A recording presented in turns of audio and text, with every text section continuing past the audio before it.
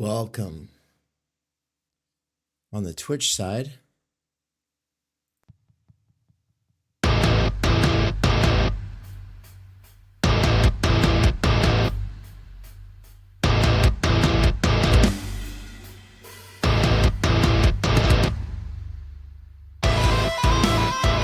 Welcome to Theory Underground, the place where contradiction conversations are happening today.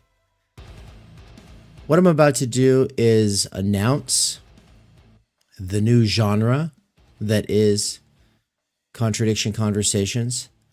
And I'm also going to read a little bit about the American Idiots Tour in Europe, which all of this will hopefully play a role in promoting. But right now I'm just getting set up for a very long, epic live stream marathon day. I'd like to welcome everybody, even though nobody's here just yet. We're just getting started. And we're going to begin, let's see, by showing my face, if I can get that figured out. This is the article I'm going to be reading today before I roll the conversation with Peter Rollins. Let's see, though.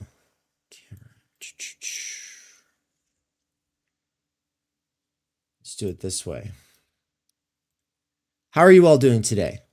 Where are you tuning in from? Please, everybody, let me know what's going on. This is a live stream, so a little bit of engagement from the chat helps, especially. I do need to know if the audio is working fine, if the microphone isn't all buggy. That is a problem sometimes, you know. So let's see. I'm going to go ahead and just put my face on the screen. Let's do it like this.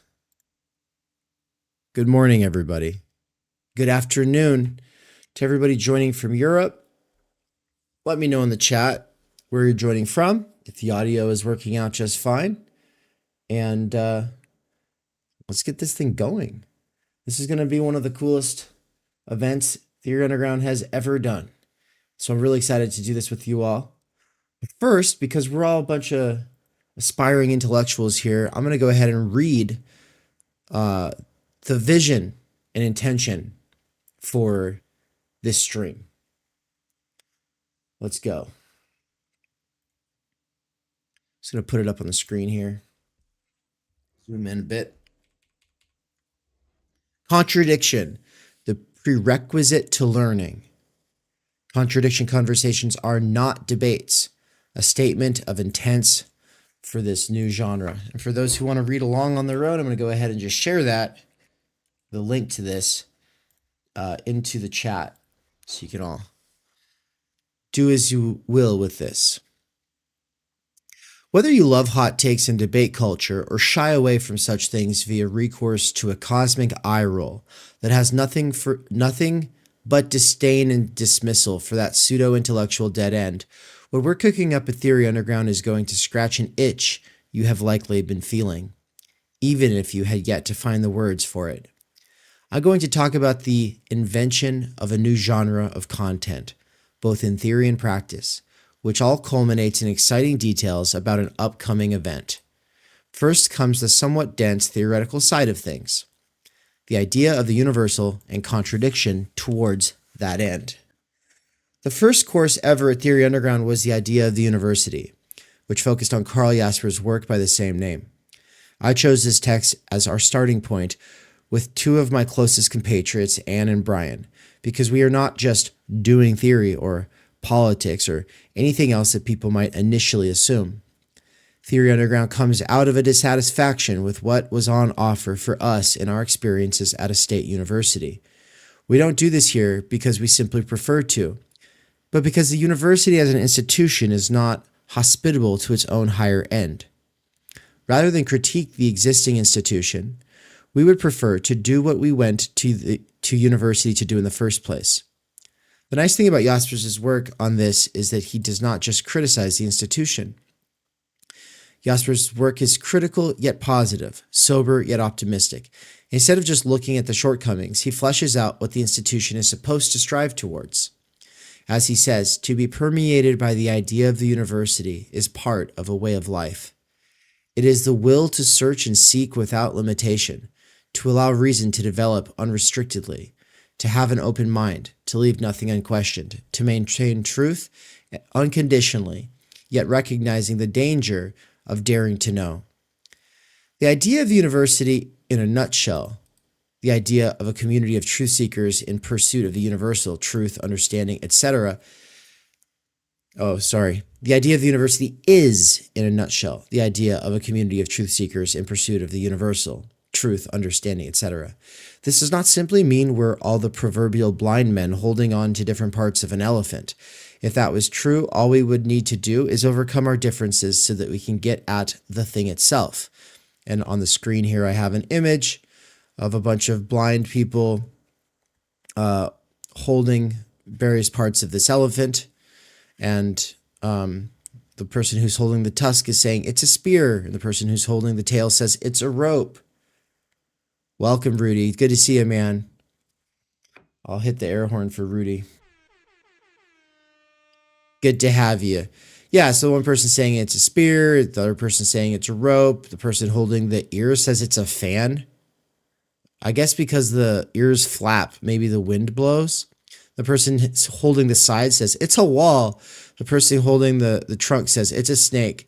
I hope that I hope the analogy works and everybody knows that blind people would know that this is an elephant regardless, but let's continue. The blind people feeling out the elephant only gets at part of the dynamic while missing something essential. And by the way, Anne was like, I've never seen this picture before. I didn't realize that it's a real thing. I thought it's just an analogy you made up. And I was like, no, this is like a thing that people say. And it's like a way that people, it's like a folk philosophical analogy for getting at the idea that truth is multifaceted and that different perspectives can come together to approximate the true. That's what it's getting at. And it's relatable insofar as each truth seeker is working from his or her own unique standpoint, granted by the combination of experience and field-specific discipline and dialogue with others within and outside of the given field. All of this directed towards the higher end of the universal. The issue with the elephant analogy is that the universal is not a thing that exists out there on its own without intersubjective mediation, and the contradictions posed by competing perspectives.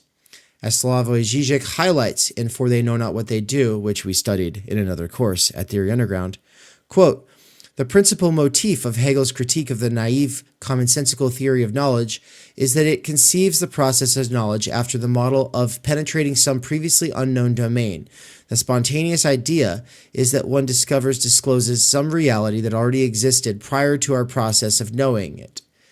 This naive theory overlooks the constitutive character of the process of knowledge with regard to its object, the way knowledge itself modifies its object, confers upon it the form it has as an object of knowledge.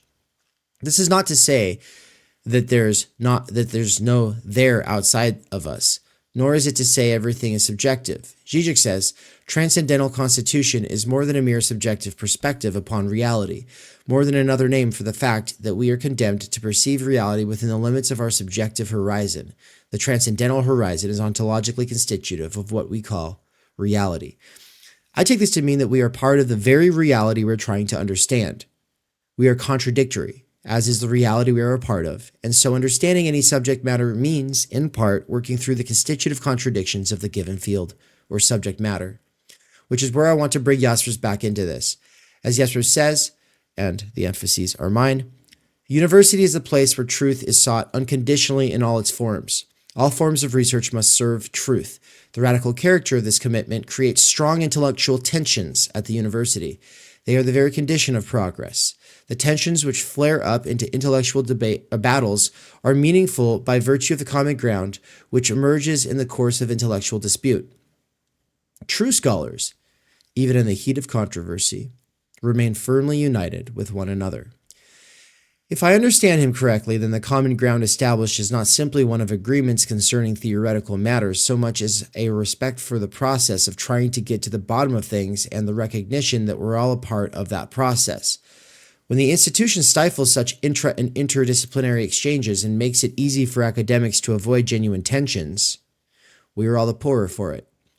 For a perfect example of a popular theorist avoiding an intradisciplinary debate, we need look no further than Judith Butler giving Joan Kopjek the silent treatment for almost 20 years. Of course, nothing is ever perfect. Imperfection is inherent to the situation. As Jaspers says, stripped of its ideal, the university loses all value. Yet institution necessarily implies compromises. The idea is never perfectly realized.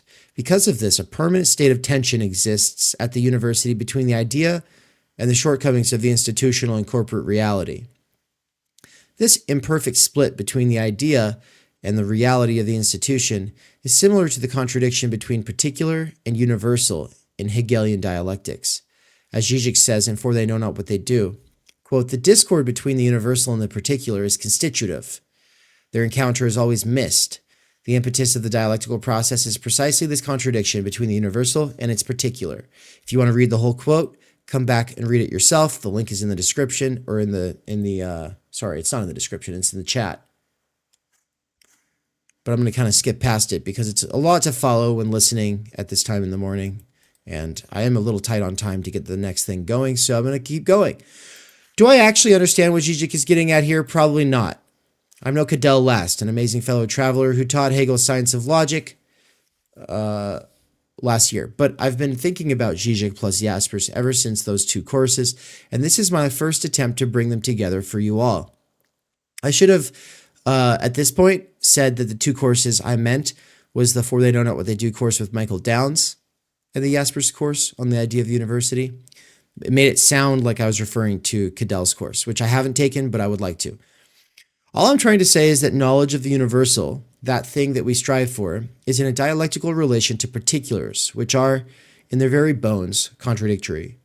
We all, as particular learners seeking to understand things, need to see and think through contradictions. To that end, Theory Underground aims to allow certain contradictions that have arisen over the last couple of years to show themselves. Announcing Contradiction Conversations at Theory Underground.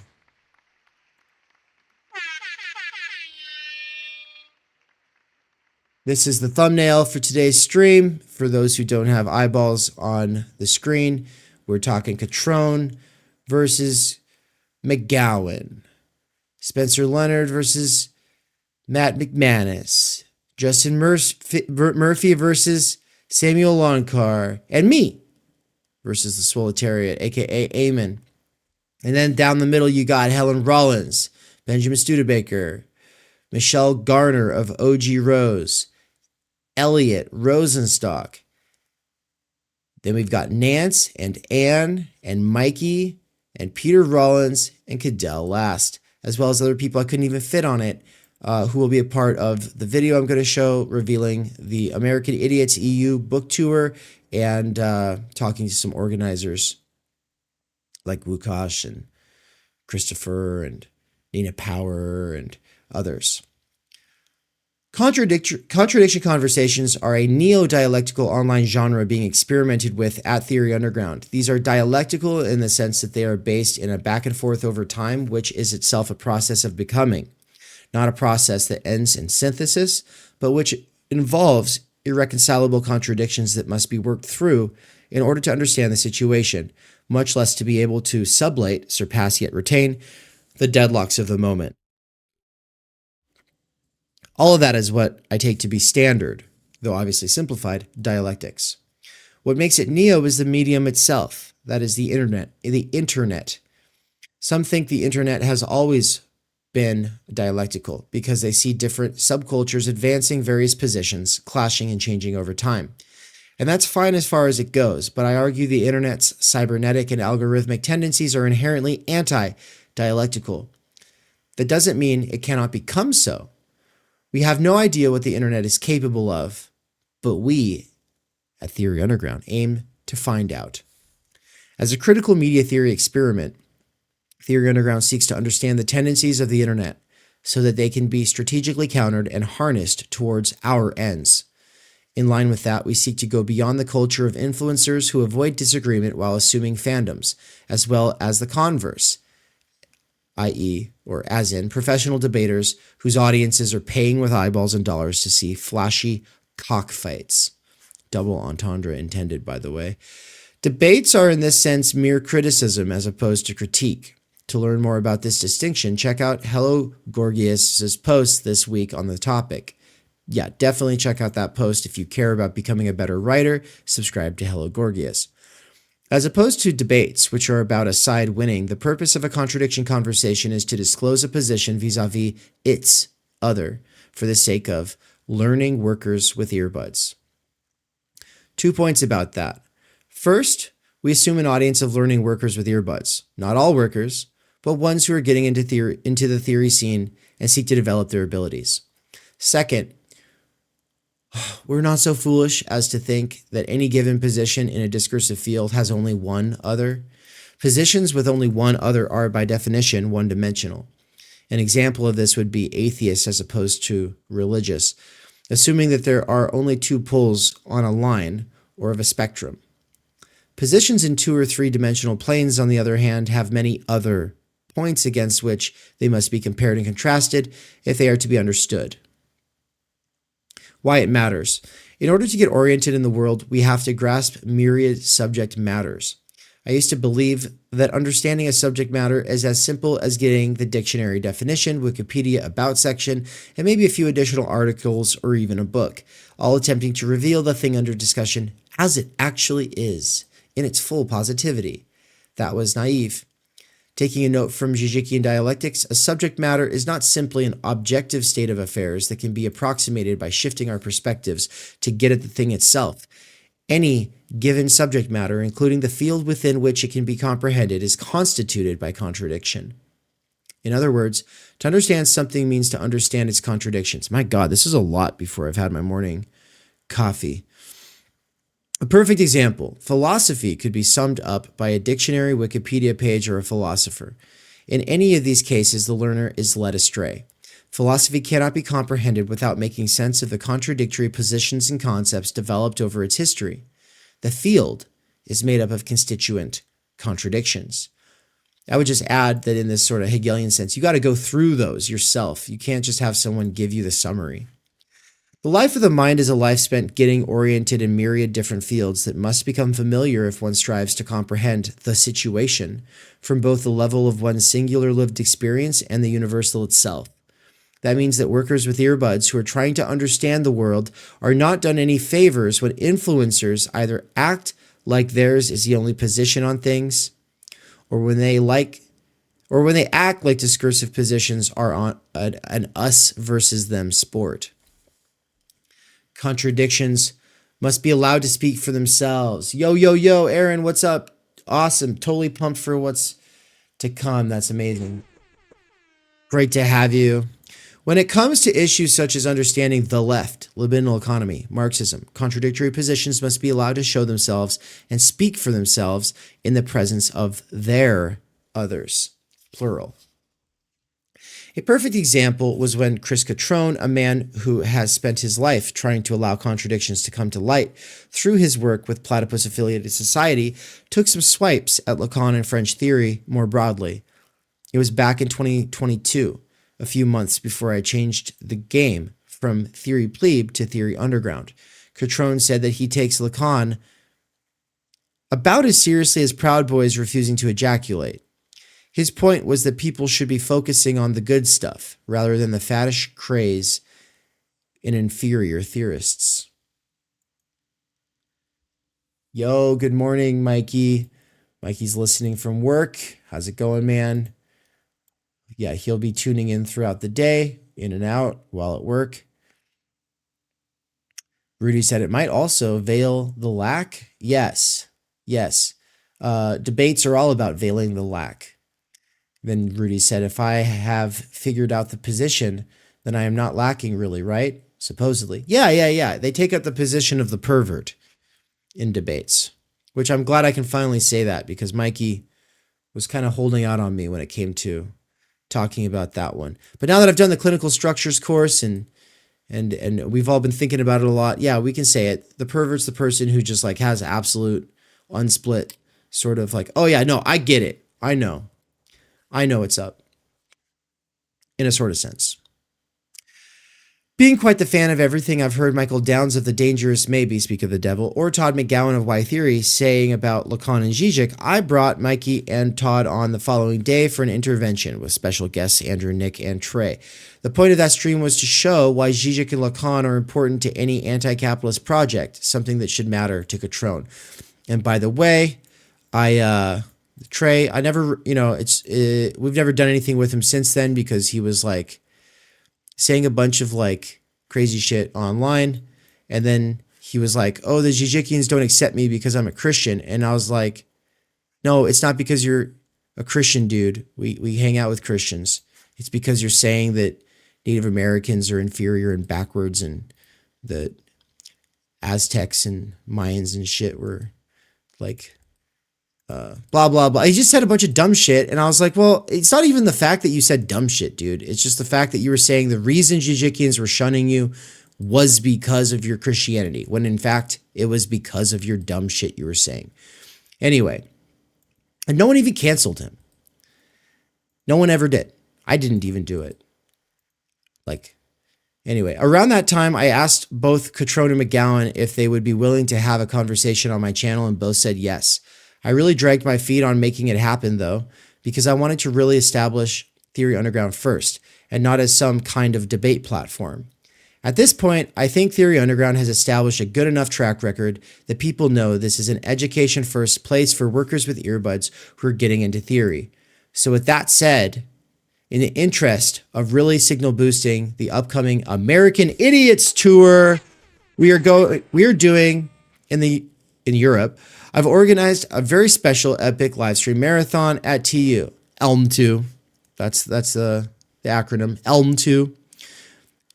So yes, announcing Learning in Contradiction, April 18th. That's the day, everybody. You're here. You're in the right place. There's no other place to be today because we're making history and it's here. Everyone else is doing whatever they always do, but we're doing something special today. And if you want to take a look at the actual itinerary, go ahead. You can do so by looking at the description of the YouTube video. I also do in this post address the basic, people don't change their positions when they have these disagreements.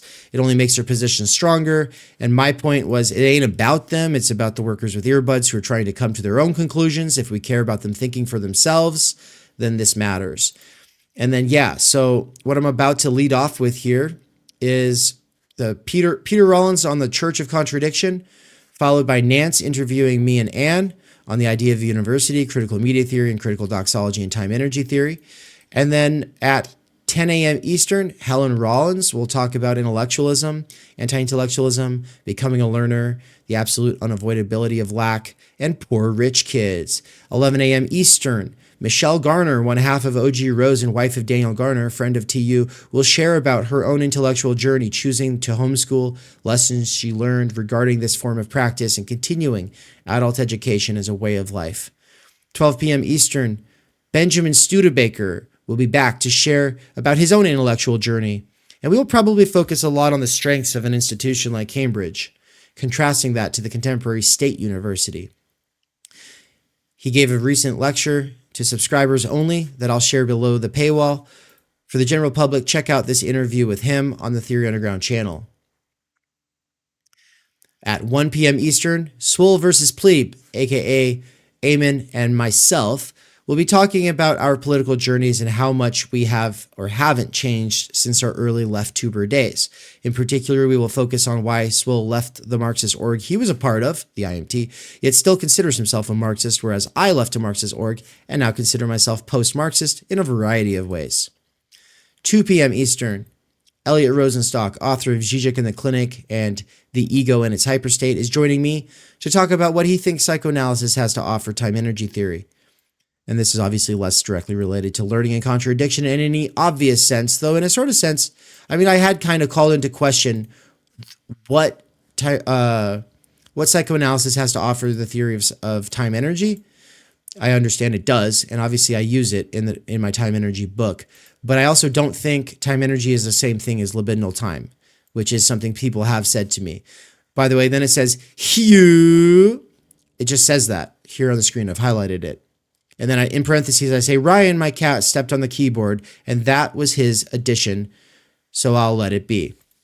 I would keep reading these, but I would like to get the next thing going. And so for right now, all I'll just say is, look, everybody. I'm going to turn on my camera here. Hello.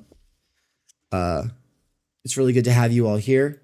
I'm really excited for today. I think this is going to be awesome. I think that's all I got to say. So if you don't know about Peter Rollins, I say this in the video I'm about to roll, but if you don't know about him, he's fucking awesome. He's amazing. I think he's a really great guy.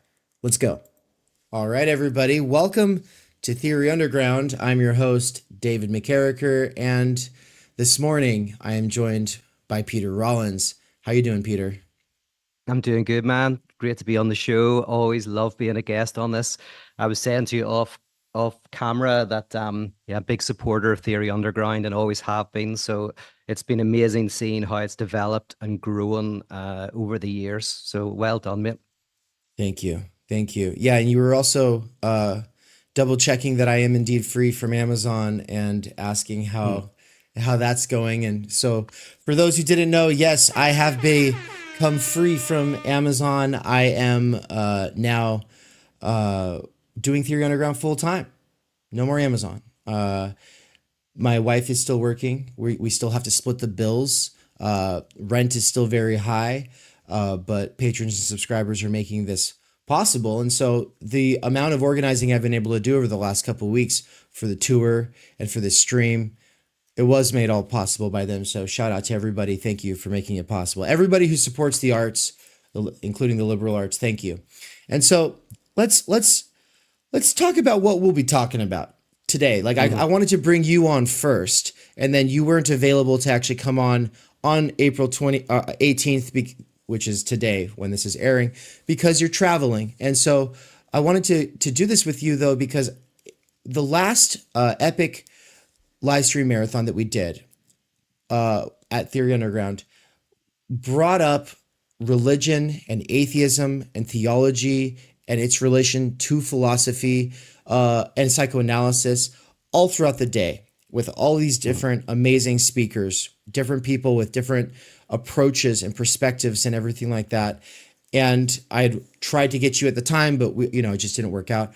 But it's like, as a sort of segue from that to this stream, which is about contradiction, learning and contradiction. And I see you as the bridge between these two events, because I think you care about learning. I think you care a lot about contradiction, but you also have like this interesting position between atheism and religion.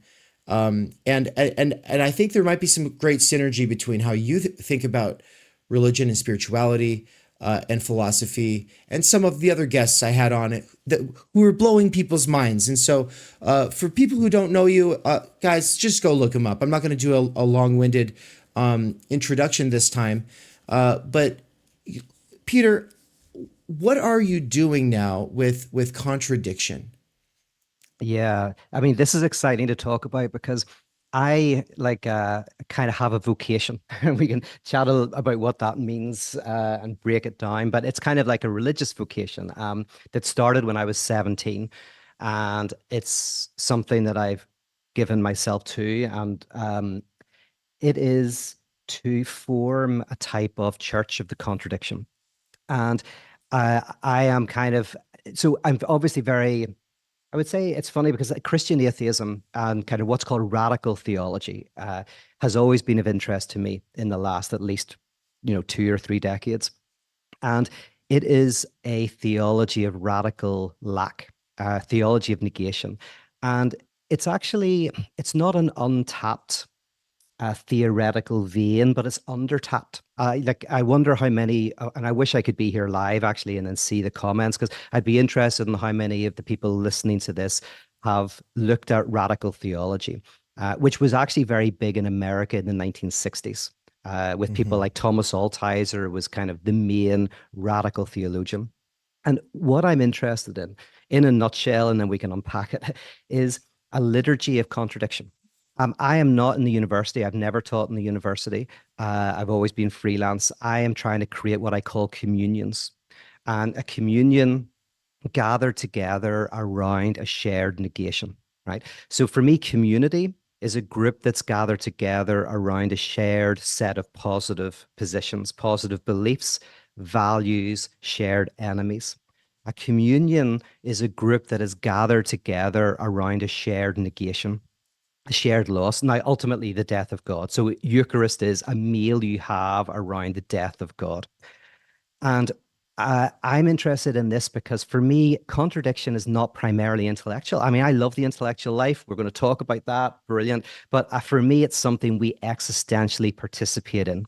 This is something Nietzsche understood. This is something the Apostle Paul understood. Apostle Paul was the first person to preach the death of God, right? And then Luther made it into a theological concept. Hegel rose it to the level of philosophy. Nietzsche brought it to the level of existentialism, and Lacan and Freud before him created a technology to help people enter into the death of God. That's my genealogy of the death of God. But we do not have a church of contradiction yet. We do not have a church of radical negation. That's what my work is about. And a liturgy basically is a weekly gathering where through art and music and ritual and spoken word, people invite or become sensitive to that wound that they are and the wound of contradiction. So, okay, I'll jump in and we can unpack it. Yeah, I want to come back to that genealogy just to make sure I got the order correct and really quick. So this distinction between the now, did you say what is it? The community and so one's the Communion. shared lack. Oh, communion. So Yeah. communion is around a shared negation, and Mhm. what's the one that's around shared enemies? Community. I think all Okay, communities are ultimately shared beliefs, shared values, shared identities. Whether it's the conservative, universal positive.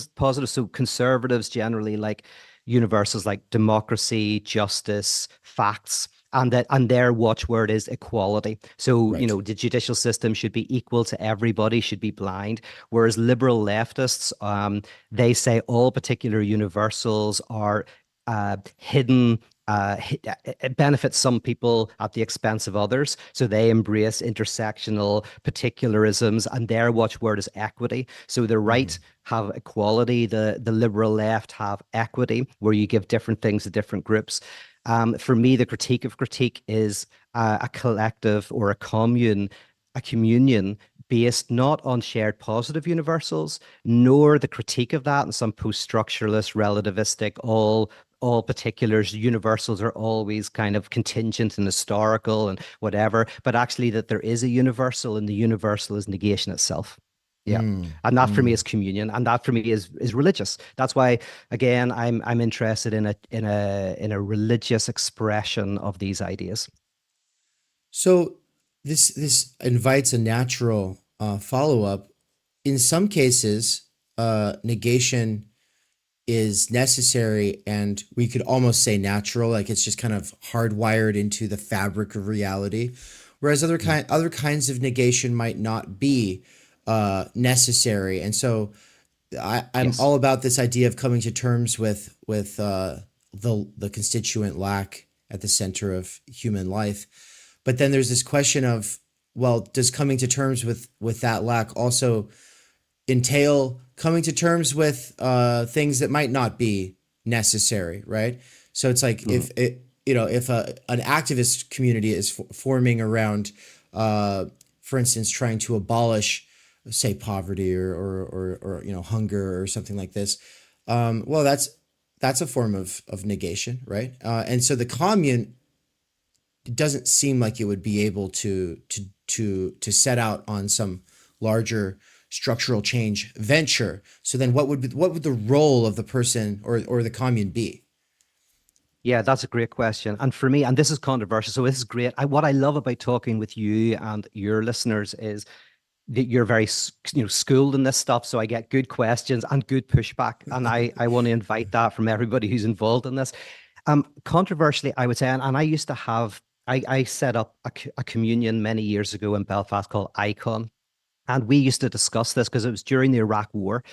And most people who were part of Icon were protesting, including myself, about the Iraq War at the time. However, I was very strongly of the opinion that Icon itself, as this communion, doesn't have a position on that whatsoever, right? That's the individual. When you leave the space, the des so almost like Icon was a desert in the oasis. For 1 hour you enter this space where you commune with and invite the negativity, and then when you leave that place, you have to take responsibility for how that works out in your life, and we can argue back and forth about what that looks like. So in one sense, this communion is not a political project in the sense that you're talking about. However, I think it is a political project. I think people like Todd McGowan show how you can build a political project on death drive. And I do see the work that I'm doing as political at an ontological level. And what I mean by that, and you'll know this very well, is well, Lacan, makes a difference between symptom and symptom.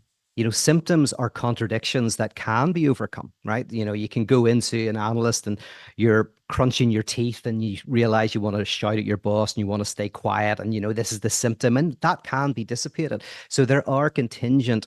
And so in capitalism, for example, you have eruptions of violence. You might see racism or sexism or whatever. You can see lots of problems, alienation. Technically, you can imagine a capitalism running without those, right? But capitalism and Marxism also has a central santom, which is surplus value.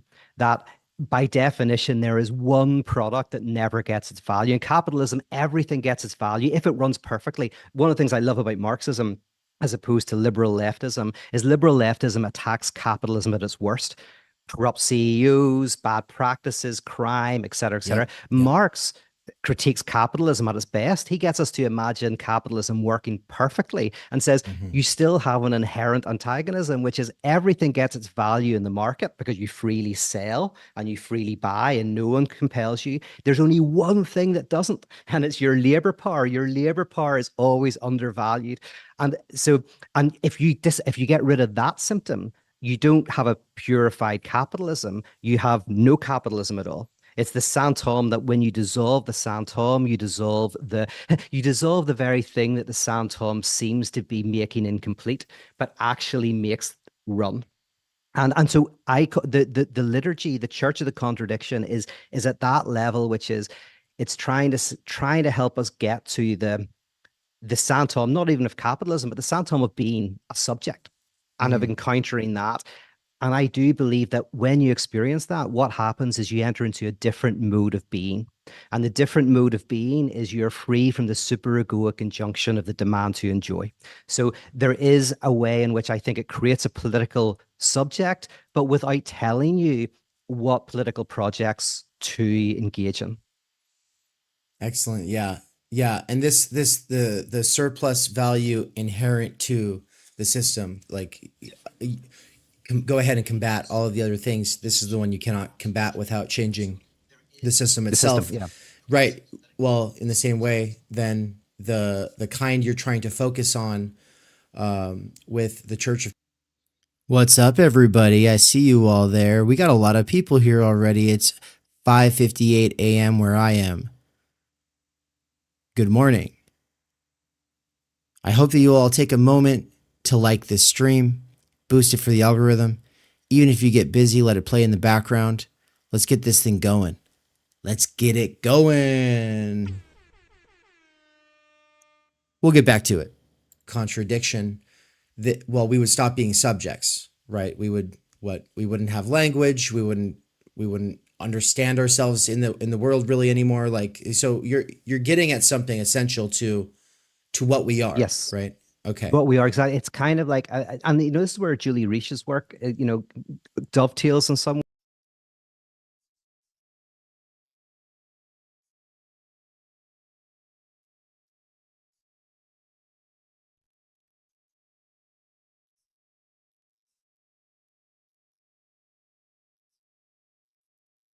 because I think the absolute is a radical negation. The absolute is not in mystical theology, you have like in Pseudo-Dionysius and the mystics, it's interesting because God has always been a signifier that signifies something that cannot be signified, right? So in theology, so it's a master signifier. It's the standard.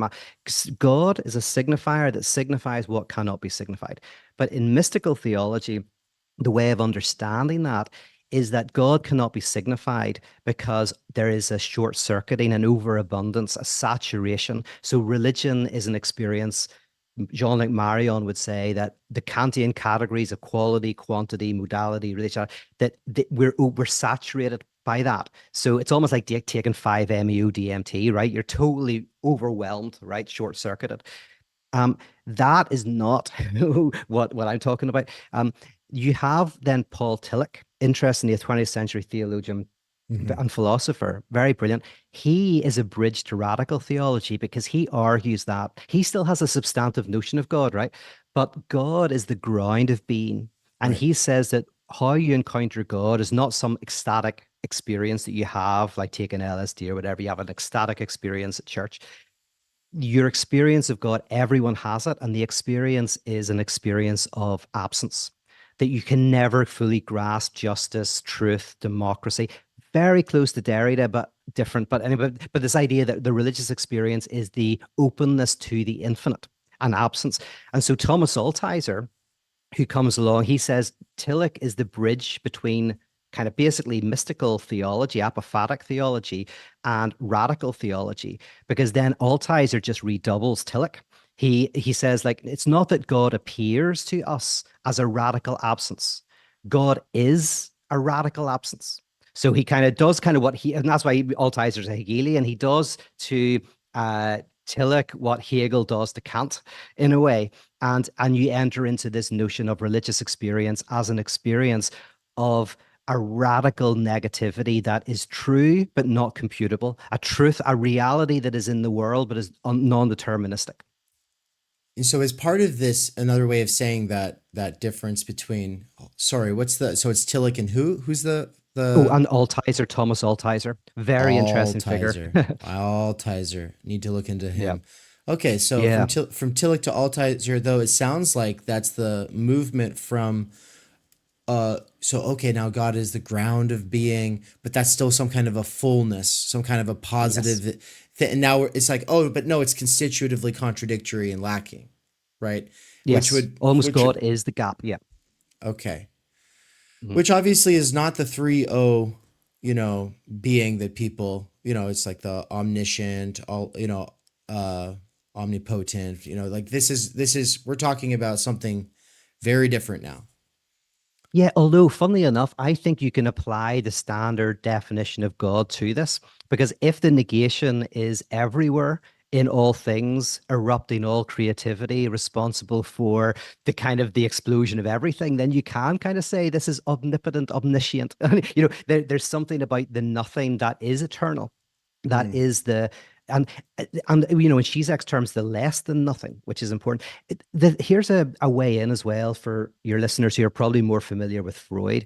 I think this is structurally similar to Freud's movement from understanding trauma in the seduction theory to infantile sexuality. So in I think it was 1986, Freud famously kind of brought the idea that neurotics who have pathological symptoms generally have been abused. There is some sort of abuse.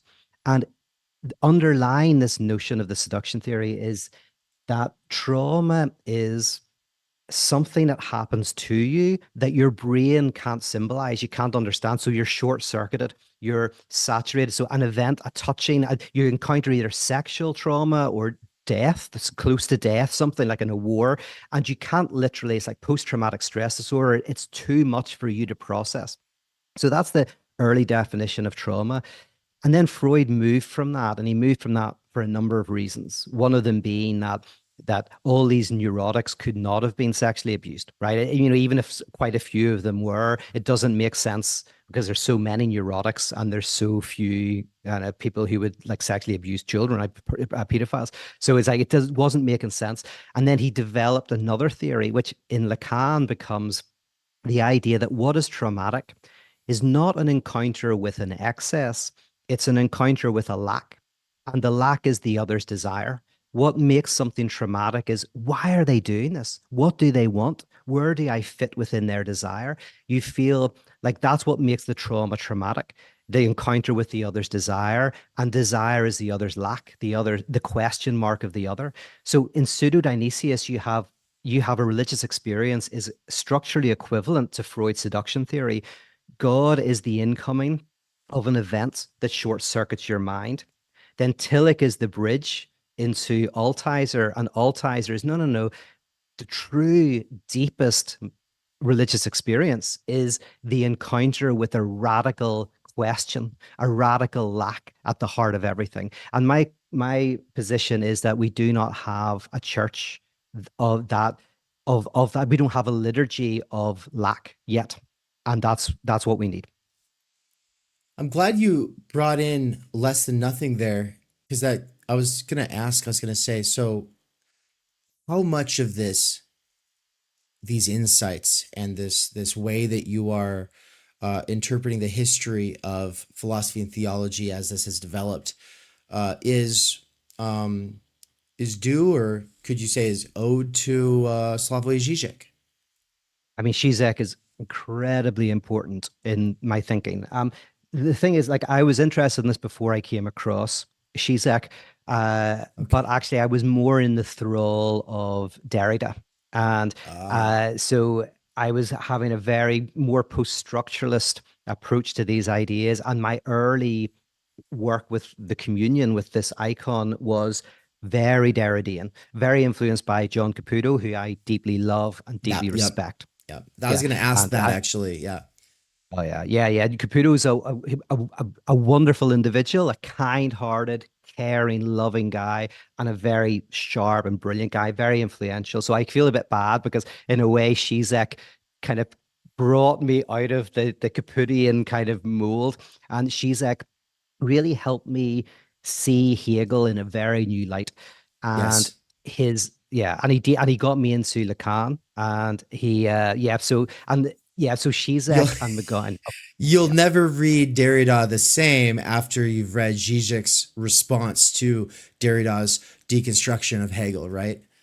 Yes, I know that's it. I honestly can't unsee it, So that, and then that brought me what I think to my definitely a much more mature position. So Shizak has been vital. And to be honest, if I didn't, if I was just doing theory, I'd have nothing to say. I would go off and get a job because there's people who are saying it better than me. The only contribution I have is this weird belief in creating communions of the contradiction, which people like Shizak aren't, I don't think, interested in. What do you think made you interested in this kind of work, this building Mhm. the communion? Because I had a conversion experience when I was 17, a very radical conversion experience uh, that at the time, interestingly, it wasn't something that I felt an addition. I wasn't a religious individual, but I had this experience. And the only way I can describe it is I went home to my parents. I said, I'm not part of this family anymore, which, I apologized to them afterwards, but I kind of felt disconnected. I stopped going to tech where I was doing some classes, and I got rid of everything I owned. Now, that wasn't a lot, and that wasn't a moral thing. It was just the few things that I owned didn't, they reflected who I used to be. So in the kind of terms of Badiou, my conversion was a radical subtraction. I felt radically subtracted from my entire context and literally born again as in a new modality of being. Now I then 100%. was in the charismatic evangelical church for a few years, but what I realized, and that actually taught me a lot as well, because it was like, oh, this space where music and art and ritual and liturgy comes together, there's something very important to that. I had no education. So at that time, I had not really read a book. So I then had to very quickly catch up and start reading, start studying philosophy. And then I realized that that this conversion, I think, is deeply important. And having a space, just like in psychoanalysis, because obviously I'm very interested in psychoanalytic theory and practice. In psychoanalysis, there's the theory and there's the practice, the two wings that make it fly, and they influence each other. There's the clinic and there's the, not even the university, because yeah, but you know, there's the intellectual discourse and then there's the clinic. For me, theology is again a theoretical discourse and a liturgy. The liturgy is the same as the clinic, but it's doing something different. The liturgy isn't for pathological conditions, it's for the condition of contradiction as such. So if you have pathological issues, you can go to a psychoanalyst. But even if you don't have those specific pathological traumas, you still have the trauma of being as such. And the role of the radical liturgy, the profane temple, I call it, is to help you um, make space for and be faithful to the trauma that you are. So you say that you're not, you're not a theorist, right? You're not an academic in this sort of sense. Mm. You don't you say that you wouldn't really have much extra to say. I mean, I think the people will have to read your books and decide on their own if that's true. But from from here, I think the question I've got is, did you go to seminary though? Like, did you? No, No. Okay. I know. Oh, yeah. So I went to university, Queen's University. My first degree was in scholastic philosophy. My master's was in political theory and social criticism, and my PhD was in post-structural theory. But I did do theology during scholastic philosophy. So I did some. You know, I went to the what's called Union Theological College and did some seminars there, but primarily trained in continental philosophy. So you weren't majoring in it, but you kind of dipped in and Dipped in. got to, I'm sure you got to spend some time with some amazing people who are doing important work in Yeah. those areas. and Yeah. and and I read a lot of like I during my because scholastic philosophy is basically philosophy whenever theology and philosophy were together. So my primary degree in scholastic philosophy, I mean that's mostly Thomas Aquinas, you know, so mostly all that kind of stuff and Anselm. And so I guess my primary degree, you can see it as theological. And as I say, kind of people like Paul Tillich, Thomas Altizer, um, are people that I read closely. Yeah. I would say that, you're like one of the spearheads or original pioneers of 21st century underground theory. And it's interesting because of course you're not going to, well, you're not going to identify as a theorist per se, but I would just say I see you as a theoretician of practice itself. Like you are actively theorizing modes of practice, modes of organizing, and that's always been one of the things that I respect the most about you, to where it's like, even if it was true that you were not, say, bringing together all of these different people and thinking them through conceptually, which I mean you are, but let's just set aside the question of originality and just say no. But to actively go into the world and say no, I'm going to experiment with new forms of organizing and bringing these ideas to life. It's like what you were saying about Icon. It's like, yeah, no, people were doing all these radical performance things to kind of like get outside of their ego and their identities and their belief systems and taking their idols and challenging those, and it was a really cool thing that you were doing,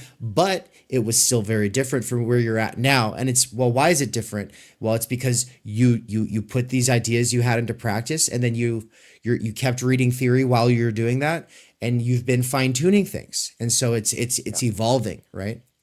So I guess. Absolutely, absolutely. And just last week, by the way, I was at we spent 2 days with a pile of musicians and artists. So Padraig Otuma, Helen Rollins was there, Julie Reich was involved, Duke Cool. Special. We had Justin Grimes, a musician from Dublin or from Cork. We brought them and we spent 2 days and we created kind of a liturgy. We videoed it. We're going to put it out. But I'm going like, that's the interesting thing to me is what does this look like in poetry, in art, in music? And in terms of what I call this transformance art, by the way. So it's like and transformance art is where you enter into a space and and it happens around you and you participate in it. And in that participation, you experience this kind of say this different mode of being. So the idea is that, and because it's so difficult, because everything in the world is telling us enjoy, be whole, complete positivity, seize the day, maximize, et cetera, that we almost need a space in our week where we have decentering practices and where we enter into a space of radical negation. And I see that as profoundly valuable. And that's what I'm interested in. I love theory, but I'm interested in that. Also, like yourself, probably. I mean, most of the theorists that I love, Hegel being one of the only exceptions, we're not university theorists. Where you're talking about Nietzsche or Kierkegaard, talking about Spinoza, like talking about most Freud. of the philosophers who I like most are tangentially connected to the university. And that I do have a lot of suspicions about always did. I think it's even worse now, but even back in the day I would never have worked for a university because I saw it as just a wing of ideological power, and it's thankfully my scholastic philosophy department was very Marxist, actually, so very profoundly so, and they didn't play the game. And I just saw how university is about creating workers, creating people Yeah. who can adapt and being. That's my issue with mental health. Mental health is about basically making you more, adapting you to the world, right? I don't want to be adapted to the world. I don't want to be adapted to the workplace. And that's why I love psychoanalysis, because it's about being in the world but not of it, about Mm. enjoying your maladaptation and seeing that in the maladaptation transformation and change can happen. So for all of those reasons, I couldn't go into the university. And I love how we're in a bit of a golden age at the moment. People like yourself, things like Theory Underground, Philosophy Portal, Yeah, shout even this out. guy, yeah, yeah, and Julian, what's his name? Julian I always forget his name. It's hard to say, but he's a philosopher. He's doing great work purely on YouTube, and I'm like, brilliant. This is getting the ideas out, because in university these days just feel like, oh, it seems like a wasteland. I will ask you to share the link for Julian down below so that we can, you know, uh, make that connection. But shout Mm. out to Philosophy Portal. Yeah, he's been doing it a year longer than I have been, and we both are doing very, very different things. But also, there's these amazing, amazing overlaps and synergies, and we learn from one another, and we have these great sort of behind the scenes conversations, talking shop in a way that I can't really connect with people who aren't rolling up their sleeves and doing the hard part. Like, you know what I mean? Like turning on the camera and just Mm. talking, or getting on StreamYard and just talking to somebody. Like that's one thing to me, but like I call it the organic shadow network, like the stuff that has to go on behind the scenes that consumes your whole life. Like that part of it, I'm still figuring it out and trying to figure out my relation to it. And part of that's because we're all trained to think like academics, even if we decide not to go through academia. We got our taste, but we still get trained somewhat to approach time different than a regular service worker or blue collar worker who is, or even just like a self starting kind of small businessman. The issue here is we've been trained to jump through hoops and the schedule. I mean, I've got this disgusting looking calendar right here, just all marked up, and it's like the constant like meta conversation we're all having about our schedules. I've started to pay a lot of attention to it because of this time energy research, and it's like our drive is conditioned by it to a large degree. I think where it's like I don't know that we'd get anything done without deadlines because we are still schooled beings, but of course we also want to open up spaces that don't conform to that disciplinary apparatus that we were successful in, that ultimately that shouldn't matter. But in a sort of Yeah. sense it does still, because if you can't figure out how to make your time and energy sync up with other people's, well then nothing's going to happen.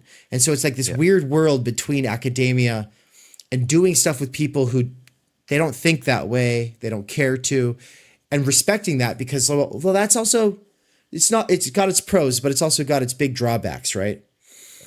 I think for me, it's a bit of a necessary evil. It's like so in the workplace these days, one of the difficult things is in the old days you could go to work and then you could leave, and you weren't supposed to enjoy it. You just, clocked off and you'd hated it. Now, not only do you have to work, you have to like it. You have to Yeah, go on yeah, wear the t-shirt and go on the courses. It's like that. What oppression is, not only are they oppressing you, but you have to lie to yourself that you're not being oppressed. It's shit, right? Especially in America, in the UK, especially in England, actually, it's quite funny. It's like no one expects someone working in a shop to be kind to you and smile. And as David Mitchell, one of my favorite comedians, says is, if you have a smiling shopkeeper, that's the sign of either a liar or an idiot. Like, why the fuck would you be so happy if you're punching tickets in a train station, right? But in America, you have to be. You actually have to be nice and kind, and I found that weird when I went out there. And so anyway, yeah, but in the yeah. same way, but it's a necessary thing.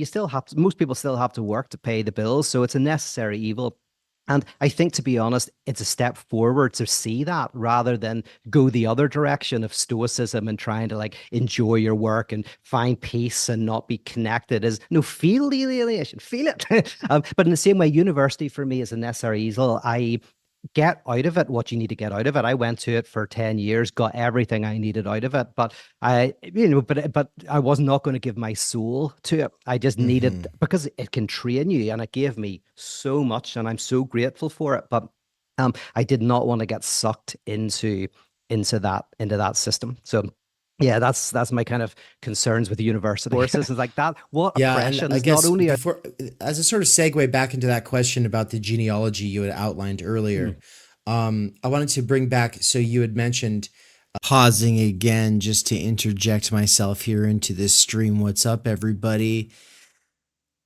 Great to see that we've got 26 people watching from the YouTube side, which in the world of underground theory, especially the super niche side of it, is a lot. It's a lot. It's amazing. Speaking of, I want to do a shout out to the subscribers and patrons who freed me from working at Amazon. I worked at Amazon so that I could listen to audiobooks and podcasts with my earbuds in instead of doing some higher paying but more distracting work that would have required a lot more focus. And I did that because I was trying to work on my grind and refine my craft writing in the bathrooms while getting paid by Jeff Bezos. It's amazing. It's amazing to be able to do something like that. And the subscribers and patrons at Theory Underground have made that possible. The difference between subscribers and patrons is that subscribers are really involved at Theory Underground. Stick around till the end of this interview to see what I'm talking about. Patrons aren't super involved, but really want to help support. And they're over at patreon.com. So shout out to my wonderful patrons. But to all of you, shout out to you as well. Please like this video and stick around. Let it play in the background as long as possible. We want to reach some new critical mass in terms of numbers today so that we can build it so that by the time that we get to the guests, there's going to be a big audience already going here. So yeah, this is just like, we're just getting started. And this is previously recorded. This was recorded on Monday of this week because Peter is traveling today to the United States. And so yeah, I mean, we had to do this ahead of time. And so we're replaying it for the first time. Like no one else has ever seen this except for me. So I hope that you're all enjoying it. I hope you find this amazing. It will be republished in the future as a standalone podcast episode as well as video on YouTube, like all of the stuff that I do with these epic live stream marathons at Theory Underground. All right, thank you. That was the word from the sponsor, which is me. It's self-sponsored. Or I guess the real sponsors are the patrons and subscribers. But with that said, let's get back to it. Thanks.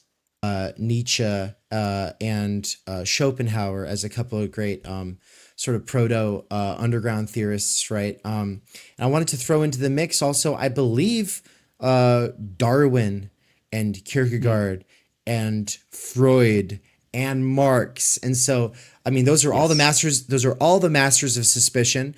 Almost all of them founded entire new schools of thought or movements in philosophy. And but of course, I have like this huge debt to all these nonetheless academic philosophers. And Well, many of well, those weren't. yeah, That's a great thing. Many of those weren't. That's a many. no, That's the these ones amazing weren't. thing. Yeah, yeah, yeah. No, these ones were Oh, not. and then there's some are like Hegel obviously was and Kant was. So there's Right. obviously a few, Heidegger. but Yeah. yeah, Heidegger, yeah, but a lot of them were kind of, I say, had a very strange relationship with the Right. university. Derek. I mean, even Hegel didn't. He. Oh no, no, sorry, it was Heidegger. It was Heidegger who stayed in a provincial university, didn't he? He didn't Yeah. overly. Yeah, yeah. Anyway, yeah. Yeah. He said no to Berlin. That was the big thing. Yes, He's that's right. because That's right. Hegel went straight for Berlin, became the big philosopher of Germany, and Heidegger was like, well, yeah, I might be the big philosopher of Germany, but I'll do it from Freiburg, which is like the backwoods, which is the Yeah. beautiful, beautiful part of Germany, I might add. But Mm. no, like Lyotard, Levinas, Sartre, de Beauvoir, these are all academics, right? So that's the interesting thing is like all of the continentals from the late 20th century being, well, I won't say all, but most of them being academics, are in a sort of sense bringing these thinkers we just listed back into the academy in a sort of sense. Mhm. And now Yeah. we are actively bringing them back out, which Yes. is which Yes. is not necessarily like this tug of war or like some zero sum thing. And I want to just say a word of encouragement because I realized recently, like, One Dime, Tony from One Dime Radio. I don't, have you ever talked to him, by the way? No, no, don't know Oh, him. great guy. I'm sure you guys would have an amazing conversation. He should interview you. But so Tony from One Dime recently was on the Plastic Pills podcast, the Pills Yeah. Pod, and he shouted out Theory Underground at the end, and so a bunch of people were mentioning me in the comments and being like, Dave. You gotta do something. Reach out to, and I'm just like, okay, well, I don't listen to podcasts, so I was just like, okay, I'm too busy. So, but I started listening to it out of curiosity, and while I was listening to it, I looked at the bio, and in the it says some PhDs discuss philosophy or something like that. Like the description, it doesn't say who they are. It just says that they have PhDs, and Tony at the very he mentions that he got his PhD. It actually it was very good for him because he has a lot of respect for the people he studied under. And I was just sitting there thinking like, yeah, I do all this stuff, and I do so much of this stuff with people who don't they're dropouts or they're post grad burnouts, and they all had either miserable experiences in high school and then never wanted to go to college, or they went to college and then they saw it as like this step down from high school, and so then they left, and so that's most of my people, and so it's Mhm. like the PhD is not, it doesn't mean anything. But then I have to remind myself, oh yeah, but I went to a shitty state university for people who are supposed to go, $150,000 in debt so they can be middle management at some bullshit company. This is not the same thing as getting your PhD from Cambridge or getting your PhD, where actually there's Mhm. world leading people who Yes. live and breathe this stuff, and it's their pure passion, their pure drive. Yeah. And you're just meeting people day after day after day who and getting to build relationships with them. And so I want to just to let my audience know, like, the contradiction here, going back to that, is between where the children of the lower middle class go to school and where everyone else gets to go to school, unless you're extremely gifted and talented and you have like certain, so you found some pathway into these institutions, in which case, whether it's the power and privilege or like kind of luck of the natural lottery or what have, it doesn't matter. Go for it, take advantage of it, do it. That is the most amazing thing you can do. I'm 100% in support of pursuing. Yeah. Look, if you can enrich your social constellation with these kinds of reference points where it's real human beings who live and breathe these fields, go for it. Do not ever I let was very lucky, us. by the way. Yeah. I have to tell you about my department. Just I've Yeah, never please talked about go. this before, but my scholastic philosophy department was very interesting because basically the Jesuits, way back, I don't know how long, like 100 years or whatever, Jesuits wanted a place to train their people in philosophy.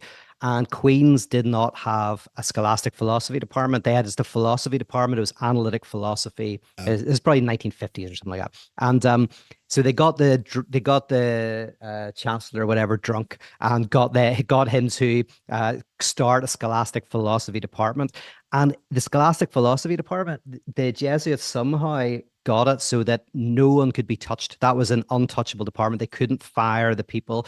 So by the time I got there, it was full of radicals who did not obey the university at all. You could write essays as long as you wanted on whatever you wanted. Like I was in an exam once, and James Daly, who was one of my mentors, a great guy who never would publish a book with a major publisher. He published his book with an ex-student. So even when he was publishing the books, he was publishing in terms of his ideology. His wife was assassinated. They were trying to get him. They were trying to kill him. Um, uh, but they, murdered her. He was a fascinating guy. wow. Absolutely brilliant. I don't know if he's still alive, Sally. I heard he passed away, but I don't know for sure. Anyway, what was brilliant? Oh yeah, I was in an exam once, and I was writing, and I was looking at the paper. He came up to me, says, "Oh, what do you think of the exam?" I said, "Oh, it was interesting. I was wanting to write on this other subject," and he just took his pen out and he wrote on the exam paper the question that I wanted to kind of explore. He said, "Just do that." And so eventually, the Queen's University did get rid of the department, so it just was destroyed just after I left. But it was brilliant because it was in the university, but not of it, and I was very lucky. Mm, I love that.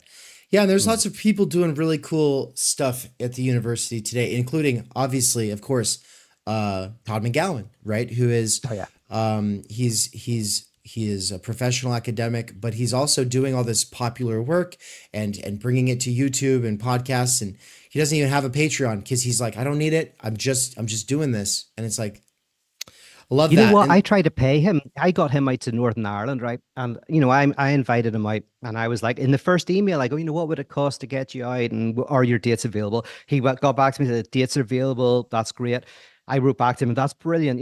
Let's work out the costs. And then he talked about something else. And about 4 emails later, I'm going like, I can't. He just won't talk money. And then he came, and I was then trying to pay him, and he just had zero interest. And then somebody else told me that they wanted to give him a promotion in his university because it was embarrassing the university. He was publishing so many works, but he wasn't not going for any promotions.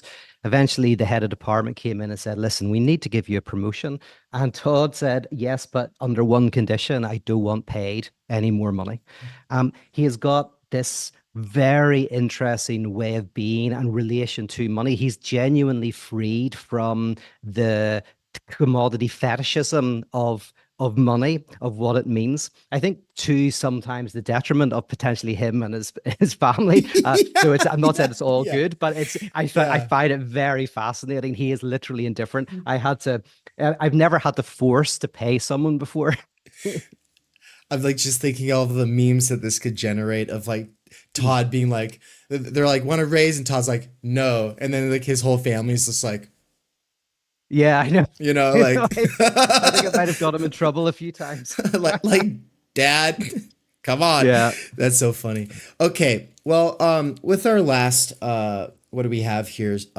12 to 10 minutes. I wanted to bring it back around to contradiction, and I just wanted to say really quick. I think at a certain level, criticism as opposed to critique often begins with just looking for oh, that's contradictory, oh, that's contradictory, and it is superficial, and it is easy. It's like where we begin when as thinkers, as a little kid, you're like, oh, they said this, but they also said that, and those two things don't go together. And so it's like it is, but of course there's often reasons for it, and as soon as you understand the reason, it's not actually a contradiction, and so it's apparent contradiction. And then Yep. there's this deeper level of contradiction that is happening at the level of what we would call critique in this more rigorous approach.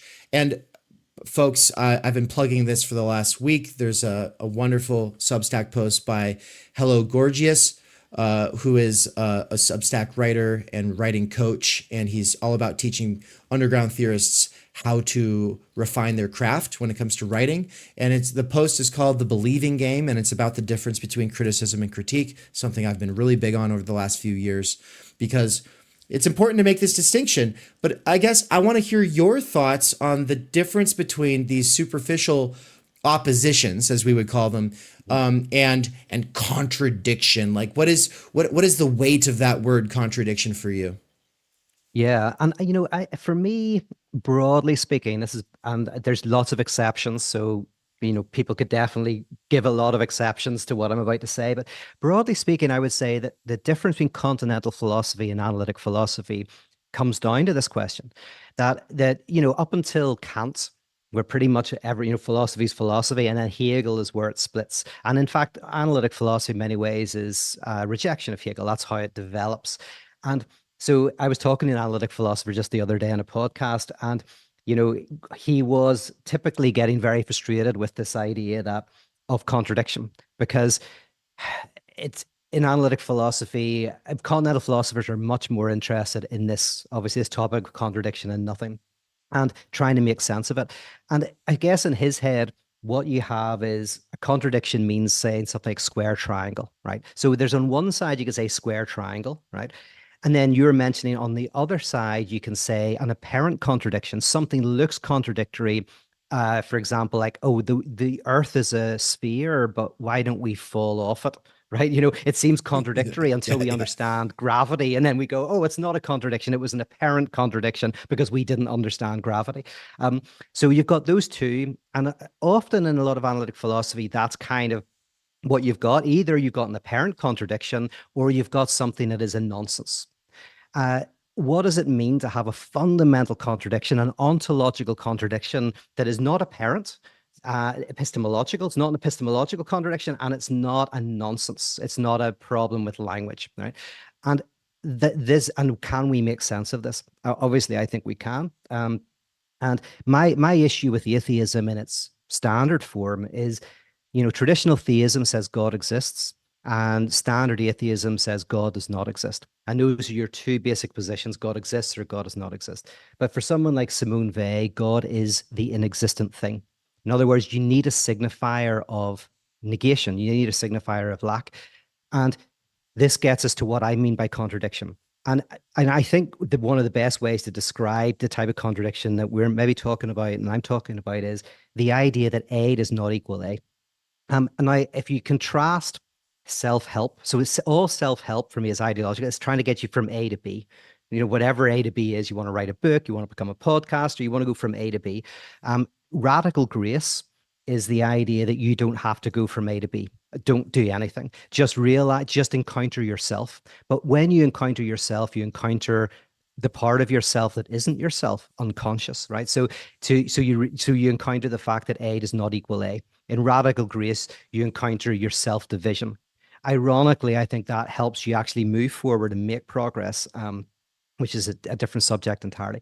But this notion of contradiction of A does not equal A, and the not equal, the slash, potentially, I want to say that's a signifier for God. This is why I think you cannot deny the existence of God.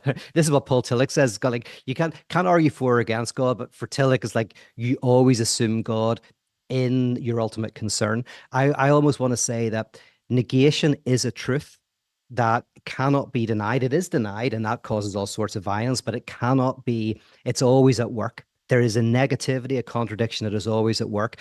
And the Church of the Contradiction is about in helping you encounter that and make space for that contradiction. And I'll just use one example in mathematics, because almost everybody you mentioned, in our genealogy, all the thinkers we like, I would say most of them, including Darwin stuff, are death of God thinkers. And by death of God, what I mean in a nutshell is the asymmetry of reality. So this asymmetry at the heart of everything will manifest in different ways in different domains. So in the domain of politics, it's democracy, the non-at oneness of the social body that generates civilization. In In biology, it's evolution, the non-at-oneness of the biological organism that creates biological complexity. At the level of mathematics, I want to come back to this, is Gödel's incompleteness theorem, that mathematics is not at one with itself. In physics, you could talk about Heisenberg's incompleteness theorem, that even physical universe is not at one with itself. All of these, for me, are manifestations of the death of God in a particular region or realm of thinking. And that science becomes mature when it encounters its ontological contradiction. And I'm sure it's the same in chemistry. You'll find it, and in AI, you'll find it. And so death of God is kind of like, I think, occurring in all of these different thinkers. We have to signify that lack. And in Lacan talks about this as in the sense of the signifier for the lack in the big other. That's what Christ is for me. Christ is the signifier of the lack in the big other, the signifier of the lack in the absolute, the death of God. So the death of God for me is not an idealist notion of this kind of Buddhist nothingness. It's much more Shizekian, which is the idea of the nothingness is alive with contradiction. That's what less than nothing kind of means. Even the nothing is not at peace. The nothing is full of something. And then I'll say one thing, and practically is, I think Gödel's incompleteness theorem is a great mathematical description of what I mean, which is, in a nutshell, an analogy that this guy Rudy Rickman, I think, is the mathematician, who used the analogy to understand Gödel, where he said, imagine a universal truth machine, a machine that is so powerful it can calculate and prove any statement. Any statement you give, it can prove it, right? So everything that can be calculated, and let's imagine everything can be calculated. And then really basically what Gödel comes along and does is that to say everything can be proven? Well, everything can be calculated, as in, yes, if you know the speed and the position of every subatomic particle and you have the mind of God, technically, yes, you can know all the past and all the future. Okay. Like, so yeah. determinism, pure determinism, Sure. right? Yeah. So in this world of, let's imagine this world of pure determinism, and this computer is basically like God. You can put in anything and it can calculate the future and the past because it knows everything. Then Gödel says there's something that is true that it cannot prove. And the analogy is, I use the symbol A, and I'm going to use the symbol A because I'm referencing objet putia in a way here. But so A equals the universal truth machine cannot prove that A is true. So A equals the universal truth machine cannot prove that A is true. You feed that into the universal truth machine, the universal truth machine can't prove it's true. Because if it does, it proves it's untrue. So the physicist Roger Penrose uses this to talk about proto-consciousness. He says that basically this is not just true in mathematics, that you can have something that is true but not computable. This is also true of physical reality itself. The physical reality has something that is true but not computable. He calls it the proto-unconscious. So he says the universe has a proto-unconsciousness or consciousness. I think he should call it proto-unconsciousness, because I actually think consciousness is computable. But if we call it proto-unconsciousness means that there is something in the universe. There is the total system, and there is an exception within that total system. That exception needs to be signified, and that's what I signify by God. And there is a Russian Orthodox sect that once cut holes in the walls of their buildings and prayed to the gap itself. That was their icon. That is the icon of this idea. Wow. So that's interesting because, so intelligence, at least the kind that can become systematic, reproducible, disembodied, self-correcting, which obviously has its sort of basis in human intelligence, it kind of becomes its own thing. And then now, obviously, we're in the age of people thinking about artificial intelligence, but is that kind of intelligence purely positive? We see there's a guy who responded to Roger Penrose. He's a neurophysicist, neuroscientist, and also a computer scientist. And he was on the Lex Friedman show recently. I forget his name, but he argued that the consciousness itself is is computable. So and basically, intelligence is computable, and we're getting there. And I actually agree with him. That's why I go like that. We're talking about the proto unconscious. Is that, but Roger Penrose, I think, gets this really right. Is for Roger Penrose, intelligence will not lead to consciousness. He thinks consciousness is in the brain, but it's not simply increased complexity, all these positive Right, right, things. right, right. It's a Yeah. type of negation, and the negation exists elsewhere. And he's kind of looking with an anesthesiologist, I think, to kind of look at where consciousness might arise in the brain, but it's not in AGI as we're currently doing it. That doesn't mean that we might not be able to make machines that are conscious. But if Roger Penrose is right, consciousness is not simply an emergent property in terms of positive things. But this fits with psychoanalysis. The psychoanalysis is the consciousness is cuts by the unconscious. The unconscious isn't a thing. It doesn't exist. It is the cuts that means subjectivity is not at one with itself. Right. That is the thing that's not positive. The unconscious is not positive. It's a negativity. It's a cut. And it's not even a gap. It's not even a space. It's just the non-oneness of a thing with itself at the level of Hmm. subjectivity. And I Hmm. think gender is how that is expressed, in terms of consciousness. Our gender, our sexual identities are the result of the non-oneness of our subjectivity. But is that Right. is that is that what you're getting at? I don't know. I may have got misread you. Yeah, this distinction between intelligence and consciousness is super important, right? Because you might not be consciously and explicitly formalizing a conceptual interpretation of reality, right? That is self-correcting and can become disembodied, like math, right? Or Mm. code might be able to do.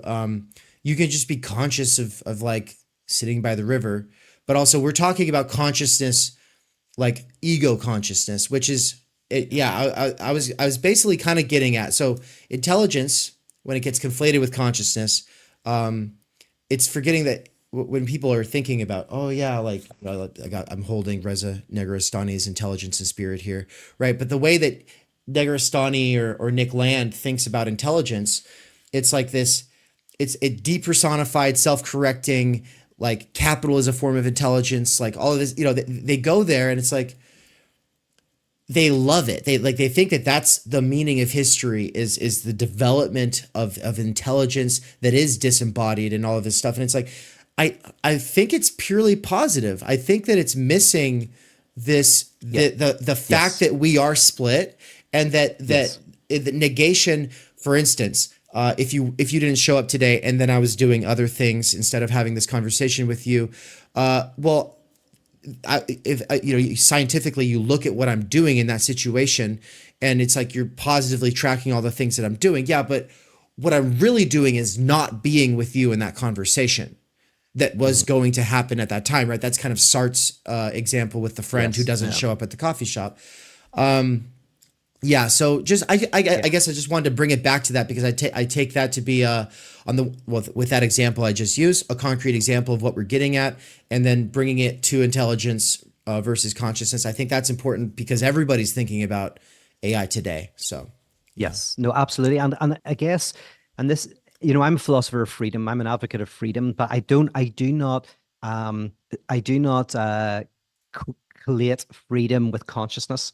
For me, freedom is connected with the unconscious. So where I differ from the existentialists, and I love the existentialists, but in existentialism, the freedom is, this freedom to choose, and this taking full responsibility for your kind of not knowing. You're in the universe. No one can tell you what to do. Even if you have a Bible that you believe in, you still have to interpret it, right? So yeah, you kind of always have to embrace your freedom.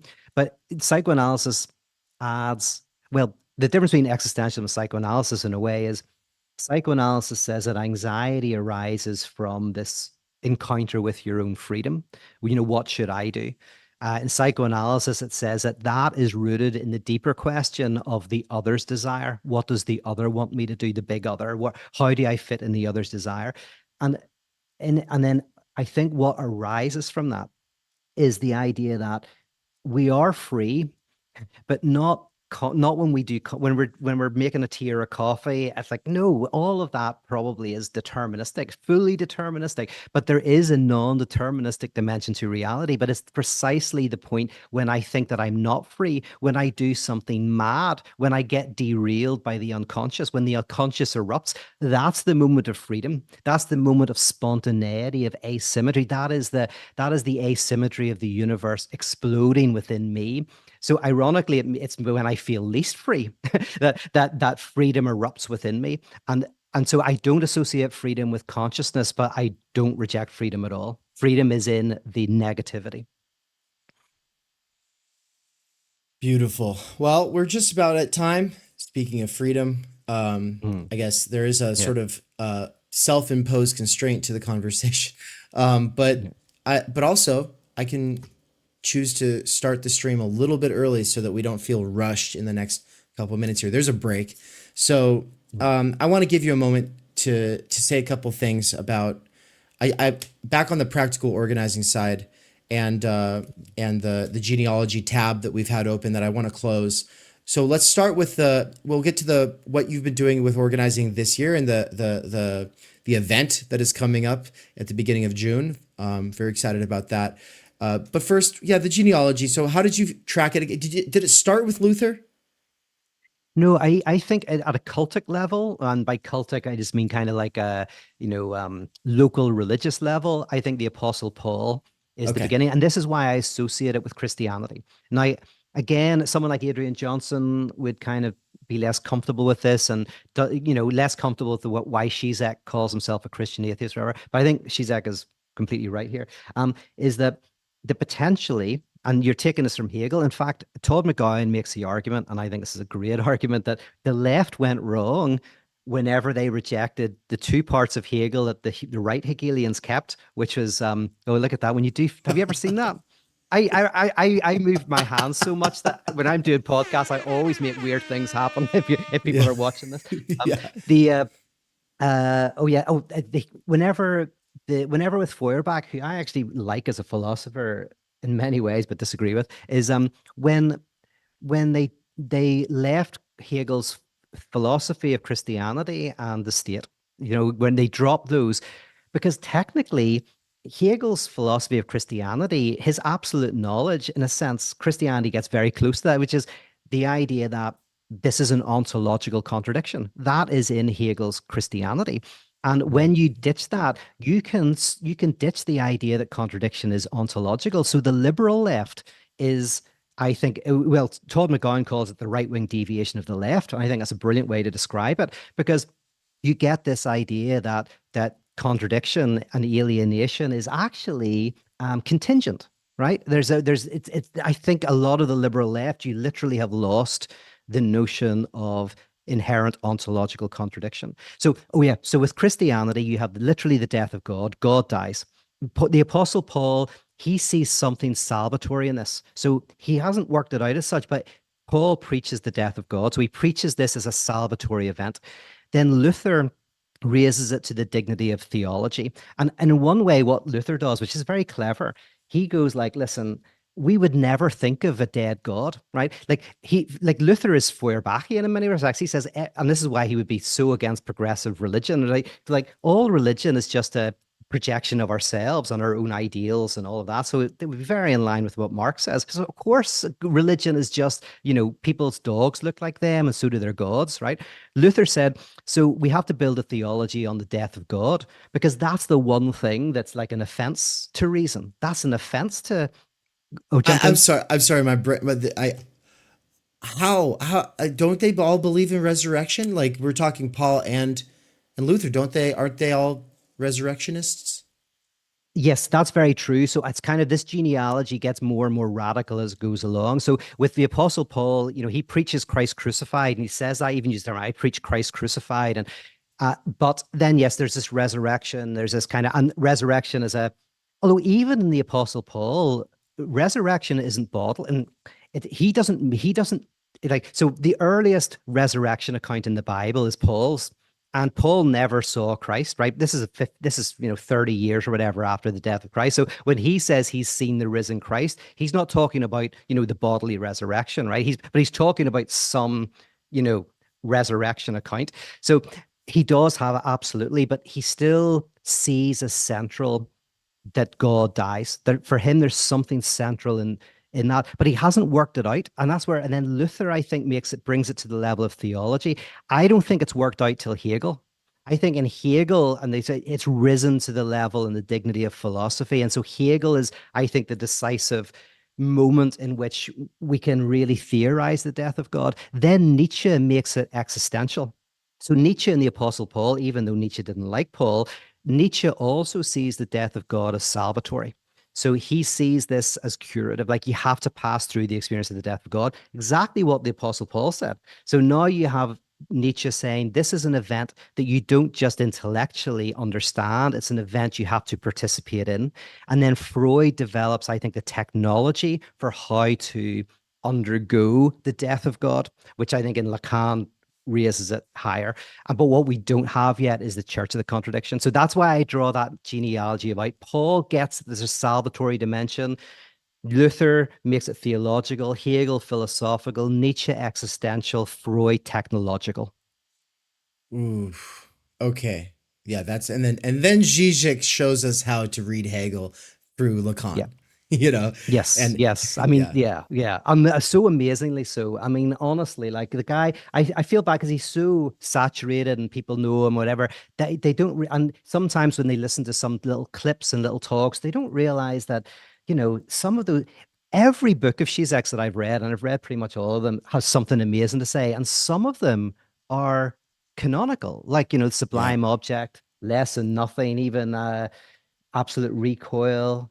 Or they don't know Oh what yeah, they there's do. Sex in the Failed Absolute, Tearing with the Negative, yes, like Sex in Plague the of Field absolutely Fantasies. brilliant. Yeah. Yeah, Those are the ones, those seven I think we just listed. Those are the mm, essential Zizek, yeah. And actually Mikey will be teaching a course called Intro to Zizek in October. Wait, no. September. It's in September of this year. And he's going to be focusing on his favorite chapters from the sort of Zizek canon, like the if we when you're thinking the pure, because we like when Zizek just does pure theory, like a lot of my friends, like what they love about Zizek is his writing style in these, Looking Awry, like these kinds of books that are, gonna sit there and like work through some Hitchcock or whatever, and they're using pop. We love the whole using popular, examples thing. Mm. We model that, but also it's just like, can I just get it pure and uncut Yeah. and just like we sit here, one paragraph where he says more than some people in a whole book. It's I know. you love it. I know. Yeah. Oh, I remember that. By the way, that was my first insight into the academic world, which I only got into in my 20s, is I realized that there are books where one paragraph is worth more than an entire book of somebody else. That it's like they're like snow deserts. There's no water when you squeeze the snow. You'll die of thirst in a snow desert. There's snow, but nothing you can drink. But then you Oh take yeah. someone like Zizek or Kierkegaard or whatever, and you go, God, yes, it's hard, but one paragraph, oh my goodness, you could sustain you for a year. So Yeah, yeah, yeah. Just keep reading it, guys. yeah. All right. Well, with that, let's just in our closing out here. Yeah, could you tell us a little bit about Wake? Oh yeah. Yeah, so Wake actually, it's a festival I've run for a decade now, and it's called Wake because Wake is an Irish death ritual where basically you get together. Now it used to be where you had I think it happened before the funeral, but now it happens after the funeral. You get together, you drink, you cry, you laugh, you work through this death, and in a way, then that person lives within you through this kind of signifying of it. So Wake is a place where we, through art and music and cabaret and comedy and philosophy, we signify the death of God. And so it's been running that for, I say, a decade. It happens in Belfast. This year, actually, I wasn't going to run it. So I wasn't going to run it this year. Then last minute, some people said we really want to do it. So I was like, okay, I'll do it. So it's going to be a lot smaller this year. There'll probably be about 30 of us. We've got some great people who are going to be involved. Yeah, so that's one of the places where we try to experience this liturgy of lack, this church of contradiction, this profane temple, this desert in the oasis where you're free not to be happy, but free from the pursuit of happiness itself, you know? Amazing. Well, if it wasn't for the fact that I signed up for a relay race that is happening during that time, like a good 5 months ago, I would be there, because we're already going to be there. That's the worst part, is that we're like, I know you're so close. You're right across it. Yeah.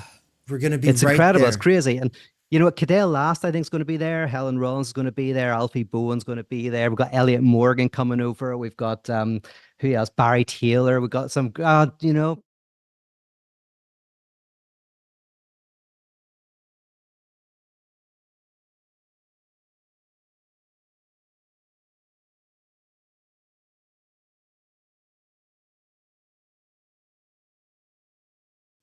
I didn't actually mean to switch it off what I did just now. I literally cut the goodbye short. But what's up, everybody? There's 40 people in the audience right now, and they can't hear, y'all can't hear Anne or Nance right now. You can only hear me. You can't even see my face. I'm just talking with the thumbnail up because I want you all to like take a second to let that thumbnail sink in. And if you're excited, like some people in the chat were saying, to see some of these conversations made possible, then please give it a like and watch through this PSA I'm about to roll, because that's how it's all made possible. And so you gotta love what makes things you love possible. So if you love this, then I hope you'll stick around. Give it a like, let it play throughout the day in the background. Keep checking in if you're at work. And I'll be right back with two of my favorite people. Oh, one way I wanted to set this up. Imagine that you got to take all the classes at Theory Underground and get to know myself and Anne, as well as other instructors here, in real life. Imagine that you got to do that and just focus on doing what you love. Well, you don't have to imagine. Nance did it, so you don't have to. And he's going to tell you what it was like while basically interviewing myself and Anne. So I'm really excited for what's to come in this next segment.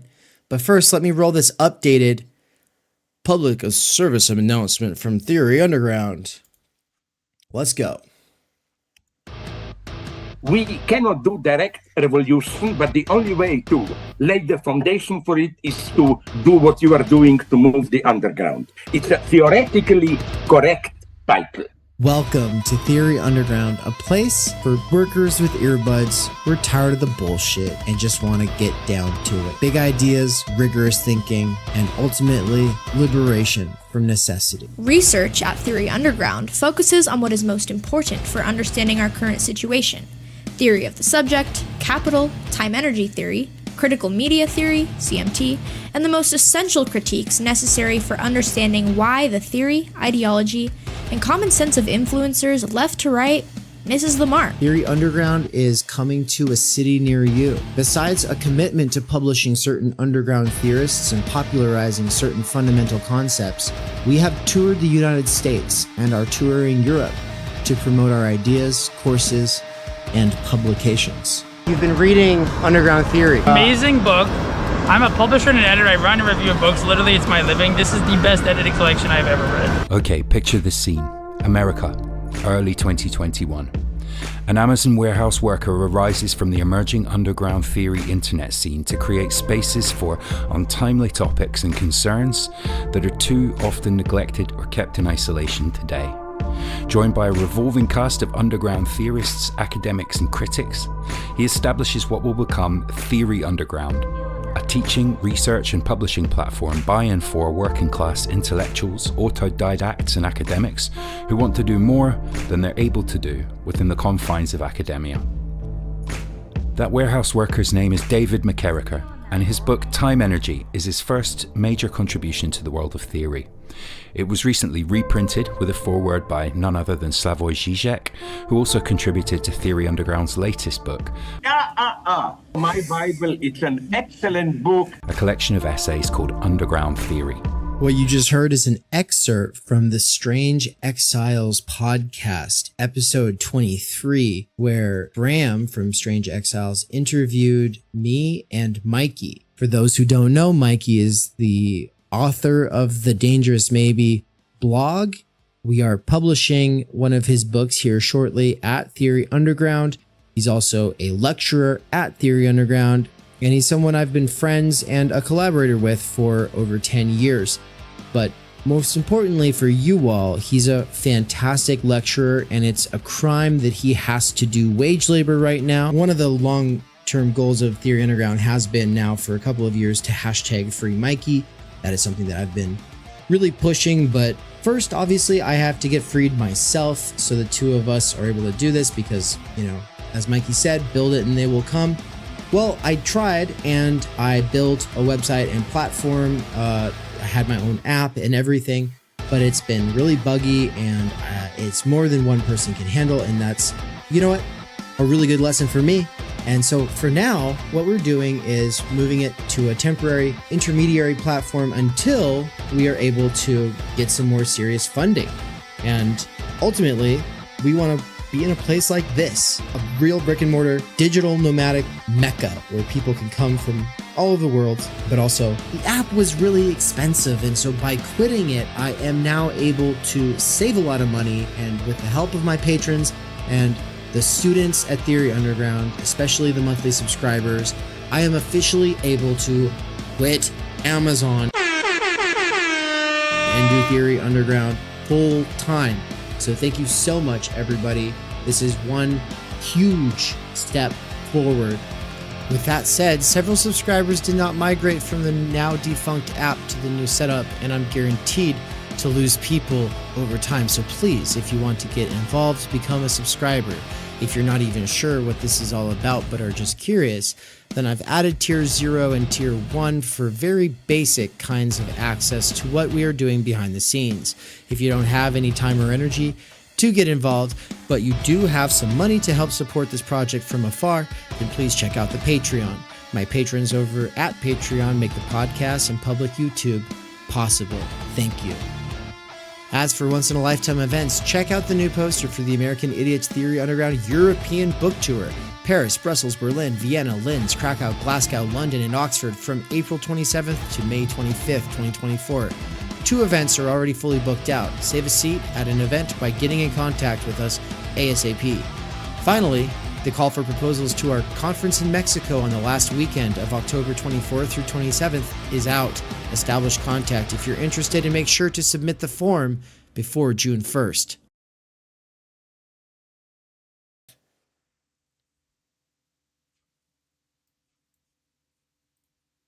Cool. We're here. Welcome, everybody. Nance and Ann, how's it going? Goes. Yeah, it's earlier than I'd wake up on a Thursday, but I'm glad to be up with you too. It's an honor that you are here. Yeah, indeed. I'm going to click the record button. 3, 2, 1.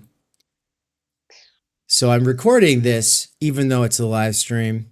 Some people already know how we do this, but the basic idea is it's an epic live stream marathon at Theory Underground, or an EMSTU, as the acronym goes.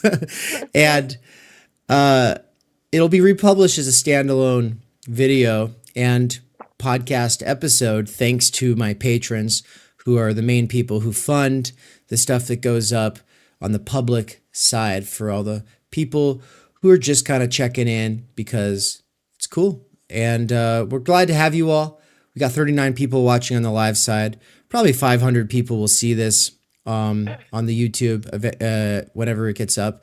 And then another like 200 to 500 people on the podcast. So in total, A lot of people. yeah, that's a lot more people than we've had in our big classroom that we've been teaching at the university this year. Right, Ann? Mm-hmm. Yeah.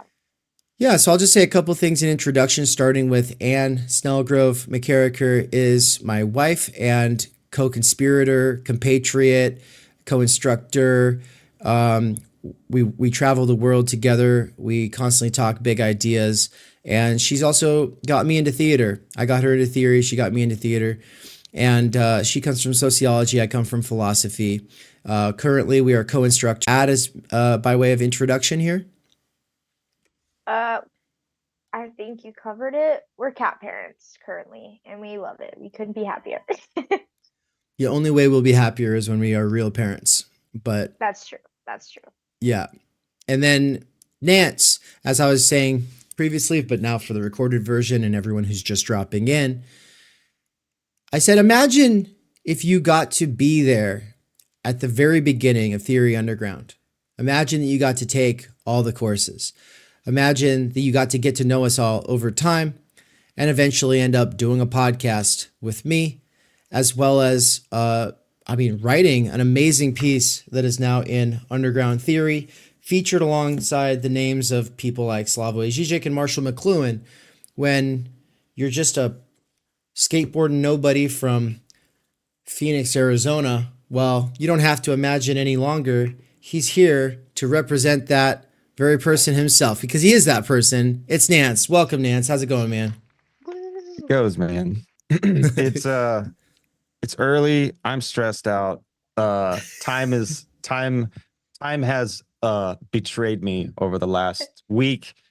But no, it's great, man. I love it. I love being here. Yeah, I went from, a year and a half ago, just being like a burnt out punk rocker asshole who'd kind of given up on everything.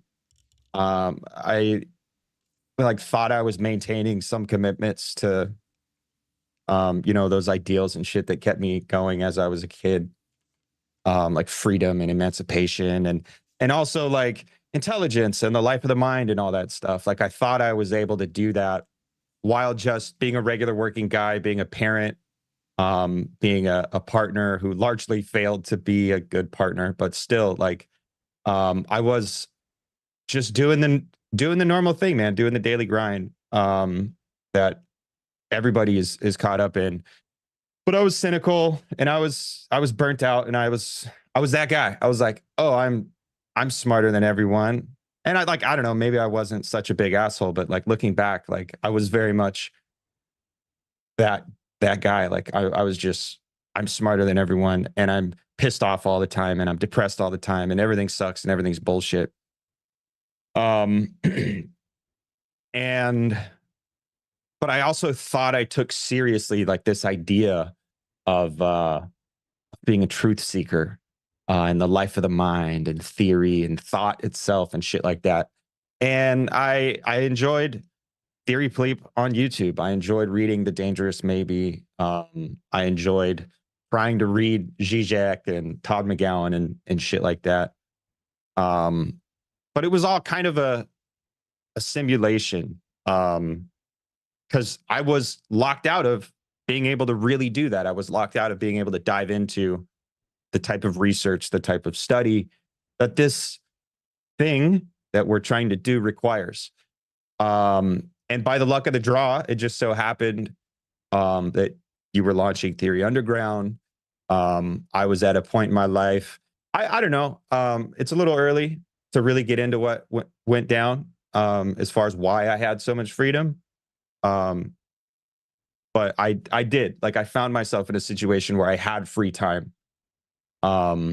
So I dove right in. Like you would always talk about deep work and deep learning and shit, with Waypoint and on Theory Pleeb, and you're like, just dive in, man. Like, dive in the fucking deep end and get saturated. So I was like, fuck it, I'm going to do it. Theory Underground starting up. I'm going to take all these courses. And the first one was the Idea of the University with the Snelgrove-McKerracher synthesis, along with Bryan Weeks, who I love Bryan Weeks. He's a cool guy. At first, I was a little unsure. I thought he seemed like the type of person who would look at me and kind of write me off. Now, Bryan, I'm projecting, and don't take it personally, because I love you. But that's what I thought. Like, that's what I brought to the table. I had this chip on my shoulder of like, oh, Bryan wouldn't take me seriously. And probably more because I felt like I didn't have anything serious to bring to the table. But going through the course with you guys, who have this kind of insider knowledge and this institutional familiarity with students, like you guys really made me feel comfortable taking on the role of the learner and the student. And I mean, it's probably just because you guys were born awesome, but also because you have that experience of truly being a teacher, and like the empathy and the understanding and the patience and the commitment to the search for truth, if you will. So it's been life-changing, just to be able to spend so much time with you guys and spend so much time doing the thing that I wanted to do all along. In my piece, I started out by saying, the only thing I ever wanted when I was a kid was to be able to study and to be able to be smart. I had a really tumultuous childhood, but there were nights when I was like this just destitute fucking teenager reading Kropotkin, and like that was my lifeline. Like that is what got me through. And to finally be able to culminate on that wistful yearning for knowledge now, as I'm in my late 30s now, and it's amazing, and it's all because of you guys, the work you've done and the work you continue to do. So thank you from the bottom of my heart. Thank you. It's been great. Yeah, man. Well, it's been a pleasure, honor, a joy. We've had a lot of fun in the last year, and your energy, I don't know, you like match me in a certain way. Like I'm down to do something, but then when you're down, I'm more down. So it like multiplies, I don't know. I was going to say, I think I've told you this, Dave, before, but it's like, I care about theory and philosophy, and I love doing this stuff, and I think it matters, but it hasn't like taken over my drive and is like something I want to do from the moment I get up till the moment I go to sleep. And so it makes me really happy that Dave has someone who can match that energy, and that you guys can just go all day, and then I'm like, oh, eat some food, and I still am involved to the capacity that I can be right now with like all the other stuff going on in life. But I just love that this is possible. I love that we've been able to make this possible, because I think it matters. And I just really appreciate, Nance, that you've been here from the beginning and that you are so invested, because I don't think that same energy would exist within Dave if there wasn't someone else who was like, no, this does matter. We can make it happen.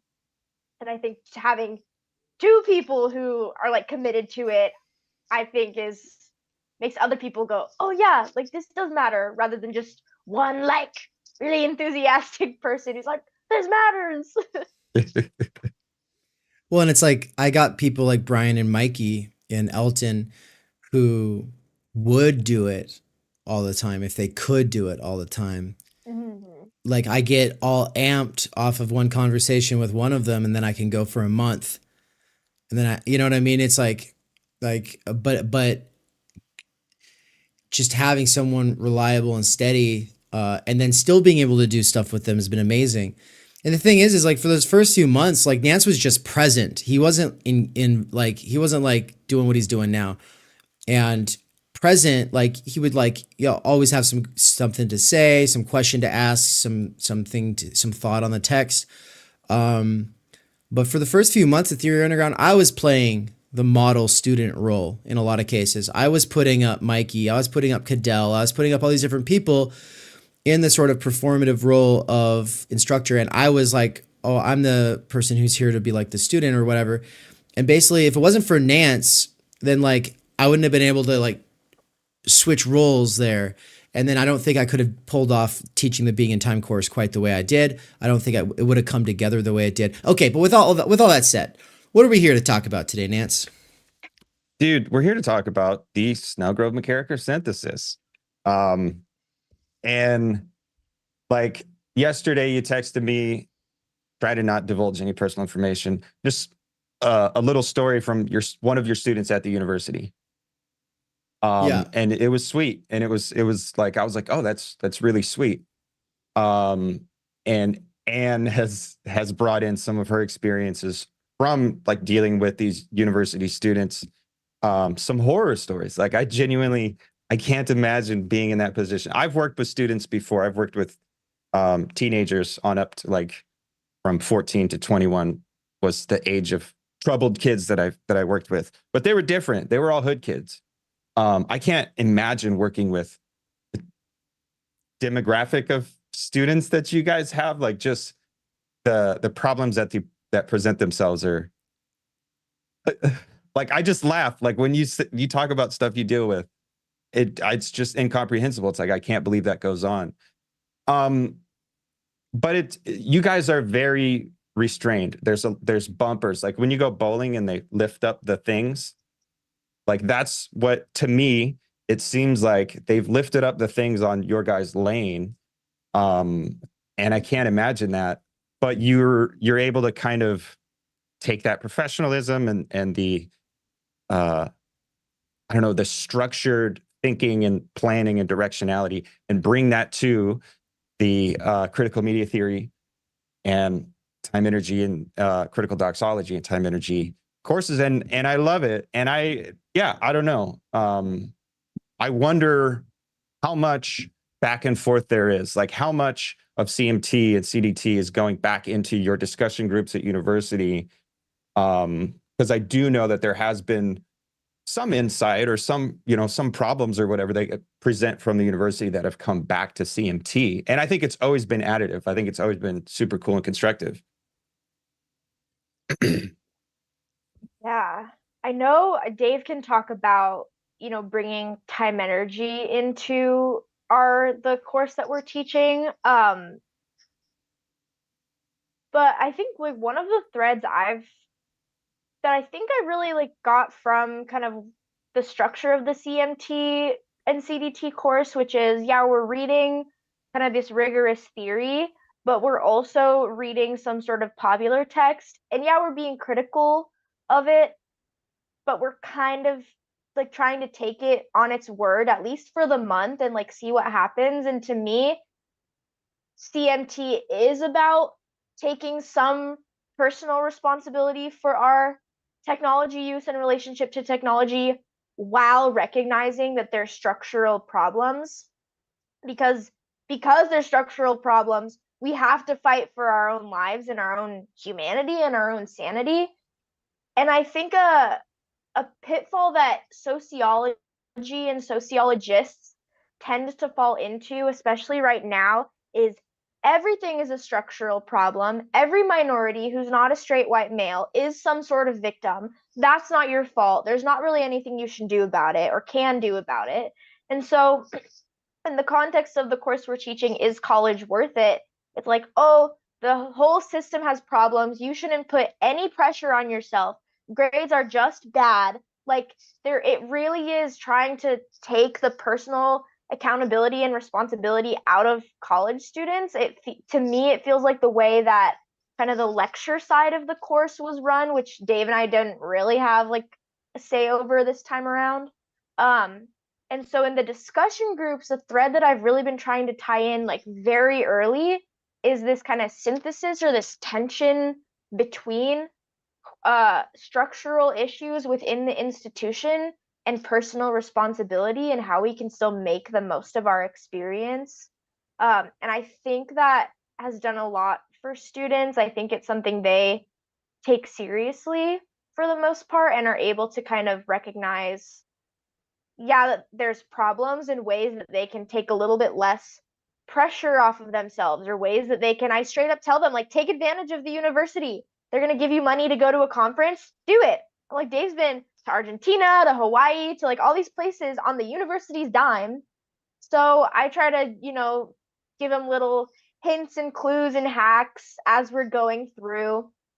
And then I also did, like, I have tied in time energy a little bit, and I have brought up, we had a mental health focused week, and we talked about phones and actually the policy of my classroom from day one. I haven't really been the staunchest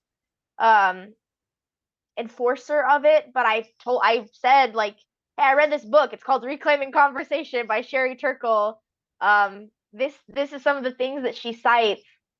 So with that being said, I'd really like our class to be a technology-free zone for the most part. And I think that has actually like worked pretty well compared to the lecture class, which I think probably 10 students total are ever actually paying attention out of 50 to 60. So that's how I've been able to kind of make them relate and bring in those interests and bring in what I think is important from CMT and CDT into a room of like 18 to 20-year-olds who've never actually been challenged, who's some of them, their brains are almost at, 80% capacity.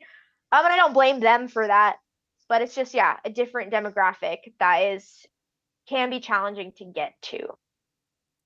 No, Yeah. we've got a lot of great students, and the issue is that the course is not geared towards great students. The course is geared towards children. It is. It is treating them like they didn't even go through high school. Like it's kind of crazy. It is kind of crazy. And Like high school part 2. Yeah, it's high school part 2, and here's the thing. I can say that because I think it's objective. Like I've had over and over and over again students say something about how infantilized they feel in that course, and it's not my fault. It's not me teaching, and so it's just like, well, look, there are other students who feel like it's a big relief. They feel like it's the first time they've been seen by their professor. So it is very much like a product of this duopolistic society where it's constant civil war between blue and red. And on the one side, people want more responsibility and to be, and actually like expectations, deadlines that are enforced, like, some kind of sense of intersubjective objectivity, versus people who just want this to be their safe place and they'll be seen and heard and, whatever, their full self.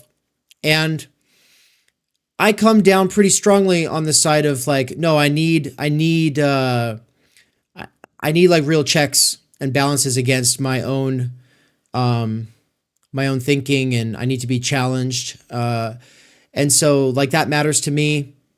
And if I just wanted to use coloring books and talk about my fifis, I would have gone somewhere else, And so it's like there is this tension between like what people think the university is all about on these two sides, and it is a real contradiction today. And the thing is like people who come from authoritarian upbringings, like myself, are going to feel very relieved to be in a space where they're just accepted and they can just talk and blah blah blah. And like, so I'm not saying that that's not important. But I am saying that there's a lot of smart students who don't feel challenged, who say that they feel infantilized. And so I'm walking a fine line there, trying to respect the two sides here. And the two sides don't even encapsulate the whole situation. There are a bunch of students who kind of feel some mixture of those two things, or they're off in La La Land doing whatever. And, I encourage them to be off in La La Land. I encourage them to not take the class seriously. I encourage them to deprioritize it. They'll still get a bad grade if they deprioritize it, but I just say, look, if you gotta do what you gotta do it. And if you know that you don't need more than a C for whatever reason, then just, show up, do the minimal. It's okay. And the reason I give them this pep talk is so that I can kind of decharge the superego and the big other, and kind of let them come into this position where they're just going to be like, oh, okay, I guess I just have to choose. And my point is like, yeah, you have to choose what you're prioritizing. And if all it takes the place of, this class is going to be your phone, smart, Netflix, video gaming, drinking, sex, whatever, well then maybe that's a period of time that you have to go through. This is the progressive Rumspringa, after all, the progressive university. It is just your opportunity to kind of be a kid while being an adult, whatever. But also, let's just say that you have a philosophy class and you really want to do the reading for that philosophy class, but you also have chemistry homework. Okay, well, the chemistry homework is going to demand a certain set of time. Like there is objectively a certain amount of your focus and your time is going to have to go into that thing. That's just the way that it is. There's nothing we can do about that. Well, then what? You're going to do a bunch of busy work for this class while neglecting the philosophy class? Don't do that. So that's the kind of thing I bring to them. But as far as critical media theory goes, like I always like if I come into the class and a bunch of students have laptops out and phones and stuff like that, I always just like, I'll start talking, and then like if it seems like they're not gonna, like there's two ways. One is I'm so dynamic and interesting, they all end up forgetting that their laptops. It happens. I have been able to make them forget that they have devices. I feel good about that as a lecturer. My job is not to be lecturing though. It's supposed to be a discussion group leader. And I try to balance like I talk for a bit and then I turn it into questions and get them all to talk amongst themselves and then bring it back. But the days where it's just like you could tell like a bunch of them have checked out, it's like you're going to drag the whole classroom down. Why are you even here? And so what I just say is like, okay, we won't be needing any laptops or phones today. and it's like they're always like this. They're like, start putting them away, you know? And it's just like, and then I think there's usually kind of this sort of grumpy face that I get from a few students when I say that for at least a couple minutes, but then 5 to 10 minutes later, they're in it. And yesterday's a great example of that. There were probably 8 students on their laptops and phones. And then I said that, and there were probably some grumpy faces, but a few minutes later, I had them all super engaged. And how did I get them all super engaged? Talking about, well, it's April, so how many of you failed New Year's resolutions at this point? Right? Because the theme of the week had been the idea of multi-potentialites, which is like university is traditionally, especially in the last 100 years, all about specialization. So you're not really supposed to do anything except for one thing. And so I turned that into a whole conversation about like, okay, but why is it that you're not able to learn a musical instrument? Why is it that you're not able to do all of these things that you have like oh, you would like to learn another language? Well, why do you keep failing at that? Is it really just time management, or is there something structural going on? And of course I turned that into well, you don't have large energy infused repeatable blocks of reliable energy in your week, do you? Turn that into a conversation about how we all come from broken homes. Everyone, poor, rich, middle class, it doesn't matter. We all come from broken homes because our parents were exhausted and stressed and could not reliably show up and be emotionally present for us. Turn that into a question of like, are we going to be like our parents? You know, turn that into a conversation about bicycle skills versus language skills, which for the listening audience is just the distinction between those kinds of skills that once you learn it, you don't lose it. It's like riding a bicycle, we say, versus on the other side, a language skill, if you don't keep working at it, it will atrophy, it will go away. And so one requires constant management, constant maintenance, whereas the other one, it's just like you got it once you got it. And the point is that working class people, and especially middle class people who are like, you know, their fear of falling is there, right? They aren't able to do anything in terms of hobbies beyond bicycle skills. Like they're not able to be fully actualizing human beings, which is to say have multiple forms of literacy that they're honing for its own sake, whether that's philosophy or poetry or literature or science or math. It doesn't matter. Doing it for its own sake is what we're talking about here. And just talking about that, I just gave you the whole day in like one little soundbite here. It got everyone so excited, and it was like a really awesome. Like by the time it was over, students were like bummed out because like this is their last discussion section with me. Someone's filling in for me next week, and so it's like, yeah, they're like I'm gonna miss them, but also I just hope I don't want them to stay in that class because that class is a shitty substitute for a real class. And I told them like I'm getting paid online to teach people who aren't doing it for credit. They do it because they love it.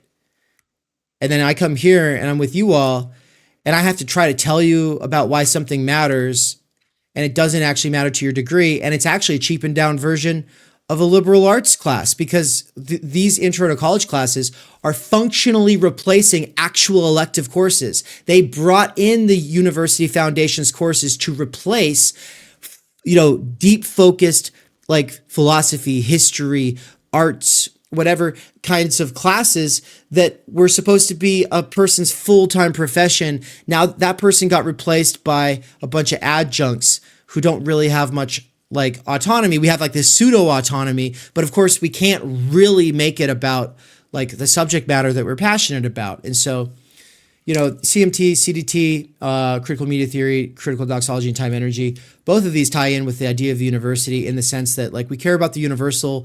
We care about a community of truth seekers working through disagreements, trying to understand things from our different perspectives and fields.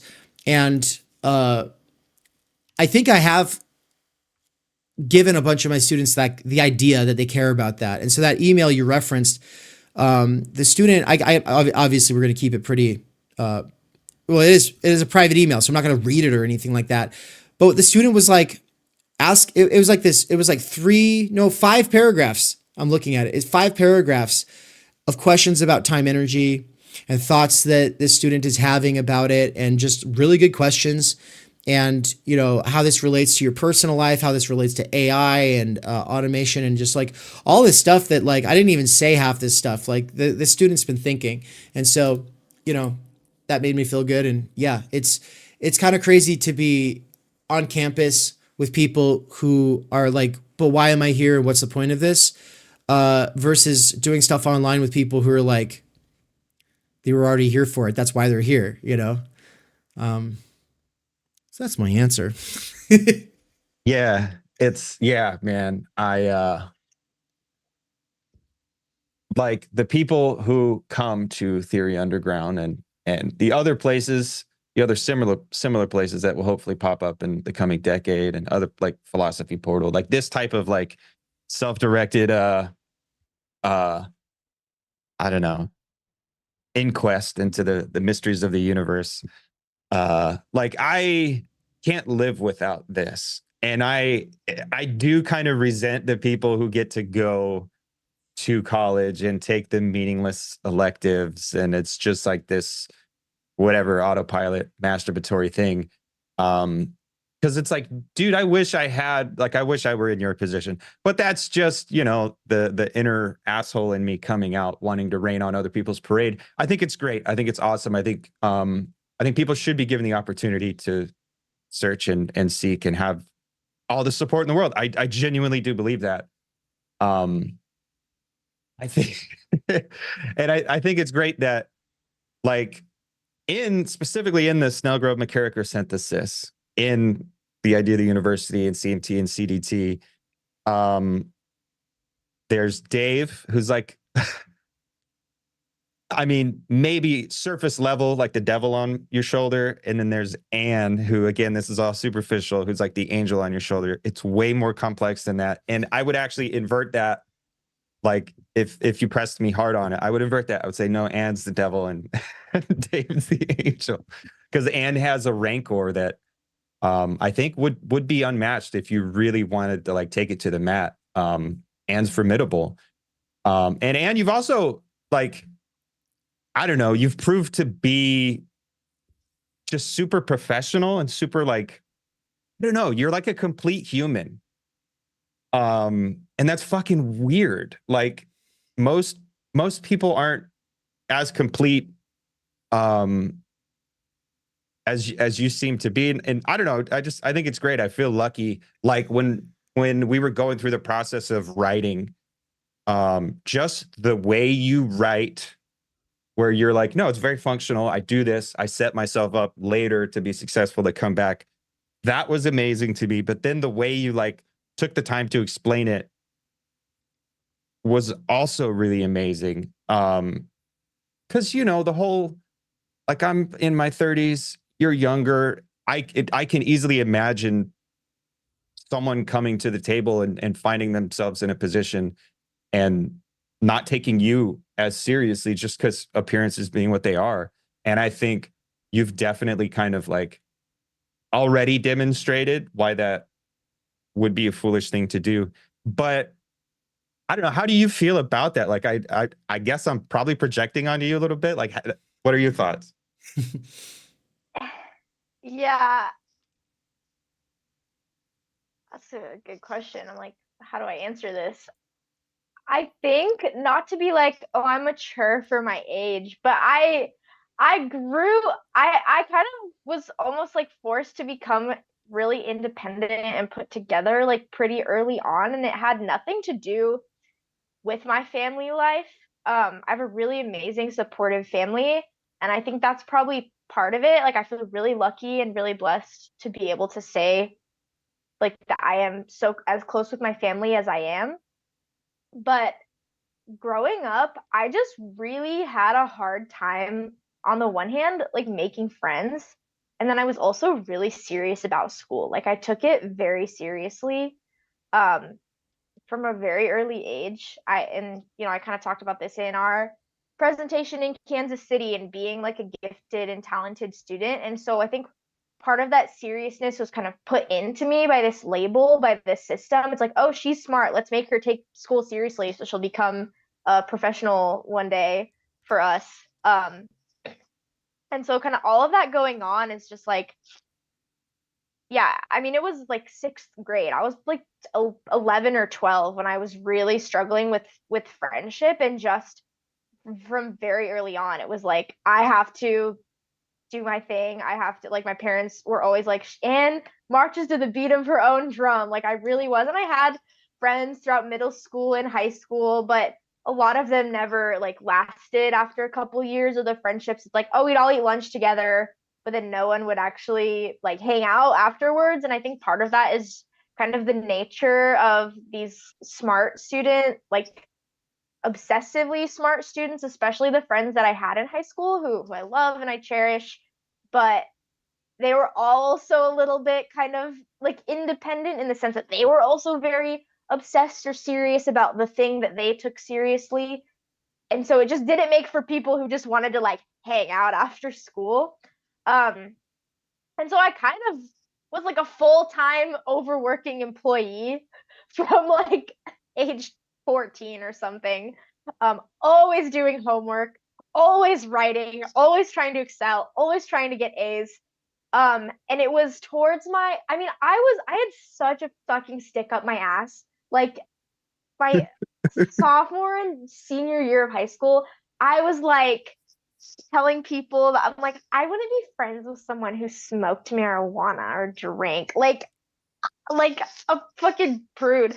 And it was around like senior year that I was starting to mellow out. I was seeing my friends who were in these programs like International Baccalaureate like hyper stressed out, but all they wanted to do was talk about how stressed out they were. And I was just vibing. I was like, guys, I haven't slept very well in a week, but we're here. Like we're doing what we can. And so I feel like because I went a little too hard the last 6 years, I've been learning how to like balance that and mellow out a little bit.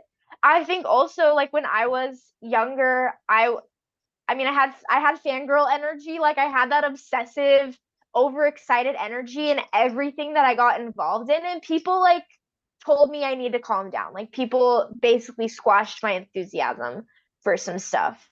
And I think that also, I don't know if we're talking about like composure, I kind of do, I think, internally or subconsciously stifle some of that and just try to come across as like very level-headed, because just from an early age it was like, oh, you can't be obsessive or excited, that's weird.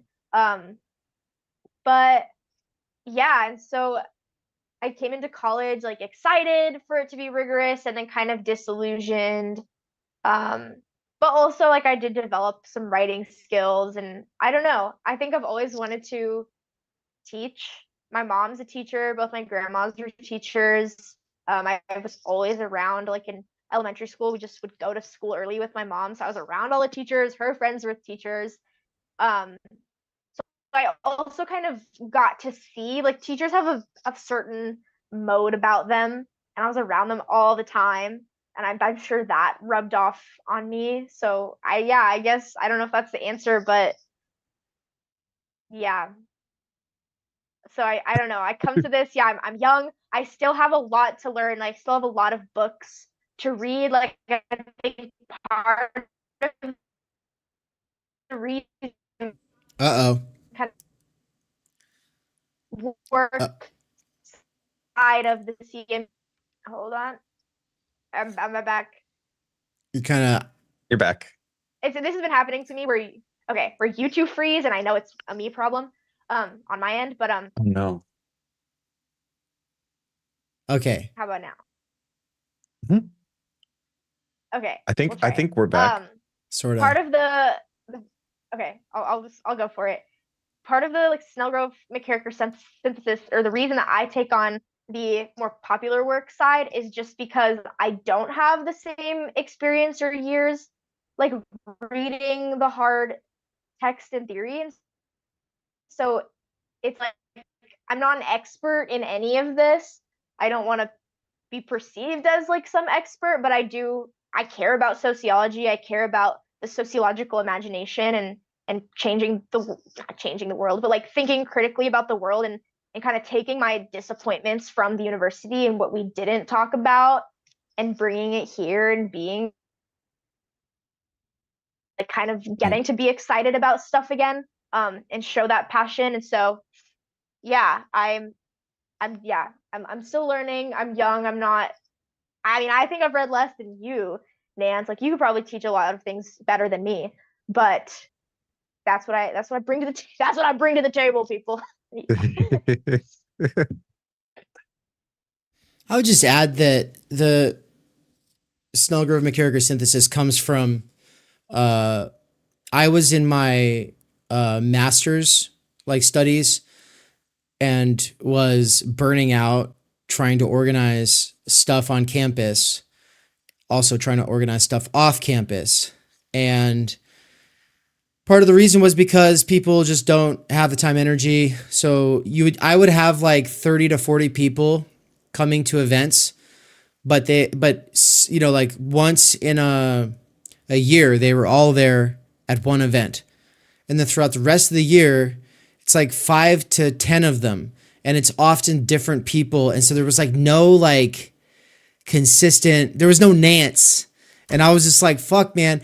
Anne was kind of the first like consistent person. Like, that's the thing, is like both of you come from different periods of my organizing where you showed up and then you were like, you were in it to win it and you were consistent and you made me better. And so Anne was coming on first because she was interested just in helping with the club that I was running at the time. I was organizing that, responding to Jordan Peterson in lieu of a debate conference to make a meme of the fact that he was debate dodging, and didn't even know who Peterson was at the time, right?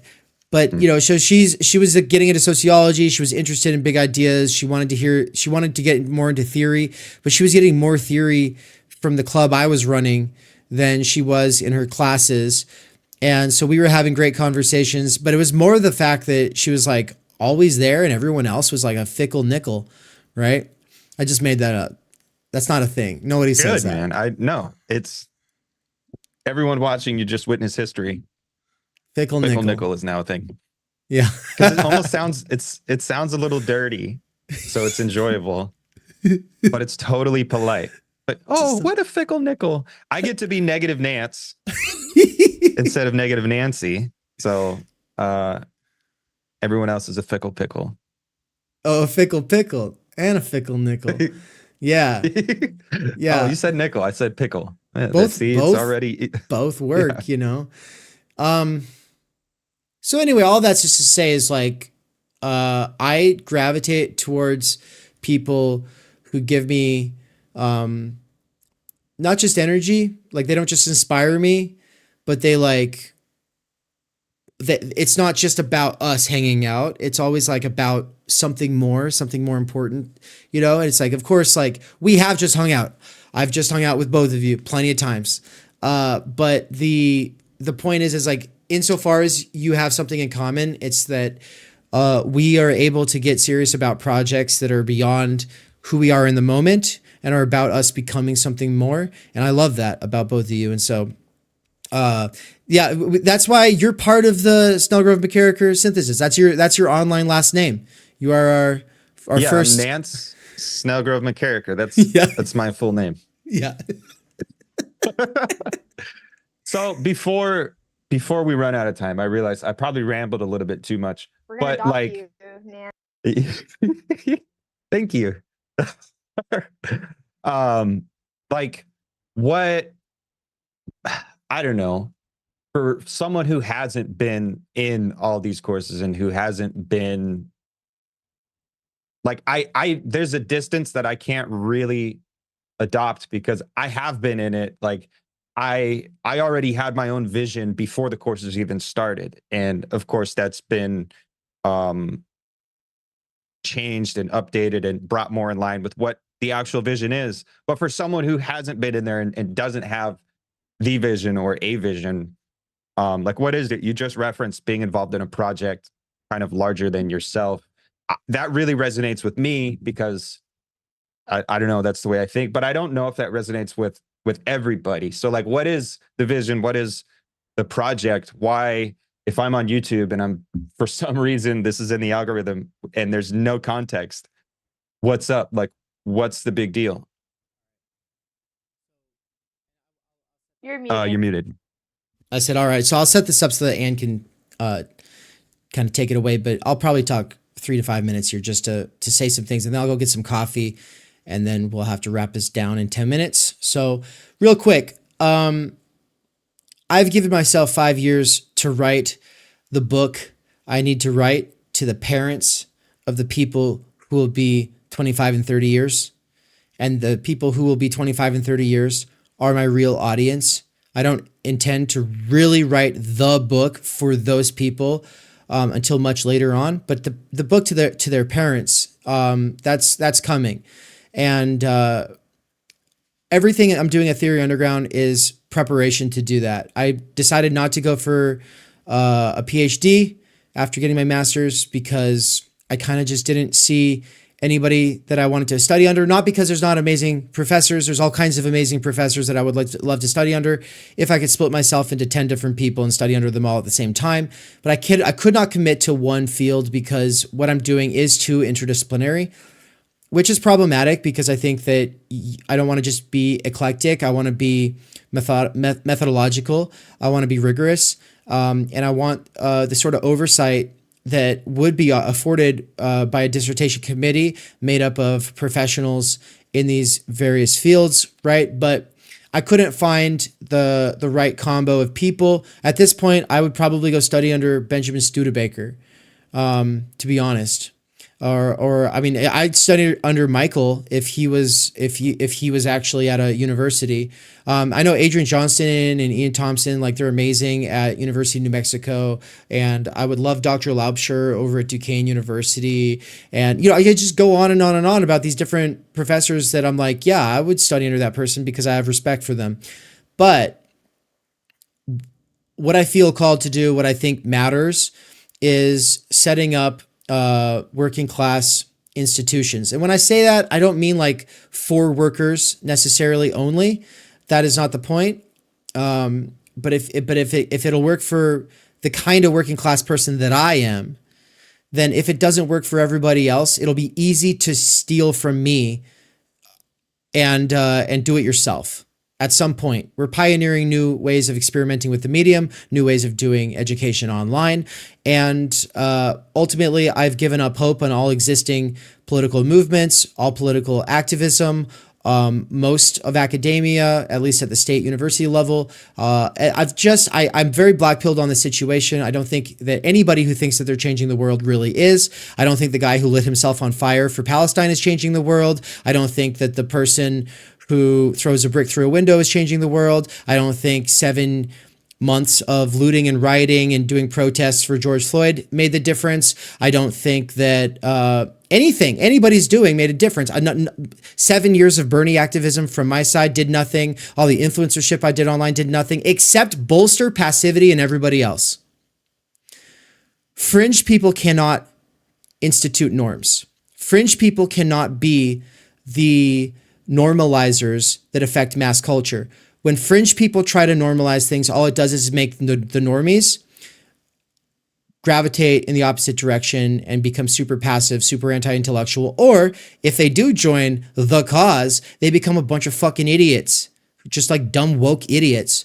And so the situation's fucked, and we have to understand the media environment to understand why. We have to understand time energy stultification to get why. And we have to realize that we ourselves are broken. We ourselves are idiots. We ourselves are the American idiots. Even you and me, all of us here, we're all part of that. And we can't unbreak ourselves overnight. We can't just read a book and now I got it.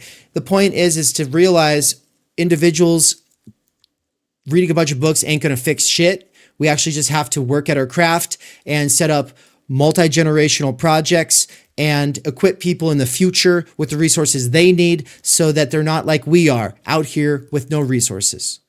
People like Todd McGowan and Chris Cutrone have done a lot to educate people and provide resources, but they are kind of like the voices of ones crying out in the wilderness. They're making a way for an emerging scene. Our goal is to turn that scene into an actual milieu, and that milieu would lay the foundation for a real movement of some sort to get underway. And all I care about right now is time energy as the means towards the end of all people being able to pursue their passions outside of work, because I think a job-centric society is worse than racism.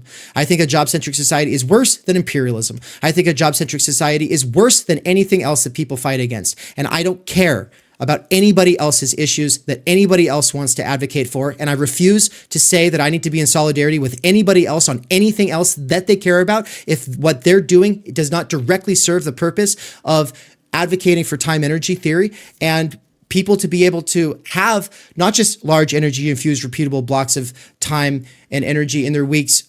No, it's also about the institutions that would make it so that that could be harnessed towards people being able to discover their talents and have the tutelage to be able to develop themselves to become their best. And so, we have an amazing lecture for CDT where Benjamin Studebaker talked about how time, energy, talent, and tutelage are absolutely necessary. Email me if you want that information. But we also just had Mikey on talking about Debord versus Baudrillard and the Society of the Spectacle and simulacra versus simulation for critical media theory. And the point of all of this is just like the Studebaker thing is kind of like where we've been coming at with time energy, like what we need. And the CMT thing on Baudrillard is like where we're at, right? Passivity versus pseudo activity and hyper reality. That is the situation. And so super black pilled on the situation, but a lot of hope for the near future. And now we've got like another couple minutes here to close out before we bring Helen Rollins on. And I'm going to give you kind of the floor here to close that out. Awesome. Yeah. I'll just add to that it's funny how a lot of universities, I think they say, oh, our goal is to, like, yeah, we all kind of know the goal right now of the university is this build job creators and employees, but they also still claim in their mission, oh, we're making lifelong learners. But like nothing about how the university runs right now, with the exception of a couple of classes or a couple of like really passionate professors who still believe in that, students are not leaving the university as lifelong learners. And I know that that's something that like I believe in, that Dave believes in, that Nance believes in. And so beyond, I think Dave really covered everything and kind of what the kind of goal of Theory Underground is and how we're trying to counter everything going on politically and everything going on in the activism scene. And it's like I was a little high school liberal activist for sure. I've always, all my teachers like, Anne's gonna go and change the world one day. But I've also become cynical in the sense that no, it's not gonna happen through this or this or that. So I think Dave really, covered the ways in which Theory Underground is countering that and trying to offer a solution to make our lives better, like to actually concretely make our lives better. But on the other side of like what's going on at Theory Underground, it's people who care about the life of the mind. It's people who care about learning and reading and writing for its own sake. And yeah, what they are reading or writing is these bigger ideas that are challenging the conditions. But it's treating education as an end in itself rather than a means to an end.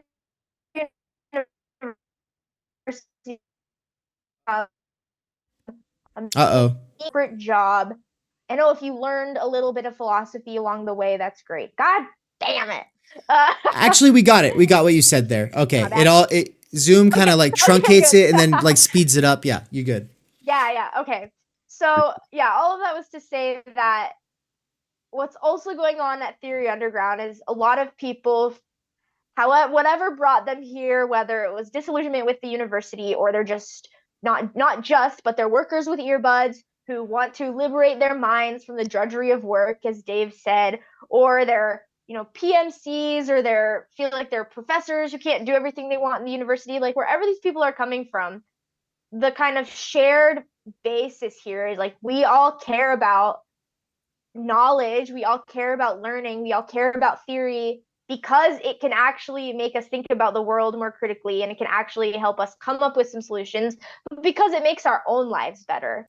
And that is where something like CMT or CDT or all the research cohorts that we're doing, it's on the one hand, looking at structural problems, but it's on the other hand, taking some responsibility for our time and our minds and our brain, and what are we doing in our free time. And we could be, as you all say, jacking off and eating ice cream all day long. And there's other, artistic pursuits that are meaningful, and I think that society actually cares about a little bit more. Theater, music, sports, art, dance, like all these other things. And then you go, oh, but like studying theory and philosophy and writing as an art form, as something that one can do in their pastime to develop skills, that is kind of like the basis of our whole society, but no one takes it seriously today. And so the people who have that, like that is their passion, need somewhere to go, and it's not the university, and there's other little networks and YouTube channels that can offer them some of that. But if you're really like committed to this being your thing, what you want to do with your time and your brain and your energy, Theory Underground's the place. So get with it or get out of the way, losers. Get in the truck. We're saving humanity from itself, or from its inventions. Yeah. All right. Well, that's all for now. We'll be right back after this message. Thanks, everybody. Peace. The program will resume shortly, right after this DIY commercial that is not for any sponsor other than ourselves. Thank you for watching. Whether we are already fully in the grip of the techno-capital AI singularity or not, we likely feel as though there's not much we can do. As allies of future generations, we aren't giving up so easily. To quote the author of Manifesto, the Mad Farmer Liberation Front, we wake in the night at the least sound in fear of what our life and our children's lives may be. This fear is not new. The question of technology, media, and institutions became unavoidable in the 20th century. Yet when we think of institutions, the most radical critiques people have encountered came from either Michel Foucault or Jürgen Habermas. These thinkers towered over the theory scene in the 1970s and 80s as radicals took their long march through the institutions. When it comes to theories of social change, the tendency is to put our hopes in leaving the existing institutions, the current order failing, or some overnight revolution to bring us salvation. Otherwise, we lean in and do the best we can with what's afforded by the existing institutions. Reform or revolution, nothing ever changes, so we keep putting our hopes in education. So progressives say, if only more people had access to better education, then that would solve the problems. But they have not thought seriously enough about the nature of our institutions, or this thing called education that they offer. The most radical critiques of schooling that teachers encounter issue from Paulo Freire, Bell Hooks, and Henry Giraud, but none of these ever got to the root of institutions themselves. The theorist who did this was Ivan Illich. Gaining brief stardom in the 70s, Ivan Illich was the father of the deschooling movement, inspiring hundreds of radical schools and generations of homeschooling parents. But this characterization of his work as the anti-school guy was his ultimate demise, for that only takes account of a surface level of his work. Illich was immediately misunderstood and quickly abandoned. The issue goes far beyond schools. We spend our entire lives mediated through institutions that totalize, instrumentalize, and reduce humans, all of our possibilities, to something predictable, calculable, and exchangeable, easy to control. The interests of state and capital here overlap entirely. Our desires are thus turned into commodities and our time energy into labor power. Illich doesn't stop here, though, for institutions are not the whole picture. When people think of schooling today, they think of studying for exams, not learning for the sake of learning. When people think of hospitals, they think of treating illnesses, not human-to-human care and well-being. When people think of transportation, they think of speed and efficiency, not the possibility of sustained, regular, and meaningful connections. When people think of reading, they think of collecting information, not lingering with an idea. The move from schooling to scolae requires serious inquiry into the conditions of possibility for this mode. I'm calling for a sincere and earnest revival of Illich. While most introductions to Illich limit their engagement to his earlier works, a series of polemics against schooling and institutionalized consumer society, I want to go deeper and lead us to a more robust understanding of who and what a human is for Illich. With his help, we will reopen the question of what we are, what we can be, and the types of lives we are willing to give our time and energy to bring into being, if there are to be humans in the future. This course begins on June 13th and goes through July 4th, 2024. It meets on Thursdays at 11 a.m. Eastern Time. You can enroll at theoryunderground.com/courses/Illich-1, or just click on the link in the description. For those who just want to spend a month really thinking about schooling and institutions, this is a fantastic way to do so. But for those who are looking to go deeper with a community of truth seekers who are going beyond the current theory scene to form an intellectual milieu, this is a fantastic way to do so, because the Theory Underground 2024 conference at the end of October 23rd through 27th is going to have special panels for presentations related to this course. Any student of this course will have opportunities to present, and those presentations can ultimately culminate in submissions that may be accepted into the anthology we are doing on the critique of schooling and education, to be published either at the end of this year or at the beginning of 2025. Thank you. We hope to see you there.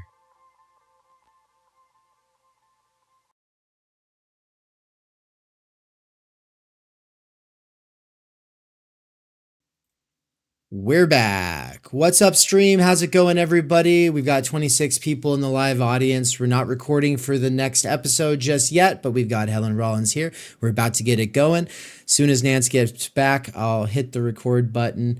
I just wanted to say to the people on the live side, while we're still off the record, thank you for liking this. Thank you for commenting, blah, blah, blah. It really does mean the world. And thank you for all the patrons and subscribers making it possible, because otherwise I would be working at Amazon right now, literally right now, or I would just be exhausted because I would have just been working at Amazon.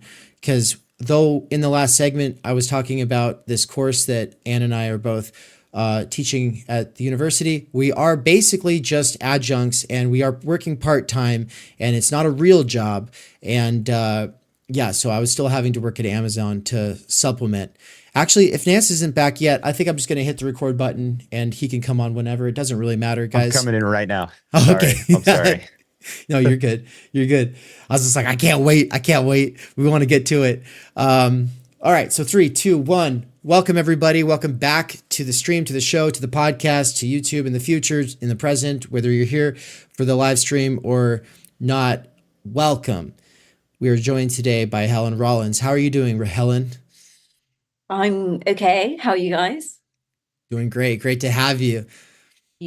Great to be here. I was going to say you too, but I'm in your stream, so thanks for having me. Yeah. Well, and soon we'll be in your stream in a sort of sense. We'll be over there on your turf. That's true. Exciting stuff. Yeah. It's always So interesting to meet people in 3D, having met them online. It's always quite a strange experience. yeah. Sometimes it's just like, oh, it's just normal. Other times it's like, whoa, that's way different. What most people's immediate reaction is what Daniel Tutt said. I think he was like, you're shorter. No, it's totally a height thing, honestly. Like, people give a vibe, obviously with just the head, you can't tell, but people give a vibe of height. And I was doing a podcast with Ben and Nina for a long time. And we had just been on, because it was all during COVID, Nina had like assumed that I was like extremely tall. And I guess I'm above average height, but like, and yeah, I quite like that I give a tall impression. I don't know what that means, but Well, yeah, it's the height thing. I give a tall impression even to people who just knew me in real life all along, because like I'll make a short joke, and then someone will be like, I never noticed that, and it's like, yeah, it's because often in real life you do. I know some very short guys, and you don't notice it, and then you're like suddenly like, oh, you are very small. But there is this whole silly like thing about like, you know, dating culture and height, and in reality, I just doesn't make a difference. I don't know, maybe it makes a difference to some people, but a lot of people, you don't, you know, they give a tall vibe even if they're not tall. Yeah, no, this is why I realized quickly, like, the dating apps aren't going to work for me, because I was like seeing all these people in their bios saying that they like guys over a certain height, or they'd ask, by the way, how tall are you? And I was just like, okay, that's the wrong question. If we're there, that's the wrong question, because in real life, it wouldn't even occur to you. If we were at a social gathering, you would notice me, and you wouldn't notice these other 10 motherfuckers. You would just notice me. And that's the way it would go. But instead, there's this leveling effect where now all of a sudden you're thinking about height. It's like, no, you should be thinking about something else going on here, because there's something at the chemistry level that's getting cut out of the process. I hate that stuff. So you just can't. Yeah, dating apps are a whole thing. Yeah. Yeah, if you're depressed, you're probably on a dating app. Just get off of there, get out in the real world, do real stuff. With that, though, outside. This is Nance. Helen, I know we've met, but you haven't met Nance before. Yeah, you'll be meeting him met as well. In real life or digitally or whatever. Hello. Nice to kind of meet you. Yeah, you've got a very good, high quality, high res camera there. It's quite. I do, and it's a curse because I'm so ugly, and I've been so stressed out, and I'm so tired. Like, I'm sure I look horrible, especially horrible right now. So. But it's true, having the sort of like you know, the inbuilt zoom camera on your computer is sort of a bit like hazy. You just turn the lights off, man. You know, just turn the lights off. Just turn the lights down a little bit, you know. So Helen, we basically wanted to bring you on. The theme of today is learning and contradiction. And when we talked last, learning and intellectuals and anti-intellectualism and the sort of dialectic between those two things, you know, how elitism sort of eggs on this anti-intellectualism, but then also how the elite themselves are getting increasingly dumber, you know, that had an impact on me. And while I was, you know, putting together this whole thing, I was just like, wow, it'd be really cool to have Helen on early, kind of just to have your experience, your development as a person who's kind of been in and out of that world. So I guess as a way of introduction, I'll just say that Helen, for everybody listening, is she makes movies, or she makes short films. She makes art films. And she's also done a podcast with two friends of the channel, Nina Power and Benjamin Studebaker. And I kind of want to set you up to be able to say a lot of other things on your own, but I'm especially interested in like these experiences you've had tutoring the children of billionaires, right? And it's fascinating. So what would you like to add to that introduction? Yeah, so I mean, I've had a sort of, I think we refer to this, not to be like too anecdotal and biographical because it's a bit boring, but as sort of like a love-hate relationship with education my entire life. And I think I'm sort of like kind of more of an emotive, kind of like artsy person, but I have a sort of like real layman's interest in philosophy and academics. And like, I both really worked hard at school because I really like learning. I'm a total geek, but then also because the system that I was educated within and the sort of material conditions of that I was growing up in demanded a certain performance in exams, and I was quite, I had a sort of facility of passing exams, and but I sort of always, when I was young, I was in sort of school environments where it wasn't really kind of an artsy environment. It was very kind of academic, and I always sort of felt like, I'm going to buy myself out of this by doing really well in exams, and then I can be like, I'm done. See, I've done it. Thanks, guys. Bye. But of course, unfortunately, under capitalism, you sort of, as a human commodity, and obviously you have to sell your skills, and you're put in positions where, you have no choice but to do these things. When you become qualified at something, suddenly it's like, oh shit, I sort of cornered myself into doing this. So I was at a university, and I mean, it's a kind of really complicated thing, because it's like, again, this is why biographical stuff is sort of like impossible, because it's sort of creating a start to finish, A to B to C narrative that is not quite that, and there are sort of multiple factors at play during my life. So there's like multiple reasons why I was within the university setting and sort of looking to pursue academia, but didn't really want to. But also was sort of pushed out of it because I had sort of health reasons, blah, blah, blah. Anyway, and I sort of accidentally became a teacher after I ducked out of the postgrad stuff. And this was an environment that was it's quite a prestigious school. And I think people on the left probably have quite a kind of like dogmatic kind of disgust for this institution.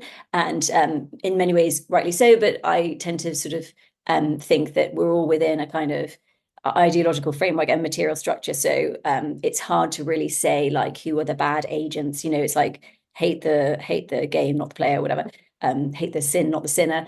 And it's been interesting to sort of duck in and out of these various institutions. And I was there for a couple of years. Actually, unfortunately, the illness that sort of drove me to that, long story short, I was ill for 7 years without knowing what it was. And so I got really, really unwell. And I thought it was like the stress. It was really stressful. The school was like insane. And in terms of, I know, kind of your work, Dave, in terms of like time, energy and stuff, in terms of like teacher exploitation, it was quite crazy. And these sort of prestigious things sort of rely on surplus value being generated from somewhere. But anyway, young teachers. So I completely like knackered myself. I was really fucked on the health front. So I had to leave. But also I didn't want to stay. And then I kind of was like, well, I was doing academia and I was teaching. But what I would really love to do, and actually I also had wanted to be along the way like a professional athlete. So that was all sort of ruined by this health thing. But it kind of plays in because it was like a pursuit, like I absolutely loved it and was sort of really into it, that was completely like outside of the intellectual sphere. And obviously sports are like a very commodified, but it was running, which is like the most pointless activity, and sort of arbitrarily running around in a circle. Like, so just to check. So, yeah. I don't, by the way, first of all, it's not boring at all. Like, I know you said you led off by, so you're like, it's not really important. No, it's actually fascinating. Most people have not like gotten to experience any of these things. And so I just want to, first of all, so you were a professional athlete. I wasn't a professional athlete. I was a junior. I was like under 20 age group, highly ranked running. And that was my sister. And that was like your scholarship for like your way through uni? Or? There's actually no sports scholarships. I did get recruited to the NCAA, but I turned it down because I felt like my uni on the CV was better. I have big regrets. Although I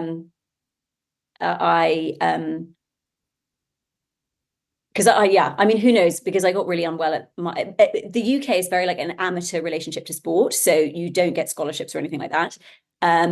And it's interesting because like the average student debt in the UK is higher than in America. Oh my God. And one of the reasons is there's no merit scholarships. There's no significant, you might get like a book grant or something like that. There's no sports scholarships. Obviously the sports scholarship thing is a crazy sort of capitalist issue in and of itself. Right. But yeah, the average debt, because basically everybody, unless you're like inordinately rich, has to take out basically up to, a friend of mine who's I think 27 or 28 just calculated his maths undergrad loan and it's £77,000. So, and obviously an average in the US is insane, but there's in-state, there's merit scholarships, there's sports scholarships, there's all this kind of stuff. It's community college. That doesn't exist in the UK. So, yeah. I'm a lot closer to your friend there, actually. So let's see, like 60,000 USD would probably convert to something like 77. Well, 77,000. pounds. So 77,000 pounds would be like, I guess, 95K dollars. Yeah. Yeah, it'd be close to 100 grand. Oh, for Yeah. real? So, I thought Yeah. the euro is worth more than the US dollar, right? it's the pound. Oh, sorry. My brain Yeah, is just pound. like, oh, pound, euro. Oh, okay. I got Pound, you. euro, blah. They're very similar, but yeah, it's interesting. So there's a whole issue in the UK at the moment in terms of the potential imminent, not collapse, but like massive haircut of the higher education industry. So there's a huge issue with resources because basically the government sets an amount of money that people have to pay to go to the colleges and universities can't charge more than, but basically it's like a universal thing.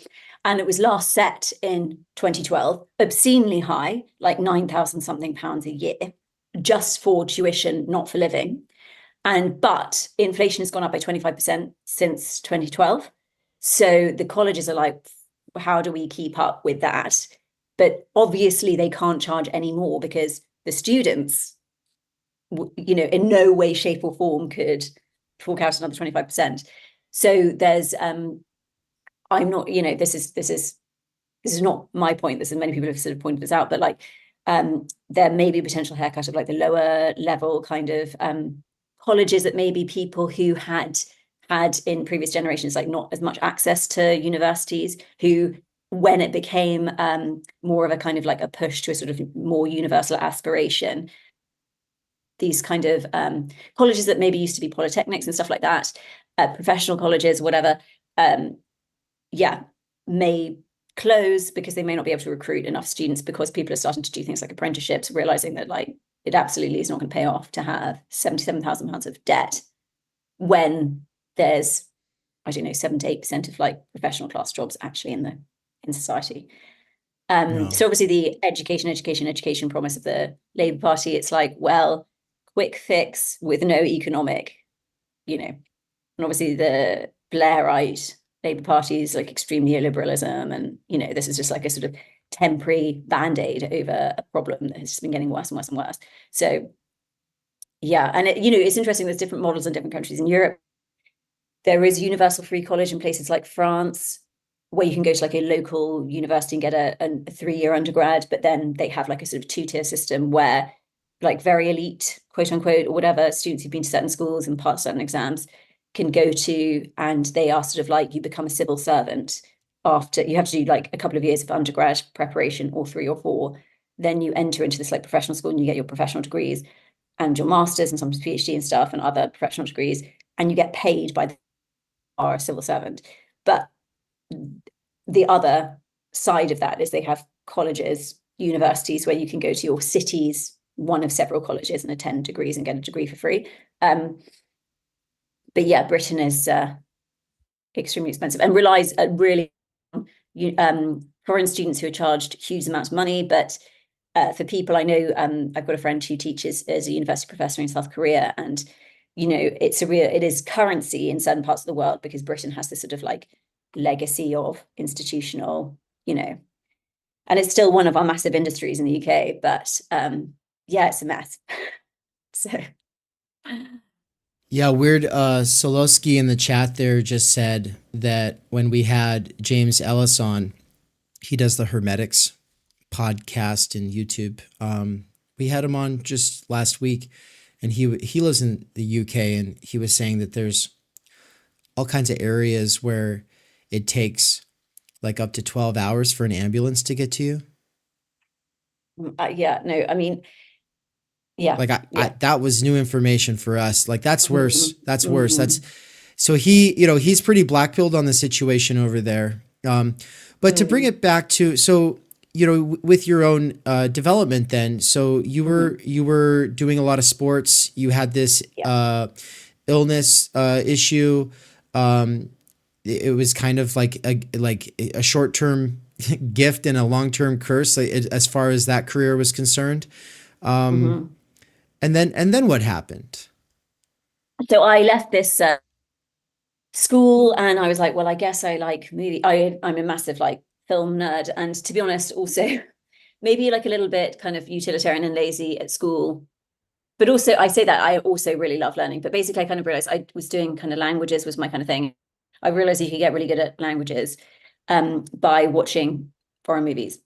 And my parents had like one French VHS that I watched like literally 1,000 times. It's called Le Bossu. It's like a French film set in like the Musketeers sort of era. And then sort of like, then I did this like course, which was like introducing young people to like Spanish literature. And I discovered Spanish film. And I would just like often just like duck out of going to school and watch like 5 French and Spanish movies. And I was just, I really was. I remember being on this course and watching All About My Mother by Pedro Almodovar. And I was just like, fuck, this is amazing.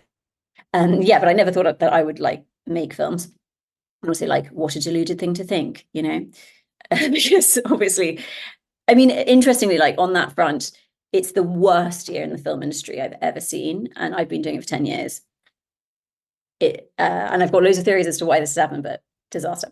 Anyway, and when I was at uni, I did like French and Spanish, and I kind of like did loads of French, you know, languages degrees, basically literature degrees. So I was like, haha, I can watch movies and write about them. Great. You know, and then when I was a French teacher at this high school, you know, my French teacher at high school had like always shown us movies. And that's probably how I got into it, really. So thanks, Mr. Worthington.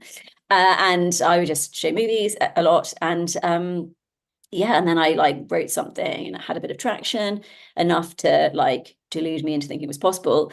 And then I think like I just kept going, and it really like not being able to do sport. I think I'm the kind of person who needs like a really intense release, and like the creative process really like helped me psychologically.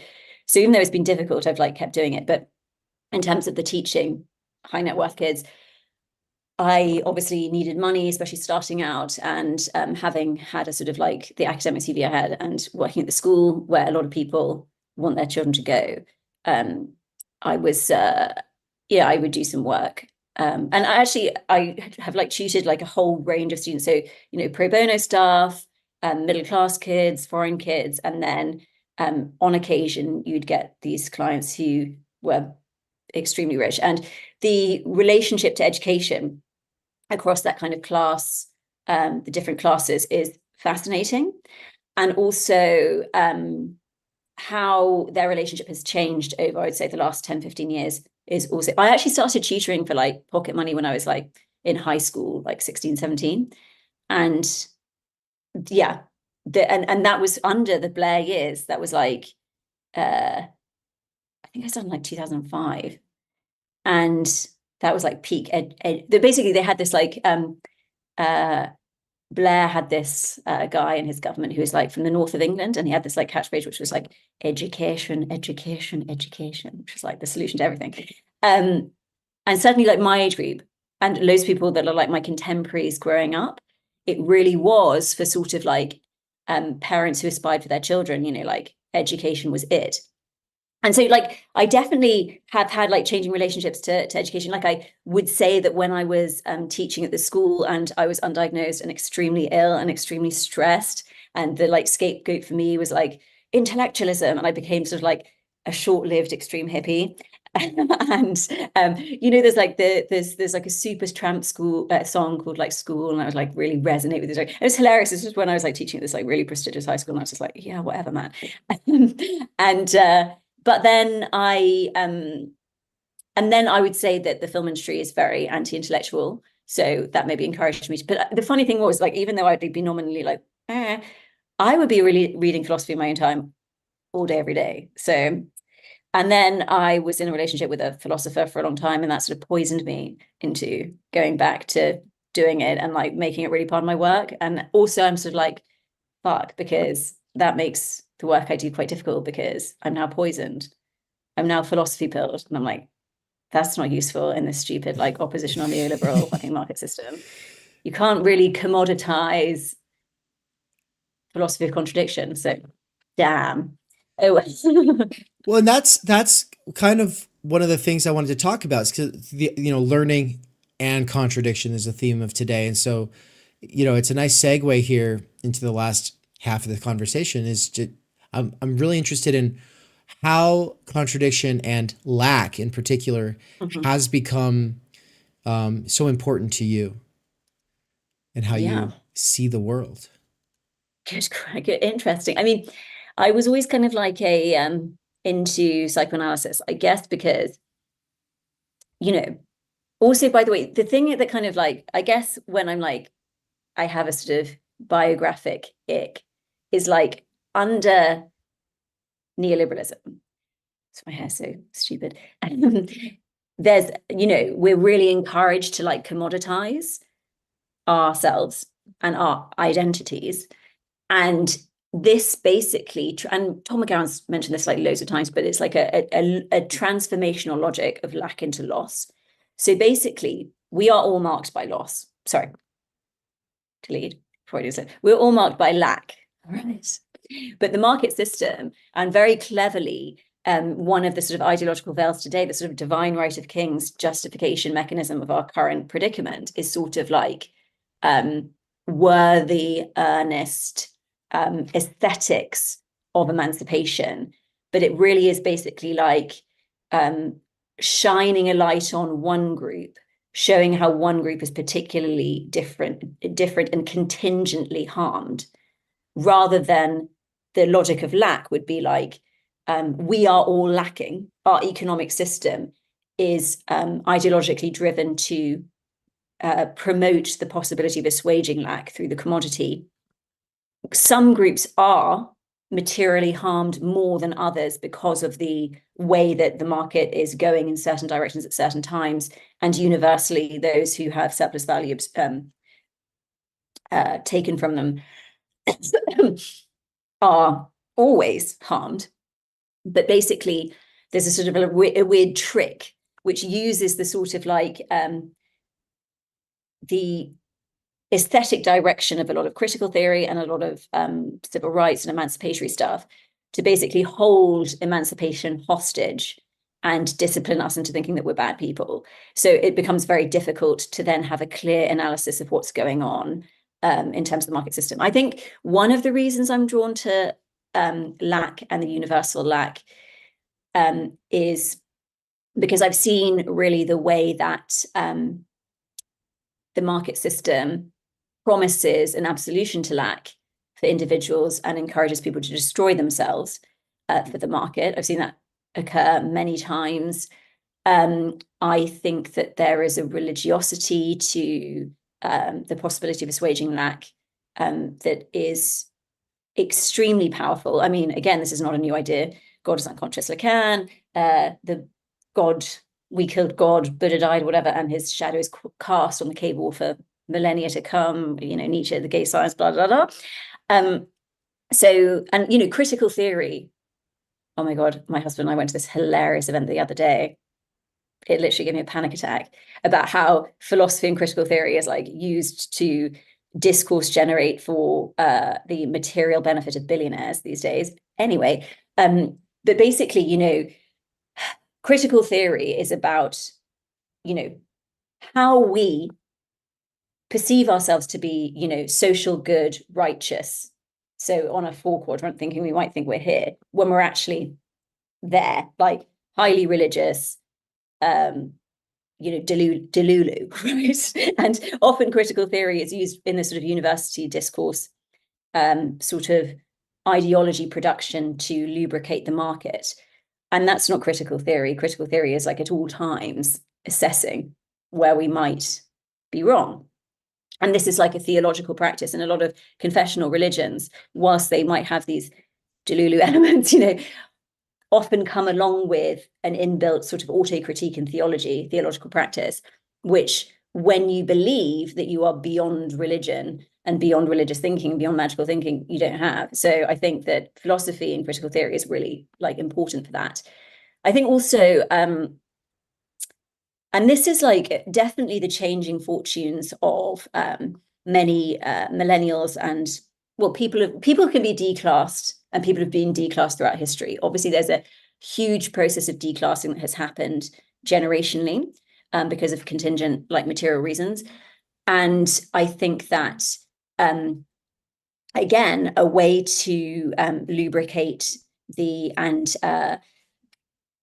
get us to believe that we're, the progress narratives of today are, whilst, I've got nothing against making the world better for as many people as possible. I think that's, generally everybody's aim. That people have different ways of believing that it takes place. And, as Marxists, we potentially believe there's some certain things that we can do. But, this sort of certain cultural progress narratives are weaponized and actually undermine themselves because they aren't tied to a material critique, and the material conditions are really the things, because we do live in capitalism, right? So this is the social structure, the social organization, and the subjugation that occurs through the extraction of surplus value leads to anxiety, depression of living standards, et cetera, which leads to, when it's not elucidated and explained, as in it's not your fault, oppositional thinking, subjugation of certain groups. Also the particularist problem solution narrative of capitalist ideology, casts certain people as problems. And this is happening all the time. This is just sort of this constant thing. Sometimes when one thing is quote unquote resolved, but it's not resolved because it's, the market, it's used as a way to sort of, show how well we're doing. But the underlying material conditions continue that process of subjugation and exploitation and exclusion. So unless we're tying cultural progress narratives to material conditions, it's just less than useless.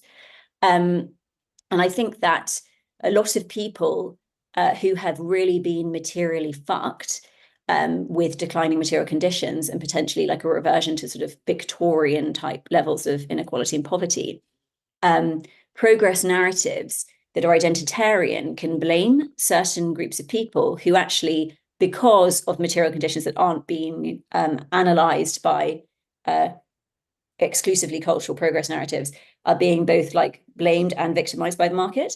And I think it's really sad because some of those people are turning to right-wing oppositional narratives because they're well, if this group who is screwing me is saying this, then I'm going to take the opposite point. So I think it's so important to have a universalist politics.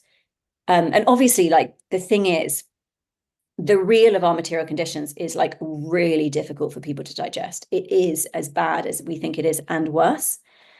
All of the things that we were sort of educated into believing in the 90s as aspiring students, it, was a lie. And I think the thing is, people can put up, so in the name of fantasy, and I think fantasy makes life worth living, right? The difficult thing is that capitalism exploits fantasy. You can't do away with fantasy because fantasy is a symptom of just human subjectivity. But in the name of fantasy, humans can do anything if they believe something's going to work. So people believe they're going to, win a gold medal. They will drive themselves to death to achieve it. Think about how many people die on Mount Everest every year, But and the difficult thing is, often capitalism is a very depressing environment, and depression occurs when you attached to a fantasy, but basically your libidinal energy kind of dissolves because you realize that there's no way for you to get that fantasy object. And so you need to do, as Freud would say, the process of mourning to sort of dissolve that kind of failed fantasy structure and reknit the chain of signifiers. So basically you're exposed to the real because the chain of signifiers is kind of exploded by this failed, and you need to find a new one. The thing is, sometimes, and having been depressed many times myself, there are two ways to get out of depression. One is to really mourn and to really accept, and to create a new narrative how it's okay to have lost the fantasy object and move on and really accept what's happened. Or you can just latch onto a new fantasy signifier. And that's the quick way. I've done that myself. But the thing is, so, capitalism, though, constantly thwarts our fantasy structure because it sells us the promise of fantasy. So it says you can be absolved in fantasy, but also that it's possible when material, basically, all you have to do is work hard enough, be good enough. And it's material conditions mean that, no, that's not true. And possibly somebody with all the right material conditions is going to get something that you will never have.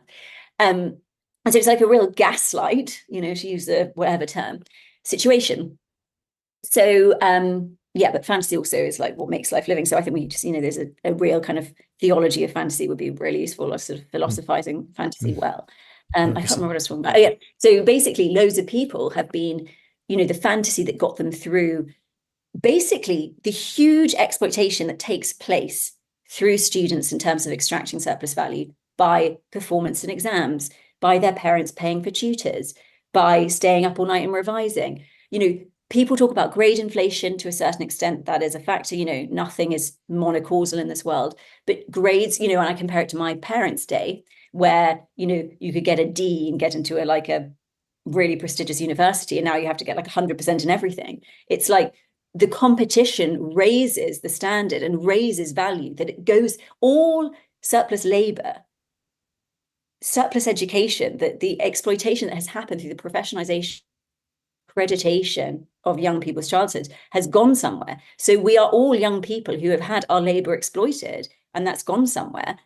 And people feel really angry and resentful because not only did they believe they were going to get something, they paid for it. And they put so much surplus value into all of those hours of their childhood that was, and they are potentially often more proletarianized than working people. Mm-hmm. And they sometimes, if they happen to be on the wrong side of a cultural issue, may be blamed for it. I mean, that's a terrible situation for people.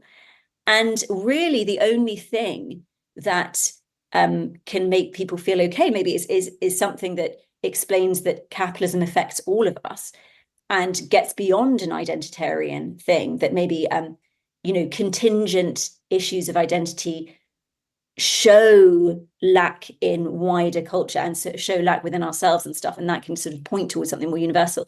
And unless they're in any, aside from all that philosophical stuff, in a practical material sense, unless we can work together as a mass, how the hell are we going to change our material conditions? Unless if we divide ourselves over this person's got the wrong point of view, this person's got the wrong background, this person, we're going to get nowhere. And I've definitely seen in my age, in my country, ways in which certain cultural arguments have been used to give D-classed university graduates a sense of moral superiority to people that they will not recognize that they have the same shared material needs and interests. And this is something that's really tragic. And because it's all wrapped up in this sort of moral urgency, life or death stuff, it's really hard to get over. And also, we live in a complex and contradictory universe, and as self-conscious beings, we have sort of material reality, then we have ideology, right? And so it's like anything can act as this ideological cover story to sort of assuage the gap of lack so we don't have to confront it. And sometimes the most righteous things can be used, whilst righteous, as the thing that prevents a confrontation with lack, which may lead to the transformation of material conditions, which may undermine the kinds of conditions that generate exploitation, subjugation, exclusion. And education has played a huge role in the way that people feel that they are, not only feel, but their lives are really unfair. The narrative that they lived under, the sacrifices they made, it's extremely depressing and extremely upsetting. And the university discourse of a lot of degrees often educate the common sense of being able to confront our material conditions more directly. So that was the answer to why contradiction and lack is so important. That's really good. I don't think it's a succinct answer. No, I think it was more like a No, I mean this in the best way possible. It's like a dissertation. It's like you have a book in you, for sure. Well, I just wrote a book about this, so. Oh, well, that's maybe what. Well, there you go. It's through film and the way that we read film and the way that psychoanalysis was misunderstood in relation to film, but it gets into all of this kind of stuff. Okay. Yeah. Fantastic. So you had said something, I think along the lines of, we've misunderstood capitalism. Capitalism is just death drive. And I want to set you up here to kind of clarify what you mean, of course. But in that, you'd also referenced, something about how this is why you love the work of Todd McGowan. And the headlining event of today actually is Todd McGowan and Chris Cutrone having one of these contradiction conversations, which is to say not a debate, but an opportunity for the two of them to say what their positions are and then clarify those vis-a-vis the other, right? Because Cutrone is more coming from this more traditional worldview Marxist background with platypus affiliated society, and McGowan is coming from this more Zizekian kind of approach, right? And so with everything that you're saying there, I'm just curious if there's anything that you hope to see them see or get into, and maybe you could elaborate a little bit on this position as you see it, like you're in McGowan position. Yeah, it's interesting because I do know that, and I think I can't speak for Chris, but I do know that, some pure Marxists get, annoyed with the sort of Freudian Marxist stuff, and sometimes the Freudian Marxist stuff can get too theoretical, and I find it frustrating when, psychoanalysis. There's all sorts of people in psychoanalysis, so I can't speak for. I personally read it as like extremely materialist, but I think it's a material kind of elucidation of the material structure of subjectivity that emerges as a result of material factors. That's how I read it. Some people are more poetic, some people are more kind of like, but I think that Todd's position, and again, like Todd, I don't want to speak for Todd either, but the way I interpret Todd is like, it is why we are in the material conditions we are, and why, despite pointing out, like Marx, Hegel wrote 200 years ago, Marx 150 years ago, Freud 100 years ago, Lacan 50 years ago, and still we this whole like late capitalism. Who the fuck knows whether it's late or not? Who the fuck fucking knows? We're definitely in capitalism. And why, despite our best, intentions, and despite our do we constantly avoid the transformation? Why are we so addicted to the continuation? Why can we do nothing about it? And I think that the Freudo-Marx, and again, I'm saying like these points have been around for years and nothing's happening. So what the fuck's going on? But why does it persist? The cure, knowledge does not automatically lead to the cure. Like Freud is very clear on this, that you can't just read an article and be transformed. The cure, beyond neurosis, ordinary unhappiness, the idea is that basically you get to a position where you are able to embrace lack in a way that you can't be motivated to magical think in relation to a commodity or a transformation of your lack. One really quick. So Cutrone is a little bit more big-brained than, say, the kind of Marxist who would be opposed to, say, Freud. Actually, he says, and this was in the controversial thing that he said over 2 years ago on this channel, which we're now following up on, where he said, don't waste your time on Lacan. Don't waste your time on the French. It's the Frankfurt School and Freud. If you're really going to go back, then, read Kant. But like he said, go for the top shelf stuff. Don't go for this bottom barrel bullshit, is basically what he was saying. And he was calling Lacan bottom barrel bullshit, is kind of where that was coming from. A lot of people have said that a lot of the Frankfurt School is the stuff that that turns away from materiality. I think the trouble is, Lacan is very, can be seen as very obscurantist, but when you sort of get used to the approach, it's actually much clearer than it seems. Yeah. And it is a materialist, like Hegel is about going from abstraction to confrontation with actual materiality, which is contradictory, right? So the abstract, the attempt to, have A equal A, be able to replicate as A in another context is impossible, because A does not equal A in its yeah. And obviously, like, Marx used Hegelian logic to have the clearest explication of the market system. And, you know, there is this idea as well that the scientific method has this kind of contradictory approach, in that you cannot go to an experiment.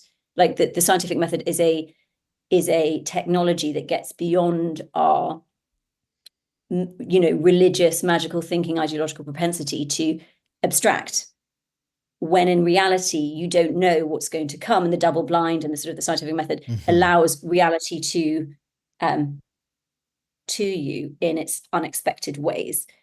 So the trouble is, where I would say I'd be more Marxist than psychoanalytic is again, all very well to talk about understand the philosophy. Although I also think that, like, it's really not complicated philosophy. Like, it really isn't. And I think a lot of people with common sense get it much more readily than, like, I think so. Yeah. A lot of people are educated out of this, you know, so, but, you know, people are fucked. People also, like, capitalism. So when it becomes a sort of oppositional kind of, like, is this a good way of doing this? Is this a pure Marxist? Is this a pure psychoanalysis? Is this on the side of the cure? Is it, you know, whatever, you know, people are people, and, like, everybody's trying. And I personally think necessarily, like, sorry, yeah. So I just want to kind of, I don't know if this will be like your closing statement, but we're almost at that point in this conversation. And so, but to tie all the threads together, I just want to ask a clarifying question, and that is how, and yeah, you're not speaking on behalf of McGowan here. This is just you. So as a sort of Freudo-Marxian yourself, as a materialist, you care about the economy, you care about people being able to get their basic needs met, you care about people being able to organize together.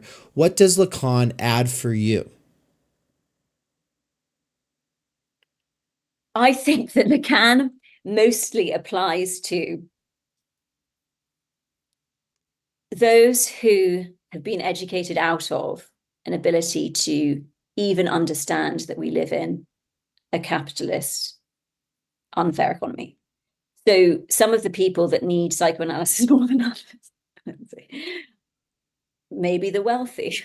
Okay. Although I don't know, you know, obviously there are no pure subjects, right? I think psychoanalysis can help us I actually am on the side of art. This is, again, an intellectual, practical conversation. I think film does philosophy better than philosophy. That's why I'm more interested in philosophy. I think film can expose us to the nature of our subjectivity, the nature of our desire, and the dialectical way that directly telling somebody how to think can't. And this is also the aim of the psychoanalytic practice. And Lacan's sort of obscure way of writing is going not at a sort of this is this. It's more of an interpretative suggestion, which is why it can get really confusing.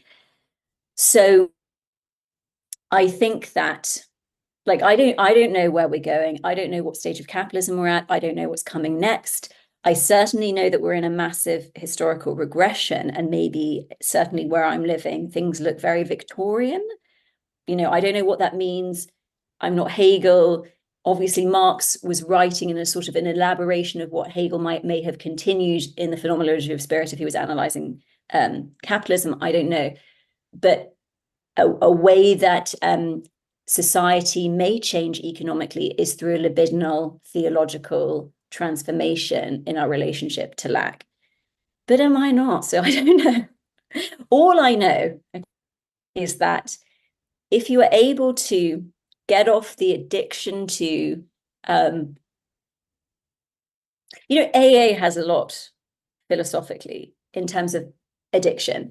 And obviously addiction's coming from Latin is like not speaking. It's not being able to articulate. Well, there's lots of things, but like a philosophical thing is there's some lack, some, difficulty that cannot be confronted or articulated or embraced. And that's sort of maybe the greatest trauma of all, which is being born.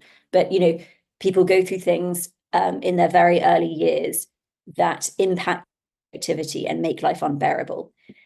AA is about being able to embrace the unbearable. A lot of us, myself included, are unable to embrace the unbearable reality of capitalism, which is that it is as shit as it is and worse. You can't really do anything about your material conditions unless you know what you're dealing with. You know, the way we deal with homelessness, we can see homelessness, we can see extreme poverty in front of us and yet not see it at the same time. We can really disavow. And I know Loncar has written, I think her latest book is about disavowal, and that's like the issue of our age. Maybe psychoanalysis can help us like confront reality as it is, not as we hope it to be. Obviously, we can't do away with fantasy. Fantasy is like the driving force of reality. But unless we're able to really embrace what's in front of us, how are we going to transform it? And I think the thing is, you know, Marx writes about alienation in terms of material conditions, in terms of labor. Hegel, Freud write about a more sort of primordial alienation, which is we're alienated from ourselves because of lack. So in a sense, psychoanalysis addresses the alienation from alienation. So they kind of use the same words, but they sort of mean something slightly different. But basically, we have to be able to embrace, you know, alienation results from an inability to confront primordial alienation. And yeah, if we can embrace that sort of more primordial alienation and realize that there is always, you know, there's no light without dark. We are complex and contradictory. None of us make sense. You know, in such a solipsistic divided world, I'm right, you're wrong. You know, the screen medium of social media projects a sort of wholeness and completeness, a belief that the other has something that we don't have on an existential level. You know, looking people in the eye is like, and you know, the main sort of argument in my book is about how psychoanalytic film theory gets like gaze completely wrong, because gaze is like so important. Gaze basically exposes how it's to do with universal lack, so pre-sexuation. Lacan basically points out that there's a latent hysteria in all subjects in the universe. So there is an ability to confront lack in every. Gaze is not about the way that we look at someone else. It's about the return of the lack that we see in ourselves through the eyes of the other. So it's always reciprocal. It's always universal. And all this sort of male gaze stuff is, you know, it's very solipsistic. It's about control and command, when gaze is actually the opposite of that. So yeah, I don't know. I think also psychoanalysis is about pointing out universal lack, something universal. We are all broken. The richest people in the world trying to fill up to assuage something are not succeeding. You know, these are the most miserable. The fact that the accumulation must continue to such inordinate degrees proves that it's not working. You know, some of the stuff I've seen in these environments, it's insane. And it's absolutely crazy that this is the peak of what capitalism can give you. And I think the thing is, we are all liminally invested in some way or another, even if we, you know, think that we aren't, in the belief that there is a possibility to assuage us through the commodity. Yeah. That gives us a lot to think about. Looking forward to connecting when we get to London. Thank you so much. Yeah, it'd be great. Thanks so much. Thanks, guys. Take care. Bye-bye. Bye. We cannot do direct revolution, but the only way to lay the foundation for it is to do what you are doing to move the underground. It's a theoretically correct title.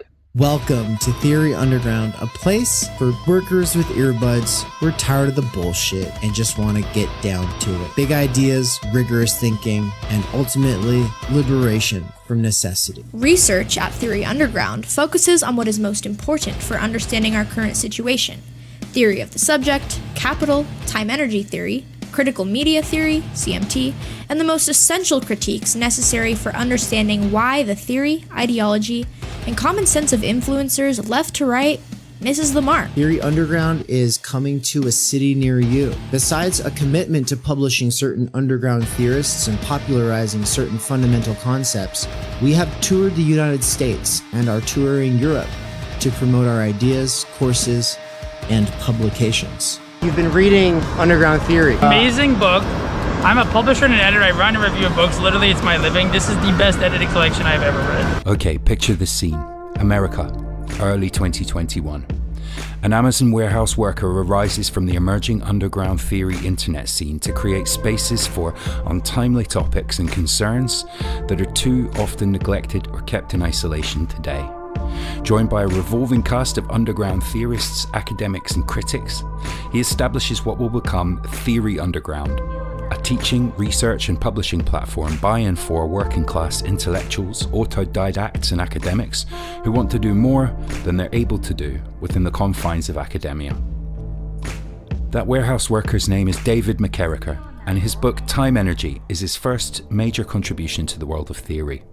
It was recently reprinted with a foreword by none other than Slavoj Žižek, who also contributed to Theory Underground's latest book. My Bible, it's an excellent book. A collection of essays called Underground Theory. What you just heard is an excerpt from the Strange Exiles podcast, episode 23, where Bram from Strange Exiles interviewed me and Mikey. For those who don't know, Mikey is the author of the Dangerous Maybe blog. We are publishing one of his books here shortly at Theory Underground. He's also a lecturer at Theory Underground, and he's someone I've been friends and a collaborator with for over 10 years. But most importantly for you all, he's a fantastic lecturer, and it's a crime that he has to do wage labor right now. One of the long-term goals of Theory Underground has been now for a couple of years to hashtag free Mikey. That is something that I've been really pushing, but first, obviously, I have to get freed myself, so the two of us are able to do this because, as Mikey said, build it and they will come. Well, I tried, and I built a website and platform. I had my own app and everything, but it's been really buggy, and it's more than one person can handle, and that's, a really good lesson for me. And so for now, what we're doing is moving it to a temporary intermediary platform until we are able to get some more serious funding. And ultimately, we want to be in a place like this, a real brick and mortar digital nomadic mecca where people can come from all over the world. But also, the app was really expensive, and so by quitting it, I am now able to save a lot of money, and with the help of my patrons and the students at Theory Underground, especially the monthly subscribers, I am officially able to quit Amazon and do Theory Underground full time. So thank you so much, everybody. This is one huge step forward. With that said, several subscribers did not migrate from the now defunct app to the new setup, and I'm guaranteed to lose people over time. So please, if you want to get involved, become a subscriber. If you're not even sure what this is all about but are just curious, then I've added tier 0 and tier 1 for very basic kinds of access to what we are doing behind the scenes. If you don't have any time or energy to get involved, but you do have some money to help support this project from afar, then please check out the Patreon. My patrons over at Patreon make the podcast and public YouTube possible. Thank you. As for once-in-a-lifetime events, check out the new poster for the American Idiots Theory Underground European Book Tour. Paris, Brussels, Berlin, Vienna, Linz, Krakow, Glasgow, London, and Oxford from April 27th to May 25th, 2024. 2 events are already fully booked out. Save a seat at an event by getting in contact with us ASAP. Finally, the call for proposals to our conference in Mexico on the last weekend of October 24th through 27th is out. Establish contact if you're interested, and make sure to submit the form before June 1st.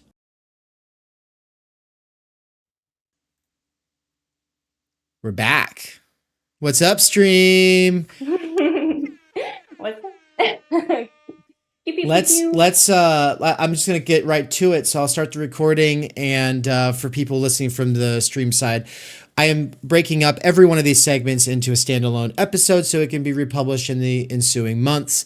It's a great way of taking all of my crazy energy and harnessing it into something structured and scheduled so people are able to catch up. So 3, 2, 1. Welcome everybody to Theory Underground. It's David Nance, and we're joined today by Michelle Garner of OG Rose. Welcome. Thank you guys so much. I'm so honored to be here. It's a blessing. I've never had the chance to just talk directly with you guys. I know Daniel has, and he loves that. We were in Spanish Club together though, so that was really fun. But yeah, I'm so happy to be here. Thank you. That's true. As a tier 3 subscriber at Theory Underground, you get special access to the Spanish immersion exercises that we do on a weekly basis. And you know Spanish, I think, better than any of us, except for maybe the tutor. Yeah. Oh, yeah, it was one of my majors in college, and I lived in Spain as well for half a year. And I went with my identical twin sister, and we made a pact with each other before we left that we would not speak English together. Like we would not use English with each other, which is kind of hard when you're so habitually used to using a certain language with somebody. It really pushed us out of our comfort zone, but that for good reason. We also lived with, my twin sister and I lived together in Spain with a host mom who's amazing, Mari Carmen. She's just an angel on earth.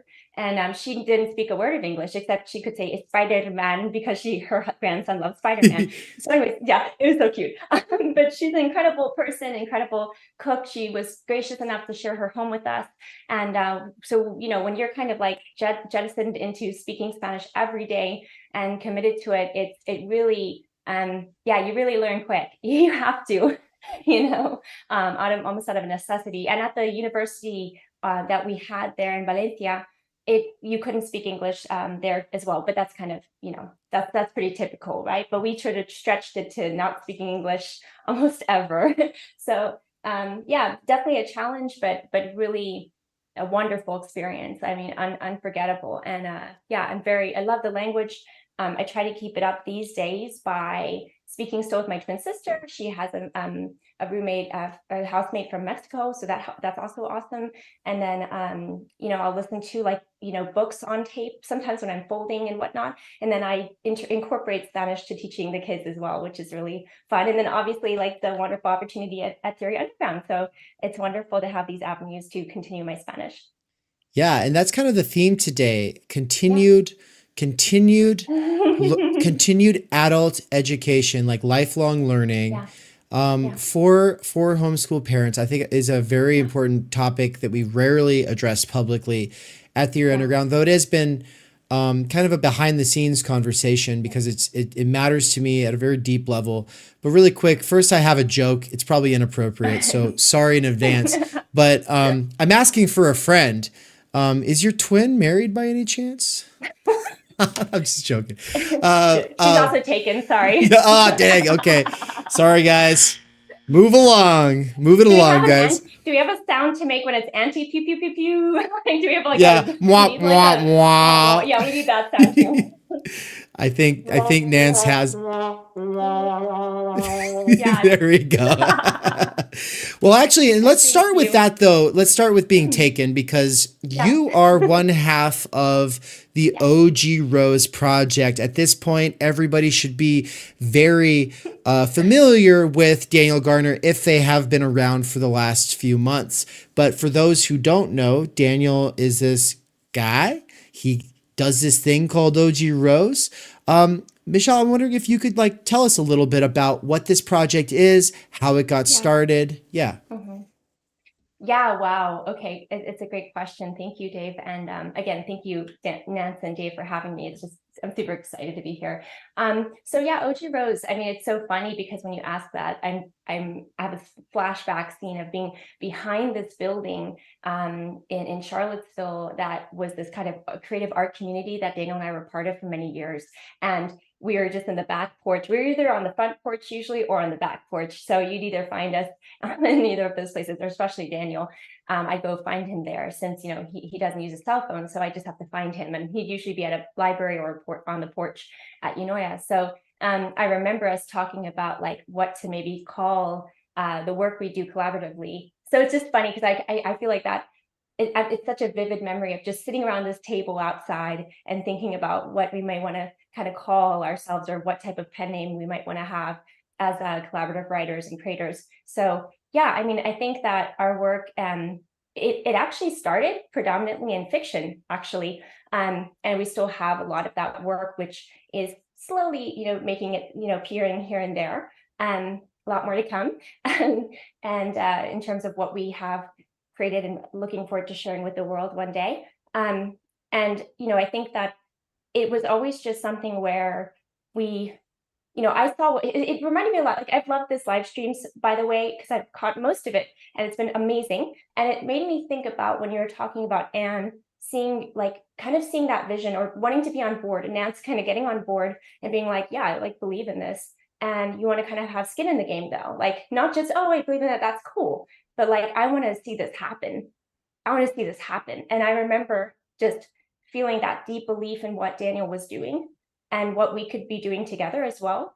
And it was very in line. I mean, it's a long story, but I started out pre-med going to college, but came out with like this double major in English and Spanish literature. So I started to have this gravity of interest toward the humanities. But anyways, it was something I saw in him that I believed in. And I wanted to be a part of seeing that come to fruition. And so that's, I think, how O.G. Rose really was originated. Like, I saw his work and I said, I want to read this. I want to read all of it. I want to read as much of it as I can. And he was looking to have some feedback. So we began, we began as me basically just reading his work and editing it, and like conceptually editing, grammar edits, all of that, but really having the conversations around the work and the vision of it, and like the trying to stick the landing of the pieces. And so that's how it all began. And here we are. I mean, we'll be married 10 years in June, but we met in 2008 and we're friends for many years, and kind of went from being friends to like, hey, I think we're gonna get married one day. That was me. And he was like, sounds great. It's a very unconventional story, but yeah, it was a wonderful, wonderful, beautiful, incredible, unique story. And I'm so glad that he allowed me to get on board with him, because I love to be honest, I just love what we're doing, and what I get to be a part of, or we get to be a part of too, and knowing people like yourselves. And so I hope that answers the question. We've definitely moved more into philosophy because we found that kind of the liminal web, right, where people are having these really genuine conversations. And our literature and our fiction has always been, I would say, like, the undergirding has always been philosophical, so it was just made sense to kind of hash out some of the theory in terms of what was behind a lot of our fiction. So I hope that kind of communicates, O.G. Rose. Yeah, that does. And I put up on the screen, by the way, a little slideshow of that amazing image of the two of you, I think, out there in the field with the trees behind you. And it says the Garner Opperman, what is it? Opperman Garner. Opperman Garner Rose. So it has nothing to do with being like original gangsters. So we might be closet original gangsters. I like to do lo-fi rap. No, but seriously, we had no idea that OG meant that, or like it started to become this kind of colloquial sort of phrase. So for us, it was my maiden name, Opperman, then our last name, Garner, and then Rose is my middle name, my grandmother's name. And it was just, that's what we like, that sound of that name as a pen name. And then, it's just hilarious because I was like, OG, like, we need to get girls and like some big old, chain necklaces. I think you need to start. You guys probably have a great future as SoundCloud rappers if you could just get some face tattoos, like drink tattoos here and here, yeah. drink some codeine. I don't know. I think you'd be off to a good start.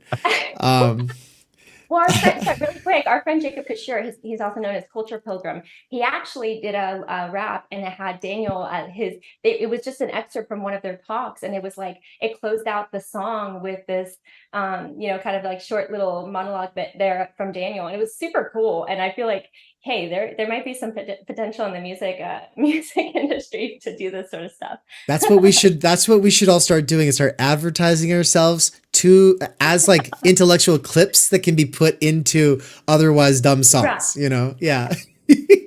Daniel does have bars. Daniel has bars for sure. Bars for days, yeah. And it's a really great combo when, like, my friend Culture Pilgrim, his rhymes are super, super deep and beautiful and like interesting. And so it's like, oh, it's such a great combo. Like, I love it so much. And so, yeah, anyways. And then again, yeah, Daniel just spitting bars constantly. So, yeah. So I wanted to ask you a question about being a woman, because you are, by all like appearances, at least,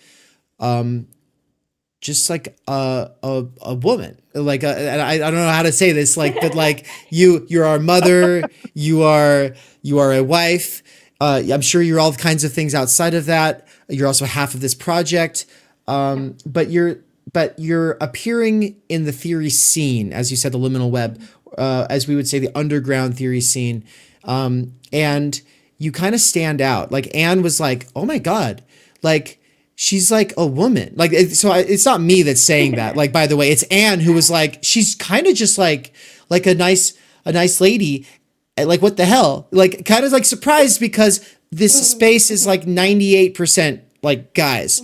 And I'm curious what that's been like for you and what you would say to other women who are interested in theory, kind of outside looking in, but also kind of like, there's a lot of dudes in there.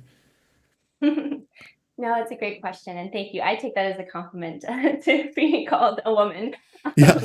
So, I mean, I think that it is a very interesting question, and Layman Pascal had a great conversation with Naomi. I'm forgetting her last name now. It might be Wright or something like that. And he was asking that question of like, why do you think there's like so many dudes and like where are the women? I think that's what the talk was maybe even called. Great conversation. Definitely recommend checking it out on Integral Stage. I think that for me, I mean, to me, I always feel like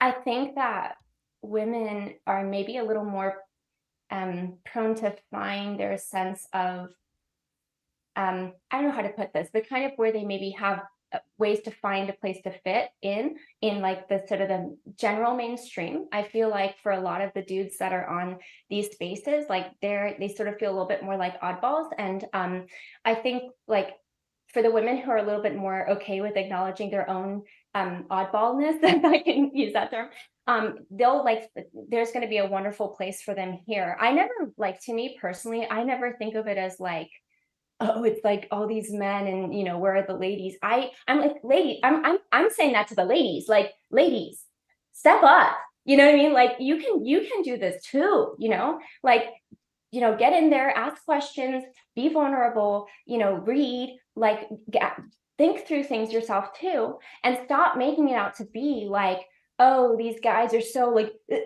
just sort of being all high and mighty with their intellectualism. No, they're literally just trying to ask how to like be a full human being. Like that's going to benefit you. So stop making it like this. Oh, you're just doing your thing, and I just I like you belittle yourself so much. Stop. You are capable of that too, and start believing in that, and stop worrying about the fact that there's majority men. Like, so what then? Just if you really are interested and genuine about like wanting to learn, or just like being kind of able to step in and say, okay, maybe I'm kind of judging this as like male dominant and they're being kind of whatever. Stop, let that go, and just step in and see what they're talking about. Like, see what they're actually doing.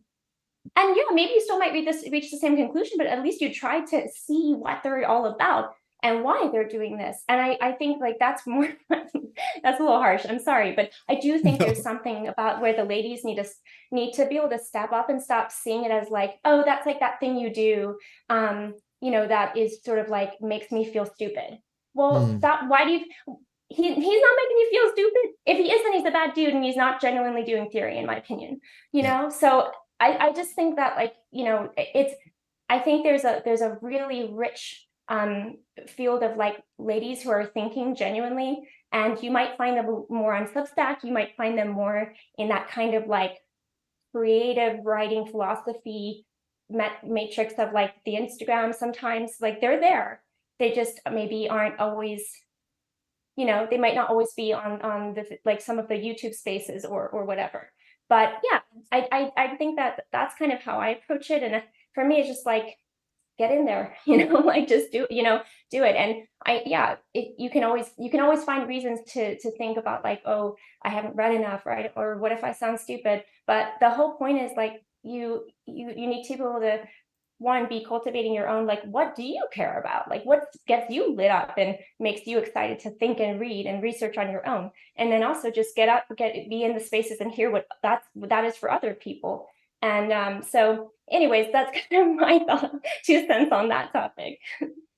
Yeah, it seems like at the university there's this like, oh, we need to like lower the bar for people who are behind or don't feel or feel a little uncertain or insecure about their capacities when it comes to this thing, versus I think like the more the truly empowering approach is to say, if I can do this, anyone can do this. Okay. I'm not fucking smart. I'm not smart. I'm not even very disciplined.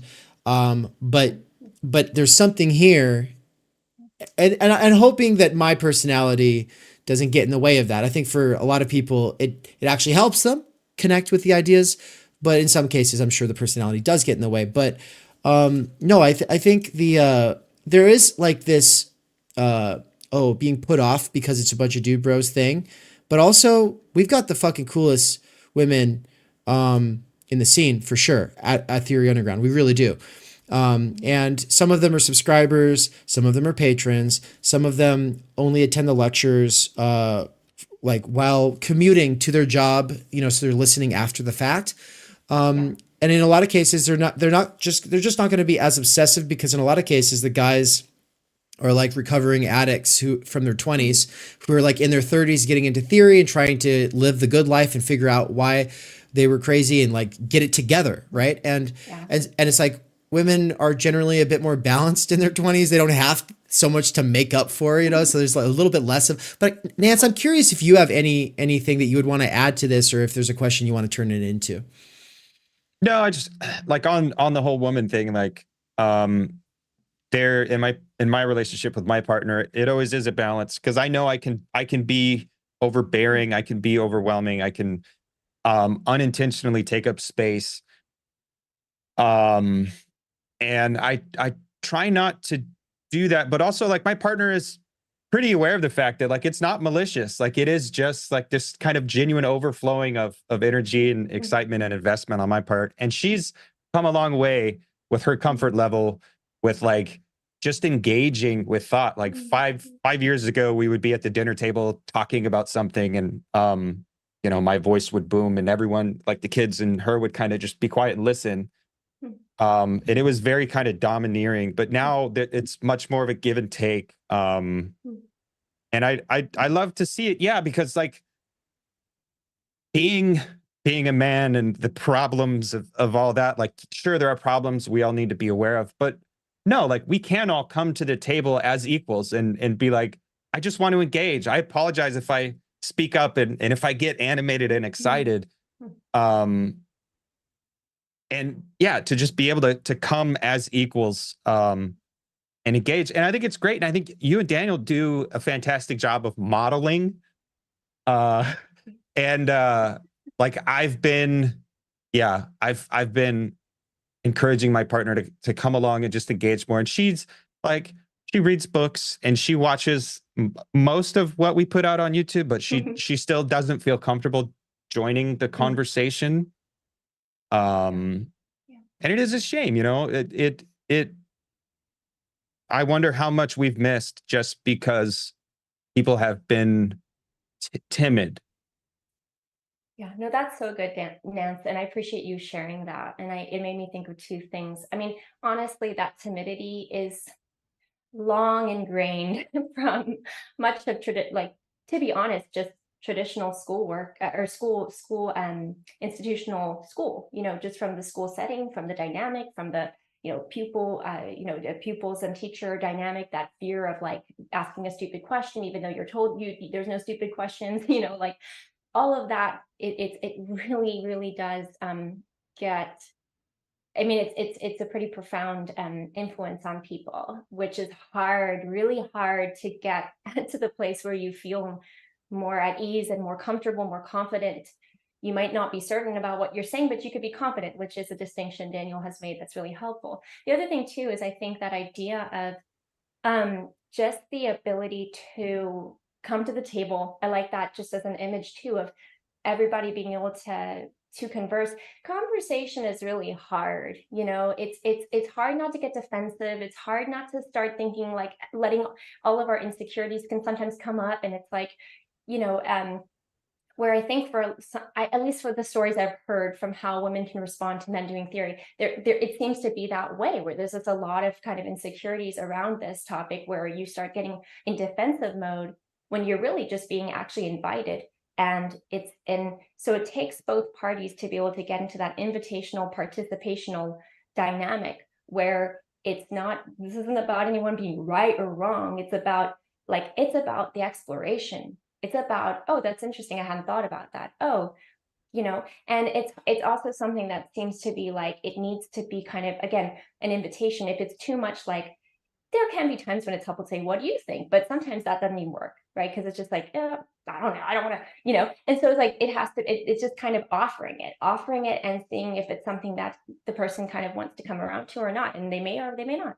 But I think, like, for us, I mean, we, even at the dinner table, I mean, it's such a sweet thing, because we can be, I mean, this is like the way talking about ideas and kind of theoretical things, but also how it relates to the concrete life. This is just how Daniel and I talk all the time, and we talk with our kids. I mean, the kids listen, and then they have questions, and then there's this opportunity of, like, just hearing what they think about it. and that's really neat. Kids can do that. Kids can absolutely do that. And I think they love that chance to get to participate as well. And yeah, I think it's totally possible, because, I feel very blessed to see it in real life. Like, it can happen, and it makes a big difference, because sometimes people get all like, oh, but what does philosophy have to do with real life? And it's so abstract. No, it's not.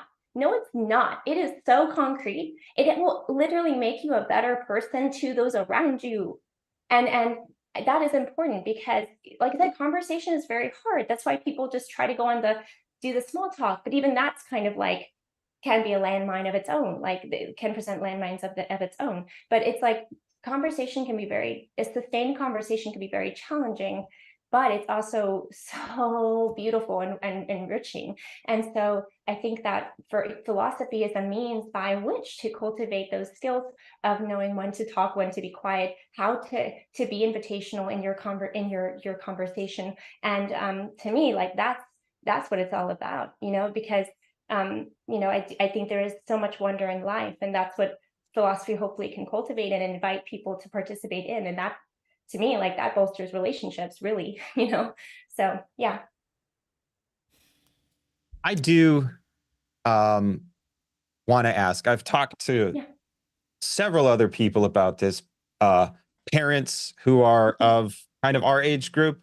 I've made it I've attempted to, like, never lie to my kids, to always kind of be honest with them, and either tell them,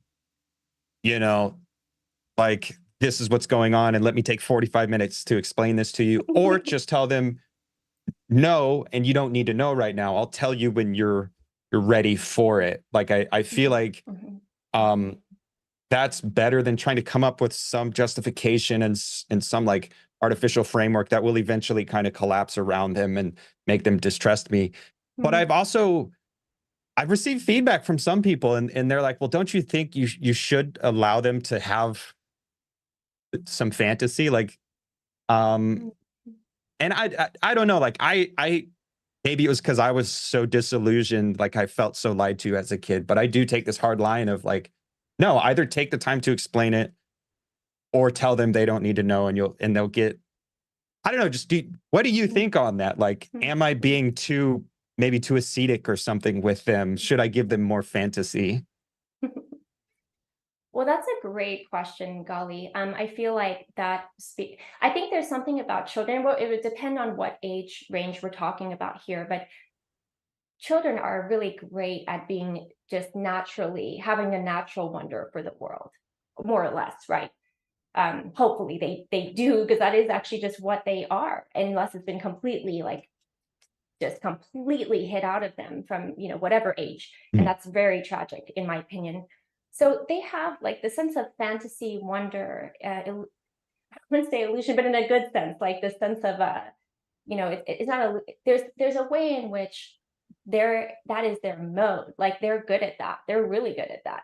It's an illusion that I'm a turtle, but now I get to crawl around on my belly with a laundry basket on my back, dude. Like, this is amazing. Like, And I just love kids for that ability that they just do these things, and like they take their play seriously. You know what I mean?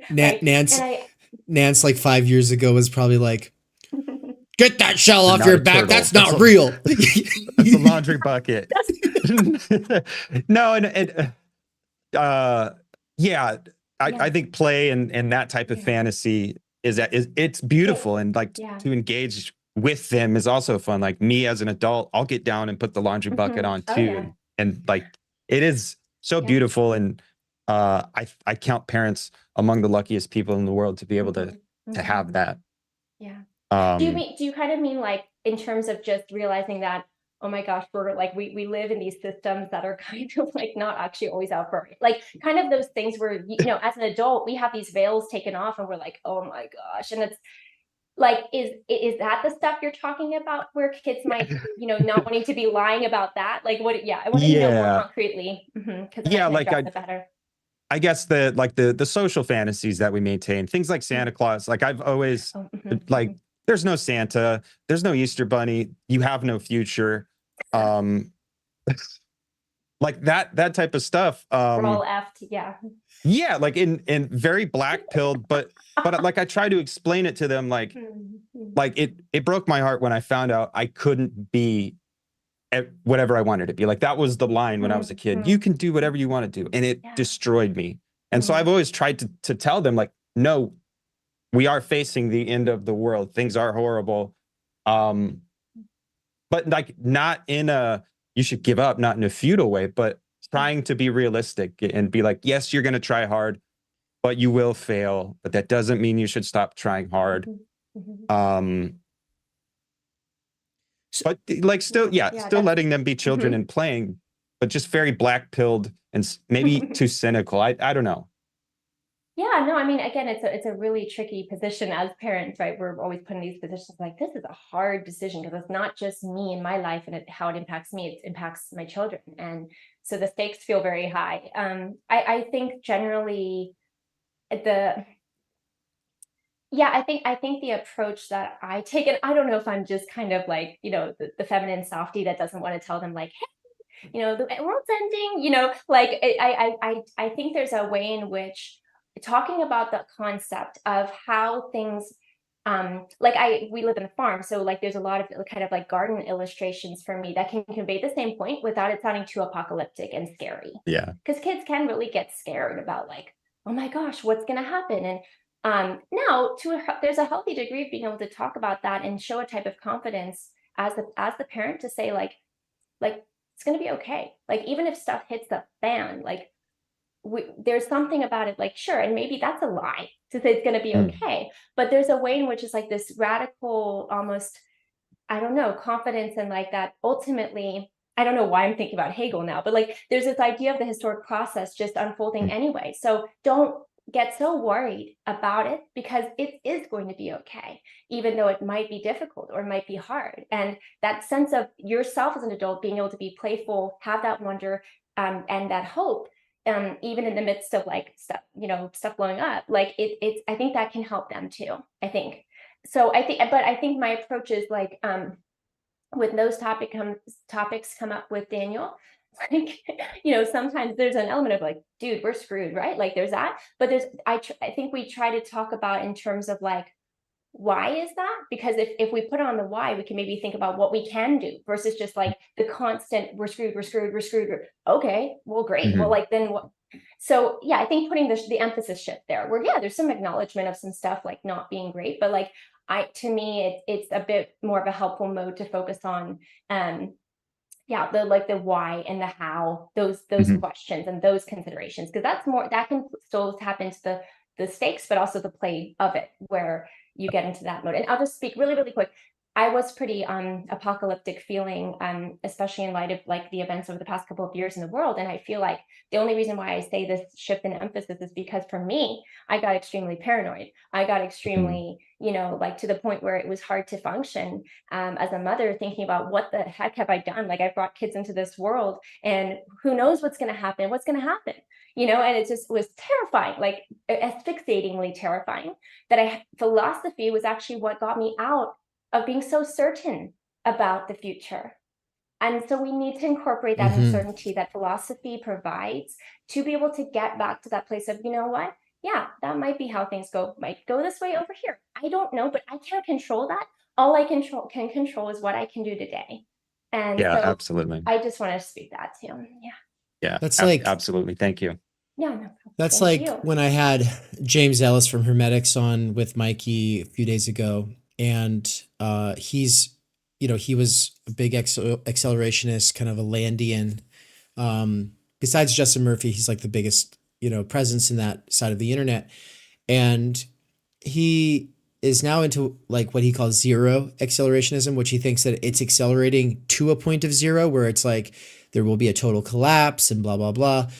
And part of that's based on like peak oil theory and just the idea that at an empirical level that we do not have the resources to sustain the life of the human population without insane catastrophe, blah, blah, blah. And I was hearing this word empirical, and he's over there in the UK. And so of course I'm just like, this positivist, because it's like, to me, it's like, man, I've grown up my whole life people saying like, oh, there's no water on other planets, and oh, it's too far to travel to, it would take people their whole lives to get to Mars, and oh, we would never be able to land on asteroids, and oh, and then and as a kid, I was always just like, yeah. But I see in sci-fi movies stuff that's already real. It's already real. And at that time, I know you I'm just a little kid. I wasn't cussing, but I'm just like, I know you guys, I know that you guys would have probably said that the cell phone was impossible too. And I remember when they were like, yeah, it would never be economically feasible for people to be making phone calls from their watches, even if it was possible. And it's just like, dude, it's like, yeah, in the 80s, everybody thought we'd have flying cars, but for some reason, there's just like this weird, like what's possible, what's impossible. And for me, I'm just like, I don't think we know that so well. I just don't. So I like that you say that philosophy's kind of actually giving you more doubt when it comes to that. But really quick, I want to transition here into the question about homeschooling and lifelong learning, because, and I'll just, just in terms of like a little bit of a autobiographical detail. This isn't some secret on the channel or something like that. I just don't typically divulge it, but it's like, yeah, I grew up in a homeschool environment. It wasn't the best. My mom did everything she could, but teaching was not exactly her cup of tea. She liked to garden. She liked to do her network marketing business things. She liked to do these things that were not the, homeschool thing, yet at the same time, we were being homeschooled, which in a sort of sense, it's weird, like I grew up really not liking it. In fact, I think only in the last few years through philosophy have I come to like the standpoint of, no, this has set me up in unique ways. So there are advantages that it gave me, but they were hard won. And the hardest part was just really wanting to have friends, really wanting to get involved with sports, wanting to get involved with music, wanting to be able to study things from people who are passionate about them. I didn't know that part yet. I knew that I didn't have help when it came to questions on my homework. And I was just expected to figure it out. And in a lot of cases, I just cheated. And so, and that kind of set me up to have to do a lot of making up for lost time later when I went to college late when I was 23. Okay. And I spent a good period of time just partying and hanging out and working between the homeschool life and the college life, so I was already pretty socialized by the time I was in college. And that socialization is something that a lot of homeschool kids miss out on, of course. It's kind of a stereotype at this point, like, oh, the awkward homeschool kid who has who sounds the same as his or her siblings because they all they have their own little dialect because they don't get out much, that's a thing. And I understand that there's better and worse ways of doing homeschool, but that's kind of where with Theory Underground as like a 5-year project to get to develop me to be able to write the books to the parents who are going to be the parents of children who will be 25 and 30 years, like as thinking this intergenerational way and developing resources so that those kids who will be 25 and 30 years can be lifelong learners who take on the challenges they're going to have to be able to take on. On the one side, that gives me the time, even though we don't have time, to be able to breathe a little bit and just work on the craft. But on the other side, you know, it's also preparing me to have my own children. It's also preparing me to hopefully develop some kind of a network with other parents who are also, if not homeschooling, then doing cooperative things within and outside of institutions, which I kind of think is just going to be the way it goes.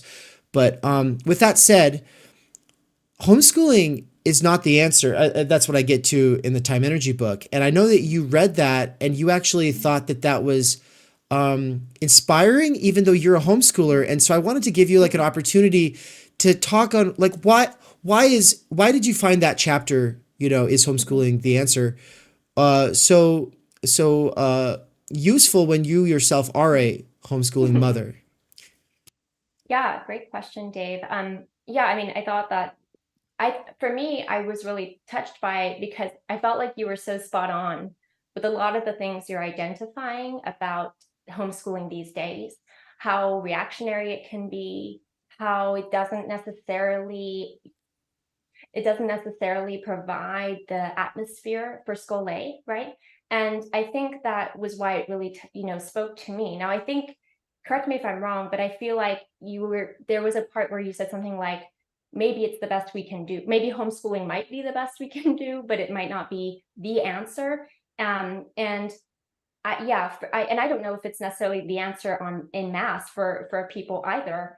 At the same time, I think that there's a way in which, we if we're going to try to think of how to do things differently or a different mode of learning, then it may look for me, I feel like it may look like might not be necessarily looking like homeschool. It might, in our case, it does, but it may look like just the cultivation of having some more books around in your house, being a person who can actually like learn stuff yourself as an adult, learning something totally new and sharing that process with your children, showing your own kind of vulnerabilities of like, I don't know stuff either, but I could figure it out. I can try, and so I think that's possible for anyone. Like, I mean, sure, there's an element of degree where it's like that. Some of that might take a little bit of needing to plan, like go to an old, there's book sales though. You can get a ton of books for $15.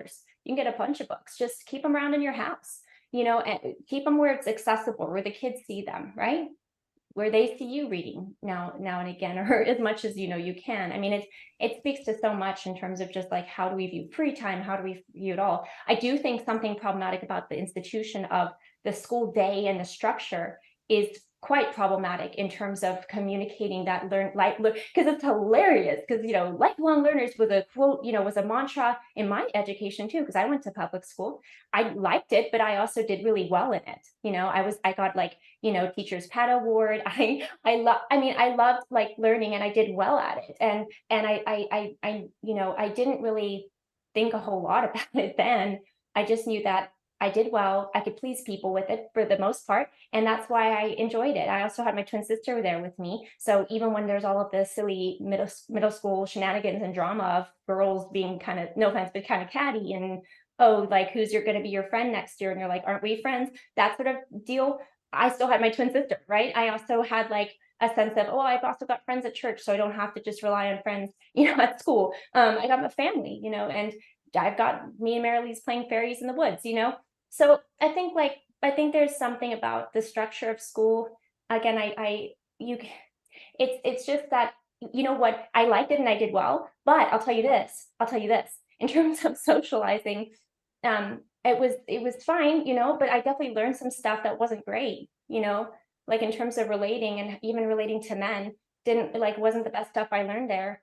And then also, I definitely had a huge learning curve on trying to actually learn for myself and not feel bad about just wanting to write poetry, and so that was, it took a long time. I still struggle with it, to be honest, sometimes, of just being like, yes, you can say yes to yourself and what you're trying to do and what you're trying to write or what you're trying to create, So, that's for us, for Daniel and I, that's a huge part of why we do, I don't think you should do homeschool in the sense of doing school at home. I think you should do Scholé. I think you should do atmosphere creation. And I think it's possible. I know it's not everybody can do it, but I think we have to start thinking about even the little things we can do that can make a big difference.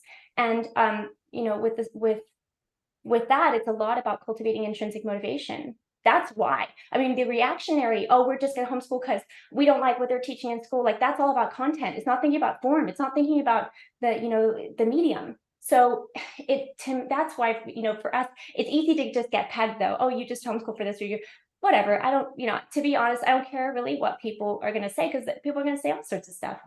And some of it might be right, some of it might be wrong. But for us, the main thing is intrinsic motivation, and trying to learn, in real time, how to cultivate that for yourself and for your children, how to create the conditions for that. And we really, I just had to give a little shout out to blogging again, part 2.1, which is coming out tomorrow. Thank you.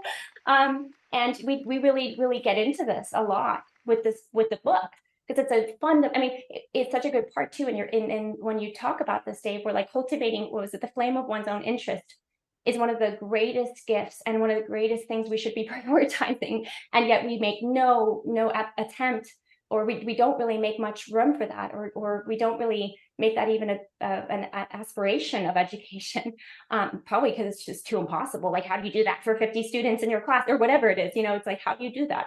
But the cultivating of one's own flame is everything.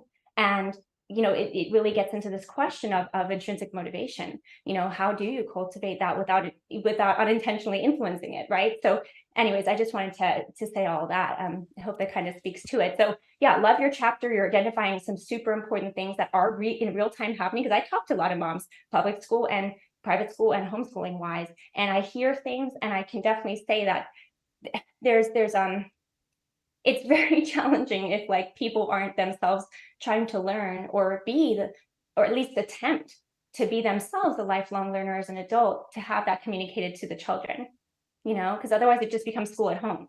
We don't we already have that over there. Like, you're just getting over here. And the thing is, doesn't solve the you will not be able to do school from home as well as the school can do it. So if you're just going to do school from home, just let the institution take care of it, because at least there is support and a distribution of authority, meaning that you're not the principal and the counselor and the teacher, and I think kids need opportunities to have multiple kinds of influences, so that they can kind of like, oh, not all teaching is this one way or whatever, because different kids will, like the same kid is going to think this history teacher is amazing, and the next kid's like, no, but also this English teacher is. And so different people are unlocked and different capacities and intensities by different interactions. And so I've become very interested in the last 15 years by the differences in different people's homeschooling upbringings, because they're not the same. In fact, they're all extremely different. Now, high schools are basically, they can be very different, but I like to ask people about their experiences, and I like to ask people about how it's affected them. And I like to kind of ask people that a million other things that give me a sense for how this schooled person, whether they were successful or not within that institution, how it actually impacted them outside of it. And in a lot of cases, it turns them into sort of inept, listless creatures who are not passionate about ideas, who think that they have to work until they die, who think that they either deserve low wages or they deserve a 6-figure salary, and other people should have to clean up after them. That's what it produces. Functionally, that is what the form produces. But what you're talking about the content versus form, I was thinking about, this is exactly what I'm trying to get at in that chapter. The form is what it does to time and energy itself, right? And Skole, for those who don't know, is about leisure time, and the kind of but active leisure, the kind of actively directed leisure time energy that has tutelage and helps you find your talents and build on them. And so I wanted to now maybe segue that into sort of a question. It's like a threefold question. So there's Ivan Illich. You all at OG Rose did some stuff on Ivan Illich. We at Theory Underground are doing something on Ivan Illich with Bryan come June. And you were just in a different course as well at Theory Underground. You were in the Leon Brenner's Clinical Structures of Psychoanalysis and Autism course. And I was thinking about, here you are getting to do that course at the same time that you're homeschooling, and how that, I just imagined, because you seemed really into it. I'm like, that's what my mom needed. She actually needed adult support networks of people who care about these things because they care about these things, and also with getting together with other people who care about it. And so, but maybe I'm projecting a little bit. And I just kind of wanted to ask you, how is it, having your own courses with adults, going to Philosophy Portal events, doing stuff with Theory Underground? How is it as a homeschool mother juggling all of that with the practical day-to-day rearing of children? Yeah. Well, for the audience, we homeschooling 3 kids, and it's. I think that for me personally, the ability to, the ability to have spaces with the adults to have the conversations and to learn is, for me, it's everything, right? Like it's so fun to me. I love it. I crave it. I desire to, I'm just reading books throughout the day now and again. Now we've got extra laundry, maybe not so much. Maybe I'll be listening to something. But I also am like, I've got these little people, these little humans all around me, like looking at me, talking with me. I'm talking with them. We're doing stuff. We're doing our, like this morning, we had this funny breakfast idea, Haven and I, last night, our oldest son, and he was like, he had this idea somehow of like doing, because we're going to make Belgian waffles. So he's like, let's do an oversized breakfast, And so I made this giant invitation on like this old, just rolled up cardboard paper thing, like some giant invitation about like coming to this oversized breakfast. And we like made a, giant egg, giant waffle. And it was so fun and silly and enjoyable. And he like got dressed up because the invitation, I had like themed it as like a kind of, a herald with like, I played like herald music from like, trumpeting and stuff. So he like dressed up in his little tux and came down for breakfast. And then the other kids were like laughing, and, Grace went and got her dress, and just hilarious. And, we looked for like vases to drink water out of and stuff like that. So, there's all of that. No, I'm serious. Yeah, it's hilarious. I love the ingenuity of kids and just what they come up with. So yeah, there's all of just the very real everyday day in, day out life that you need to attend to, or at least I need to attend to as a mother. And then there's homeschooling, which means it kind of reminded me of like what you were saying, Dave, when you were talking about your class at university, where sometimes you have to just kind of say like, look, dude, like dudes, dudettes, like there's this kind of minimum we sort of need to be able to do. Okay. Beyond that, like if you don't, I don't know, you might not like doing that very much. I understand. I don't always like doing the dishes, but gotta be done.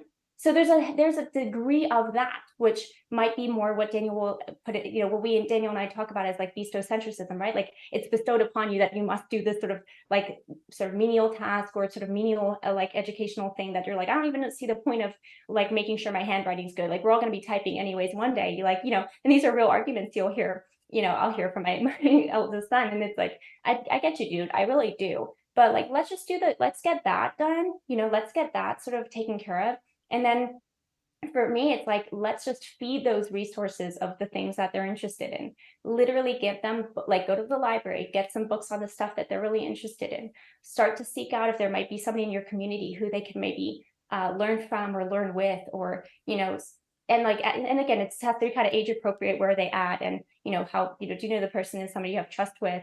But like, there's a kind of way in which, for me, the practical is doing that, like learning to read, write, do our math, but also being able to like have like generous free time, in the sense of not just free play, but free time with the actual materials you need to do the stuff you really like to do. Like for Haven, it's coding, electronics. So I have to learn some stuff too, because that's not the way my brain works. His brain works in a way that's wow, like logic stuff, I'm just like, what? Like, I have no idea, but I need to learn to some degree so that I can converse with him about that and like learn alongside him and provide the right resources for him to be able to, build and create and code and like do all of that stuff. So, and a lot of that, like some of it might, you may have to invest a little bit like in terms of money, but you could get maybe a $50 electronic set and like get some books from the library, and you've gotten some runway there to start working and building and doing stuff like in that line of in that area of interest. So and then again, like just having books around really helps, because if you're not like hammering stuff all the time about you got to do this, you got to do this, you got to do this, and like you got to switch to this, you got to switch to this, you can leave these more open times where you can hopefully cultivate a love of reading. And look, if the kids like reading comic books, great. Like that's okay. Let them read the comic books. Let them read the comic books. Don't worry about, oh, well, are they ever going to get into like other stuff or what? They're like learning to love to read through reading comic books. Let them read the comic books. And so I think like I'm just trying to think of very practical things of how this looks on the ground, homeschooling. And the other thing is too, thinking about blocks of time throughout the day. So there's a sense of a rhythm, because you need rhythm just to make sure you get your, you eat your meals and nobody gets too cranky, like, and so just thinking about that for me is helpful as well. And I think, I hope it helps them, but we do try to leave quite a bit of that free time, that free play, that playing outside. I mean, we're very thankful to live where we can just go outside or walk down to the creek and, make our own little adventures or foraging adventures and stuff like that. So when it comes to me doing the classes and the talks and stuff like that, like, I'm not sure from their perspective what they think about it. I don't know, but I think they do seem to enjoy watching me like doing stuff that I'm doing, that I'm making,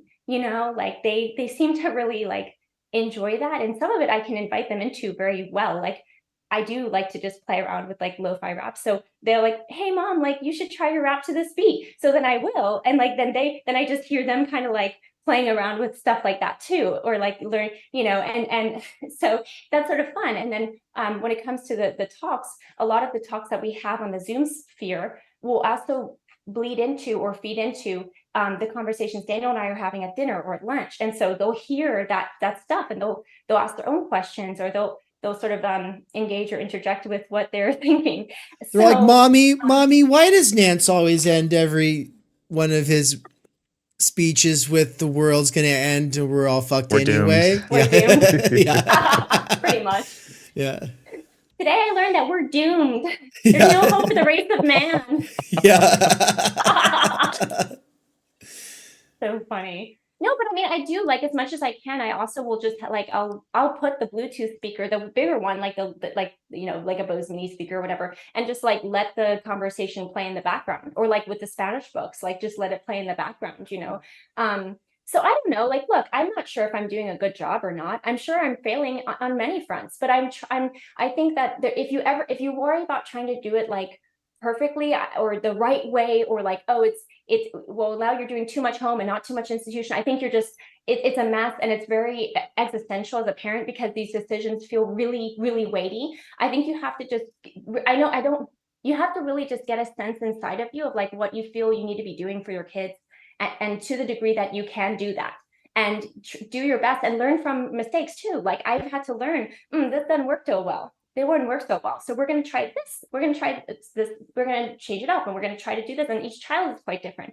So what works for the one child may not work for the other child. And so just trying to think about that and learn from what works and what doesn't work, I think can really facilitate, like, just being like letting your kids see a process unfold and being a part of that. Like you need to be able to, I think that's actually important. And I love when I get the questions and I'm like, that's interesting. I hadn't thought about it that way. What makes you think, like, what made you have that idea, or what, like, just, I think it's important, not, especially even if they bring up something that's kind of out there, or like it's something maybe you don't even necessarily agree with that perspective. You just say, oh, that's interesting.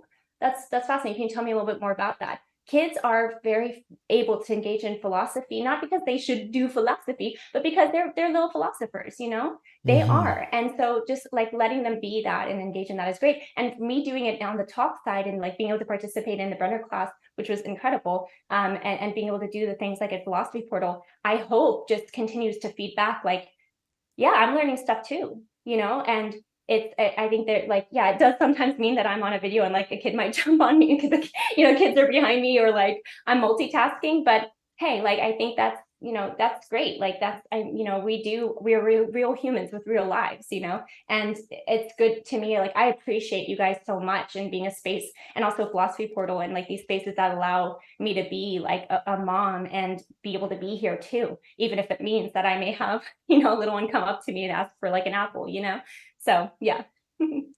Well, and we really appreciate you. You do help me remember that there's not just a bunch of burnt out 35 to 40-year-old dudes in this space. I mean, I do have quite a few women who are like listening to the lectures from afar and while they're doing other things, but you actually turn your camera on while you're doing stuff around the house while the kids, and I like that because it helps me remember, oh yeah, this is potentially over a Bluetooth speaker for kids.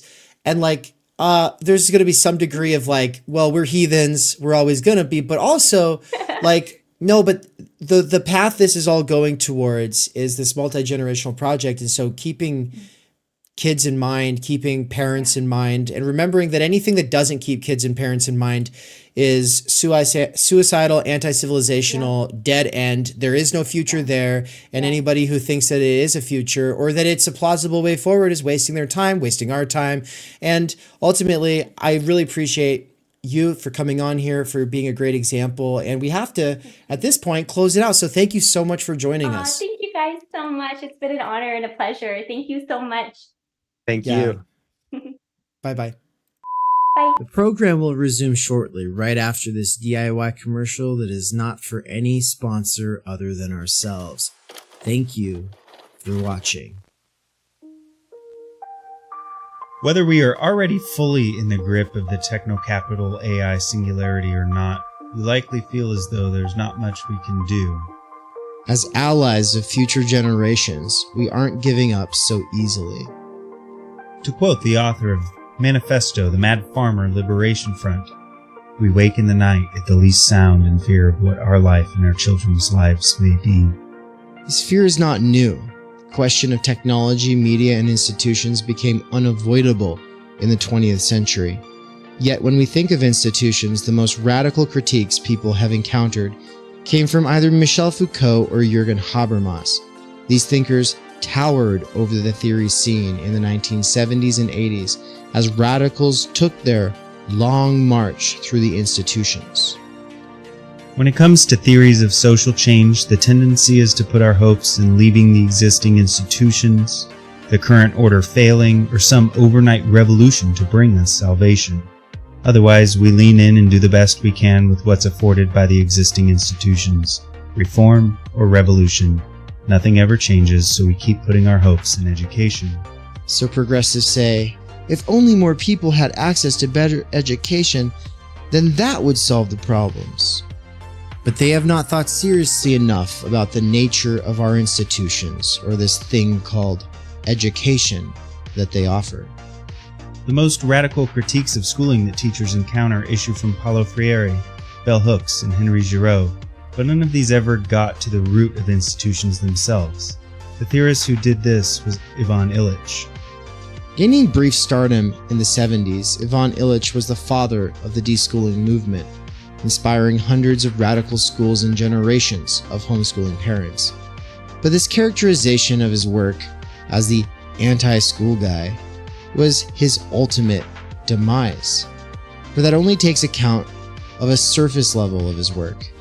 Illich was immediately misunderstood and quickly abandoned. The issue goes far beyond schools. We spend our entire lives mediated through institutions that totalize, instrumentalize, and reduce humans, all of our possibilities, to something predictable, calculable, and exchangeable, easy to control. The interests of state and capital here overlap entirely. Our desires are thus turned into commodities and our time energy into labor power. Illich doesn't stop here, though, for institutions are not the whole picture. When people think of schooling today, they think of studying for exams, not learning for the sake of learning. When people think of hospitals, they think of treating illnesses, not human-to-human care and well-being. When people think of transportation, they think of speed and efficiency, not the possibility of sustained, regular, and meaningful connections. When people think of reading, they think of collecting information, not lingering with an idea. The move from schooling to scole requires serious inquiry into the conditions of possibility for this mode. I'm calling for a sincere and earnest revival of Illich. While most introductions to Illich limit their engagement to his earlier works, a series of polemics against schooling and institutionalized consumer society, I want to go deeper and lead us to a more robust understanding of who and what a human is for Illich. With his help, we will reopen the question of what we are, what we can be, and the types of lives we are willing to give our time and energy to bring into being, if there are to be humans in the future. This course begins on June 13th and goes through July 4th, 2024.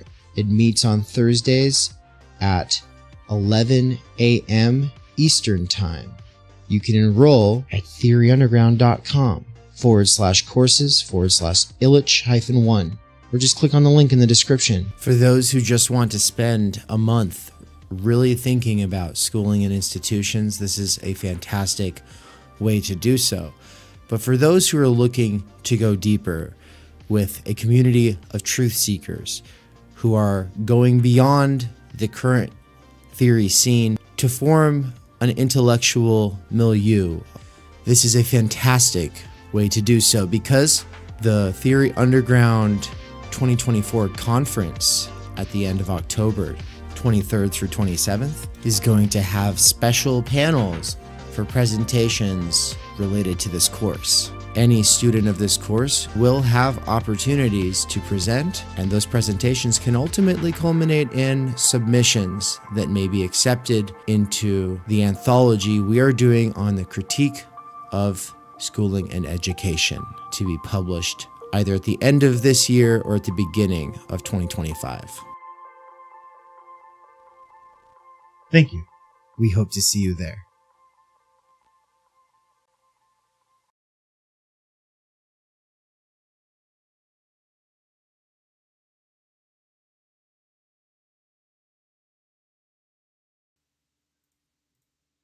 And we're back.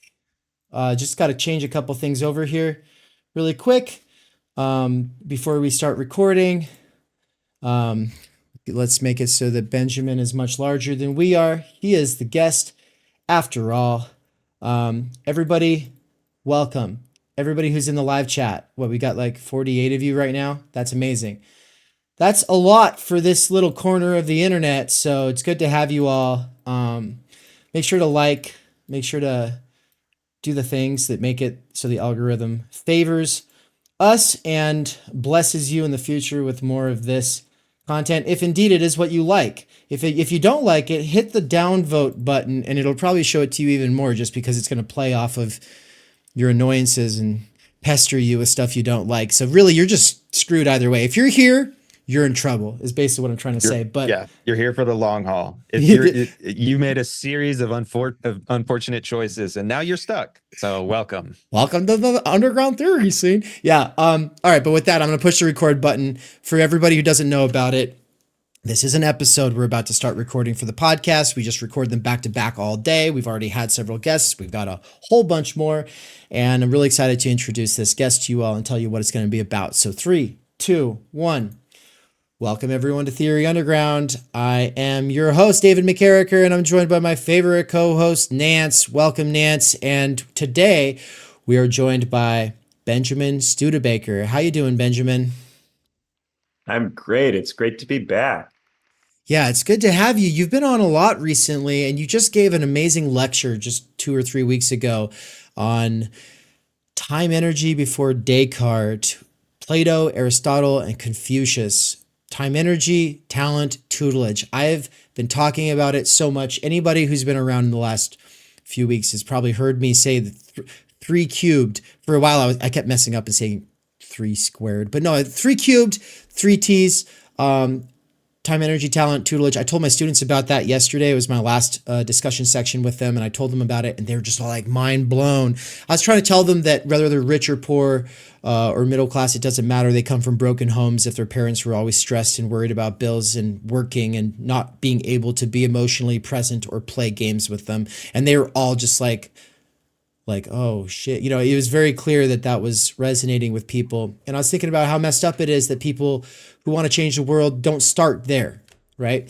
Thank you, Anne. She just brought me the copy that you sent me of The Chronic Crisis of American Democracy, The Way is Shut by Benjamin Studebaker. This book is amazing, everybody. I hope you'll check it out. I really like a lot of things about it, but I don't want to talk about it at all today, because Benjamin has been talking about this book way too much on the internet, because that's what happens when you put a book out, is everyone wants to talk about that book. And if we had all the time in the world, I would start by asking him about his previous book. But first, the real reason that we're here today is the theme of learning and contradiction. And Benjamin has all kinds of interesting thoughts and insights into the conversation between Matt McManus and Spencer Leonard, as well as the conversation between Chris Cutrone and Todd McGowan. Two of the conversations we're very, very excited about today. But first, I want to focus on the learning side of things and just set the record straight for people who think we're anti-academy. A lot of people think we're anti-institution, anti-university, anti-academy. It's not true. That's wrong. Stop it, everybody. Don't do that. Stop telling people we're like that. That's not the case. We're a bunch of burnouts, not because we're anti-university or the idea of the universal or anything like that. It's because the state universities are putting us into a ton of debt and then not even giving us what they say they're giving us. But a state university is not the same thing as a place like Cambridge. And it was a conversation that we were having about your experiences at Cambridge that made me just go, man, we just got to talk about the amazing opportunities afforded to you by that institution, and really what everyone is kind of getting, not getting. Right? By you talking about what you're able to get there, we can talk about what we're kind of getting robbed of, because, in a better society, we would actually have the opportunities for institutions that can provide real tutelage towards learning for its own sake. So with that, I don't know what you would like to say as way of introduction in terms of your story in Cambridge, but really the floor is yours. Welcome. It's great to be here. Yeah. So I did a PhD at Cambridge, and I taught at Cambridge for a number of years. I taught a lot more than is typical for Cambridge PhD students. I probably had about 10 times the standard teaching load by the end of it. So I taught, we had 3 different classes. We call them papers, classes on the history of political thought. One from the beginning to 1700, one from 1700 to 1890, and one from 1890 to the present. I also taught, we had a couple of introductory classes for first-year students, the modern state and its alternatives, and a class on international politics. I taught a political philosophy course for the philosophy department, and a course called Evidence and Argument for history and politics students jointly with somebody in history. And I interviewed students with an anthropologist. So I worked a lot with a lot of other departments in the university, and I taught just really big pile of stuff. And the thing that always sticks out to me is that a lot of people think that with elite universities, all you're really getting is name recognition or something. There was a friend of mine once who said to me that he really thought that it didn't matter where you went to college, as long as you tried hard and you cared. And if you tried hard and you cared, you would learn just as much going to a state university as Cambridge. And I was quiet because I didn't want to upset him, because I knew the reason he was saying that, particularly to me, is that he was feeling like there was something missing about his experience, but he didn't know what it was. He wasn't sure whether there was something missing. And if there was, he couldn't describe it. And I would say that the thing that is really missing, there are a couple of things. So one is the supervision system, or at Oxford, they call them tutorials. So that's the one-on-one or one-on-two system, where you write over the course of the year 6 2,000-word essays per class that you take, and you have an academic who reads those essays, who gives you comments and feedback on those essays, and then meets with you to discuss those essays for an hour as part of the normal routine, not an office hour that you have an option to go to, but as part of what everybody does, mandatory. And those essays don't count for points. So you can experiment in them, but you're expected to do them. And the reason that you're going to do them, if you are someone who wouldn't be intrinsically motivated to do them, is the shame that you will feel in that meeting for an hour, often with a peer, as you don't know what you're talking about, you can't participate in the conversation effectively, and you feel bad. So there's a little bit of an honor and status aspect to it, a little bit of a peer competition thing that's created. But also at the same time, for the vast bulk of students, they're intrinsically motivated to do this because they're getting feedback from someone who's an expert in the field. And it would be incredibly foolish to waste that opportunity. So very few people do waste it, and very rarely does it have to be a negative experience. So that in addition to that, oh, sorry, keep going. Yeah, please. Right. So in addition to the one-to-one stuff, the other thing that we've got is reading lists that are comprehensive, that include far more than anybody could read on their own. So for one course, we'll have like 24 topics, right? Each of those topics will have a reading list that could be as long as the syllabus for a single course in the United States. You, over the course of the year, would only do 6 of those topics because you get 6 2,000-word essays, right? So in a course that's got, say, 24 or 30 topics, you're going to do just 6. And then for each of those essays, you're not going to read the whole reading list for each essay because you won't have time, because you're not just doing this course. You do 4 different courses at once. So you're doing 24 topics over the course of the year, spread across 6 different courses. And you are made aware you are only reading a small portion of the things you've been given. What you've been given is a small portion of what exists on the topic. And you have been given the resources so that if you want to read about these other topics or go into this other stuff that we don't have the resources to do individually with you, you've got that permanently for the rest of life. You've got those syllabi with those reading lists. And so if you want to start studying one of these topics, and I do this now, if I am interested in reading about or talking about some part of what I taught at Cambridge, I go to that reading list and I read the stuff that we gave to undergraduates. I look back over that stuff because that stuff is good. In the States, oftentimes they don't even give you primary text to read. They give you a reader. They give you something to help you with it. They give you some secondary material. They're not even comfortable in many cases giving you proper journal articles to read because they think you won't read those. So you don't have the stuff to read. You don't know what to read. You don't know where to begin with what to read. And those reading lists include intentionally different conflicting perspectives on the material. So in the secondary literature, you're going to have some people who interpret the material in one way and some people who interpret it in very, very different ways. You're going to get a sense that for each of those topics, there's at least 3 or 4 different quite important views about how to interpret that theorist or how to answer the normative questions that that topic engages. Nobody's going to be saying you're going to get a good grade if you agree with the professor. Indeed, if you parrot the lecture in your papers or on the exams, you're going to get a worse mark.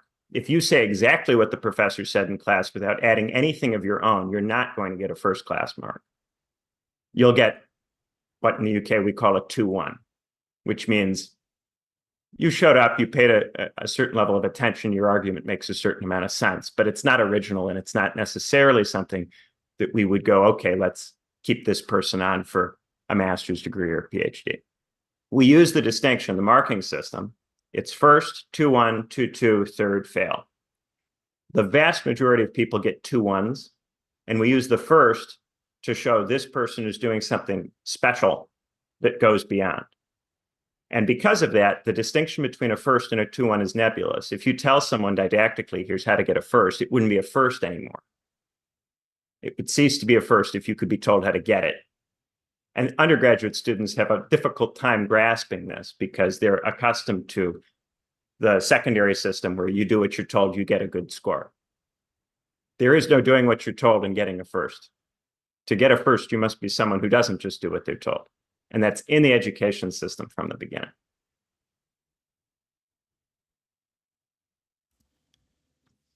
That is pretty much the kind of structure that is missing at the state university, especially in the United States. I'm not going to speak for all state universities. There's probably some amazing ones. And I know that, for instance, I don't know if it counts as a state university, but University of New Mexico, like they have an amazing philosophy department with, Dr. Ian Thompson and Adrian Johnson, a couple of friends of the channel. But it's really a hub for philosophy that's pretty cutting edge, and they have a lot of other people doing important work there.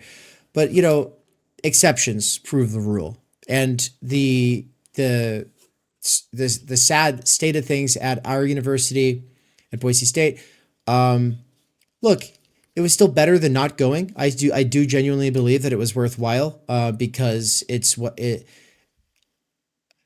I owe a debt to the professors that I did meet along the way, who did hold me to higher standards, who do live and breathe their fields. They were just rare, and they themselves are hindered from really excelling and doing what they love by the bureaucratic glut, the constant administration of everything, blah, blah, blah. But with that all that said, without that experience on my side, I also wouldn't have ever gotten into doing Theory Underground, right? Because it was the conversations with fellow travelers who I met there mostly that led to the various experiments that culminated in what has become Theory Underground. And so, but that disillusionment comes through, and then people get the sense that we're anti-academia, or that we're even anti-standards. I feel bad because the last year of classes at Theory Underground, people it's like, oh, write a piece if you want to write a piece. Write a reflection if you want to write a reflection, whatever. We talk this big game of trying to build this milieu out of the scene and go beyond the tendencies of the medium. But in reality, we're not doing it. In reality, we're not anywhere close to where we could be. And we're just a bunch of jackoffs on the internet. And I do genuinely believe that there's potential here. I do genuinely believe that there is, but only with proper tutelage. And so when you were telling me about all this stuff, and I was like looking at these, you sent me some of these syllabi, and I was like, oh my God, yeah, this is it. And it's weird because it's like, if we're all very busy people, we're working, a lot of us are working with earbuds in and listening to these books, and then trying to write when we get home. And it's not easy, but also it's harder when you don't have some kind of a structure, and that accountability structure that you're talking about, where there is some kind of like honor and shame potential in the activity itself. Symbolically, it is set up structurally so that you can excel. Without that, we have even like the odds are stacked against us, right? And so, Nance, as someone who's taken all of the courses at Theory Underground, do you want to complain about how much the lack of structure has sucked for a second and turn that into a question somehow for Benjamin? Or do you have anything else that you would like to say that he's provoked? Yeah, this lack of standards. It's funny because, yeah, people do say we're anti-standards, but then also there are other people who say we're too scholastic. And I think that's funny. Yep. But no, it like I'll say some of the best writing I've ever done, kind of in that first part where it was the idea of the university and the PMC and the beginning of the Zizek course. And I've definitely fallen off. And I think part of that is I just getting too busy to really do it, and trying to do everything all at once, and as a consequence, not really being able to do anything. But I feel like Benjamin, your essay or your lecture the other couple weeks ago has already made its way into multiple essays that like I'm writing right now. This kind of framework of the tutelage and the talent, and like we have to find a way to develop a back and forth or a give and take with the students or the learners, and maybe not the instructors as such, but the framework itself. So providing accountability, providing this, potential for recognition, or potential for correction. I don't know. Shame is kind of a weird word, but like, I feel like it's totally unproblematic in Cambridge or like in this university framework, but us trying to do that outside of the institutions, it feels weird to say the word shame, while I think it can be understood to mean like it's this positive peer pressure. Shame just feels like a weird word, and I think some people might get the wrong idea. But I don't know, like how best do you think could we develop kind of this positive peer pressure outside of the institution? Again, maintaining our renegade, we're all assholes status. Yeah, Must that's a be great maintained. question. Yeah. In the UK, the stereotype of Oxford and Cambridge is that it's very intimidating, and that you'll come into these sessions and people will be, the supervisor will take your paper and stick it in a shredder or something. That's the stories that people have heard from the 70s about what supervisors at Oxford and Cambridge used to do. So when I'm dealing with British students, the thing I have to do is get them comfortable. Right? In the States, oftentimes it's we need to have standards, and it's talking about what it would even mean to begin to have standards. In the UK, it's about, hey, yeah, we're going to have standards, but I care about you as a person, and I'm not trying to break your spirit. And to not break somebody's spirit, you have to get a sense for what kind of feedback works for them. You don't just give the same feedback to every student. You have to get to know the students. So you start with a baseline that isn't exactly right for anybody. And then as you get to know the particular people, because you're seeing them one-on-one or one-on-two, you figure out over the course of the year, what's the best way? Is this someone who needs more positive motivation? Is it someone who needs more negative motivation? Is it someone who needs a mix? A lot of the time, I would, in the margins of the paper, be kind of harsh, but then in person be much more supportive. Or I might, if I'm dealing with a student who's working in English as a second language, I might be very, very thorough in the text itself, correcting mistakes. But in the margins, I might go, it's really impressive that you can write at all about this abstract stuff in English. That's incredible. I can't do that in your language. I couldn't even begin. So this requires actually getting to know your student. And one of the disadvantages of the university as an idea is that it moved away from this personal relationship with the students that the old monastic system in the early Middle Ages was built around. Right? In the monasteries, you have to know the soul. The pedagogue has to know the condition of the soul of the person to be able to make the right intervention for that person. And an intervention that would be helpful to one person might actually be harmful to somebody else. And so to understand that and be able to decide what is this moment, what does this person need from me, and give it to them requires a lot of personal character, prudence, wisdom, an ability to see what's going on, and B, actual time with the person to really get to know who they are. The university system wanted to scale this up and make it more accessible. And to scale it up and make it more accessible, it becomes the lecture model. Somebody gives a talk. It's the same talk every year, or the same talk for everybody in the room. And all the people in the room hear the talk, and regardless of where they come in, where they're from, they hear the same talk. And that has an advantage insofar as it allows you to scale things up very quickly, right? And right now, you all who are listening, you're all listening to me say the same thing. I don't know you. I don't know where you're at or what you need. Some of the things I'm saying are going to hit you well, and some won't hit you as well because of your situation and my ignorance of it. And if you and I were together over the course of a year in a supervision setting, I'd get to know you and you'd get to know me, and we'd develop an understanding of each other that we could use to be much more effective. But it's very difficult to scale that at the kind of cost that governments and private universities are able to bear. So we have a lot of universities that run on the lecturing system because it's not possible to financially support this level of interaction for everybody. And then we have to rationalize this and go, well, everybody's still getting a university degree. It's just that some people's university degrees involve certain things that other people's university degrees don't involve. And then, the tragic thing in the States is that a lot of the elite universities have really abandoned the standards. So in addition to problems with state universities, you've got a lot of these Ivy League schools that have become focused on giving the students A's so that the students look good and get return on investment.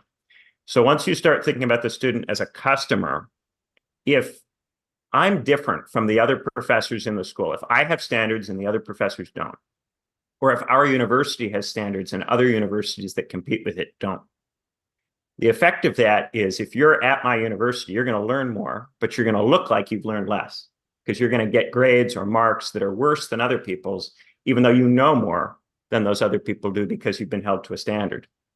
And that becomes completely untenable when you're thinking about the university as a job market institution. And that's what it's become as it's scaled up and up and up. It includes more and more people, but to do that, it has to be economically viable for the students. It has to be economically viable for those who are funding the universities.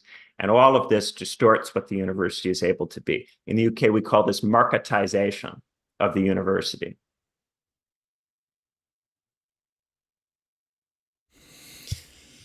So what do you think we should do for people who don't have time, energy, and are super busy, and are probably, parents? Let's be honest, most of the people at Theory Underground have a couple of kids, and our demographic is like 90% male in 35 to 40. I can see this stuff on YouTube. The rest are women, anywhere between 25 and 40. And so, but the guys are almost always like obsessives who are getting into theory, who used to probably be addicts, who are either addicted to opioids or cocaine. That's pretty common at Theory Underground. And it's a funny kind of thing that keeps coming up, especially with the coke thing, because I never did cocaine. I never did it. I always knew that it would cocaine. Yeah. Sorry, just had to interject. I always knew that it would mess up my drive. Maybe I had a deep superstition that it would mess up my drive because I'm pretty naturally inspired all the time. And so when people would describe coke, I would always be like, that sounds like how I always am. And I actually have to smoke just to calm down sometimes, like pot, And so for me, I'm always just like, I don't know what would happen, but I don't want to find out because what if it messed that up for me? Like just kind of superstitious like that. But then I think that people get like this kind of like, oh, they're not doing coke all the time anymore, so they're trying to do something else. And I bring that energy, that sort of natural crackhead energy to the situation, I guess. And so we got a bunch of oddballs who are getting into philosophy. They want to figure out like what's the good life. They're not just a bunch of Zizikians. They're not just a bunch of Landians. They're also into Plato and Aristotle, or at least interested in getting into the ancients and learning multiple languages. But they're strapped for time, energy. They're strapped for cash, and their wives are probably looking at them going, okay, what are you doing now? Like, what's this? What are you doing now? Like, what are you doing? For real? Hold on, dude. On that note, being in this volume helped me justify the long hours that I spent, reading philosophy texts on the internet. Like, how do you even explain that to someone? But then to turn around and have something concrete, which is what we're trying to do, developing the milieu. It is something to show for yourself and take it to your partner, your friends, your family, whatever your situation is, and justify it, which is why, again, comes back to why these standards matter. It's not so much that we just want the recognition or we want to get a good job. How the hell is any of this going to help me get a better job? We really want to contribute to this developing milieu. And so yeah, what kind of stuff comes to mind? Obviously, this is the beginning of a conversation we could have over years and years, but just off the top of your head, I'm wondering what you might have. Yeah, so what immediately comes to my mind, right, is if you've got a full-time student at Cambridge, you have 4 different classes, so 6 essays per class, so 24 essays per academic year, plus the revision, mock exams, and the exam at the end of the year. That obviously is too much for anybody to do, right? So then there's a question, I think, of what would be the amount of something rigorous that actually can fit into a regular person's life, right? So instead of dropping the rigor, reduce the amount of the rigorous, right? So instead of 24 essays, could you do 6 in a year? And take effectively 1 Cambridge class, which would be 1/4 of that load for the full year, right? Not even halftime.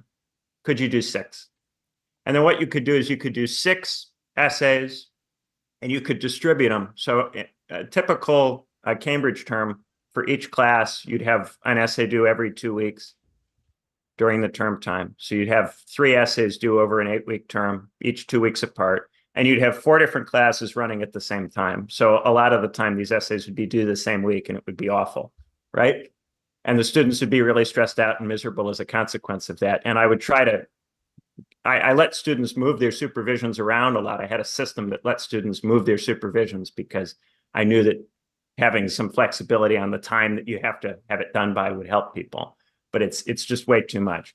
But what if you say, okay, if you're only going to do 6 of these in a year, you could do them every other month instead of once every 2 weeks. And maybe we're going to do more topics than you're going to have to write on. So most weeks you wouldn't have something due and you just get to listen and learn and have fun. And only in those weeks where somebody wrote an essay would we talk about the essay. Then maybe we could have 2,000-word essays over the course of the year that would then prepare you to write something that could go into a book. And it only goes into the book if it's actually good. Right. Which is, I would say I'm proud of everything that is in the Underground Theory volume, though the standards have gone up because there is less room in the upcoming volumes. And so instantly it's like, oh yeah, we were working with what we had and we were like, this is all really good. But now that it's like, oh, the student base has quadrupled. There's a lot more, especially once you have Zizek's name on it or, Nina Power's name on it, like everyone's like, oh, well, now I actually want in. And so as soon as you have that kind of that street cred, we don't do anything for credit, but we do have street cred now. There are more people wanting in, and some people are out here like sharpening their knives, like they're in the woodshed, just, sharpening all their tools, writing just to practice for the pieces that they'll be writing for these anthologies. So we really do, I think, we are moving in the direction that you're kind of signaling here. Like in the last month and a half, we've had 2 writing related events with our guy, Andy, who has a PhD in rhetoric and composition. And he studied under Todd McGowan. He's a really cool guy. Everyone should subscribe to his Substack, which is called Hello Gorgias. Go ahead and share that in the chat if you could, Nance. Yep. But so Hello Gorgias, he puts out like a weekly, tip for writers. Like he just put out one on the believing game, on critique versus criticism, and how, the believing game is to say, like, okay, criticism is cheap, it's easy, you sit there and you pick apart everything. The believing game is like you get into the headspace and the shoes of the author and you try to like live it inside out. Obviously, Hegel did this, Marx did this, all the greats. And so this is our writing coach, and he can't really do it full time. For the next week, by the way, he's giving free consultations, people. So get a hold of him ASAP. Those are worth $100 a pop, but he's doing it for free for the following week. And if you want, and if anybody who's watching this who wants to submit proposals for the Theory Underground conference in October, 23rd through 27th, those are due June 1st. And currently we have the call for proposals session and the proposal writing workshop session. Both of those I can send you if you just reach out to me and say you want it. We're just doing stuff word of mouth. There's not a general call for proposals that's circulating on the internet. It's all word of mouth, and that's just the way it has to be. There's a lot of people that I'm soliciting where I'm like, they might not be a student or like a direct fellow traveler of Theory Underground, but I'm like, hey, it's a real thing. What you're doing is really interesting. Might you be interested in being in one of these anthologies that's related to something that you're doing? And so far, we're getting really positive feedback. And so, yeah, a lot of people, they're working on their craft. They're interested in the writing workshop. I think we're going to have an actual writing class that's going to go for 8 weeks through June and July.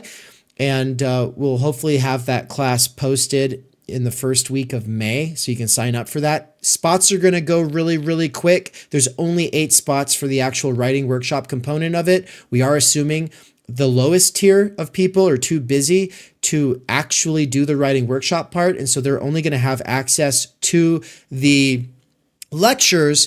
But at the end of every lecture, Andy's going to explain what we're going to do in the workshop. And then for you, like, let's just say that you're stocking groceries at a grocery store, or you're driving a truck for Amazon or what have you, and you're hearing the lecture for that. The fact is you can't be there for the workshop in person with us, but we're priming you to be able to do it in the future, because that's how I am. If there's something that I want to do or I want to dive in deep on, and I know that the learning curve is too big for the time energy I have that week or month, while I have the interest, I can at least prime myself so that next time I have the drive, I could dive in a lot deeper, maybe a year later. And so we're assuming that there's some people like that who will be at tier 1, maybe 20 people like that at tier 1, but there's only 8 spots for the actual workshop component of this class. And those are going to be the people who are most serious about honing their craft for these anthologies. And so, yeah, I'm like staring at the camera here because I'm like, audience, listen up, do it. But if you're on the podcast side, you don't even know about that. But hey, just email hello.theoryunderground@gmail.com if you want the links to the call for proposals session, where we explain the topics of the 8 different anthologies that we're putting out. And if you want the writing workshop, it's a great thing that Andy puts us through. Like, he really deconstructs it, and then just like, it's very simple. Like, this is what a proposal needs, and this is why it needs these things. And here's how simple it can be. And then you can fluff it up later, but just in 10 minutes, you'll have your proposal together.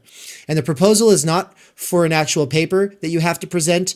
It's for research that you're doing to present at the conference. And then a lot of people will have written their papers at that point, but you can write your paper after that point, or you can finish finalizing your paper after October 23rd through 27th. You'll have 2 weeks until November 15th to submit the final product.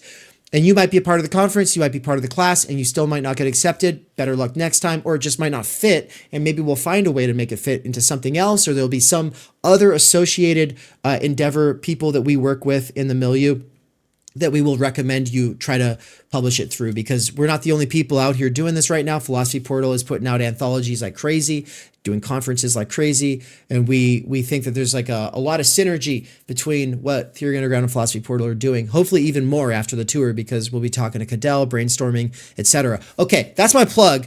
I did want to get that out because that is coming up soon. Also, Benjamin, it gives you a sense for, hey, we are putting some thought into it, but we're not anywhere close to where we want to be. And so you're 100% right. And so really looking forward to honing this in and refining it with you and others over the next year to 2 years. But well, we've got another 20 minutes here, so, or at least 15 before we got to roll the PSA. So with that sort of plug out of the way, let's bring it back around here to whatever we want to talk about for the next 15 minutes. Yeah. You know, I think what you're doing is really important, because we are in a crisis for theory, where there's a question of where can people do theory? Where can people get access to theory? And the university system is not performing that function in the way that it used to do, in the way that a small handful of universities used to do, really. And so if people can't get access to that handful of universities, how are they supposed to get this kind of stuff? And a lot of people on the left have been talking about the collapse of associations and the loss of places to talk to people about the stuff that matters to us. There's a question there about what kinds of associations are possible that can perform all of the necessary functions, right? Because we talk about how, one of the functions of an association in modernity or in liberal capitalism is to actually constitute people as citizens, as people who are capable of acting effectively, right? It's not just a place to hang out. Mm-hmm. And there's been this loss, not just of associations in general, but of the specific kinds of associations that perform that socializing, educating function. And I've often been thinking in recent years about those medieval monasteries and the way in which the fact that Cambridge was more like a monastery than a regular university is what made it special. And when I say monastery, I'm really talking about monasteries as they used to exist in the Middle Ages, and it wasn't just a group of older people who had dropped out and become ascetics, but when they actually performed an extremely important role in educating and socializing elites, aristocrats, bishops, important people in that society and in those communities. Or even if you think further back to the old philosophical circles in ancient Greece, all those Platonic dialogues, those are really just advertisements to convince you to come to Athens and start talking to Plato. Come and be in conversation, in dialogue. That's why it's all in dialogue, right? It's not just a treatise, because a treatise would hit people in different ways and it would lead to confusion for many of them. The real invitation is to come and talk, because if you talk, then Plato can figure out what it is that needs to be said to you. And until you're in conversation with him, he's not going to figure that out. And in many of the dialogues, it's not just that Socrates needs to figure out how to talk to the person in front of him. It's also that the person in front of him makes him realize there are things he needs to think about differently, or talk about differently, or do differently. People who read the dialogues and think, oh, Socrates is always Plato's opinion, unmediated, miss a big, big part of it, which is that oftentimes it's Socrates who needs to become a little bit more practical in his thinking. He needs to realize, hey, the stuff he's been doing is not going to work for Glaucon. He's going to think that that city is a city for pigs. He's not going to be impressed with it. He wants to be comfortable. He wants certain things that Socrates doesn't care about. And if Socrates doesn't take that into account, Glaucon's going to be alienated, and maybe he'll string him up and kill him. Who knows? So he's got to think about these things. And that comes out of actual interaction that has to occur in an institutionalized setting. It won't just happen spontaneously or of its own accord. And it has to be ritualized. A lot of these guys in antiquity, like Iamblichus, the Syrian from the late Roman Empire, put all this emphasis on theurgy, on creating a kind of environment, a sensory environment that even involves lights and sounds and things, that puts you in a headspace where you are receptive to higher kinds of ideas or higher ways of thinking. And he even argued that pure philosophical discussion won't be enough if it doesn't have this theurgic aspect, that it needs this kind of environment to it. And I think a lot of the time when we look at religious organizations and what happens when you go into a mosque or what happens when you go into a church, people see it as kind of silly. Why are people kneeling and doing all of these physical acts? Why do they have incense? Why all the colors and things?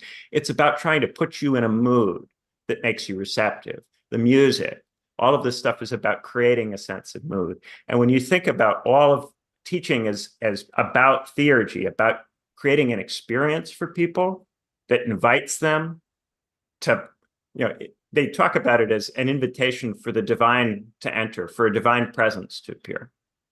And that can sound really aloof and difficult to get your head around, but it's this sense of being part of the unity of the cosmos that comes from carefully constructing the environment in a particular way.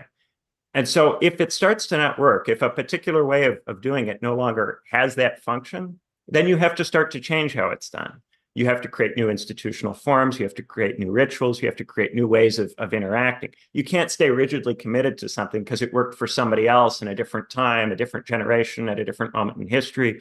You have to constantly reinvent these institutions and reinvent these ritual forms. And that's the thing that I'm really interested in trying to combine this modern emphasis on the idea that a lot more people are talented than anybody realizes, and a lot of people are way more talented than anyone knows, with this ancient focus on, what can we do with that talent?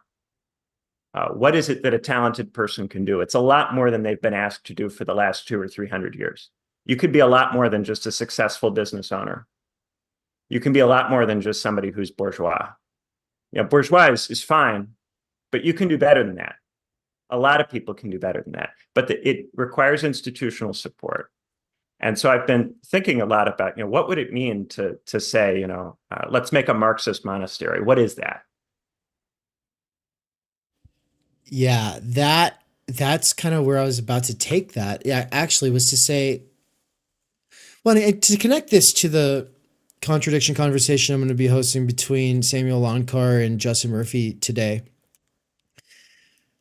That's Christian atheism and Catholic accelerationism, but where they both agree is that religion is a set of spiritual technologies that are necessary for humans being able to do things together. And that is not something that is accessible on the internet. Yeah, you can't go find the videos for me, people, and send them to me. Let me know where you can find that information, because I've been out here for a long time and looking into everything, and every time I caught the faintest whiff of this kind of idea, I'd like chase it down and look into it, and I couldn't find much more. And it's like, where's the books about this? Like, where are people getting this idea? And so I'm really excited to have them both on and get into it, because, like, I don't know, philosophy of religion for me was just like, look at these people and how they do it. Look at these people and how they do it. It wasn't like this sort of sociological materialist approach to understanding it. And what you were just describing is like this curating or carefully constructing environment. Well, to put that in like Deleuzian terms, that's that you're tapping intensities, or you are structuring intensities even that bring out certain virtual capacities that people otherwise would not discover.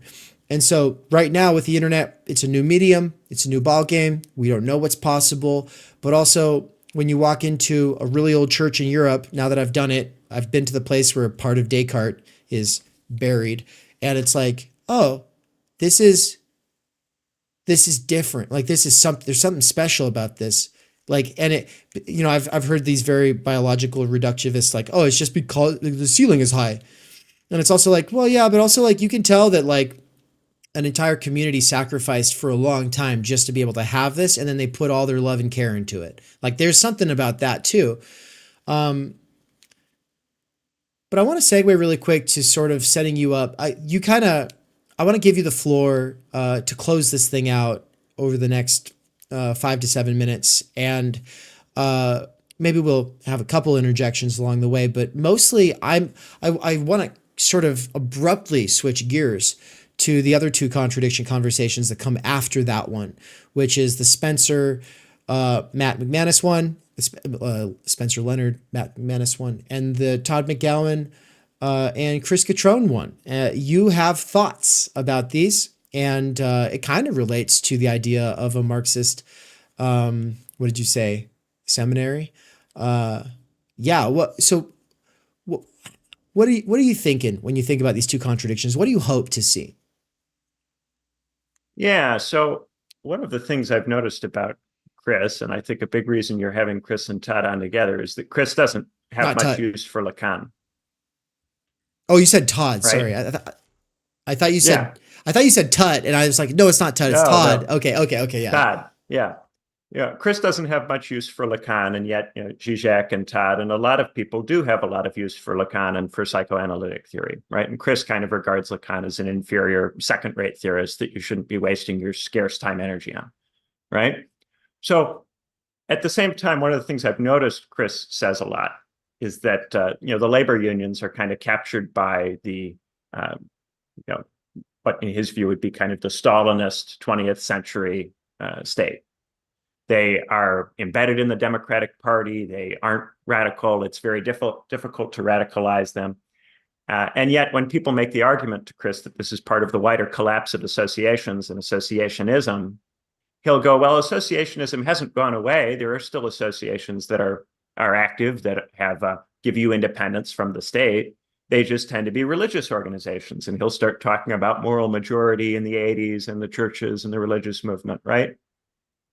So if where we would start with reconstructing associations is religion, I think there's a question for Chris as to what kinds of religious associations ought to come into being or would be compatible with what he's looking to do, as opposed to or in addition to labor unions or trade unions that he feels are currently insufficient or not getting us where we need to go. And then if we're supposed to be interested in religion, and Lacan and the psychoanalytic stuff is not the point of entry into that, does he have a different point of entry? What would that point of entry be? Would he just say, that you could find it in Marx? I don't know that that would be the answer. I think maybe there would be other stuff, or maybe not. I don't know. That's something I have always wanted to ask Chris. The conversation between Spencer and Matt McManus, there, I think we're seeing some really different views about how you should read texts, right? Because Spencer is a historian, and he comes at texts with the methodology of a historian, where you need to understand how the text was understood imminently in its time. You need to understand how the people in that time thought, what their concepts were, what they were responding to, who did they read? Yeah, and this is the wonderful thing about the historical method in political theory. It can reconstruct an entire moment in history, a whole culture, a whole way of thinking that has been lost to us or been made opaque to us.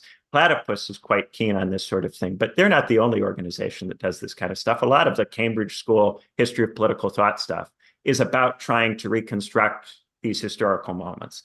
Quentin Skinner, Raymond Goyce, the late John Pocock. There's loads and loads of these kind of Cambridge history of political thought people. There are whole journals devoted to this kind of stuff. And they focus on lots of different periods and moments, mainly in the Western tradition, but they're trying to branch out and to do this kind of method more thoroughly in other parts of the world, in other traditions in recent years. That's, I think, a very valuable way of doing it. But of course, Matt points at a different way of approaching theories and texts, which is repurposing something from the past, ripping it out of its context, and reorienting it to try to do something different with it from what was maybe originally intended. And maybe sometimes playing a little bit loose with the intentions of the original theorist for the purposes of not getting bound up in that discussion, and to instead deploy the text in a more politically motivated way. And I think that a lot of the time, if we want to think in new ways, we do have to take texts from the past and not interpret them just in the way in which they were originally understood, because our context demands new ways of thinking. And one of the long standing traditions in the history of thought that many theorists have engaged in is going to the classics, reading them with their own presentist context in mind, and then interpreting them in a way that serves their moment with an indifference to the original interpretation. And that's something that the Cambridge School very much came out against, that history as a discipline has in recent decades very much come out against. But that used to be the dominant way of reading historical texts. Read them for your moment, this idea that they're transcendent, they always have relevance, they're always important to return to. A lot of the Straussians are involved in that kind of way of reading or thinking. Not to say that Matt is a Straussian, but there is something a little bit more Straussian about that kind of approach. And so in thinking about that, I think that a lot of the time people get kind of fixed on, you need to read these texts as a historian, or you need to read these texts as a philosopher. I come from political theory, so I like to tarry with the tension between those possible readings. That's always there. You can always read someone against themselves like Zizek does, or in a new way, to address a new situation. And you can always read someone to try to get a sense of history and of what the world used to be like. They're both important purposes. And if you have enough time energy, you can even develop both readings at once. You can even be aware of both readings at the same time. And you might even get to a point where you are aware that there's multiple ways of reading the period. And there's also multiple ways of using the theorist now, not just one way in either direction. And so then at that point, your set of options for what you do with the text becomes really, really huge and immense. I was at the Platypus conference in Berlin a couple months back. We were talking about Lenin. And there's all this discussion about, well, what did Lenin intend? And haven't Lenin's intentions been forgotten? And they have, right? But of course, if we just go around telling people that Lenin's intentions have been forgotten, you don't know history, this is what really went on, that won't necessarily be the most effective way of getting them to engage constructively with what Lenin has to say, because not everybody is motivated by this historical interest that I think is a good and noble and worthwhile interest, but it's not one that reaches everybody. A lot of people are instead going, why are you talking about all of that when there's all of the consequences of what Lenin did? Maybe Lenin didn't mean to create this Soviet state, but that's what happened. So doesn't that matter? Doesn't it matter what happened? Or what about the effects of the Soviet experience on our imagination, on our ability to think about different ways of being, the skepticism that we have of ourselves and of our higher political impulses, because we're worried that somehow whatever it is that we believe in will get distorted or ruined along the way if we try to bring it into being. So we're scared to bring into being our ideals because of that history. These are also important aspects of the legacy of Vladimir Lenin. In addition to just all of the geopolitical consequences of all the things the Soviet Union did or tried to do while it existed, right? And all of these different parts of it are parts of it. They're all parts of it. And no one part of it is exclusively what Lenin is or exclusively what the Soviet Union is. The Soviet Union is this state that Western countries were scared of, that they made concessionary reforms in the face of to try to buy off their own workers. It's also this state that committed all kinds of horrible atrocities and stifled speech. It's also this state that defeated Nazi Germany by hyper-industrializing in a way that created famines and killed enormous numbers of people. It has all these contradictory aspects. And all of this theory has all of these contradictory aspects and possibilities laden within it. And so I'm sure that I'm sure that there will be a kind of difference in terms of what way Spencer prefers to read texts and what way Matt prefers to read texts. But I wonder if maybe we can get beyond that methodological difference and ask ourselves a bigger question, which is it good to read the text this way? Is it good to read Rawls the way Spencer reads Rawls or the way Matt reads Rawls? Is it helpful? Will it help us have more time, energy, or make a better world? I think ultimately all of these academic, while history and philosophy are interesting in their own right, because we live in a world where there's exploitation and domination and people don't have unlimited time, we do ultimately have to ask ourselves, does this help people get more time, energy? Does it help people get more tutelage to read the work in this way? And if it doesn't, while it might be interesting to read the work in this or that way, why are we doing that? I think that's a perfect place to finish us out. Thank you so much, Benjamin, for visiting again. It was great to have you. Hope you have a great rest of your day, and we'll see you again soon. Thanks. All right, everybody. So we're going to switch this thing over here in a second. I will be joined by the Swoletariat, aka Eamon, our health and fitness guru over here, or coach, let's be honest, over here at Theory Underground. I'll see you all un momento. We'll be right back right after this. We cannot do direct revolution, but the only way to lay the foundation for it is to do what you are doing to move the underground. It's a theoretically correct title.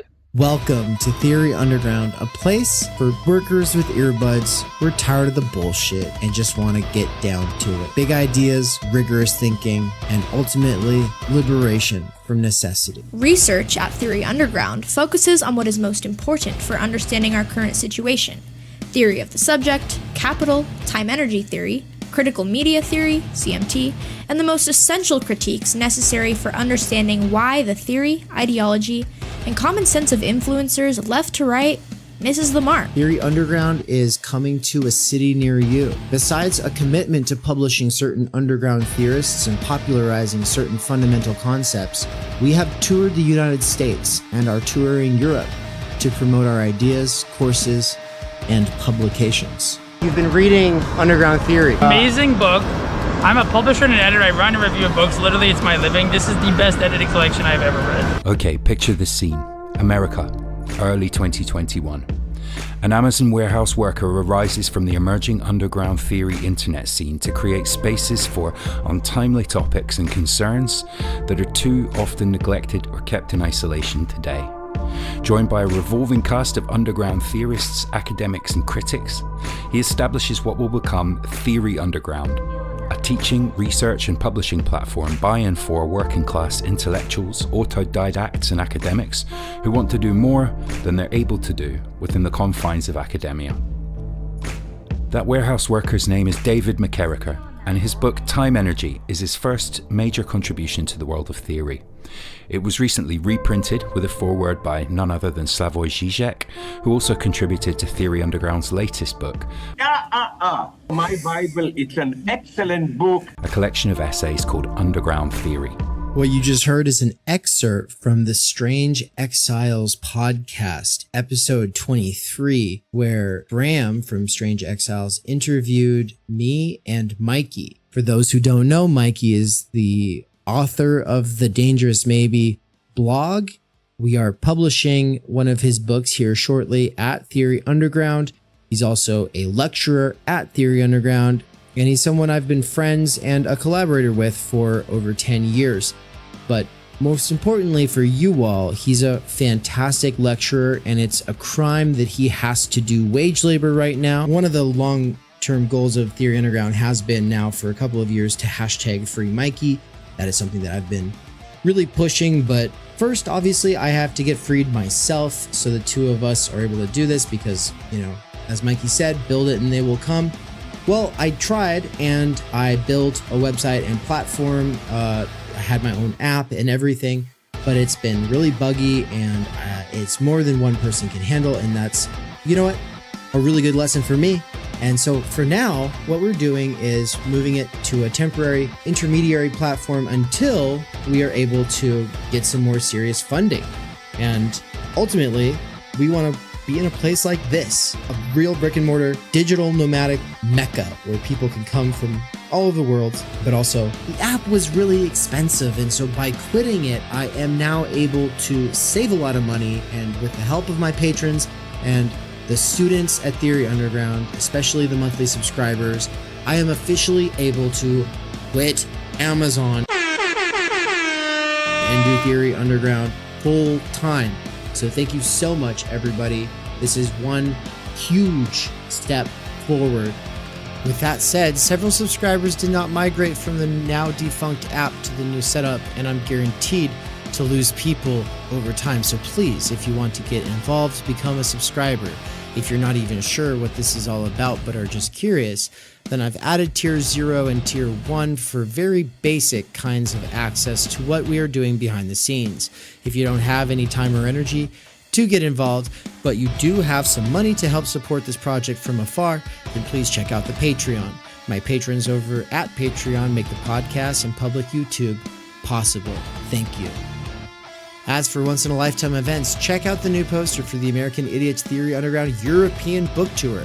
Paris, Brussels, Berlin, Vienna, Linz, Krakow, Glasgow, London, and Oxford from April 27th to May 25th, 2024. 2 events are already fully booked out. Save a seat at an event by getting in contact with us ASAP. Finally, the call for proposals to our conference in Mexico on the last weekend of October 24th through 27th is out. Establish contact if you're interested, and make sure to submit the form before June 1st. Yo, everybody, I'm going to play one more little PSA, one that I don't play as often. It's not updated. It doesn't have the new Theory Underground logo, the one that I created after I was threatened with a lawsuit by the London Underground.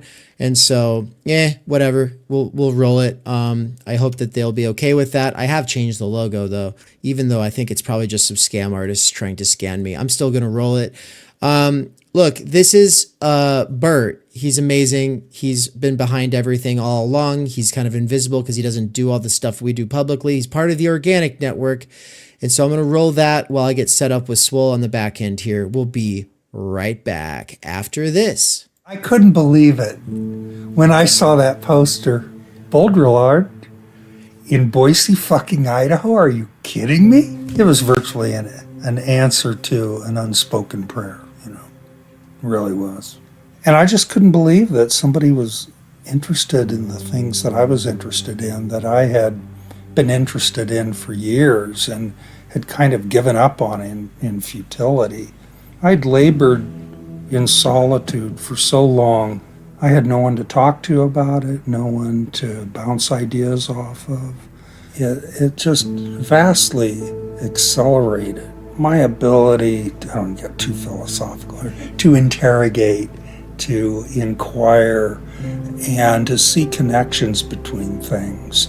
And so the theory underground that Dave is developing in this mission is trying to reach an audience of people who aren't just doing philosophy in a university setting. Why is there an advantage to doing philosophy outside of an academic setting? Well, the neat thing is that you can really drill down. You know, when you're in school, you have to do 50 things, and you do them all partially.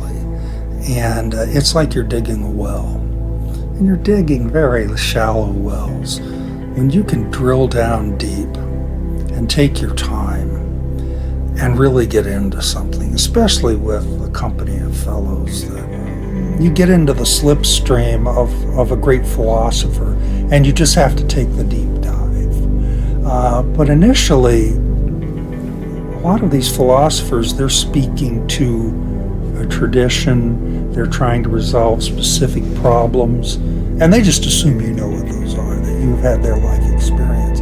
So the first time you read them, you're just trying to get the lay of the land, and you may well have some insights. You may wrongly associate certain things you know with what they're saying, but then you'll maybe look at a secondary text, and now, since you have something to bring to the table, all the lights start going off. And then when you read the philosopher the second time, you can read them more knowledgeably. And so you're looking for things, you're better able to follow along, you're not left behind so much. The third reading, though, and these are for profound books. I mean, you don't have to read everything like this. But for a profound text, the third reading is where you've learned enough that you relate it to everything else you know, that you begin to see the connectedness between what this philosopher is doing and the implicit, unstated situation that they were speaking to initially. You know something about that. And you see the connection between that and all sorts of other things. And you connect it to your life and the way you live and move through the world and the way you see things and interact with people. And you are not just absorbing, you're creating. You're a co-creator. When it's all said and done, you just have to put it into your own words. And there's a danger of reductionism there. But when you put it into your own words and you're bringing all these different strands together, it's really phenomenal.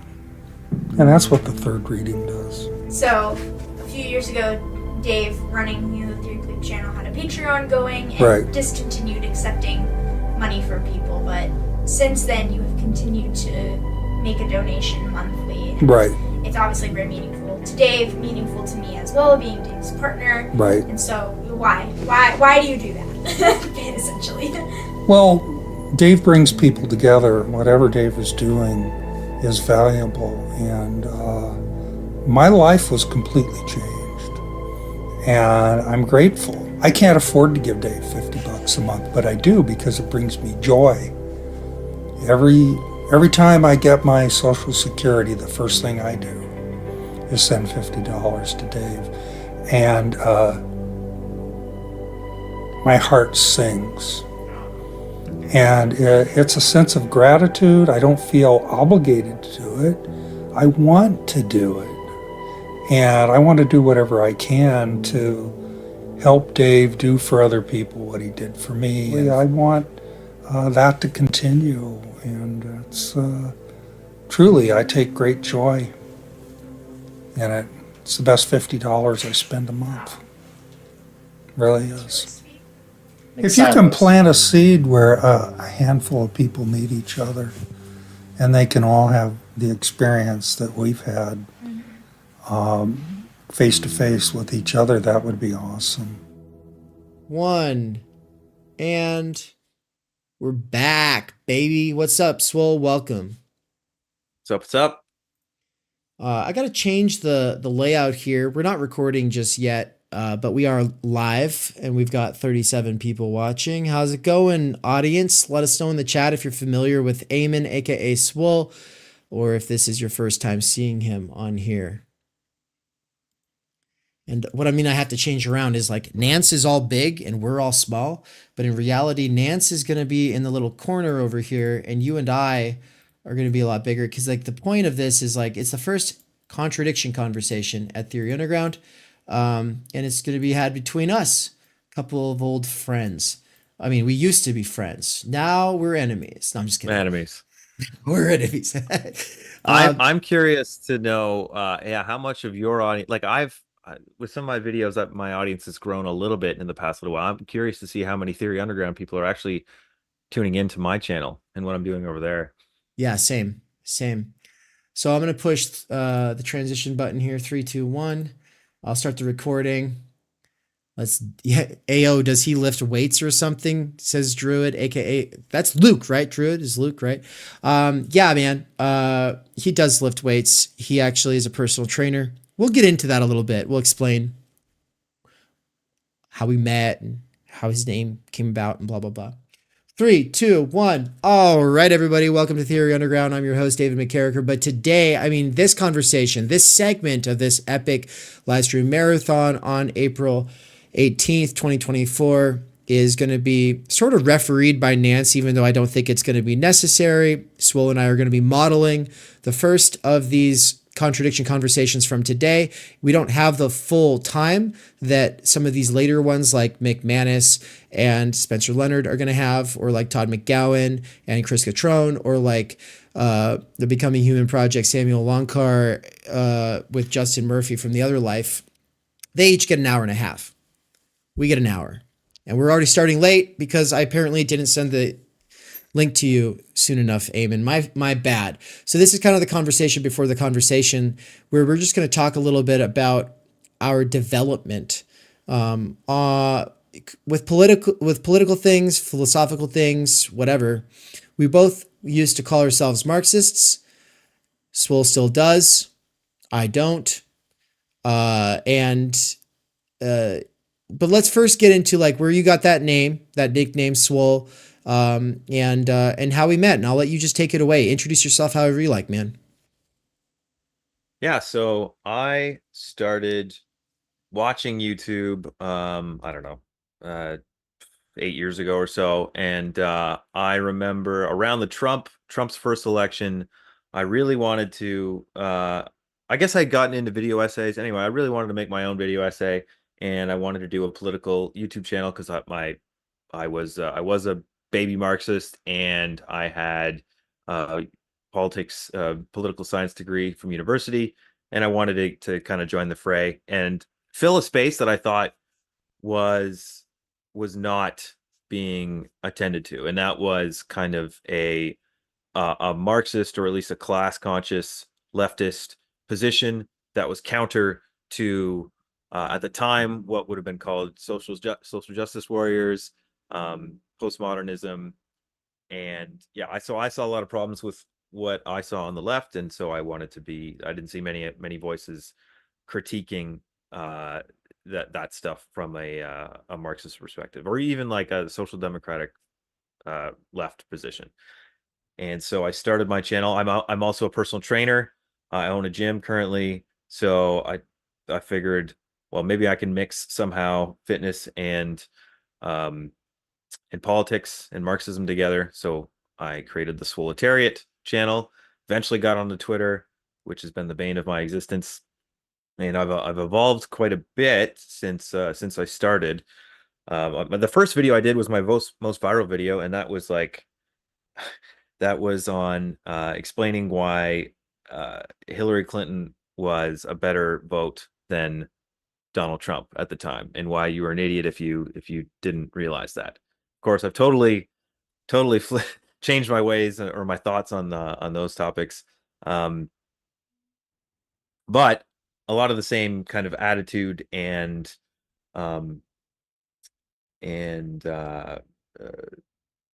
yeah, maybe just attitude, I guess. I still implement in how I go about taking on opponents and dealing with ideas.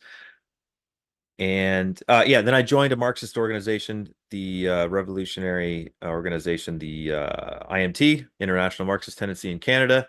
And that's where I got the bulk of my political education. But at the same time, I was interested in stuff in philosophy, and I was in a philosophy club in my local city, and I discovered Dave's channel. I followed some other philosophy channels. And anyway, where I've come to is kind of thinking that the revolutionary Marxists, who, I mean, I was in a Trotskyist organization, but in general, they are in many ways stuck in thinking with from the perspective of Lenin, Trotsky, Marx, Engels, people from 100 years ago or more.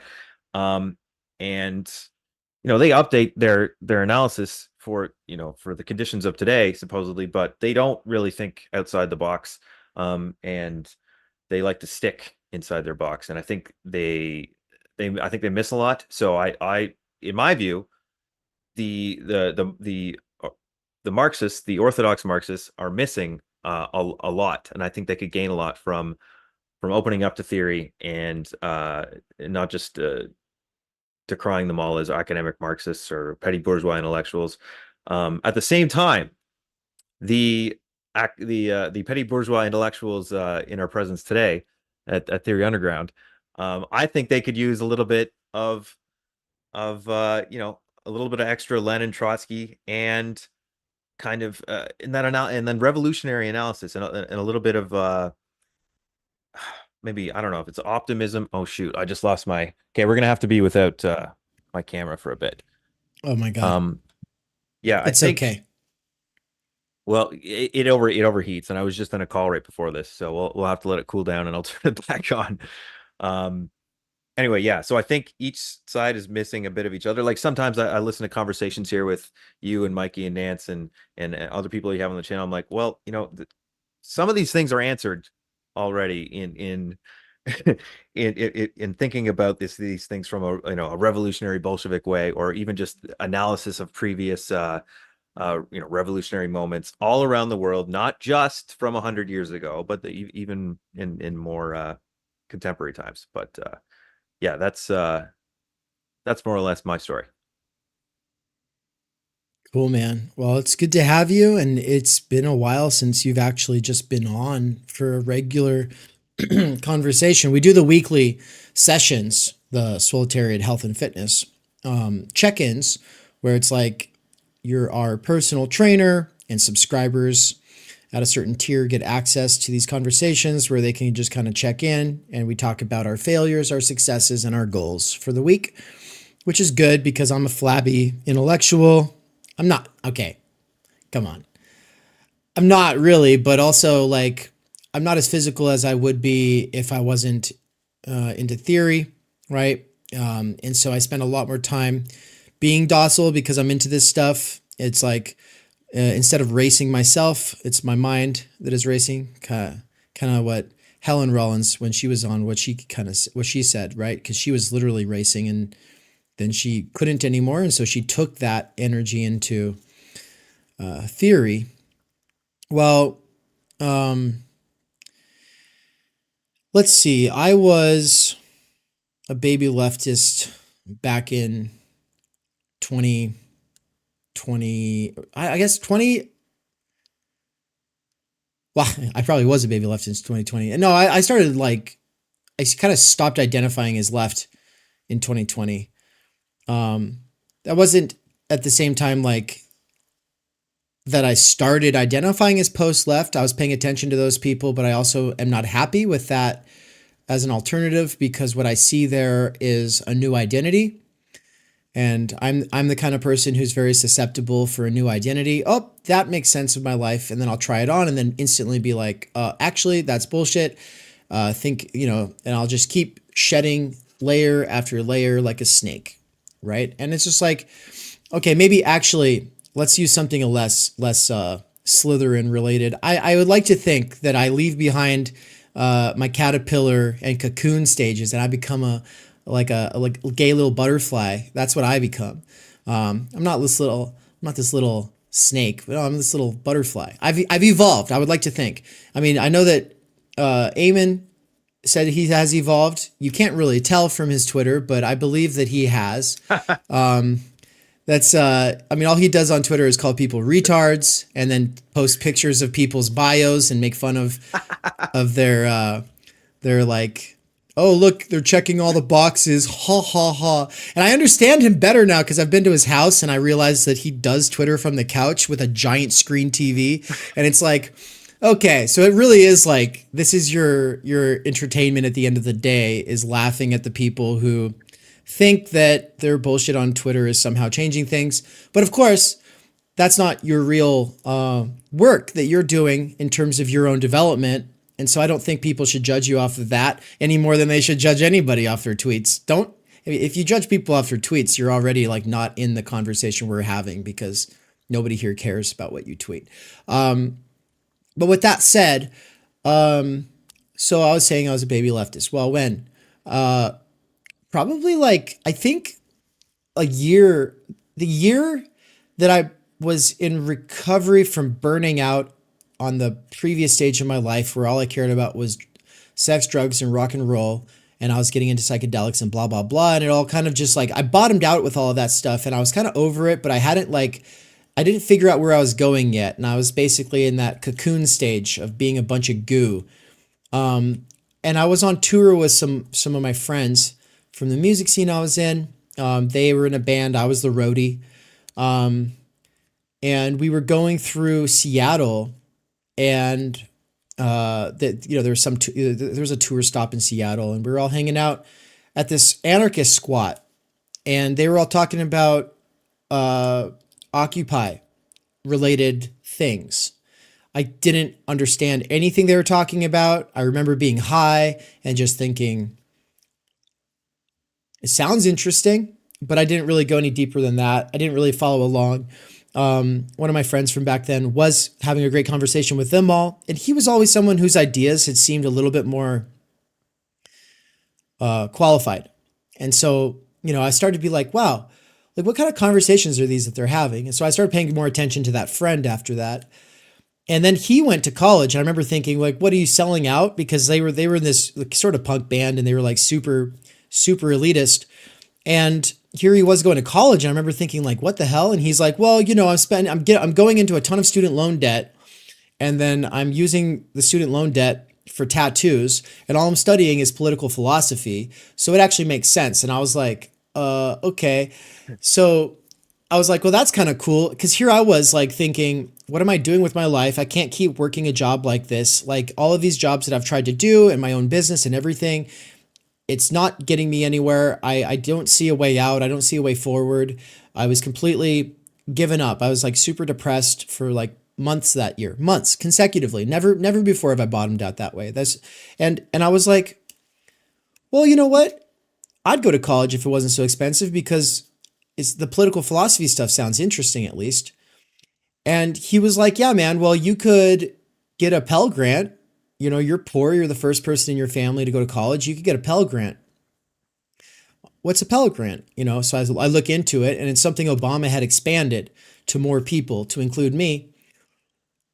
Of course, at the exact same time that he expanded it, it also stopped covering everybody's full tuition. I think that's been gradual, so it's not Obama's fault. I'm not saying thanks Obama on this one, but it was, it's gradually ceased to cover the full tuition, ceased to cover half tuition, ceased to cover. I mean, maybe now it can cover like a quarter of the tuition. Like I'd probably owe $100,000 if it wasn't for the Pell Grant combined with the different kinds of scholarships that I got on the basis of merit, but also on the basis of first generation, blah, blah, blah, poor, low income, however you say. All of that was sort of my gateway into philosophy, which I did not understand at all. And my politics was like, oh, I wish people had better lives, and I don't like conservatives, and I tend to like people who are liberal. That was pretty much where it was at the time. I used to like progressives until I went to the university. And then the university kind of was like, oh, this is a different kind of progressive. Like a progressive in the workspace was like one thing. A progressive in the university, as we started to enter social justice activism, right? Like that became a different thing. And I remember sitting down in a class, first day of class, and the student in front of me, well, I couldn't see her. It was just the back of her head, right? I wasn't even noticing her. There's this guy beside me. I'd never talked to him before. We'd struck up a conversation. He said something about coming from the ghetto bench, which is a part of Boise, right? The bench is like kind of ghetto. And so he was talking about coming from the ghetto bench. And she stands up and turns around and goes, "How fucking dare you?" And we were both like, what? And she's just like, "You're a white fucking man and you have the audacity to say something about a ghetto bitch." And, so he kind of is like, he tries to like, he tries to play it cool, like when someone else fucks up and you don't want to like make them eat it. So he's like, "Oh, no. I was saying the ghetto bench." And she's like, "Well, it doesn't matter anyway," like instantly. "Well, it doesn't matter anyway because you're white. You shouldn't be saying ghetto." And he was like, "I'm from there." And then the teacher walked in and everyone turned and focused on and I was like thinking, I was like, did that just happen? And then I started to see more and more of this. And it just started to grow and like become more of a thing. Like when I was at my when I was in my first 2 years at college, like it was very like, there's the atheist kind of socialist friendly sort of libertarian philosophy club with a couple of oddball Catholics. And I was a president of that club. And then there was this other club very active on campus called Campus Alive in Christ. And they were super cringe and lame. And they were a bunch of douchebags because they would go around and tell people stories about us. And I'm sure we weren't great to them either because I was in a new atheist phase at the time. I admit. My shit was very superficial at the time. It's true. So, we were all kids, whatever. But that was the contradiction there, was like, oh, they're conservative and Christian and we're like sort of left-ish and cool and probably not for the most part, like atheists, except for these, big brain, Catholics who'd hang out with us. And then I go to Boise State University, which is a whole different dynamic. See, it's the difference between North Idaho and South Idaho. In North Idaho, it's just like there's Christians and there's atheists and everybody's kind of libertarian. And some people are more Republican in their libertarianism. Other people are more Democrat. You go to Boise State, it's a blue island in a red sea, right? It's the capital city of the state, and it's a very red state. And so the blue people are extremely like reactive, and they come here for combat. Like if they are politically conscious and they say they're going to go to Boise State, they're like, "I'm coming to do combat," basically. And it's like, so you get like this kind of deranged activism it's just, I mean, it really is unhinged. And comparing that to my experience from North Idaho College, it was really interesting. And so that's, I think, why I appreciated your stuff Swol was like seeing that stuff at Boise State. Mikey always says like he didn't really see that stuff, you know, in Raytown, Missouri. He didn't really see that stuff in Kansas City. He just saw it online, you know, SJW cringe reels. But as soon as you realize like there are actual institutions where if you're a white guy, you're going to have to be something fucking special. You're going to have to be something special to even get heard. And of course, like, I'd create my own little spaces where we could have serious conversations. But in the general spaces held by that institution, it's an uphill battle just to be heard, just to be able to engage in conversation and people take it seriously and think about it, as opposed to just like, oh my God, a white guy's talking.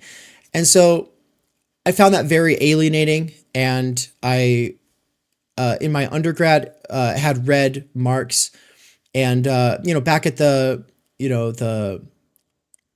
North Idaho College, it was because these like, Campus Alive in Christ people were telling everybody that we were like these crazy socialists or whatever, that like one of the board of trustees came up and was like, I heard that you guys are like these atheist socialists, like corrupting the minds of the youth.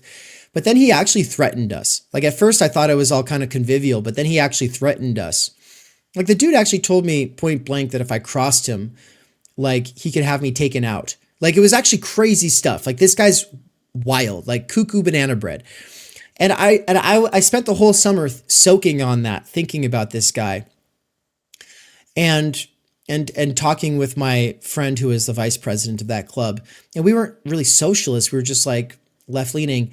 And we didn't have a well-defined politics because we were philosophically just working through things and thinking at the time. But the class that I'd met him in, this is Steven. He's never been on the channel, but he's a cool guy. Steven and I, we both came out of this political philosophy class where Marx had not been treated fairly, but Rousseau had. John Locke had. Thomas Hobbes had. Machiavelli had. Plato and Aristotle had. Even John Rawls. We spent more time taking John Rawls seriously than we did Marx. And so it's like, I was very well aware that even though I didn't know what this professor's politics were, I was like, there's something about him that makes him not like Marx, because he had to seriously read all of these other people. And then he has us do cliff notes on Marx. And it's this very like, oh, he believes that history is a train and it's going to go in this direction. And all we can do is speed it up and help the process. And that's basically what he is. And he just sees things this way. And I read the manifesto and I wasn't impressed. I spent my whole life working. It didn't really speak to me. But then I wanted to get more. I knew that there must be more to him. And so I tracked down Bruce Bierman, who's been on this channel at least once. There's a video you can find of Ann and I interviewing him in Spokane, Washington in a coffee shop. He's amazing. And basically I was like, oh, you like Marx? Oh, crazy. And you're like into Kierkegaard and anarchism? How do you like Marx when you're into that stuff? And then it turns out he also likes the Bible. And I was like, how do you like all of those things? That doesn't make any sense. And he was just like, you got to read Kant and Heidegger, man. I can't explain things to you, but I could give you some lectures on Marx. And so basically we put together some lectures on Marx, and we invited the whole campus. And it was kind of like a way to like get back at this board of trustees guy for threatening us. We had the fall semester begins, and there's these giant posters with Marx's image plastered all over the campus, and it says free pizza. Like 100 people show up. It's like a really big event. And of course, people are just interested in the blood sport aspect of it all. But then it turns into this big intellectual thing. And we say, hey, there's going to be 3 follow-up meetings once per month where we're going to be reading specific texts that Bierman is going to assign us. And then he's going to talk about Marx. And I got Marx pilled on all of that. And so it kind of like in Talladega Nights when they, it's my Jesus. I have my baby Jesus. You have your Jesus. We all have our own idea of Jesus. You can't keep yawning while I'm talking. It's very rude, Swol. You're basically foiling. We can't have a real conversation here if you're going to yawn when I talk. No more of this, or you get booted from the stream. No, I'm just kidding. You sounded like my French teacher. Did she tell you stop yawning at her? In university, every day I yawned every morning, and she would get mad at me. There's a thing called manners. You're supposed to cover it up, but okay. Yeah, that's what she said. Yeah. Yeah, put it away. Well, in the same way that in Talladega Nights, he says, well, it's baby Jesus for me. I have my version of Marx. I like my version of Marx. I really don't like anyone else's version of Marx. And my version of Marx is at the library for 10 years, studying that British Museum library, studying the socialism and anarchism from France. He's studying political economy. He's already been studying philosophy for 10 years at this point. He's studying Mill, Ricardo, and Smith at the same time that he's like deeply ensconced in the Hegelian milieu and having active conversations with people from that milieu as well as these other ones. And he's trying to figure out the situation, and he's got a bunch of operating assumptions. I like that Marx. What I don't like is worldview Marxism that takes those operating assumptions and says, based, true, done, just need to do the same thing again. And I think that Lenin did that. I think Lenin was like, based, true, good, I got it. And then just ran with it. And it worked out for a hot minute because nobody was home when they went to the freaking palace. And so, of course, they were able to take over for a hot sec. But then the whole world reacted in the way that it fucking obviously would have reacted. And then they spent the next 20 years crying about how it didn't go according to plan and how the revolution was betrayed inside and outside. And it's like, duh, obviously that was going to happen, dude. Now, I can be sympathetic, but I shouldn't have to be sympathetic because the only people who want me to be sympathetic here are the people who are trying to say that our proper interpretation of history just needs to be more widely understood, and then the working class can be returned to its former glory. And I don't think that's a reasonable way forward. Even if you guys are right 100% about everything you guys say, it's still not a reasonable way forward. I've got a lot of reasons for thinking that it's not a way forward on the basis of even if you guys were correct, but also I just don't think you guys are correct. And so that opens like a huge field for us to have a productive conversation in, I think. Because my post-Marxism is just to say like, yeah, this image of Marx going hard is like what I like. But every great theorist since him hasn't been a Marxist for a reason.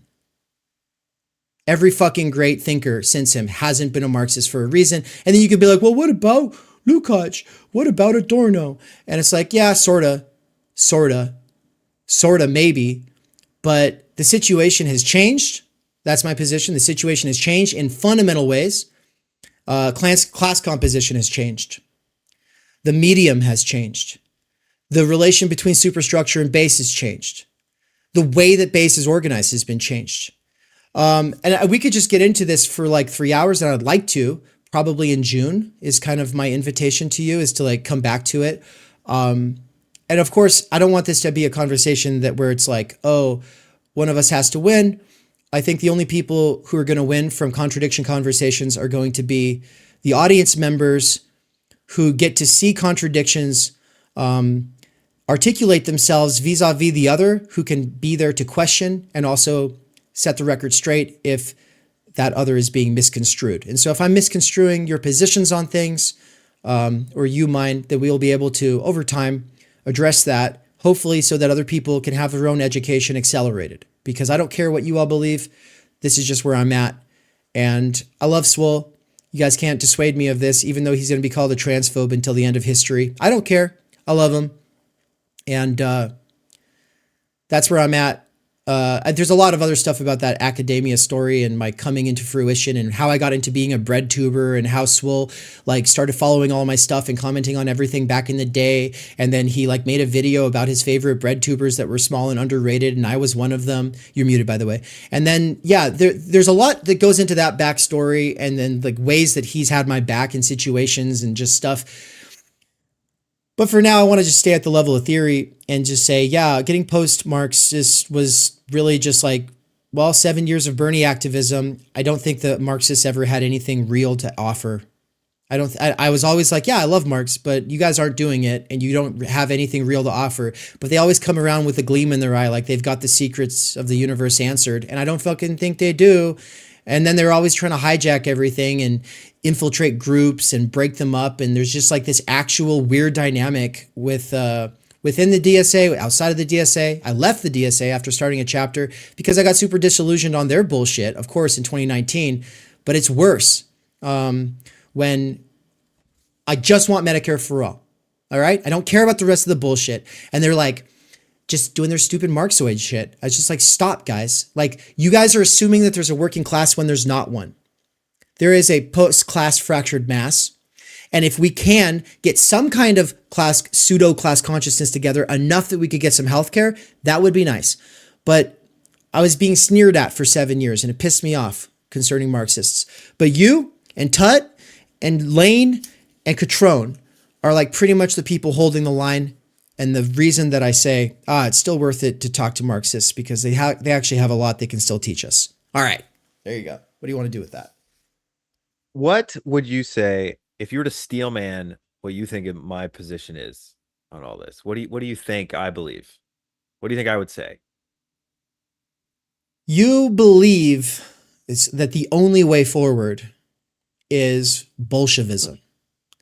And Bolshevism requires a group of people taking over all of the power apparatuses and doing so in a way that's only really democratic at the committee meetings until the decision is made, and then everybody's supposed to be in lockstep after that decision is made, which makes sense during a period of war, communism, but doesn't make sense in a post-industrial democratic world. Okay, but I could get into that, but that's not steel manning you. But I don't think you could steel man me either, to be fair. I don't think you do watch some of my stuff, but you haven't taken the requisite courses at Theory Underground to really have what I mean by the situation even like there yet. So, but my steel man, to the best steel man I could probably do for you is to say, it ain't going to come from the Democrats. It ain't going to come from the Republicans. It definitely can't come from a third party. And by it, I don't even mean utopia. You don't mean utopia. You don't think that it's like salvation. You're not like a religiosoid kind of Marxist. I know that. And so to steel man you, the only practical way is going to break from what Americans consider to be democracy. And it can't be bottom up, because that would just be more people at Seattle trying to start a Chaz. It would be more Occupy. No, and it can't be these opportunistic politicians. It's going to have to come from people who actually study the material conditions and understand capitalism is the real problem. And yeah, they're going to face a lot of backlash. They're going to face a lot of hardship in trying to make something better. And so they're going to have to deal with probably the CIA, the NSA, the various military apparatuses. They're going to have to deal with all these politicians, the cops. Like they're going to have at every side like actual repressive forces being used against them, as well as propaganda, which speaks for itself. If the work is already done, you know, that war is complete as far as I'm concerned. But the reason that your position makes sense, as I've described it, is because of the way Benjamin Studebaker talks about the situation here in the chronic crisis of American democracy, where it's just like as it says, the way is shut. The tug of war between the two parties means that even if you get a Bernie in there, or even if you get a Cornel West in there, or even if you get like someone who's way more radical than that, and even if that person had the Senate and the House for like a hot sec, it's not going to matter, because the system is made so that anybody who gets significant advances on any of their political goals, that shit can all be retracted 4 to 8 years later. And it just becomes this spiraling downward tug of war forever. And so like the way is shut. And so you're looking to the last time somebody said, the way is shut. Well, let's kick the door through. And so to steel man you're living in fidelity to an event where someone actually kicked the door through. And you're like, well, they might not have been right about everything, and we can learn from some of their mistakes, but we want to be able to kick the door through. And how are we going to do that if we don't organize with other people who agree with us on at least the fidelity to that event, which would be Marxists? Yeah, there isn't an element of fidelity to one event in particular, especially with Bolshevism. But really, what it is a fidelity to the whole of the history of the working class and socialist struggle. So that, you know, that includes all the experience from the 1905 revolution to all the revolutions and the failed revolutions before that. That includes the Paris Commune. That includes what happened in Chile. That includes Quebec 1970, whatever the hell it was. that include it includes 1968. It includes every basically revolutionary moment where there was a possibility for not necessarily world revolution or anything, but a possibility for something from more progressive to actually have emerged. And at the end of the day, that is going to, the prerequisite for that, the necessary condition is going to be a party, an independent independent class party. So something completely cut off from the Democrats, the Republicans in Canada. Even today, that what you'd have to say that would have to be cut off from, even the our Workers' Party, the NDP. In Britain, it would have to be cut off from the Labour Party because there's no more entryism in those parties that could get anywhere, because those have become fully bourgeoisified, you would say. So that's the precondition. But in all your arguments about how and the anarchists would say, how a vanguard of Marxists and the party can be can easily turn authoritarian or totalitarian and anti-democratic. Oh, geez, we lost me again. Yeah, that's always going to be a risk. There's an inherent risk in all that. And but what I'm saying is that's going to be the risk you have to take. It's basically going to be the only way forward. And however we get there, it is going to involve, there will be unions involved, although it won't be like it was 100 years ago or even 50 years ago, because unions, like you said, the working class is not the working class. It's not a real industrialized working class like it was 100 years ago.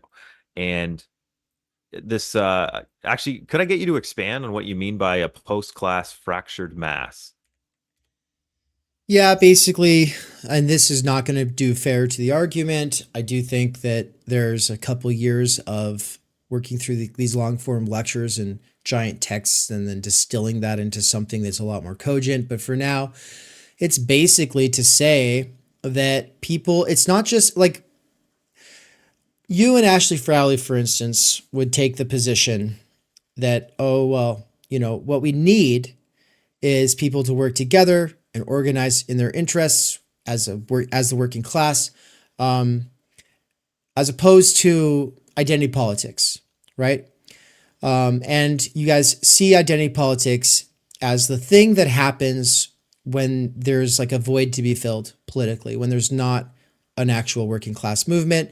It's going to deteriorate into identitarianism, reactionary on both sides. One side will call it self-progressive, the other side will call it traditionalist, but they're both reactionary, identitarian. My position is that all we have immediately is identities. And that's a functional product of the material system and the changes that occurred in the 20th century. That's not ideal. It's not a way forward. We can be realists about it. That doesn't mean we should embrace it. It also means I can be more sympathetic to people who do embrace it. I get where you're coming from if you're Black and all you care about is reparations and some affirmative action or whatever. It's like, I get it. I get that. I mean, I hate organizing with people who are race reductionists because they're always just going to see me as a fucking white dude. And I hate that because I don't, obviously, on the one level, I don't identify that way. Second, more importantly, there are more important things about me. And when those more important things about me get erased, I'm out. I'm just out. I'm not going to take it. I'm not going to let anybody sun me. I'm not going to let anybody talk down to me just because I'm supposed to take it, which, I mean, in progressive circles, if you're a white dude, you are supposed to take it. But also, I'm not going to go hang out with people who are like, yeah, we're oppressed because we're white, because I think they're a bunch of lame douchebags on the internet. And I think that mostly all we have is lame douchebags on the internet getting together in affinity groups, talking about how their life sucks and how nobody's like them, and we're all oppressed. And you get conservatives who are doing it, you get progressives who are doing it, whatever. But what I'm saying is that that's not because of the absence of a working class movement. It's because of the thing that caused the absence of the working class movement. The thing that caused the absence of the working class movement is the construction of the institutions and reconfiguration of political economy and culture that has produced the PMC at a material level. And it's not that the PMC is able to be a scapegoat for a political movement. No, I think the PMC is the only way forward.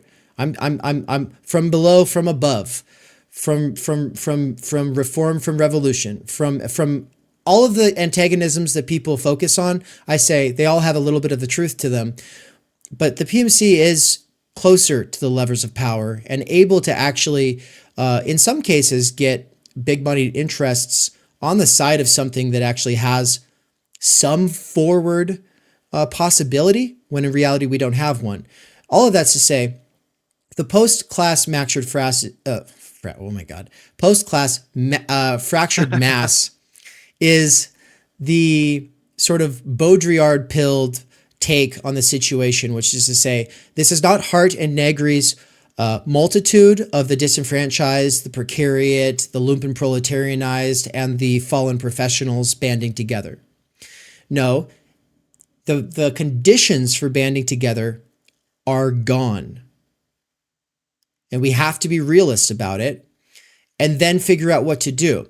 And then the typical, we should just organize the workers. Yeah, but the workers they're not this they were homogenous, and they actually did have their hands on the levers of power at the time that Charles Dickens and Karl Marx were writing. But now we live in a world where they don't see each other the same. And it's not because of left versus right. It's not because of abortion versus pro-life. It's not because of trans versus trad. It's because we are carved up in a million ways, and not carved up at the level of, I think it's unrealistic to get people to stop using the toilet and start using their lawns. I think it's unrealistic. I think it's more unrealistic to get people to fundamentally prioritize class at this point. And I think, as a person who's been a class reductionist of some sort for like 10 years, what does that mean? And sitting with it and trying to ask what that means, and therefore reading Lyotard and Baudrillard and Gors and all of these other people, while continuing to read Marx's greatest work, Das Kapital with the Grundrisse, and saying, well, what now, given that situation? And then I always say, but hey, maybe the Marxists are right and I'm wrong. It would be great if they're right. I just don't think they are. They've been saying the same things for over 100 years, so it's not getting us anywhere. And I don't see a way forward with that set of operating assumptions without it getting called into question. So, right. Okay. So if we had time, I would want Nance to elaborate on what he means by the post-mass fractured class. And I think we should give him the final word as the pseudo referee here. But we actually have to close this thing out in like 4 minutes. And so I'm going to give you the floor, Swol, and let you set up the next conversation, basically. So you basically get to set the terms of the conversation. You get the last word, besides Nance kind of just letting us all know his thoughts. But yeah, do with it as you will.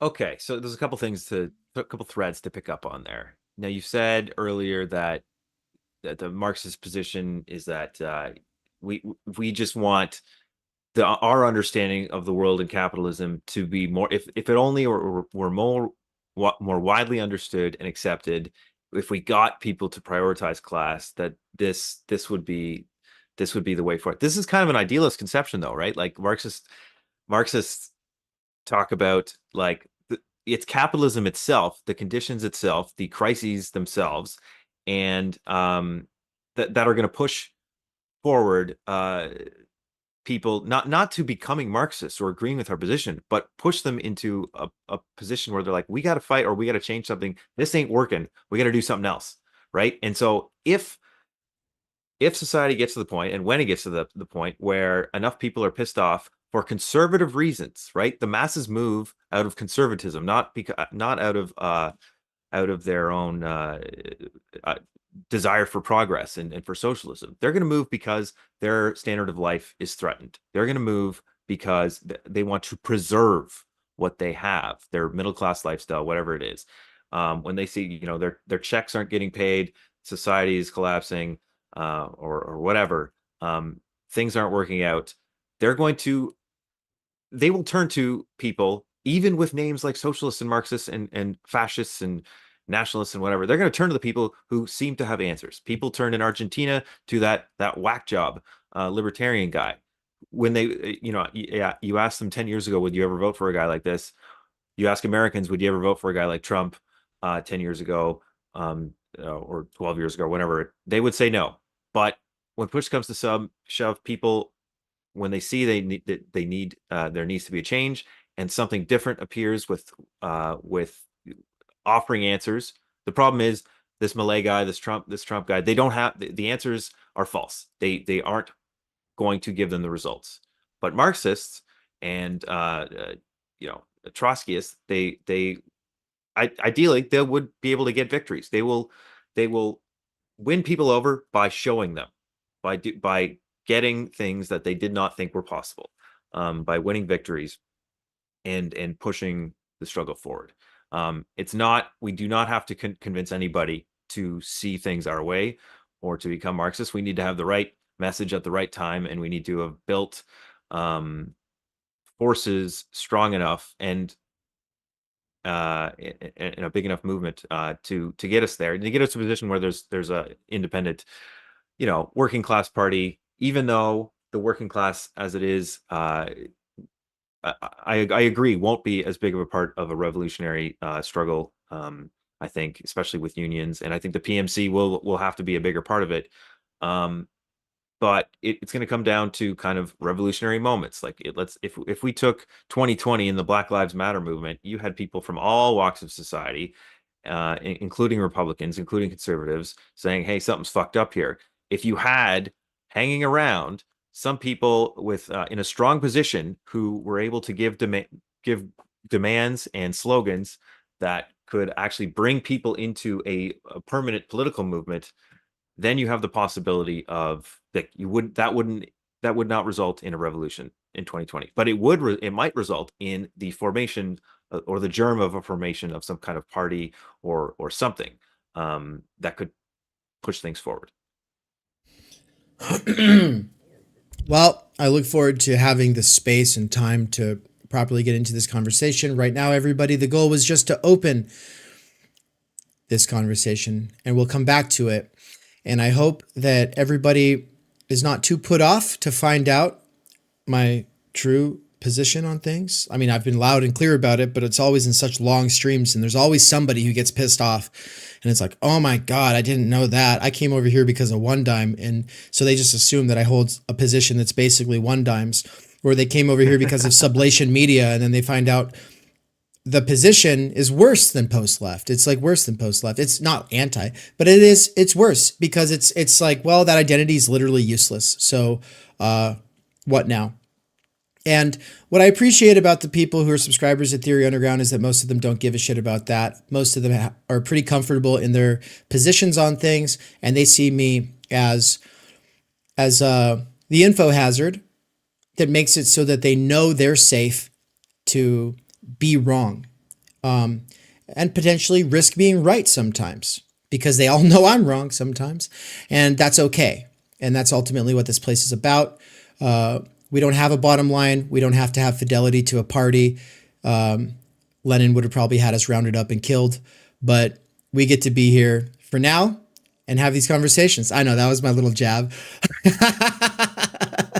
So I hope to have you back in June. We'll see you on the other side of the tour.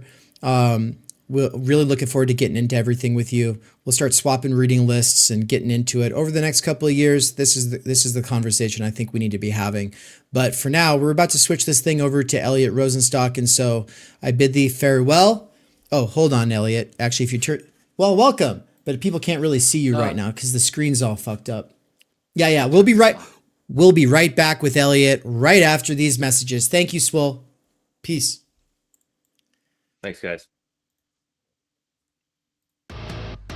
We cannot do direct revolution, but the only way to lay the foundation for it is to do what you are doing to move the underground. It's a theoretically correct title.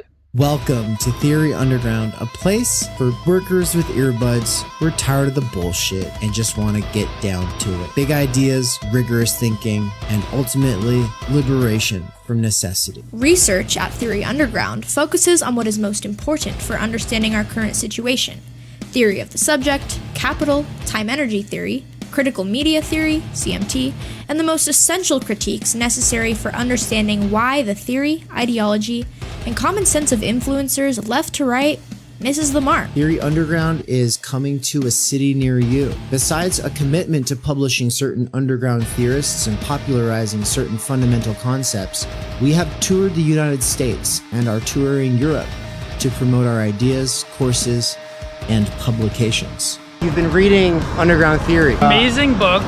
I'm a publisher and an editor. I run a review of books. Literally, it's my living. This is the best edited collection I've ever read. Okay, picture this scene. America, early 2021. An Amazon warehouse worker arises from the emerging underground theory internet scene to create spaces for untimely topics and concerns that are too often neglected or kept in isolation today. Joined by a revolving cast of underground theorists, academics, and critics, he establishes what will become Theory Underground, a teaching, research, and publishing platform by and for working class intellectuals, autodidacts, and academics who want to do more than they're able to do within the confines of academia. That warehouse worker's name is David McKerracher, and his book Time Energy is his first major contribution to the world of theory. It was recently reprinted with a foreword by none other than Slavoj Žižek, who also contributed to Theory Underground's latest book. My Bible, it's an excellent book. A collection of essays called Underground Theory. What you just heard is an excerpt from the Strange Exiles podcast, episode 23, where Bram from Strange Exiles interviewed me and Mikey. For those who don't know, Mikey is the author of the Dangerous Maybe blog. We are publishing one of his books here shortly at Theory Underground. He's also a lecturer at Theory Underground, and he's someone I've been friends and a collaborator with for over 10 years. But most importantly for you all, he's a fantastic lecturer, and it's a crime that he has to do wage labor right now. One of the long-term goals of Theory Underground has been now for a couple of years to hashtag free Mikey. That is something that I've been really pushing, but first, obviously, I have to get freed myself, so the two of us are able to do this because, as Mikey said, build it and they will come. Well, I tried, and I built a website and platform. I had my own app and everything, but it's been really buggy, and it's more than one person can handle, and that's, a really good lesson for me. And so for now, what we're doing is moving it to a temporary intermediary platform until we are able to get some more serious funding. And ultimately, we want to be in a place like this, a real brick and mortar digital nomadic mecca where people can come from all over the world. But also, the app was really expensive, and so by quitting it, I am now able to save a lot of money, and with the help of my patrons and the students at Theory Underground, especially the monthly subscribers, I am officially able to quit Amazon and do Theory Underground full time. So thank you so much, everybody. This is one huge step forward. With that said, several subscribers did not migrate from the now defunct app to the new setup, and I'm guaranteed to lose people over time. So please, if you want to get involved, become a subscriber. If you're not even sure what this is all about but are just curious, then I've added tier 0 and tier 1 for very basic kinds of access to what we are doing behind the scenes. If you don't have any time or energy to get involved, but you do have some money to help support this project from afar, then please check out the Patreon. My patrons over at Patreon make the podcast and public YouTube possible. Thank you. As for once-in-a-lifetime events, check out the new poster for the American Idiots Theory Underground European Book Tour. Paris, Brussels, Berlin, Vienna, Linz, Krakow, Glasgow, London, and Oxford from April 27th to May 25th, 2024. 2 events are already fully booked out. Save a seat at an event by getting in contact with us ASAP. Finally, the call for proposals to our conference in Mexico on the last weekend of October 24th through 27th is out. Establish contact if you're interested, and make sure to submit the form before June 1st.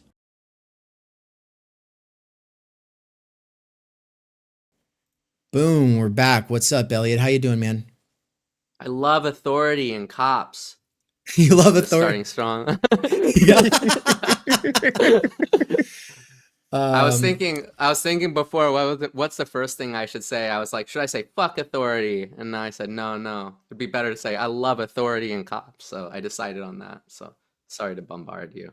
No, yeah, it's hilarious. Well, so context. We just started the recording. This is an episode of the podcast, but it's also live for the people. We got 40 people in the live chat right now. What's up, folks? Good to see you all. Glad you're here. Make sure to smash the like button, blah, blah, blah.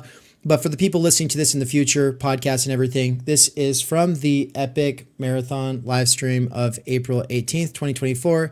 And Nance is here, as he usually is for these marathons. Hey-o. And we're joined by Elliot. I'm going to set you up to kind of introduce yourself a little bit, man. But first, I'll just say, yeah, the whole reference to cops and authorities, like this is following from a conversation with our token Trotskyist. And when I say token, I mean he represents all Trotskyists. And if anybody else comes around and says, "Well, I'm the real deal Trotskyist," we're going to say, "Get the fuck away. We don't want you here." Like whenever I tokenize somebody, it means anybody who's like them is not allowed. But they're the exception to the rule. All right. Well, with that said, Elliot, you are a clinician, or you're into psychoanalysis, and you do work in the clinic, and you've written books about this, using Zizek in the clinic as the title of one of your books, as well as Ego in its hyperstate. You want to wave those books around? Yeah, steal this book, please. And I'm forbidden from saying anything further. But I assure you, steal these books. There we go. Look at that vaporwave guy. Big mirror ball. Very cool covers.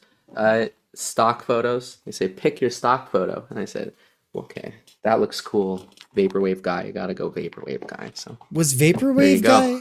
Was that really a stock photo? Yeah, both were stock photos. This was a good one. I looked for that. I typed. I searched for it. Obviously. That's killer. But from Adobe. Yeah, they're both good. I love that cover. Yeah, thank you. So, right, why do I love authorities and cops so well? Yeah. Why? No. We need prohibition, or without prohibition, everyone will become psychotic. That's the Lacanian position, right? Exactly. So there's a question, revolutionary psychology. That's what this is about, revolutionary psychology. A revolutionary proposal for a new endgame in psychotherapy. And then there's this, which no one knows what it's about except me. You can't know it. It's about my obsession with figuring out egoism. But I'll tell you more about that, undoubtedly. But I think there's a question with authority. There's a big question with authority, right? What's your first thought about cops? Me? You don't like them. Well, not you, but this is a big other. Okay. Do you like them? I said I love cops, so I'm not confused. Dave's like, fuck, what do I say? What do I say to this guy? No, but like, naturally you want to hate cops, and naturally you want to hate the father, and so on. So there's all these anti-psychiatry movements, and this exists for a good reason, right? Maybe you've met somebody who takes mental health information and combines it with dominant ideology, and then uses it as a very powerful concoction to just like bash people over the head with it.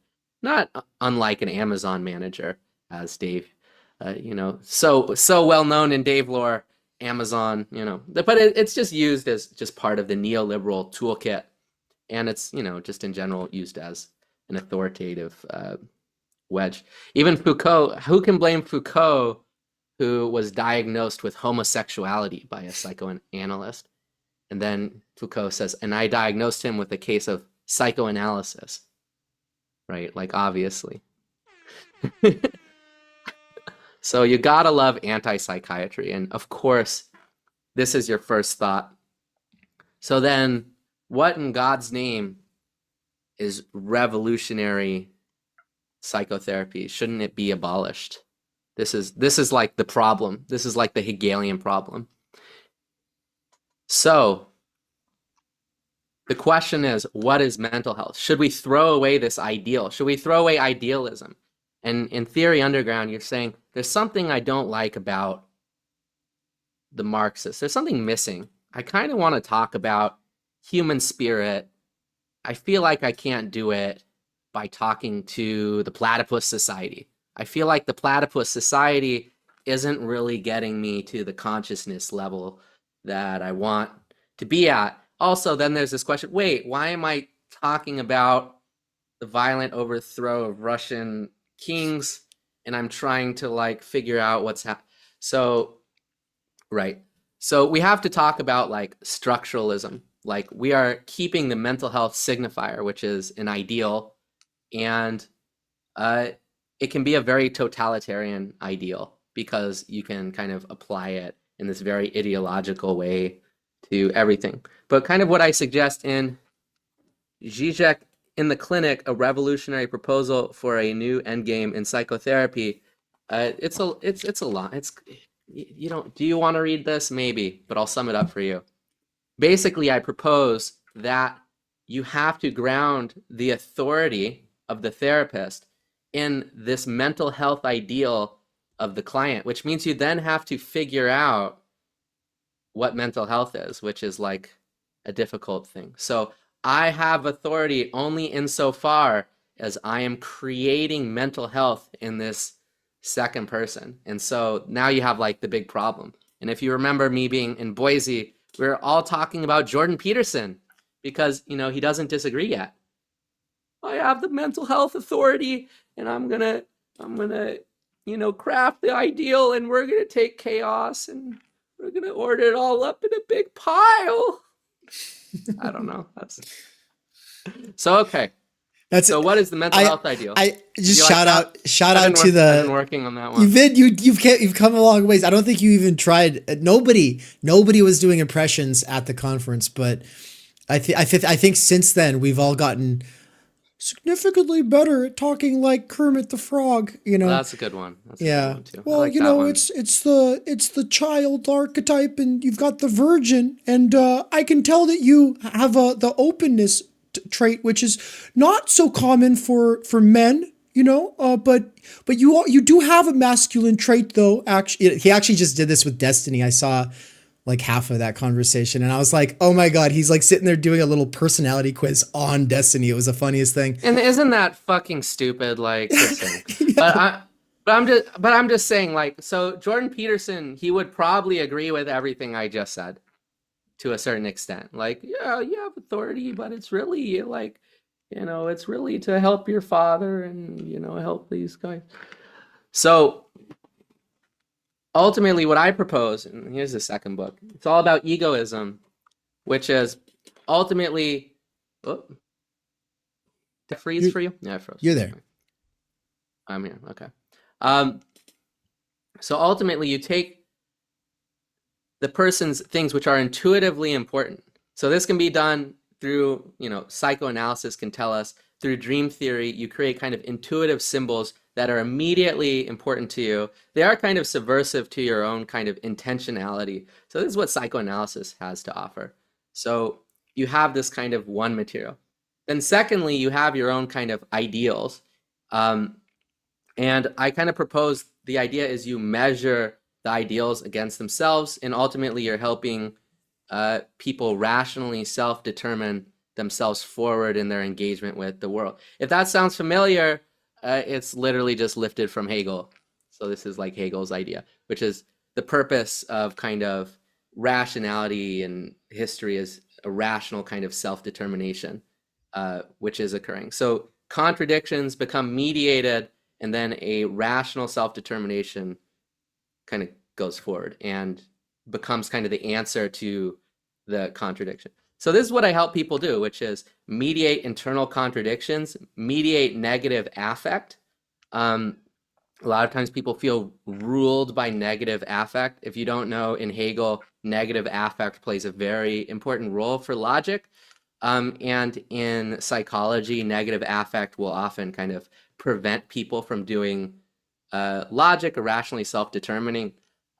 So in dream analysis, I do it a little bit differently from Freud because I'm informed by Hegel, which is to say you have an initial kind of cutting impression of your dream symbols, but ultimately we're taking an essential component from the dream and we're developing a concept. So Hegel's logic, being, essence, concept, but dream, essence, concept. So this is how I sneak Hegel in. And the critique in here is all about how the mental health industry just basically uses dominant ideology and posits it as absolute, but really it's dominant ideology. And that's why you need Zizek. Zizek will introduce you to this idea. And a lot of people have not been introduced to this idea. So here in Theory Underground, everyone knows Zizek, of course. Yeah. He's like the master. But, you know, when you do mental health work like I do, most people don't know Zizek. Most people don't know Freud. Not a lot of people know Freud, who Freud is. People don't know who Jung is. Once in a while people do. People kind of think of dream analysis as maybe something they've heard culturally, as like maybe a spiritual thing. So I actually do 4 dream analysis groups per week. And I'm ashamed to admit, but I will admit it. I don't even want to fully disclose this, but I do 1 philosophy group. Philosophy and mental health Oh, group. man. Yeah, I won't say more about that. It's top secret. But Is I that do 5 kind of groups. Is this because I also know you're involved with Philosophy Portal? Is that with them, or are you doing your independent philosophy? It's not. I cannot say, but it's through platform capitalism. This is made possible through platform. Dude, that's everything here too. Yeah, 100%. Yeah. So I get people who, you know, they want to learn about dreams, and ultimately you can teach them how to do being essence concepts and liberate them from dominant ideology, which they didn't know that mental health authority did. And you get them in touch with their own self-interest or rational self-determination. That's the second Vaporwave book. So little do they know. People, you know, I get good reviews. People are like, oh, this guy's pretty good. Oh, he kind of knows a lot. But do you realize how much pain I've been through to take out all that garbage like Foucault experienced? And my problem wasn't his problem, but I'm just saying, like, there's a lot of potential garbage in psychotherapy. But so to caveat, I love cops, but only after I'm done with them. So there you go. I wondered if after they've been sublated into the world spirit of what should be, you know. Dude, we've got to sublate the cops. Like I trained jujitsu at this gym, where one of the coaches is an ex-cop, and he'll talk shit about cops. And but they also have like a blue stripe Punisher flag on the wall, you know, like that sort of Blue Lives Matter, like Punisher flag. Wait, actually, sorry. I'm just thinking. I'm actually wrong. It doesn't have the Punisher. It's just the flag with the blue stripe, right? But there's an America bar. I'm in the UK. There's an America bar with the same Blue Lives Matter. I did tell them, you should take that down. It doesn't really mean the same thing that you think it means. And they go, oh, the boss likes it. And I go, okay. Of course he does, Yeah. It's just normie shit, man. Like, of course they like cops because they probably have an uncle who's like actually a good guy or whatever, who is one. And ultimately, like, I don't have any, it's just it's funny how like people are like, yeah, I hate the player, or hate the game, not the player, until it's cops. And it's like, I just feel like as a teenager, that made sense. I just hated cops. Now I'm just like, there's a lot of things that need to be abolished, but the order of priority and what needs to be abolished first does not start there. Probably stops there. But that's just my opinion. But I wondered if I think there's a big question in terms of course you need law. This is like philosophy of right. It's like, do you believe in law and the state's ability to mediate and to act against citizens? Like, this is like a very difficult concept. It's not a popular concept. And I would say there's a lot of problems that obviously come up when this is occurring, right? And there's not a lot of due process or, things that can handle this kind of level of society, of the breach of law and the enforcer. Like, shit goes wrong, clearly. Well, this is one of the things my coach was kind of saying was like, they they should be taught how to do things like jujitsu, like so that they can, instead of shooting somebody, you put them in a headlock. And he was using examples of people who get rowdy at a parade. You know, you got some drunk guy who comes along and is like messing with somebody, and the cop's like, stop. And then the person starts messing with the cop. And then the cop, it's like, well, what do? Do you tase the person? Do you shoot the person? Or do you just put them in a headlock and then they just go to sleep for a second and then they're humbled and then everybody's just like, yeah, that needed to happen. And it's like, I don't know. It's probably not ideal, but I don't believe in ideals anyway. At least not these kinds of ideals. So I'm interested in the kinds of ideals you are talking you better about. You better start believing in ideals, son. You're living in one. Yeah, that's true. They say. Well, and that's actually, I want to ask you about what we kind of were going to talk about today, but I also kind of want to let this go wherever it goes. But first, I want to follow up on everything you were just saying. What does it mean to measure ideals against one another in this sort of rational self-determination way? Measure ideals against one another. That's a really good question.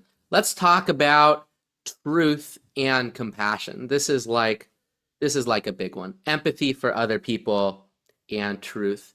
Say I really didn't like Nance's hat. Like I just hated it. Like I just thought it was really, it's fine, of course. It's fine actually. But say it wasn't. Say it wasn't. Right? And so then I had to say this with compassion or empathy. Well, how do I say this to Nance? How do I tell him? He'll be so hurt once I tell him how bad his hat is.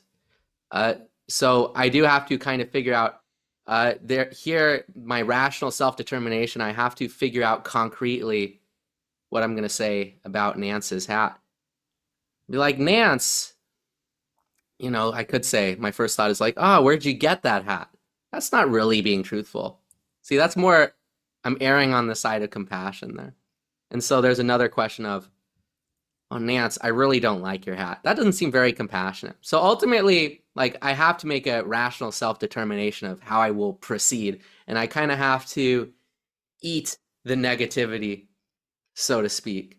And I have to kind of deal with the negativity of my existence. So I could remain quiet or remain kind of behind and passive, and or I could interject and then deal with kind of like the intrinsic imperfection of action. So once I have concrete action, I have contradiction. And I think this is like a major lesson from Hegel, which is to say, you will not be able to create this like smooth, perfect brain utopia, the smoothest brain possible. You have to end up reconciling with contradictions. And where are the contradictions?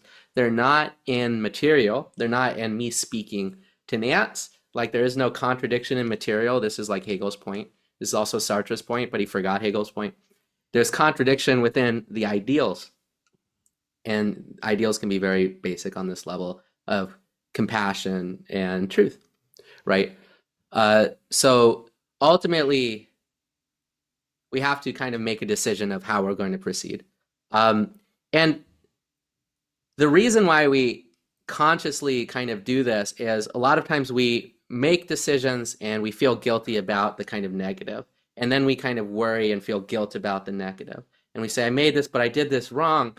So if you understand that you're making rational self-determinations which have consequences, it helps you kind of understand that I'm really not going to please everybody. I'm really not going to find the perfect thing that just fits with every symbolic structure in the world. I am actually going to have to determine myself in some way, which will put me in opposition to certain things and also, you know. But ultimately, the second book, this guy, going into this. Ultimately, if you do this well enough, I would say you're able to create structures and systems and support kind of rooted in psychoanalytic intuition that you really feel supported by and you feel connected to. Like Theory Underground, for instance. You created Theory Underground as an articulation and a structure that you're connected to, right? And within it it's not necessarily the material, although the material is cool, like the logos and stuff. It's the ideal within it, like in the way concepts are mediated, right? And it's a structure that does this. So the material holds the ideal.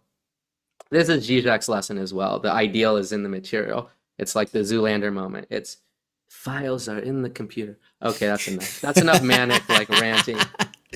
The files are in the computer. Exactly. The ideals are in the material. My favorite part of that whole movie, though, is like when he's like, "What's this? A school for ants? It would have to be at least 3 times this size." So true. And then at the end, he starts a school for kids who can't read good and want to do other stuff. And in that sense, I feel kind of like Zoolander because I also want to do that. So it's my favorite epic, movie. bro. Yeah. That's beautiful. I love it. Yeah. So the reason I was like, dude, I got to bring Elliot on was because you got time energy pilled a while back and you were like, well, I mean, I'll let you say what you want to say about that. But I think in the lecture where maybe that happened, right.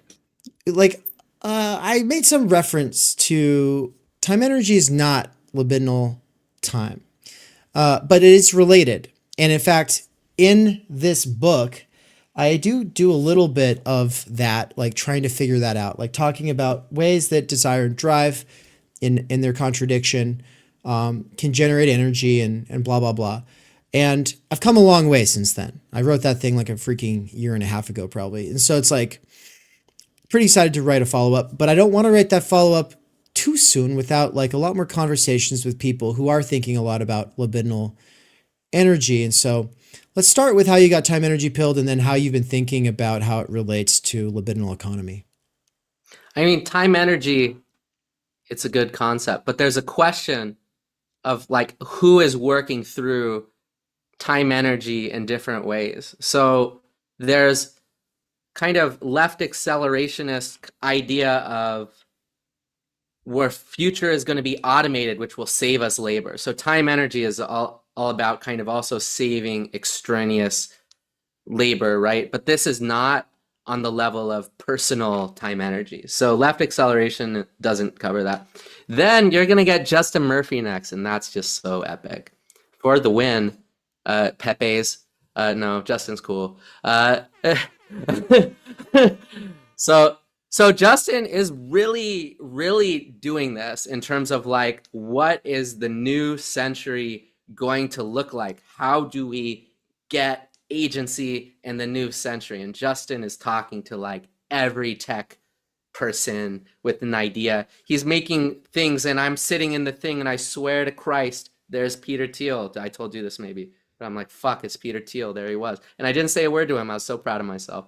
I didn't say, give me $1 million. But like, he's creating these tech. Yeah, maybe. Yeah. But yeah, something. There you go. Might have worked. Anyway. Probably. Anyway. See, you should have. Anyway. Too late now, Dave. Too late now. Miss Base Mansion. Miss Base Mansion with Curtis Yarvin. So wait, did you go to his mansion? Like the Justin Murphy mansion? I talked with Curtis for like a long time, and then Justin came up to me after. He said, "What did you guys talk about?" I'm like, "Fuck if I know, man." Like, fuck if I know. No. But we did. Yarvin had an interesting idea about Hegel. I was telling him about Hegel, and he said about Hegel. He said, I don't like German philosophy. So yada yada yada. He said something that was he's contributive. He said you have to actually do the history of contradiction. So you have an idea that history is contradiction, but you actually have to do the dialectic, right? You have to actually do the concrete. I think that's a good critique that a lot of people who do Hegel do not actually get in there and do the history. Anyway, so you're going to talk to Justin Murphy. He is, talking about exits, hard forks from the normies. I'm totally for all that. And so the question of will time energy eventually have a kind of basis in something besides, I would say, broadly libertarian reaction, which is very powerful because it focuses on exit and freedom, right? So I think it is actually necessary to kind of think in these labor terms in terms of blocks of time, like you were saying, Dave. Blocks of time, equality of kind of, thinking your group in a kind of way is this really fair? Am I checking in with my group? Am I exploiting other people? Because these questions, I would say, Justin and the libertarian cabal is less concerned with this. It is about kind of getting into new technologies and this kind of thing. That being said, like, Justin's like a super interesting guy. There's like hard workers out. You're a hard worker. Justin's like a ridiculous hard worker. And he's, you know, he was a former PhD supervisor, which is wild that he decided, like, you know, I'm going full freedom, type this on Twitter, I don't care. Like, it's really unprecedented in history, right? His existence is unprecedented. I think this is why he has the following that he does, that he has this level of skill and he's saying, no, I'm going exit.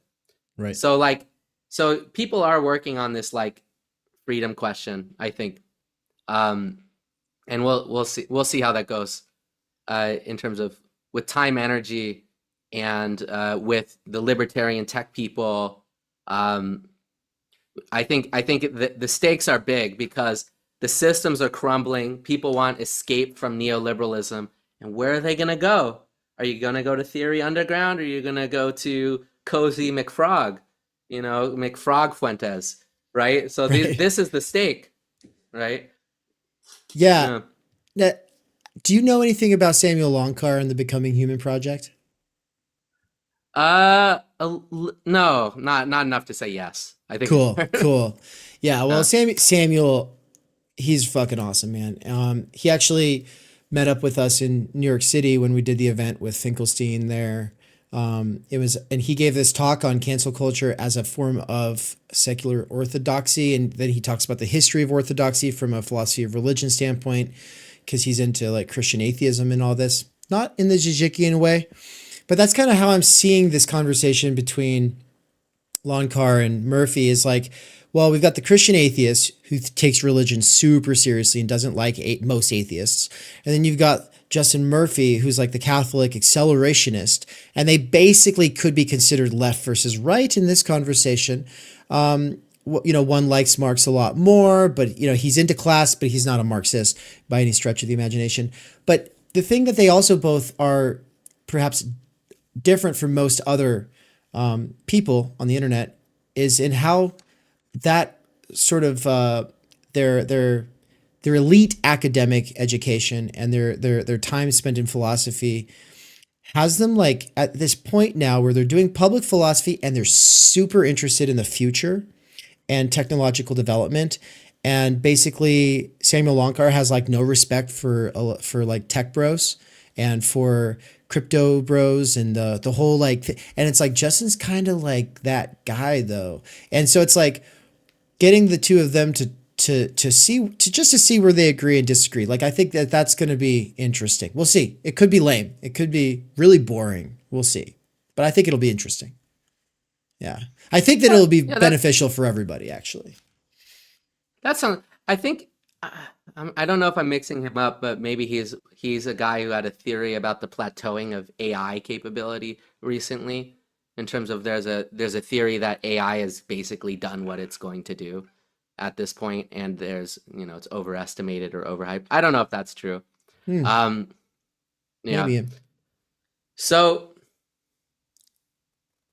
yeah, I mean, I really like, I think you can't deny when somebody like Murphy or this kind of, there's some appeal, and you have to say like, what is the appeal of this? And it is like, all of us are trying to basically get free from the post-boomer era, you could say. Like, there was a great victory in civil rights, and ever since then there's kind of been a slow degrading of the question of what is exactly at stake here. And you're talking about like social justice warriors or in this kind of thing, but it's the question of right, like law. Like, there was a law that had to be passed and enacted, and a structure had to be created.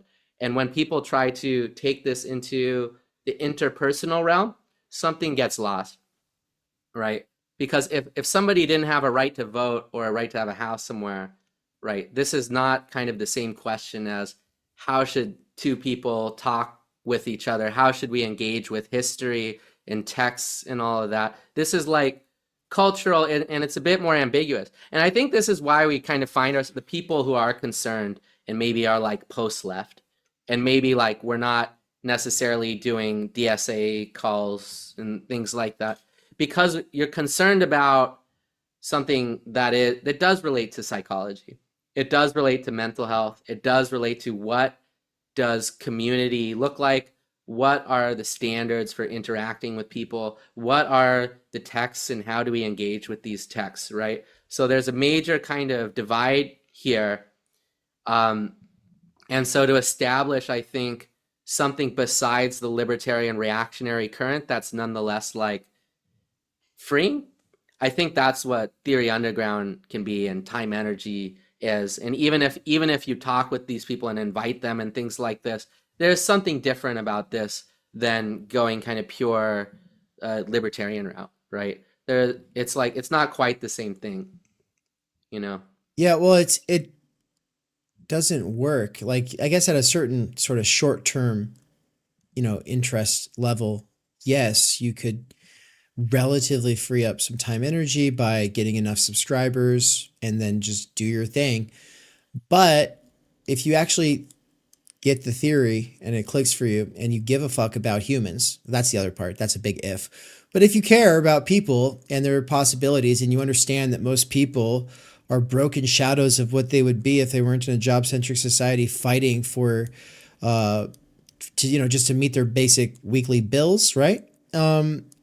Then time energy cannot be, there's no solution for it at the libertine level, right? And I just had somebody who, I love the stuff he writes on Substack, but he commented on this.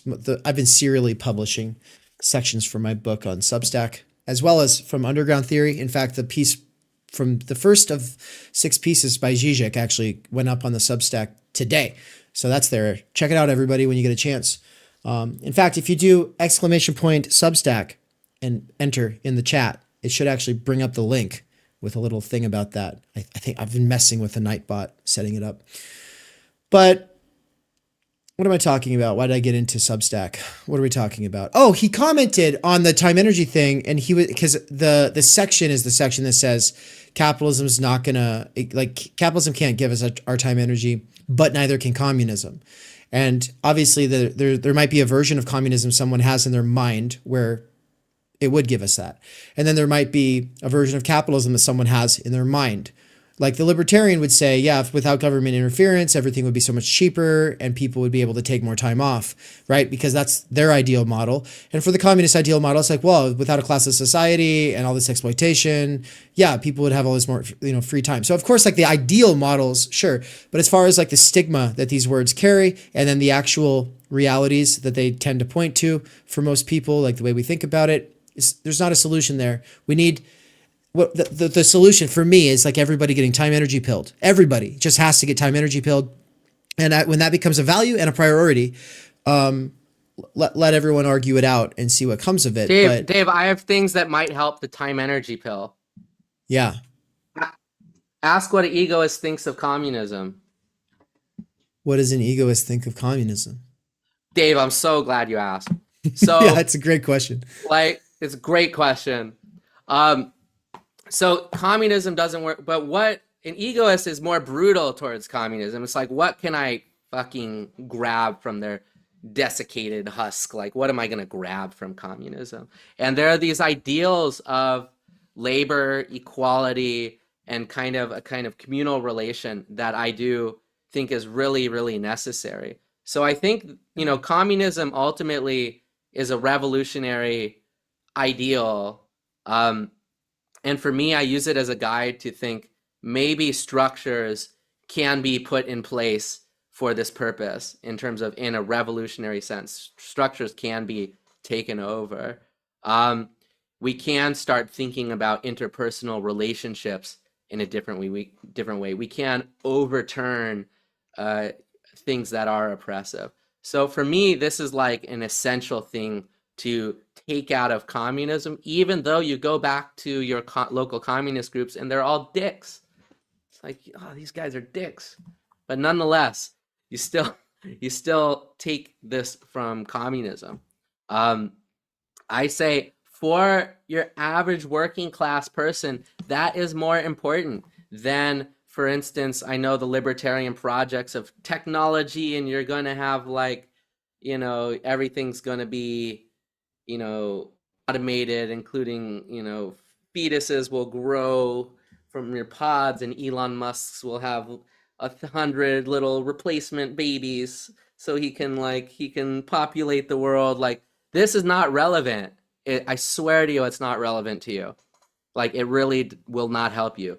This will help you, like in terms of structural empowerment, your connection with structure. This will help working class people. So I think also the eye on working class people, like if you're, you know, if you're working class, if you're not a, you know, in the tech world, or if you are in the tech world, I would still say explore like what this kind of socialist possibility has to offer, this idea of revolutionary structures, not simply exit. You can exit, but take it back. That's why I love cops. Ergo, I love cops. But not, it's like, no. But it's like authority structures, they can be taken over, and ideals can be put in them and changed, right? Right. And W1's Dumb 3 in the chat said, I am a tech bro and a libertarian. What can anyone hate about that? LMAO. Hey, I just want to say, I got no problems with any tech bros. I would rather hang out with Elon Musk shooting 100 rockets off into space per year than, I don't know, Warren Buffett, like just being a Wall Street dude who just spends his money on the dumb NGO, you know, networks that have been here for the last 50 years and do basically nothing. And I'm not saying that shooting rockets into space necessarily does something, but it's kind of like Amazon. It's the best distribution network that exists today for getting our stuff. It's the best one. They're laying the foundation for something that could be, I mean, potentially seized. You could do all kinds of things with it politically. All kinds of projects could be done with that. But it's a great network. It's better than Walmart. With Walmart, a quick aside, with Walmart, I have to go there to get something and then come back. And while I'm there, I'm probably going to get a bunch of things I don't need. But if I get it off of Amazon, I'm serious. The vans for Amazon go through my neighborhood like 10 times per day. So you want me to spend gasoline on a car that I don't have? Bezos and his empire. Yes, please. Everybody give it up for Bezos. You know, the guy paid me to write my books in the bathroom. I've got mad respect. But no, they should actually let people listen to earbuds. They should stop doing the swing shift thing because it's killing people. I've got all kinds of problems. I'll write a book about it eventually. But for now, let's bring it back around. So tech bros, we don't hate them. But also, like, in a lot of cases, they're just rich people who don't have... Dialectically. Hold on. I just got to say it. They're just rich people who didn't learn what kings for thousands of years have known. And that's it. You have to pay philosophers to hang out with you so that they can give you good ideas. They're just, they think they're the smart guys because they're rich. And that's the issue, because they're usually not very smart. Like Kurzweil, are you fucking kidding me, guys? That guy's a dork. And everyone's been telling him he's smart, but he's really just rich. And anyway, so that's the kind of where we're coming from, just so you know, for the people who are new, who are like, well, what do you got a problem with tech bros? No, just like Kurzweil and dorks like that. Yeah, it's kind of cringe. But look, if you're into coding and you're into, and your gateway into the life of the mind was Musk and Peterson, welcome. There's a lot of really cool shit in the world. And I don't hate you for coming from that. Anyway, most people are not involved with philosophy. Most people are not deeply left or right. So tech bros and, you know, us end up talking to each other because if you're interested in theory or philosophy, you'll wind up in the same spaces. And I would say to tech bros and Peter Thiel, I didn't say give me $1 million when I was sitting. Give me $1 million. I promise you. I don't promise you. It might not be worth anything. But for tech bros, if you think about structures in a way that is more revolutionary, more egalitarian, less exploitative, it will better yourself. It'll better your experience of the world. You won't just be a fake philanthropist tossing money and questionable. You'll cultivate your soul. So the Stoics, I know we don't talk about the Stoics on Theory Underground, but the Stoics talked about letter 59 of Seneca in terms of on joy. What is the difference between pleasure and joy? The difference between pleasure and joy. Joy is deep, and it has to do with the pursuit of virtue and philosophy. A pleasure that maybe, you know, your ketamine or your microdose or whatever, or your billions of dollars, that's pleasurable, don't get me wrong. But what will give you the true joy, I swear, is a philosophy that you are, you know, absolutely sure is not exploitative. It's not just a philosophy of why you're better than another person, but if you learn kind of egalitarianism, if you learn how to take these lame neoliberal kind of like stupid kind of pseudo, you know, pretends to be like the, you know, I am the extension of civil rights, but really it's just like some random capitalist who's kind of like annoying that, you know, you don't like. I swear if you really figure out virtuous, non-exploitative relations and structures, you will have a deep joy per Seneca, letter 59.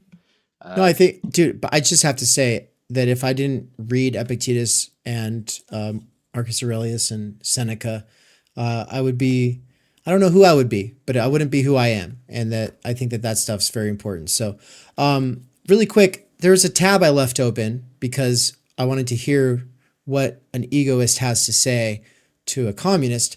But where I was going with that thought was I had someone in the comment section, like I said, I like his Substacks, but he was saying that the solution to time energy seems pretty simple. All you need is decentralization. And he was saying that the issue is that like 50% of the economy is built around people doing all this mediation, basically like filling in the like being like, oh, trust us, trust this, trust that.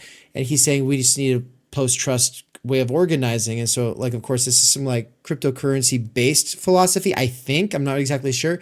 But I was like, decentralization just sounds like laissez-faire capitalism, which is just going to turn right back into the same thing, I think. But that's kind of where I'm coming from. But you said something about libertarians, and we have one in the chat here. So what do you think about decentralization and all that? Like, I'm so glad you asked, Dave. What a excellent question. Totally unexpected, like out of left field, like decentralization. I think this whole obsessional of, you know, libertarians, there's chaos outside my computer. I need to crypt because people are gonna hack it. I'm like a Zizekian here in terms of like, yeah, there's a guy following me and then there's a guy following him. That doesn't really affect working class people. Yeah. Really. Like maybe it will if you're doing some like reverse penetration testing, if you know what I mean.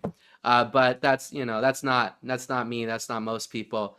I don't know what that means.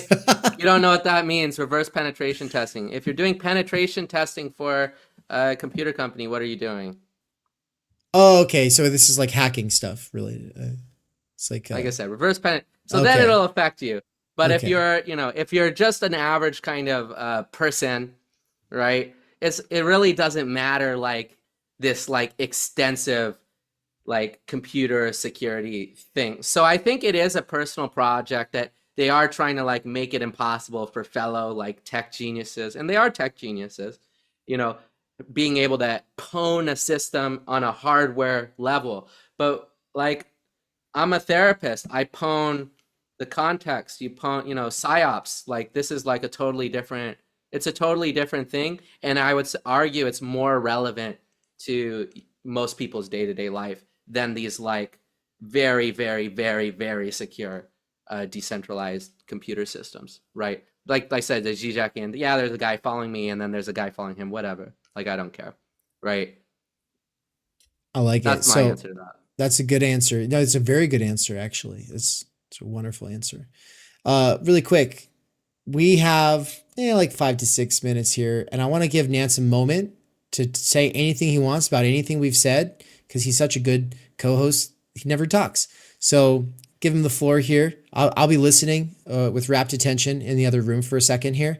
And he can kind of ask you anything he wants as well. And then you can kind of like set it up for your kind of closing statement. And then I just want to say, we're really looking forward to having you back already. I'm looking forward to reading your books and then bringing you back. That's going to be a lot better. And by the way, I referenced you. I forgot what I said. All I know is that you're in Waypoint.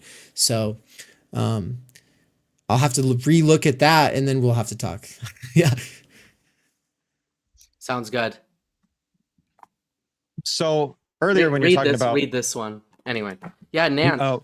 Read Ego and Hyperstate first. So when you're talking about we're doing this, I don't know, maybe almost utilitarian weighing of ideals,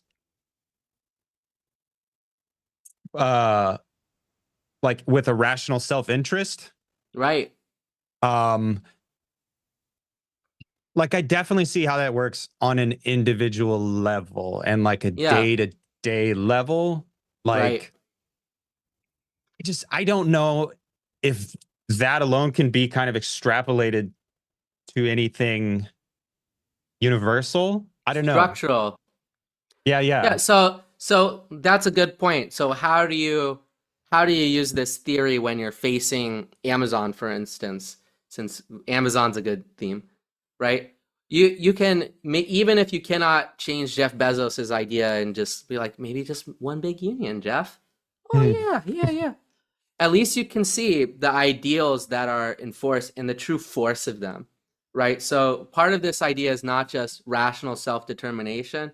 It's seeing the kind of true force that ideas do have. So Bezos has an idea of customer service. You get it done. It's just the customer. You don't think of yourself. And it doesn't matter if you agree or disagree because it has a lot of power to it. And if he offers any of us $1 million to be a manager and to reproduce this ideal, I'd think about it. $1 million is a lot of money, like for a year, for sure, right? So like money has this power and this force to take people and to take space and to take territory. So when you're looking at kind of the world in terms of what is the mom and pop store in Amazon, you can see, okay, what is the force of the ideal the mom and pop store is? Well, personally, I would get this in there. I would try to go there, but really not out of, maybe Bezos is right in some way. It is more convenient, and I like getting this here, and then I'm probably going to order this kind of thing because it's cheaper.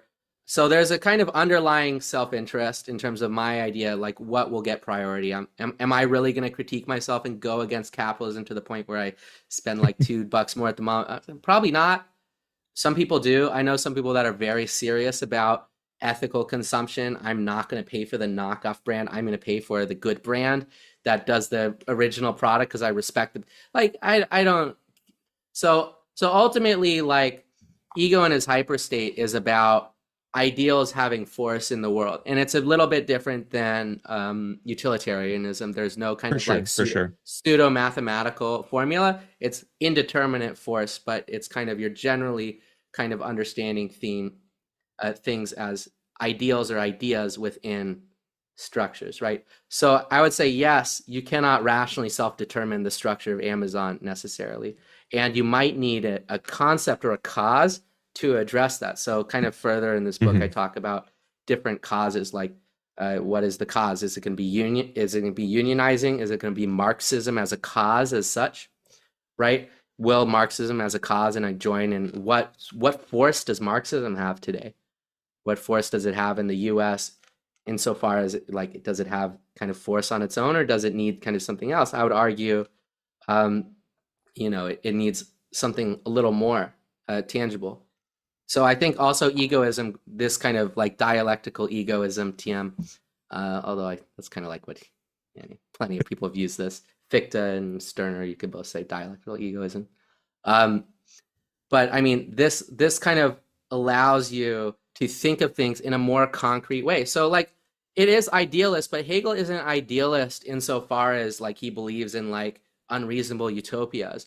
The idea of idealism is it is actually more concrete than materialism, because ideals do have a certain concrete quality and function, right? So ultimately, I'm not pitching idealism because of utopia. I am kind of in this direction of concreteness. Like I am for concreteness, right? Of kind of ontology, like what is in the world. I would argue that this is actually about what is in the world concretely, not about an ideal as such, but like forces of ideas as force, kind of. Like to develop a kind of realism that you can then kind of sublate into a universalist idealist project, and build a bridge to get outside yourself. I like it a lot. Yeah, well, thank you. And I mean, it does, I do think a lot about, even in dream theory, you have to think of particular associations and kind of universal projects. And I think you need an ontology like this looks at particular projects and understands the force of an Amazon warehouse. It understands the force of reaction in a way that I don't think that is a bit less rhetorical than, oh, it's a paper tiger. It's like, no, sure. Sorry. There is like some force to it, right? And as you bring on Justin Murphy, you'll be able to hear the force and vitality of libertarian forks and exits and this kind of like, his vibe, so. It's all vibes. Yeah, we had him on one time before, and that was very interesting. It's going to be even more interesting now, I think. You're right. It's a thing, and it's definitely a direction that people either go in or flirt with at some point. And yeah, it's interesting. I'm interested. I'll be watching. Yeah. I'm excited for Murphy and see what happens. I'll watch the chat to see if you ask any questions, if you do, right. I might bring them up, but cool. Anyway, for now, so good to have you on, man. Thank you for coming. It was an honor. Absolutely. Take care, both of you. Take care. Bye-bye. Thank you. We'll be right back, everybody, right after this. Oh. We cannot do direct revolution, but the only way to lay the foundation for it is to do what you are doing to move the underground. It's a theoretically correct title. Welcome to Theory Underground, a place for workers with earbuds who are tired of the bullshit and just want to get down to it. Big ideas, rigorous thinking, and ultimately liberation from necessity. Research at Theory Underground focuses on what is most important for understanding our current situation. Theory of the subject, capital, time-energy theory, critical media theory, CMT, and the most essential critiques necessary for understanding why the theory, ideology, and common sense of influencers left to right misses the mark. Theory Underground is coming to a city near you. Besides a commitment to publishing certain underground theorists and popularizing certain fundamental concepts, we have toured the United States and are touring Europe to promote our ideas, courses, and publications. You've been reading Underground Theory. Amazing book. I'm a publisher and an editor. I run a review of books. Literally, it's my living. This is the best edited collection I've ever read. Okay, picture this scene. America, early 2021. An Amazon warehouse worker arises from the emerging underground theory internet scene to create spaces for untimely topics and concerns that are too often neglected or kept in isolation today. Joined by a revolving cast of underground theorists, academics, and critics, he establishes what will become Theory Underground, a teaching, research, and publishing platform by and for working-class intellectuals, autodidacts, and academics who want to do more than they're able to do within the confines of academia. That warehouse worker's name is David McKerracher, and his book Time Energy is his first major contribution to the world of theory. It was recently reprinted with a foreword by none other than Slavoj Žižek, who also contributed to Theory Underground's latest book. My Bible, it's an excellent book. A collection of essays called Underground Theory. What you just heard is an excerpt from the Strange Exiles podcast, episode 23, where Bram from Strange Exiles interviewed me and Mikey. For those who don't know, Mikey is the author of the Dangerous Maybe blog. We are publishing one of his books here shortly at Theory Underground. He's also a lecturer at Theory Underground, and he's someone I've been friends and a collaborator with for over 10 years. But most importantly for you all, he's a fantastic lecturer, and it's a crime that he has to do wage labor right now. One of the long-term goals of Theory Underground has been now for a couple of years to hashtag free Mikey. That is something that I've been really pushing, but first, obviously, I have to get freed myself, so the two of us are able to do this because, you know, as Mikey said, build it and they will come. Well, I tried and I built a website and platform. I had my own app and everything, but it's been really buggy and it's more than one person can handle. And that's, you know what, a really good lesson for me. And so for now, what we're doing is moving it to a temporary intermediary platform until we are able to get some more serious funding. And ultimately, we want to be in a place like this, a real brick and mortar digital nomadic mecca where people can come from all over the world. But also, the app was really expensive, and so by quitting it, I am now able to save a lot of money, and with the help of my patrons and the students at Theory Underground, especially the monthly subscribers, I am officially able to quit Amazon and do Theory Underground full time. So thank you so much, everybody. This is one huge step forward. With that said, several subscribers did not migrate from the now defunct app to the new setup, and I'm guaranteed to lose people over time. So please, if you want to get involved, become a subscriber. If you're not even sure what this is all about but are just curious, then I've added tier 0 and tier 1 for very basic kinds of access to what we are doing behind the scenes. If you don't have any time or energy to get involved, but you do have some money to help support this project from afar, then please check out the Patreon. My patrons over at Patreon make the podcast and public YouTube possible. Thank you. As for once-in-a-lifetime events, check out the new poster for the American Idiots Theory Underground European Book Tour. Paris, Brussels, Berlin, Vienna, Linz, Krakow, Glasgow, London, and Oxford from April 27th to May 25th, 2024. 2 events are already fully booked out. Save a seat at an event by getting in contact with us ASAP. Finally, the call for proposals to our conference in Mexico on the last weekend of October 24th through 27th is out. Establish contact if you're interested, and make sure to submit the form before June 1st. We're live. Hey, there he is. All right, everybody. So hold on one second while we get this started. We'll be right back right after this. Okay. We interrupt this conversation for a quick message from our sponsors. All of Theory Pleeb's content has been demonetized and self-funded for over a year. Pleeb and Mikey work in warehouses while using what little time with energy that remains to do what they love, theory. Part of Pleeb's goals for 2022 is to focus on getting Mikey freed from wage labor. To free his time-energy from its reduction to labor power. Why? Because Pleeb has learned more from Mikey than almost any professor or book, and if Mikey can get his time energy, then he would be able to teach real online courses and publish video essays and that backlog of books he is always being obstructed from finishing. If you were unaware, Michael had a special kind of working living arrangement that made it possible for him to focus on nothing but the study of philosophy for 6 hours per day.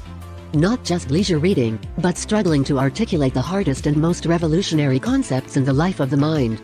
Mikey's standard was this: if he could not explain it to a guy on a bar stool at the pub, then he did not understand it. But by the time Michael was ready to begin making his wealth of knowledge accessible through courses and books, tragedy struck. Now he has to work full-time and support his mother. That is why we must #free Mikey before we can free ourselves. Towards the end of this video, when Todd McGowan and Andrew of Master Signified Bodies both leave to go to bed, Michael Downs explains why Deleuze is an absolute genius. And then he breaks down what Heidegger means by being in a way that is more accessible and clarifying than anything you will ever find on the subject anywhere else. Promise. If you think you have lots to learn from him, or that the world of theory would more generally benefit from freeing him from wage labor, then consider supporting at www.patreon.com/thedangerousmaybe. If you are one of the graduate students or professors in classrooms around the world who have found Michael's posts from the Dangerous Maybe blog helpful, then stop what you are doing and give a little back. He should have leisure time too. It will only help all of us. #free Mikey. Every dollar gets him closer to having his time-energy again. Thank you for listening to this message from our sponsors, by whom we of course mean you, ones you have helped in the struggle to #free Mikey. P.S. When Mikey gets freed, he will solve the riddle of history, complete a system of German idealism, Helen couldn't do it. Victor couldn't do it. Brian couldn't do it. My mom couldn't do it. No one could complete the system of German idealism. explain the body without organs without dumbing it down, write the most important book on consumerism in America, and teach courses that are introductory and graduate level alike.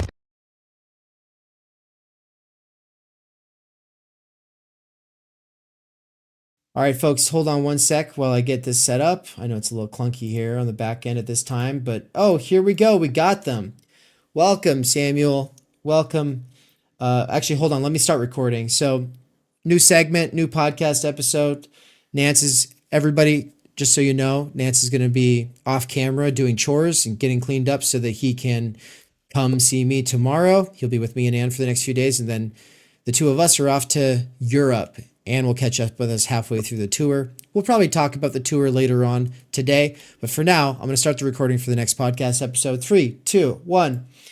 Welcome, everybody, to Theory Underground. I'm your host, David McKerracher, and today we're joined by Dr. Samuel Loncar and Dr. Justin Murphy, two people who have, in their own ways, started doing public philosophy, and two of the people I was most excited to see if I could try to make this happen. And so really quick, I'll say a few things in a minute about what a contradiction conversation is supposed to be as a new genre of content. But first, let's just check in. How you two doing?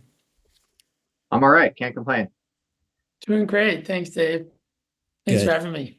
Yeah, I'm glad you were both able to make it work. I know you're super busy guys.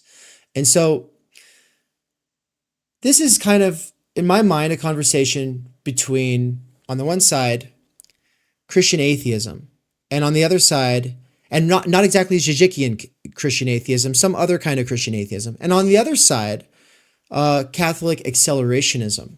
But also, that's not all that this is.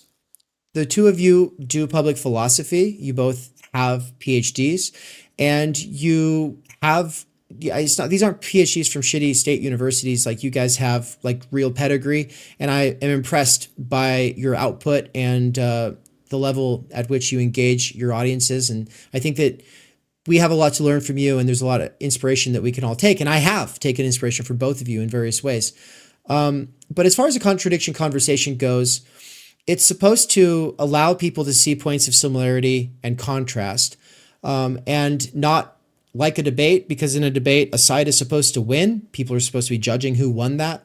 Whereas the motto for this genre of content is the only winner here will be the audience member who doesn't have a side, who is coming to their own position on things.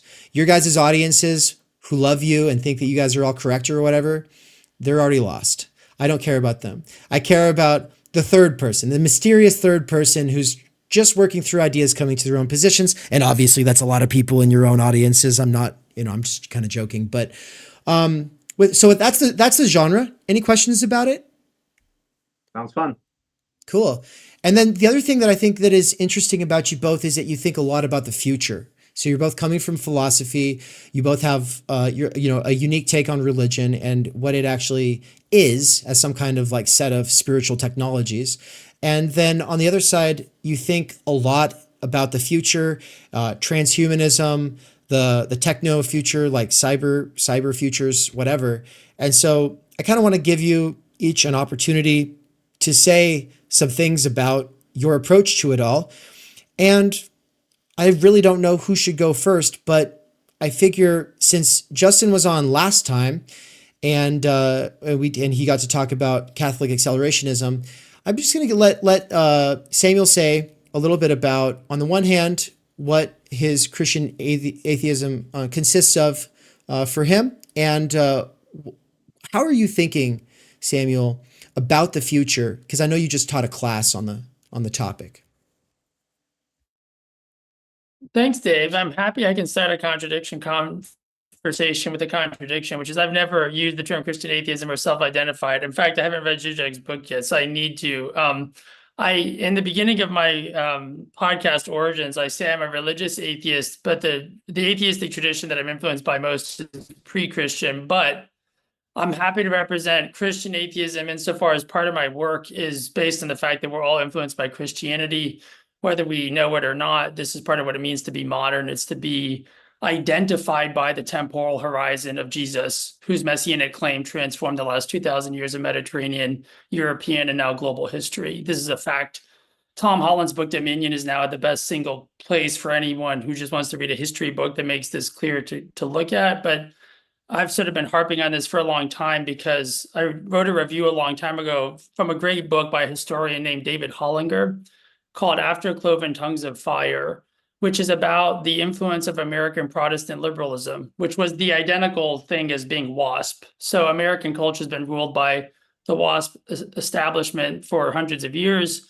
And Hollinger, who's a great historian who specializes in American religious history and the Enlightenment, made a very powerful collection of his essays, which this book was, with a central essay about the Enlightenment and the attempt for religion to accommodate the Enlightenment. And essentially, liberal religion is the attempt for religion to take seriously the claims of the Enlightenment of modern science and the scientific revolution. And Hollinger's key point was that it won in the sense that mainstream American progressivism is the direct lineal descendant of Protestant establishment liberalism. And that's a particular form of Protestant Christianity, but there's even a Catholic version that maybe, Justin, I don't know, but maybe your work has some relationship to that. But there's basically elite culture in America, insofar as it's white, is very influenced by Protestant liberal Christianity. And that's the case about the entire world. So again, I haven't had the privilege of reading Zizek's book yet, but I was very struck that he, I think, is very good at knowing trends.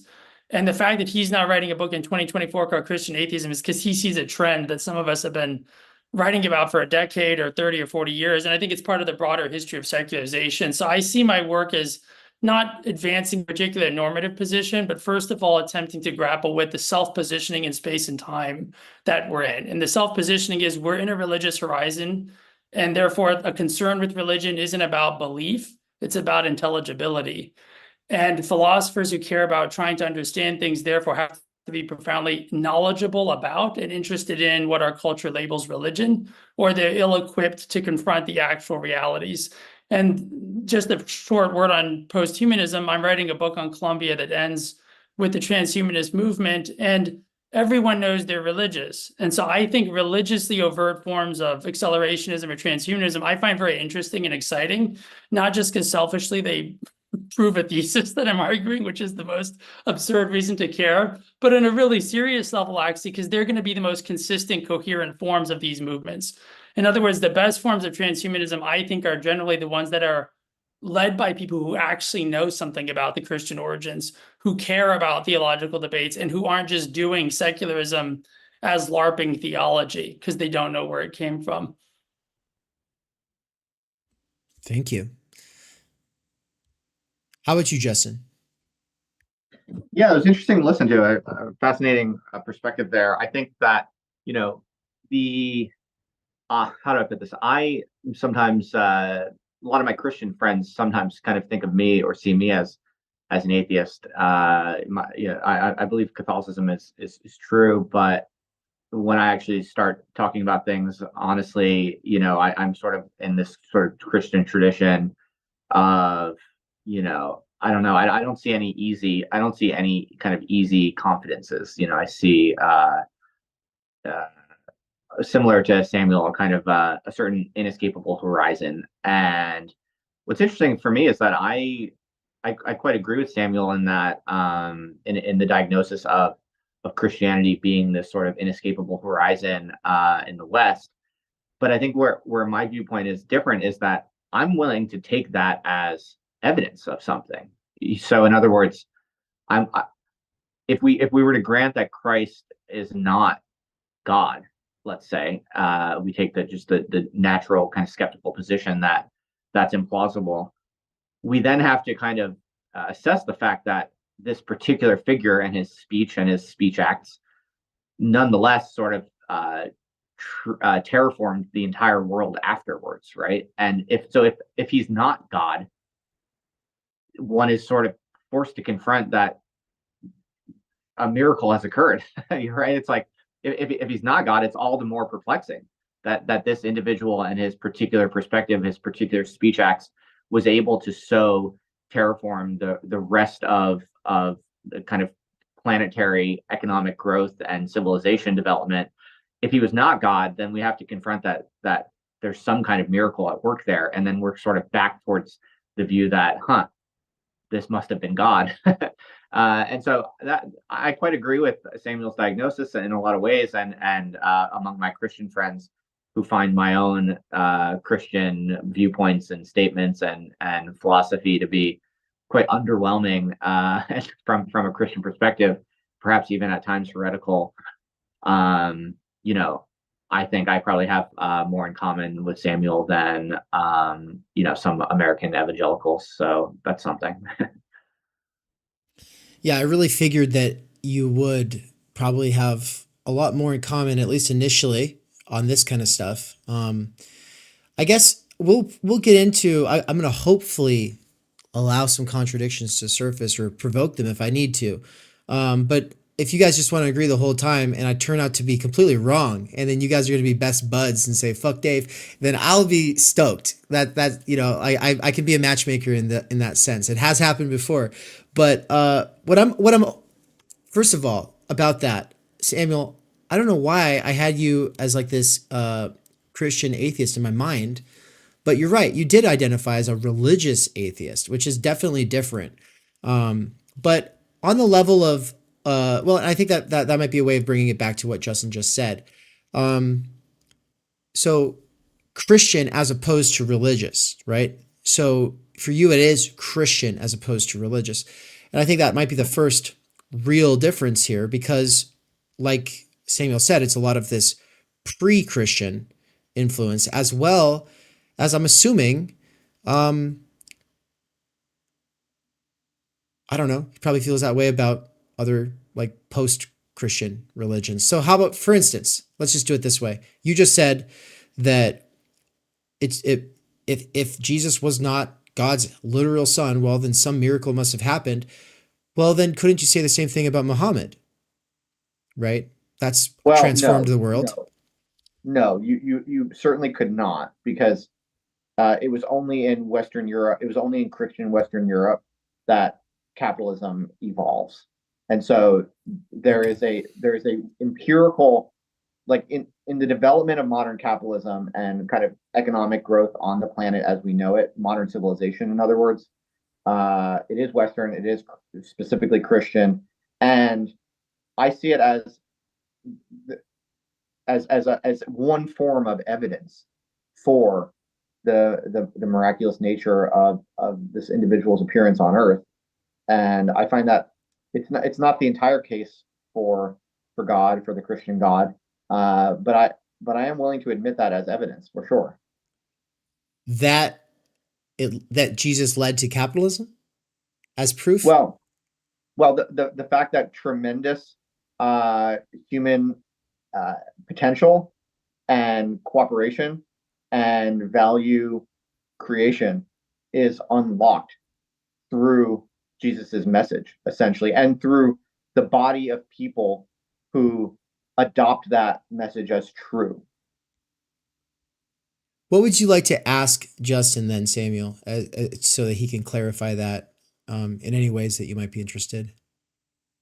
Well, I find it fascinating. So far, I don't at all disagree, because I think one of the reasons I don't say Christian isn't because I don't have a deep influence, of course, from Christianity. That's inevitable and it's personal. It's rather because I'm very historically oriented about the material, and my interpretation of the Christian miracle, let's call it, that Justin is talking about, which I do think is historically incontestable. I mean, this is something I was so struck. There's a recent conversation between Tom Holland and some Christian author that I just watched. And, the English upper class is changing because of Holland's book. This is part of why I predicted a revival of religion, because the English upper class is very small. It's controlled by Oxbridge and the London media. And so when someone as smart and respected as Tom Holland, who taught himself Greek to translate one of the most difficult Greek texts for funsies, writes a book on Christianity that shows, look, it doesn't matter what you believe. If you think human rights are just like some part of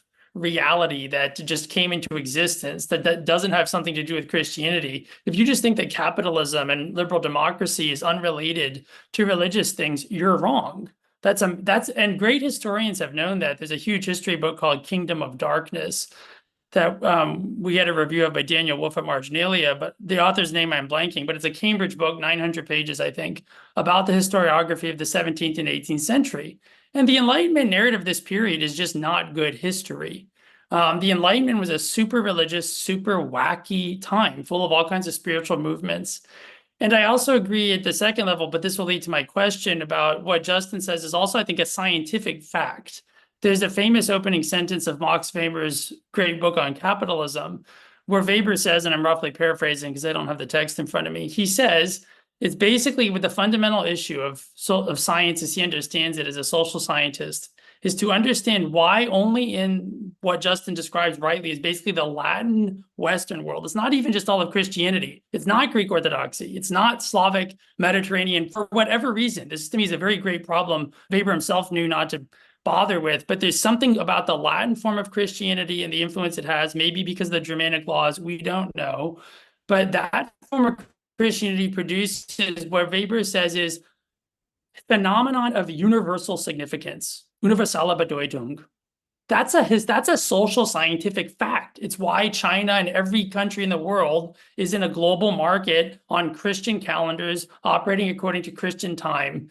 Because for whatever reason, this form of that religion and that form alone produced the total horizon of our concepts, our institutions, and our culture, insofar as it's a genuinely global culture. And that is an incredible mystery. So what I want to ask you, Justin, is, do you think it matters that Jesus historically was a Jewish figure who was part of a Jewish movement, and that the Latin form of Catholicism that we're talking about is whatever its virtues, it's a movement that comes much later. It's a movement that in many ways ignores and falsifies the Jewish background. And it's a movement that has created the most virulent bases of anti-Semitism.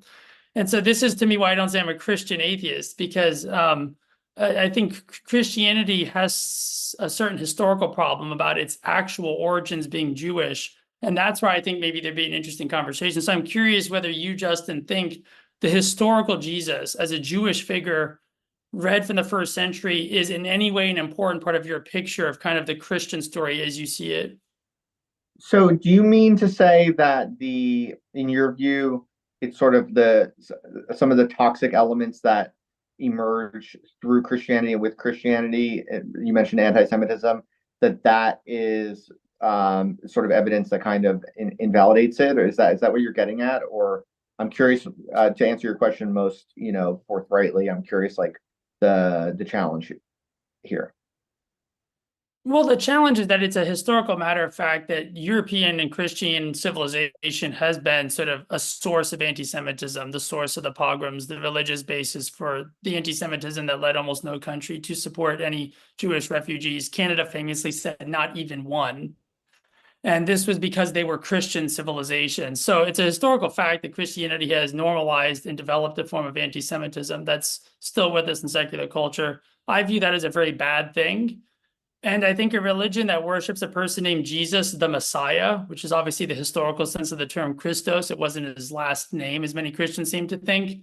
A religion that worships a Jewish Messiah and then persecutes the Jewish people and hates Israel above all symbols, there's something profoundly contradictory at the heart of that. And so per Dave's framework, I see Christianity itself as a kind of psychoanalytic contradiction from birth, where the Jewish dependence leads to a great animosity and anxiety about the connection to Judaism. And there's no easy solution to this. That's a historical fact. So yes, I'm curious whether that fact of the Jewish origins of Christianity, that they're basically intolerable to the form of Orthodox Christianity that arises, whether that fact is of any significance to your idea of kind of Christianity as something that's being affirmed by the success of Jesus. Because you could reframe everything you said and said, actually, that's an affirmation of Judaism, because Jesus was not a Latin-speaking Gentile who would have been kicked out of the Roman Church 4 centuries later.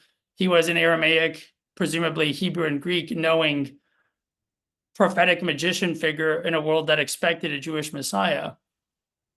Yeah. Okay. I see what you're thinking. I mean, it's an interesting perspective for sure. I hear what you're thinking.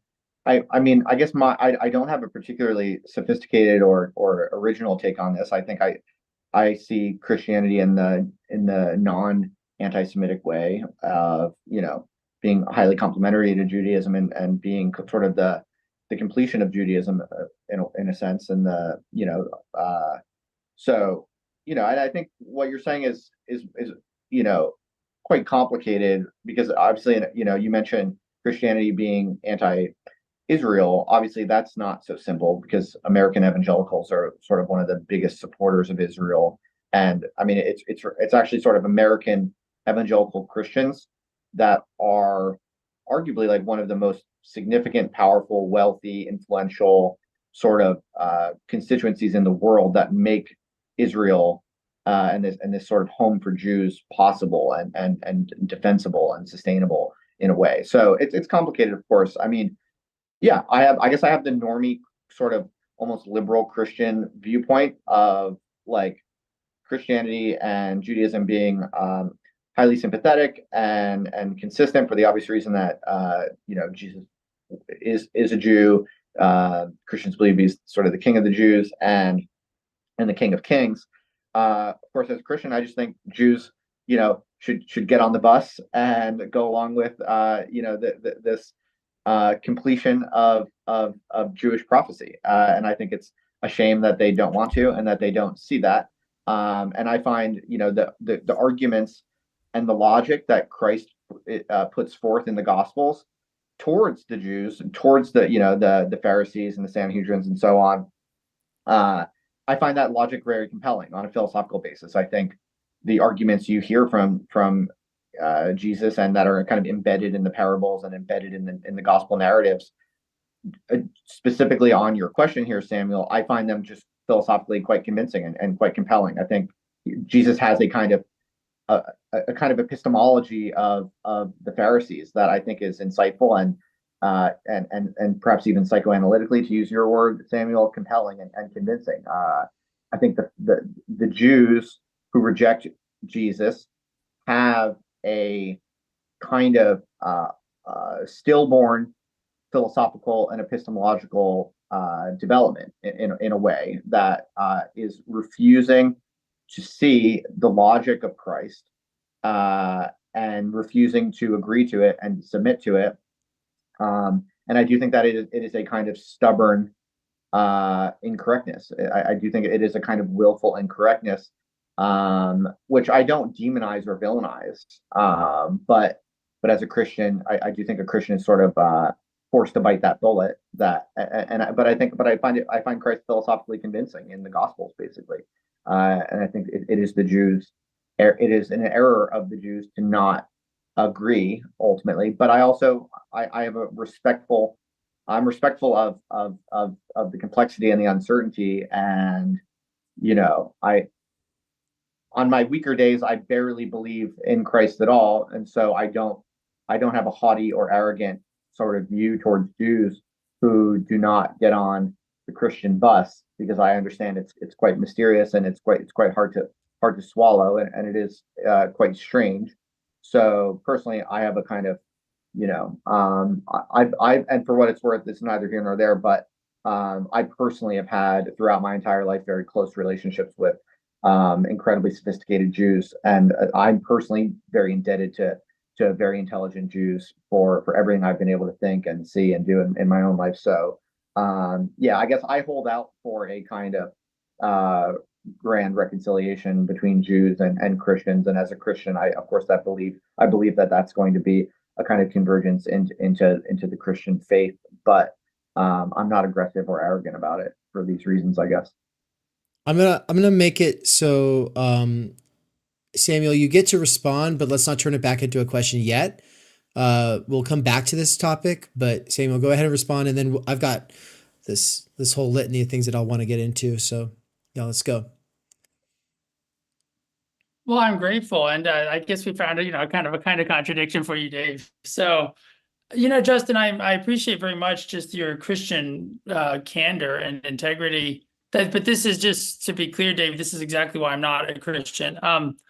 And I want to start with, I don't want to be a kind of a jerk, but the liberal position is the Roman Catholic Church. Your position, Justin, I think, is the traditional position, which is that supersessionism. Jews need to convert. And I think it's preposterous and immoral, particularly after the Holocaust, to be able to say if a Jew recognized that Jesus was the Jewish Messiah, he should convert to the Latin Church that every year at Easter endorsed the most virulently forms of anti-Semitism during its most sacred service, and didn't renounce this as an evil until a decade after the Holocaust in Nostra Aetate.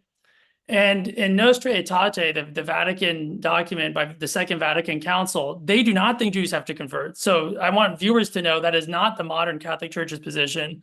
The post-Vatican II Roman Catholic Church does not believe that Jews should convert to the Roman Catholic Church, but the Roman Catholic Church has communicated that about as clearly as it's communicated the Bible.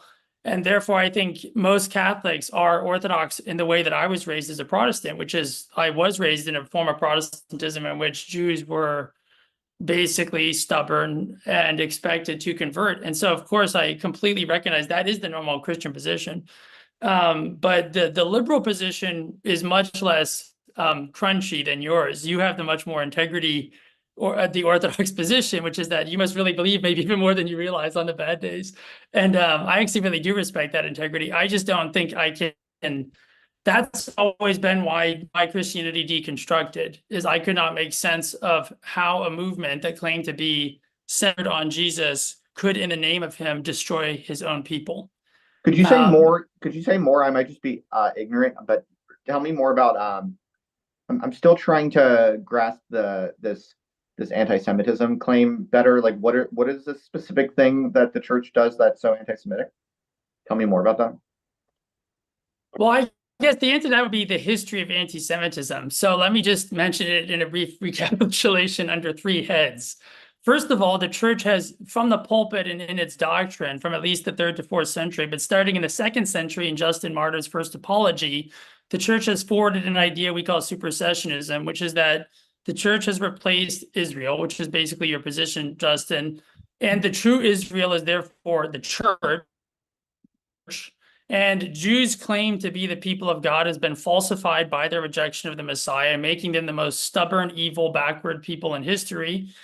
They were second-class citizens under the entire history of European law until the 19th century emancipation movements, which didn't begin in Germany until the 1800s. And Schleiermacher in the 1830s was an active contributor. Jews have not had legal equality in European civilization for more than 200 years because they were under Christian laws. So this is the religious preaching of anti-Semitism and the oppression of the Jewish people, the legal enforcement of Jews as a second-class citizen, which of course normalized and created the context for systematic violence against individual and Jews as groups in pogroms, including their expulsion from Spain in the 15th century, their expulsion from England, their expulsion from basically every country, culminating in the most religiously motivated fascistic movement in history, the National Socialistic Party, in one of the most devoutly Lutheran countries in the world, creating the idea that the solution to the world's problems would minimally involve the elimination of every single Jew, which every European country, when they knew about it, did absolutely nothing about on Jewish grounds. And in principle, the European policy towards Jewish refugees was them because they were Christian nations. So those are three headings of the things I would consider egregious forms of anti-Semitism. Gotcha. That's fascinating and very empirically well informed. So thank you for that. It's interesting to get more details about what you're thinking here. So here's a question for you, Samuel. I mean, in the pre-Christian cultural frameworks, like the pre-Christian anthropological norm would be all of these kinds of xenophobic, violent, exclusionary, tribal mentalities, right? Like it's only, and you seem to acknowledge this before when you talked about how, a lot of what we think of as human rights and a lot of this good stuff is essentially a kind of Christian inheritance. So I guess my question to you would be, or my response or challenge would be, the way I see it is, the very idea of having open, tolerant, cooperative communities is so much a Christian invention that, like, there's something off about blaming Christians for exercising these sort of pre-Christian tribal violence modes that you're adducing towards Jews. So in other words, like, isn't it basically like Christianity invents open, tolerant, economic coordination across tribes? The Christian framework is what makes that possible. If the Jews do not want to agree to the Christian framework and agree to the truth of the Christian faith, then the Jews are basically opting to remain outside of the Christian orbit of kind of spiritually open exchange and value creation across tribes. So in other words, I feel it's a bit disingenuous or unfair to blame the Christians for treating the Jews with the pre-Christian tribal state of life that Jews are choosing to prefer over Christianity. In other words, if the Jews do you get what I'm saying? Is that a fair? What do you say to that challenge? That the Jews are essentially just opting to maintain pre-Christian tribal violence as the default state of life, and so the Christians treat Jews with that state that the Jews are essentially preferring. And frankly, when we look to the state of modern Israel today and all of the attendant conflicts around the state of the Jews and the state of Israel and in the Middle East today, frankly, it does look a lot like Judaism, like Jews, the Jewish people, and the Jews as a nation, are in fact clinging and kind of desperately hanging on to a pre-Christian form of tribalism that does indeed lock them into cycles of violence with other cultures and other civilizations. So in a way, I see sort of the history of the subsequent history of the Jewish people to be a kind of empirical vindication of the same truth that the development of the Christian faith and Christian civilization attests to in a more positive way. What do you say to that? I would say that it's an admirably articulate, completely intelligent, and I believe totally sincere expression of everything that is worst about being an Orthodox Christian. Because a Jew is certainly going to hear what you said is anti-Semitic, and while I make no comment on it, I think that's inevitable. I also think you're far more honest than people are, and I'm very grateful that we're talking, because I'm not saying at all that you have a prejudice against the Jewish people, by no means. I have the same debts as it seems like you do to Jewish teachers, but this part of Christianity is intrinsically anti-Semitic, and so I'll respond empirically by first noting you didn't respond at all to anything I said about the Holocaust or Christians' persecution of the Jews, which of course is the background, incidentally, not a small thing, to the creation of the state of Israel, given that every other state had refused to help them or given their names over to be sent on trains. That was what the Christian nations in Poland and France and the Netherlands did with their Jews. They gave their names to be sent to Germany. So there's a reason the state of Israel was a sort of existential creation in the post-Holocaust period. And it's strange to me that that wouldn't be part of the context of your answer. Empirically, the tolerance you're describing is absolutely not Christian. It's philosophical. The tolerance you're describing emerges in the ancient Mediterranean world through the growth of philosophical schools. Philosophical schools beginning in the Pythagorean school, famously in the Hellenistic schools of Stoicism and Epicureans, were the first places that socially integrated across gender and categories of human ownership, such that you could be a slave or a woman, and you could be a member of the Platonic Academy, Aristotle's Lyceum, the Stoa, and the Epicureans. This is the great revolution of philosophy, as I interpret it, as a spiritual revolution.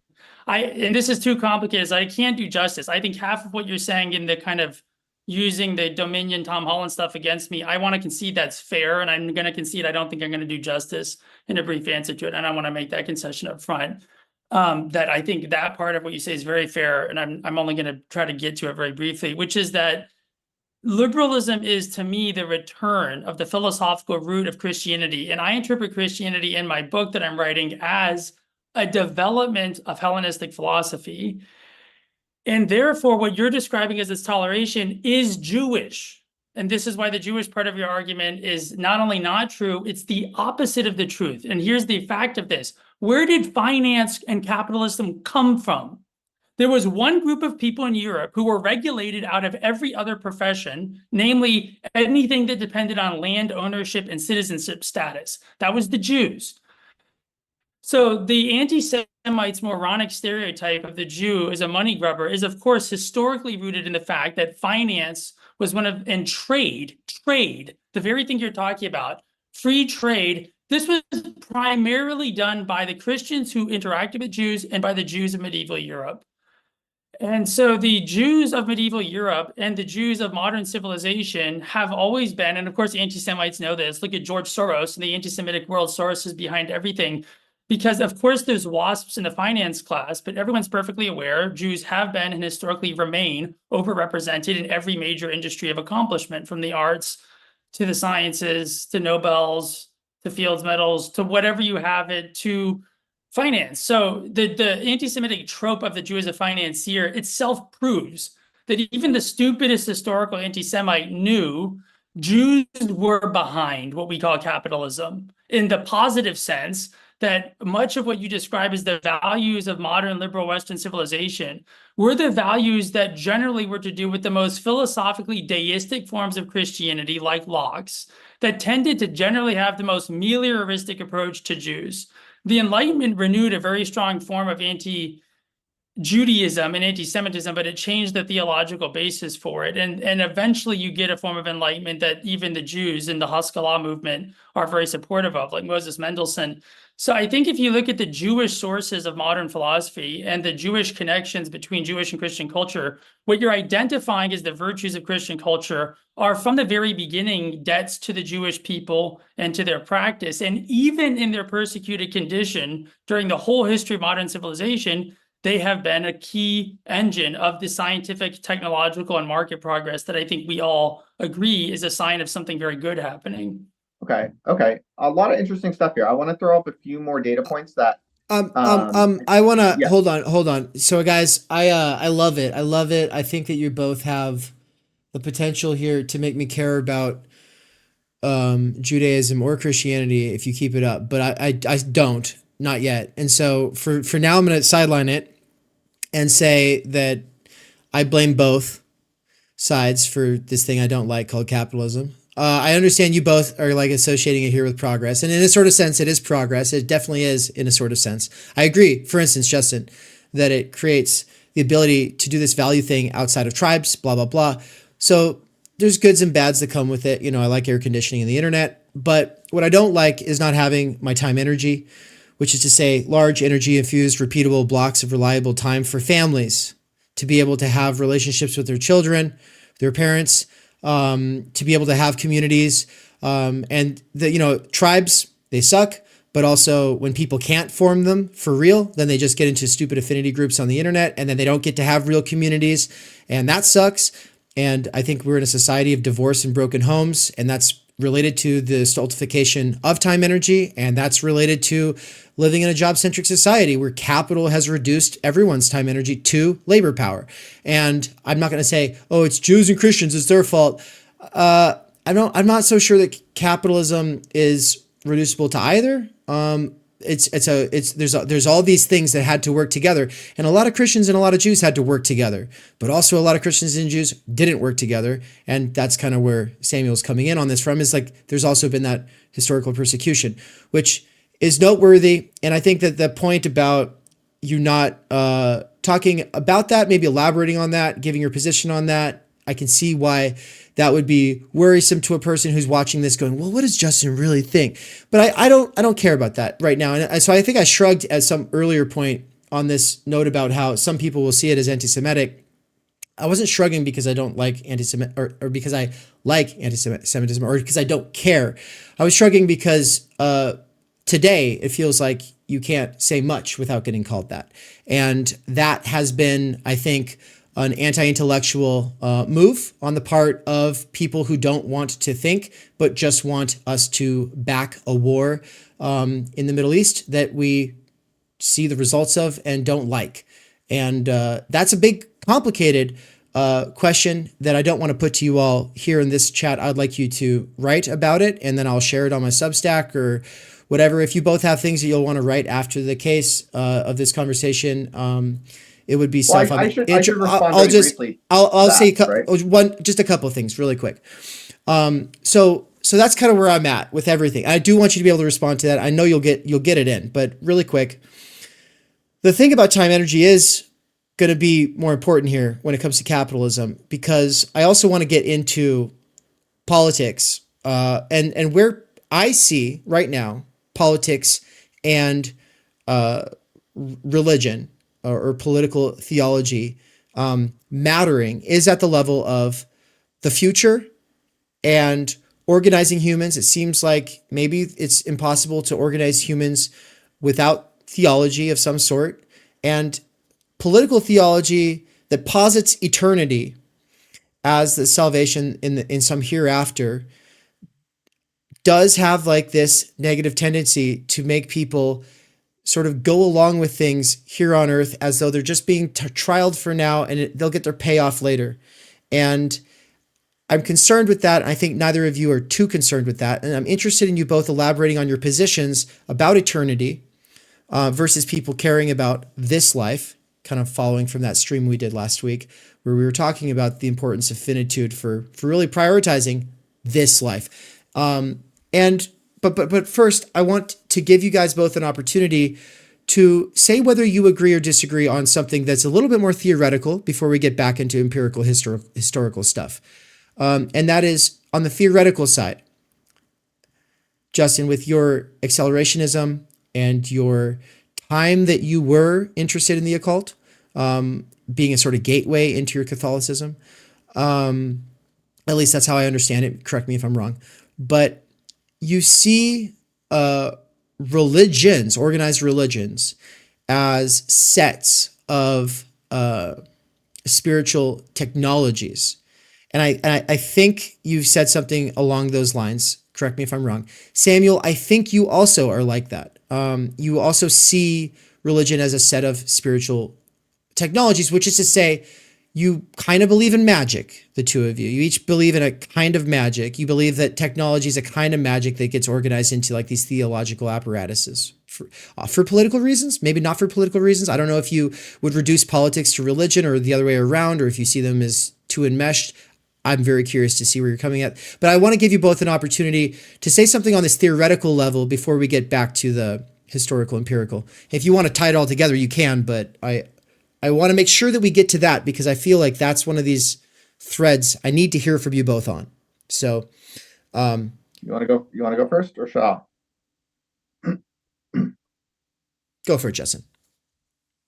So yeah, that slight misinterpretation of me perhaps on the one point, just that I've never personally been interested in the occult. I've always been allergic to the occult. And I think all of the occult stuff, the way I tend to read it is as a kind of deformed variation on Christianity. I think there are ways to sort of traffic in the true faith, which are sort of deformed and disingenuous and incorrect and ultimately blasphemous and incredibly dangerous. So I tend to see all forms of occult thinking and kind of esoterical or magical sort of thinking and practices like that to be highly dangerous and generally bad. Often they're kind of harmless, like in today's world, like things like astrology I consider to be relatively harmless, but to the degree that they matter or have real effects on the world, those effects tend to be specifically anti-Christian and kind of satanic in a way. So that's kind of my bias or the way that I think about the occult personally. But I think what we probably, if Samuel is interested in such things, I think, what I tend to agree with, the occultists on is that, like, yes, there is something beyond the material and kind of scientifically scrutable world that we inhabit. And there are forces that we do not understand, and that we do interface with them in certain ways that are mysterious and obscure, but are somewhat amenable to understanding and to active, kind of involvement with. So on that point, I would assent to something like that being true. It seems like that's demonstrable in some mysterious, limited, obscure way. I would also say that, on the point of capitalism and the problems with capitalism, I agree with a lot of that as well. I think the Christian cannot be a kind of full throttle pro-capitalist, no ifs, ands, or buts kind of position, because the fact is that especially accelerated modern capitalism includes a whole lot of brutality and very kind of sinister, demonic, and brutal kind of elements that are specifically and explicitly sort of in contradiction to the requirements of a Christian life. So I tend to think that communism, socialism, modern socialism, that entire current is itself also a Christian inheritance, and there's much we could be said about that or debated about that. But that's how I tend to think about it. So I tend to think that the modern Christian accelerationist is basically wedded to a viewpoint of capitalism has escaped its box, and it's now self-reinforcing, it's self-accelerating. Essentially, capitalism is a global superintelligence that is escaped human control, and it is self-replicating in a way and in a fashion that is literally more intelligent than us, literally more powerful than us, and it is calling the shots. And we have to kind of follow its orders in order to survive and reproduce materially in a way that's the empirical horizon of just sort of the technological material parameters of continuing life on Earth is submission to this machine. We're sort of held hostage to this machine that is more intelligent than us, that operates over and above our heads, and it is largely a demonic, that is in many ways a demonic machine. But there is no available way to slow down that machine, or to stop that machine, or to control that machine in a way that is not itself even more demonic, essentially. I have a kind of existentialist, kind of Christian reading of modern capitalism, where yes, we have unleashed this demonic machine, but all we can really do is, it's sort of like the Heidegger line that only a God can save us. But also, that Heidegger's, famous quotation of Hölderlin and saying that, in this supreme danger is the saving power also. That tends to be my kind of Christian existentialist view of sort of debates around capitalism and how to kind of interpret them and live through them thoughtfully and truthfully. I could say much more, but I don't want to rant too long. What do you want to add to that, Samuel or David? Whichever. Yeah, I know that Samuel's going to have a lot to say on that, and I want to let him just kind of go hard for a while. But before I do, this question that was asked a long time ago, like 20 minutes ago, by Elliot Rosenstock in the chat, who was on right before you, or at least, was he the last, or was that Swol? It doesn't matter. It was Elliot, and he asked, Justin, don't you think it's silly to even talk about Jews converting to something which is probably a silly ancient myth? In modernity, after all, aren't there more important things? Isn't it silly? And I figure you both have something to say about modernity and this idea that taking religion seriously is silly. So and the thing is he's not just provoking you because he knows you and you two have like this little playful relationship where you say things. No, it's also a common sentiment in the world today, and it's also lots of people in the live chat here. I'm just referencing. I'm letting him be the one to ask the question since he was just on here. Well, I don't want to speak twice in a row, but just since that's addressed to me, I'll just try to answer it real quick. And I guess my answer to that is, like, on some level, I agree. There is something sort of ridiculous about it. There's something sort of ridiculous and absurd about Christianity, especially in the modern world. We are so scientifically and philosophically sophisticated. We've learned, we know so much more than what was known at the time of Christ, that to go back and to voluntarily affirm the truth of this faith in today's world, there is something patently ridiculous and absurd and silly about it. I see the point there for sure, and I get it. On the other hand,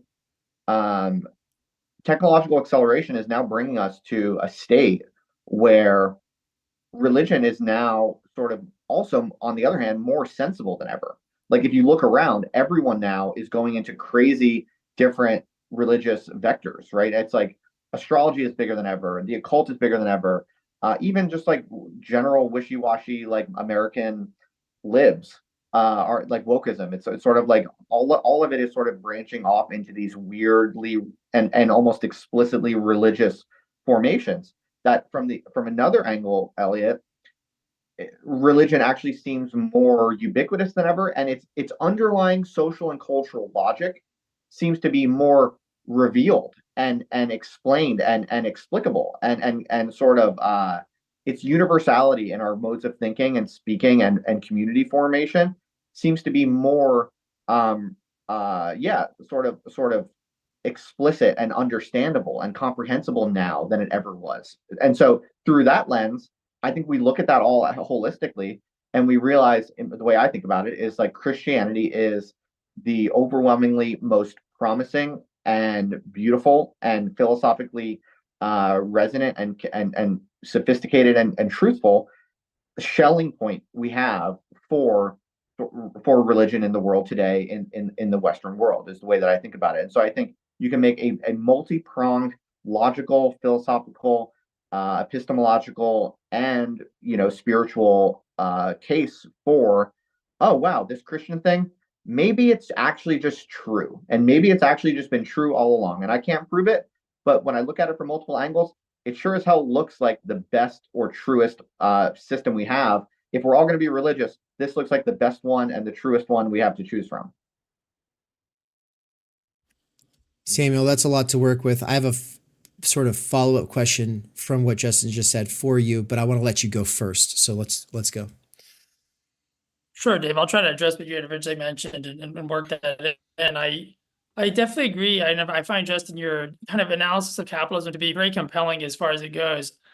I would say, I think that my concern is I think it's subversive of your entire position, which fortunately I would say dialectically it will reinforce in the end, which is if Christianity is what gave us all these great things, but these great things amount to capitalism and capitalism is demonic, then Christianity gave birth to a demon as part of its inner essential logic. So that seems to me consistent with Christianity giving birth to the Holocaust.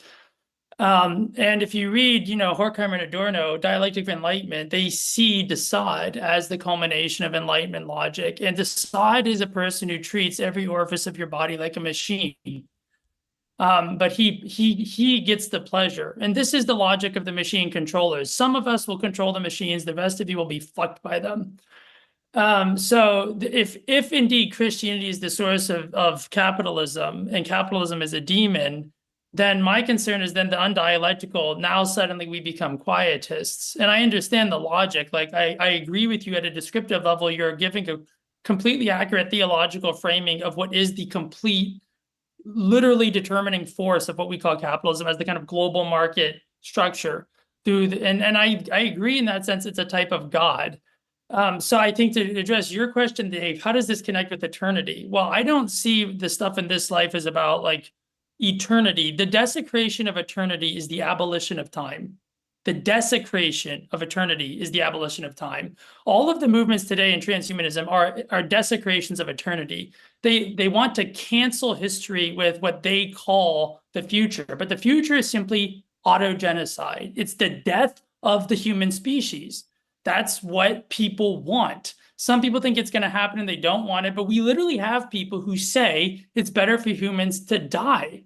And of course, if you don't know that's going to lead to a wave of eco-terrorism, just like it did in the 70s and 80s, you're an idiot. There's a reason there's a lot of terrible things happening in our culture, and this isn't Justin's form. But I just read Adam Kirsch's little book from Columbia on the revolt against humanity. And this is, again, this whole last two chapters of my book about how Heidegger is the first great post-humanist. Heidegger doesn't even like the word Mensch. He doesn't like it. Heidegger replaces Mensch with Dasein. And for his entire life, he never, ever attaches himself to Menschlichkeit. Why? He hates its Christian universalism. Heidegger was a rabid German messianic, as you can see in Richard Wollin's book. He's a total particularist. And like Foucault 30 years later, he completely wants the abolition of universal logics by particular, spontaneous, subversive. He calls them grounded, but he knows there's no grounding. He knows Germany's a Christian country. Heidegger, there is no soil for Heidegger. He's a Catholic who wanted to be a priest, who became a Protestant, who stopped being a Protestant. He never kept a single religious commitment in his life. And therefore he has the failed believer's desire for a compensating eternity of German soil and Deutschtum. And this is something very not unlike the logic of transhumanism today, which is people who want to sell us machines, they want us to upload ourselves by paying them into the matrix. It's like the movie was never made, so let's just take the plot and turn it into a marketing plan. Maybe people won't mind. This is theology, and I think your form is far more compelling because you can use the resources of a real church with a real ethic, which for all of its problems, I agree, it can subvert those problems, you could argue, since it gave birth to this demon. Maybe we have to sort of return to the source of the demon to find out how to control it. Yeah, but I want to make sure that the people who architected the Holocaust don't fucking have their hands in these machines. Right. But we can't do that unless we can explain why did a Christian civilization create these human rights violations? Why did we give ourselves the standard by which we can now lose faith in all of our own religions? And so I don't have a solution, but I see the dialectical moment of tension we exist in is the truth for your side is, you're right, the standards we have are Christian. And I would even say in a way they're distinctively Christian in this way. But because of those standards, we know we failed them. And if we cannot give an account of our failures, which is what the woke people are always right about, what people call woke is partly, insofar as it's genuine, it's a concern that we learn how to repent. How do you repent of chattel slavery? What can that mean? It's certainly the right question, right? How do you repent of the Holocaust? The Germans have tried to come to terms with it, but the AfD is now 25%. So they're very worried about this. How do you repent if you're a Christian of pogroms that you know you caused? I think these are the questions. So I think you're right that I think we have to maintain a deepening, whether we're believers or not, of the values of Christianity for good and bad.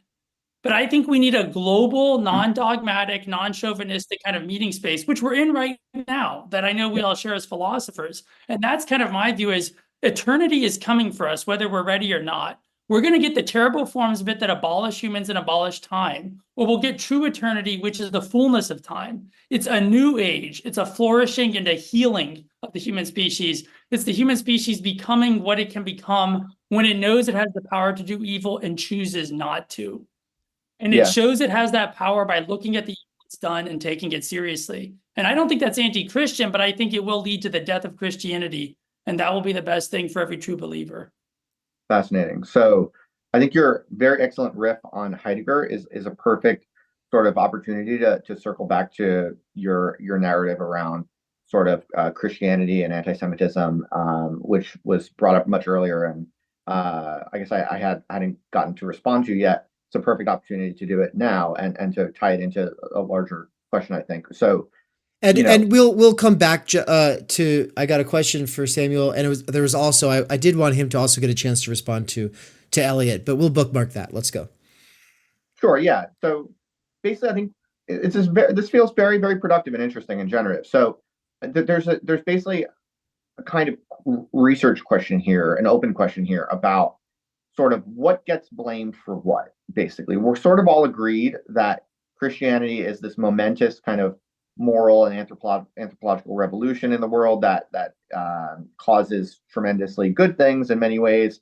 We are also agreed that in the wake of the Christian, experience or moment, tremendously bad things happen. We agree, whether we call that capitalism or anti-Semitism or what have you. We're definitely agreed that in the Christian history, Christianity, there are also these tremendously horrific things that happen. And so I think what we're debating and trying to make progress on and trying to pin down is what deserves the blame for what? What is the specific sort of causal dynamics here, where we can try to pin things down better. And I think Samuel presents a very compelling statement of the theory that Christianity is sort of to blame for a lot of these toxic elements that come downstream after Christianity. But to be clear, I wasn't necessarily agreeing wholesale with everything that Samuel said in that narrative that culminates with Hitler and the attempt to exterminate the Jews in this Lutheran country. I wasn't agreeing with all that. I was, for the sake of a productive and provocative debate and discussion, I was doing the difficult exercise of just trying to kind of grant it and see what else we can do with it, because it would have made for a very favorable conversation if I just immediately kind of clamped down and became defensive about that. Sure. So I was just granting that for the provocative sake of argument. So now it's good to kind of double click into that and get into it a little bit. So the way that I think about, I have a different theory basically that I'll give to everyone in the audience and to Samuel in the audience, which is here I very much like Ivan Illich's idea that the corruption of the best is the worst. And so basically what happens in my reading of Christian history after Christ is that here you have sort of the most sophisticated and compelling and beautiful kind of philosophical system ever sort of given to us, ever sort of arrived at to our knowledge, instead, kind of brought to us through the Christian Gospels. But what Ivan Illich notices is that when it is the corruption of the best things that produces the very worst things. And so I see the sort of catastrophic, horrific sort of developments that take place in the development of capitalism, in the development of these sort of industrialized kind of racist formations that we see in something like the Third Reich. I see all of the worst atrocities that come in subsequent Christian history to be a result not of Christianity. I don't believe that the Christian revelation is the right culprit. I do not believe that the Christian revelation is the cause of these horrific things.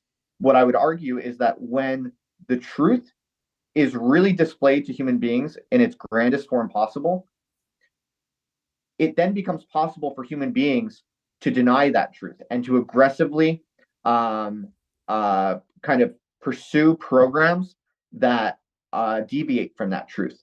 And so what happened, and then those things are going to be the worst things ever, that are even worse than ever could have been possible before that good thing was introduced. That's the kind of narrative that Ivan Illich presents that I find very compelling, and I think that's a very sophisticated counter argument. In other words, Christianity makes possible some of the greatest evils by introducing the greatest truths with the greatest clarity possible, and that is sort of the high stakes Christian eschatology that we affirm and that we see play out in the course of history, I think. And that does not mean, though, that Christianity is in some straightforward way the causal driver of atrocities such as the anti-Semitism of the Third Reich and so on. That's my view.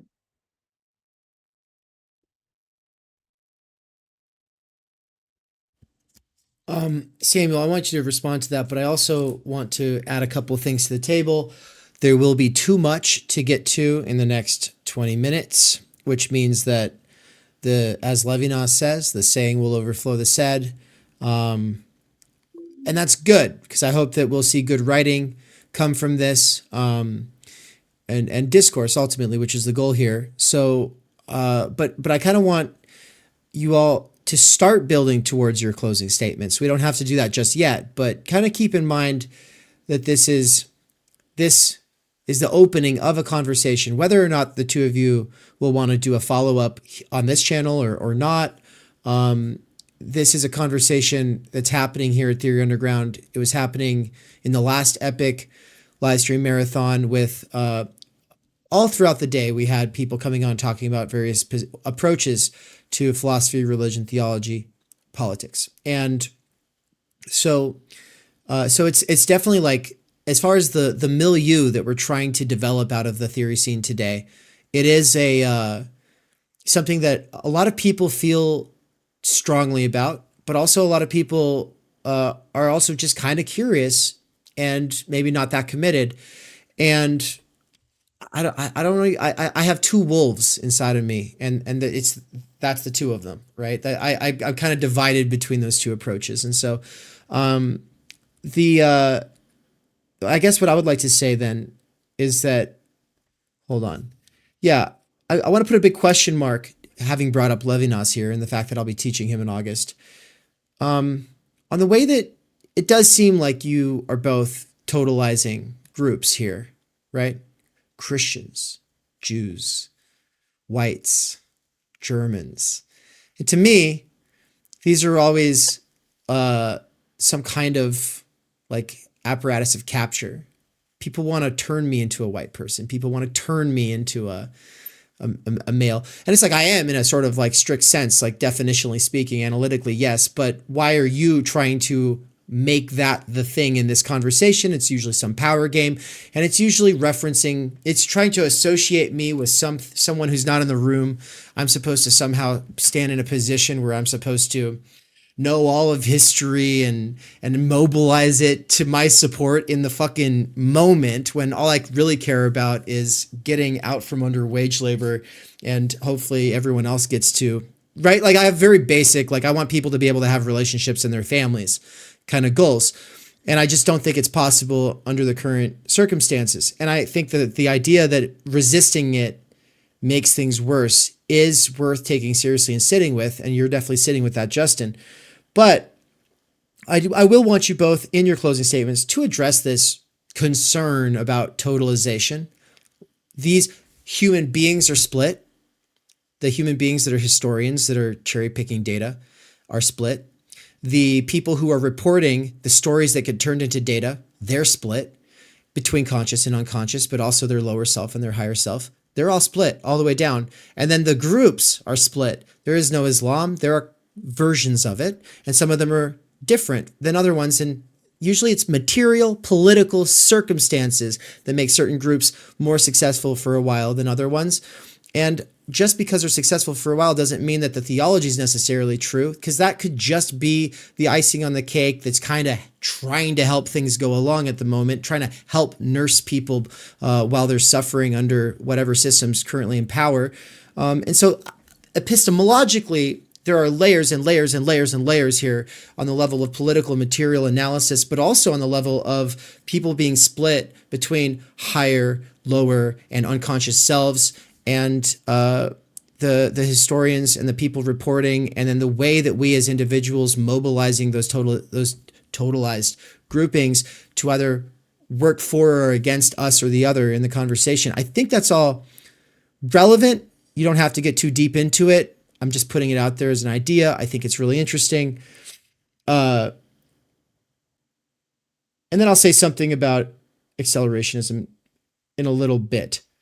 But first, Samuel, you're about to talk, and I want you to also address just the fact that René Descartes was having to argue in defense of science through philosophy, and that if he didn't write the Discourse on Method, then Pandora might not have gotten out of that box, at least not as quickly.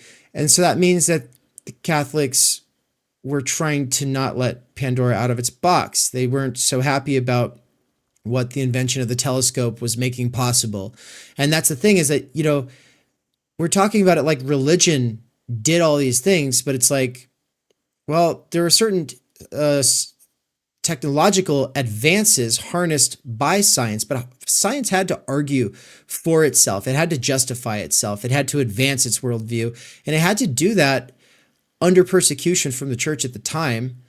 And maybe, I think Justin would say rightfully so. I'm not sure, but I want you both to have an opportunity to address that as a concern here for this causal story about the chain of events that leads to the situation we're in. Sure. I mean, I'll start with that, since to tell people, the title of my book is Philosophy as Science and Religion, From Plato to Posthumanism. What you're calling science, Dave, wasn't called science. The term science is coined in the Victorian period and doesn't become prevalent until the early 20th century. In every other language, what we call the humanities are still called sciences in almost all the other European languages. And what we call science was called natural philosophy. And the stereotype that you're mentioning about Galileo has been exploded only about 1 million times by historians of science. And I would encourage anyone who's interested in that to just Google. There's a guy on Twitter who's a great historian of science. He runs a blog called Tawny Christie. But there's lots of academic books about this. But you're right. So here's what I want to, and I think what you're right about is far more important than the historical kind of stereotype we still have about the so-called Galileo affair. It wasn't that science was fighting against religion. Descartes is profoundly religious. He only believes in that he invented an argument for the existence of God that was a priori. I mean, Descartes was unquestionably a devout Catholic, but you are totally right, Dave. And it's something I think all those, what you call totalizing positions don't like to deal with, which is that one group is fighting another version of the same group that often it's representing.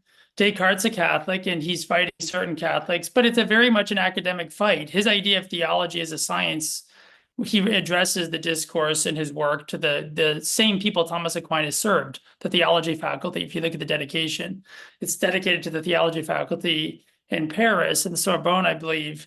And theology was considered the queen of the sciences in the European university system. That's why Schleiermacher was a chair of science in 19th century. So theology has been regarded as a science by the European intellectual community until essentially yesterday. I mean, Harvard still has chairs in the science of metaphysics so the idea that science is natural science, the way that Dawkins thinks, has never been true. Science is natural philosophy, and natural philosophy is part of the history of Christianity.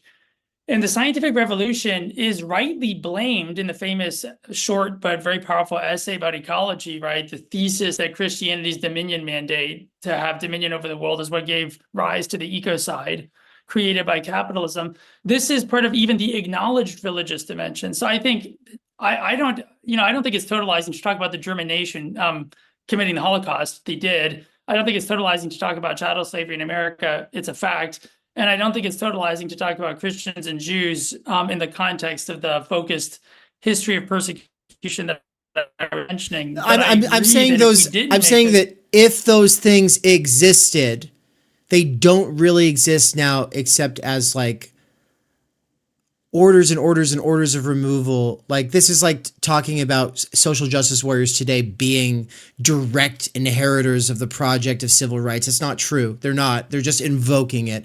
And I see identitarians in little niche online groupings invoking things from back when history was still real.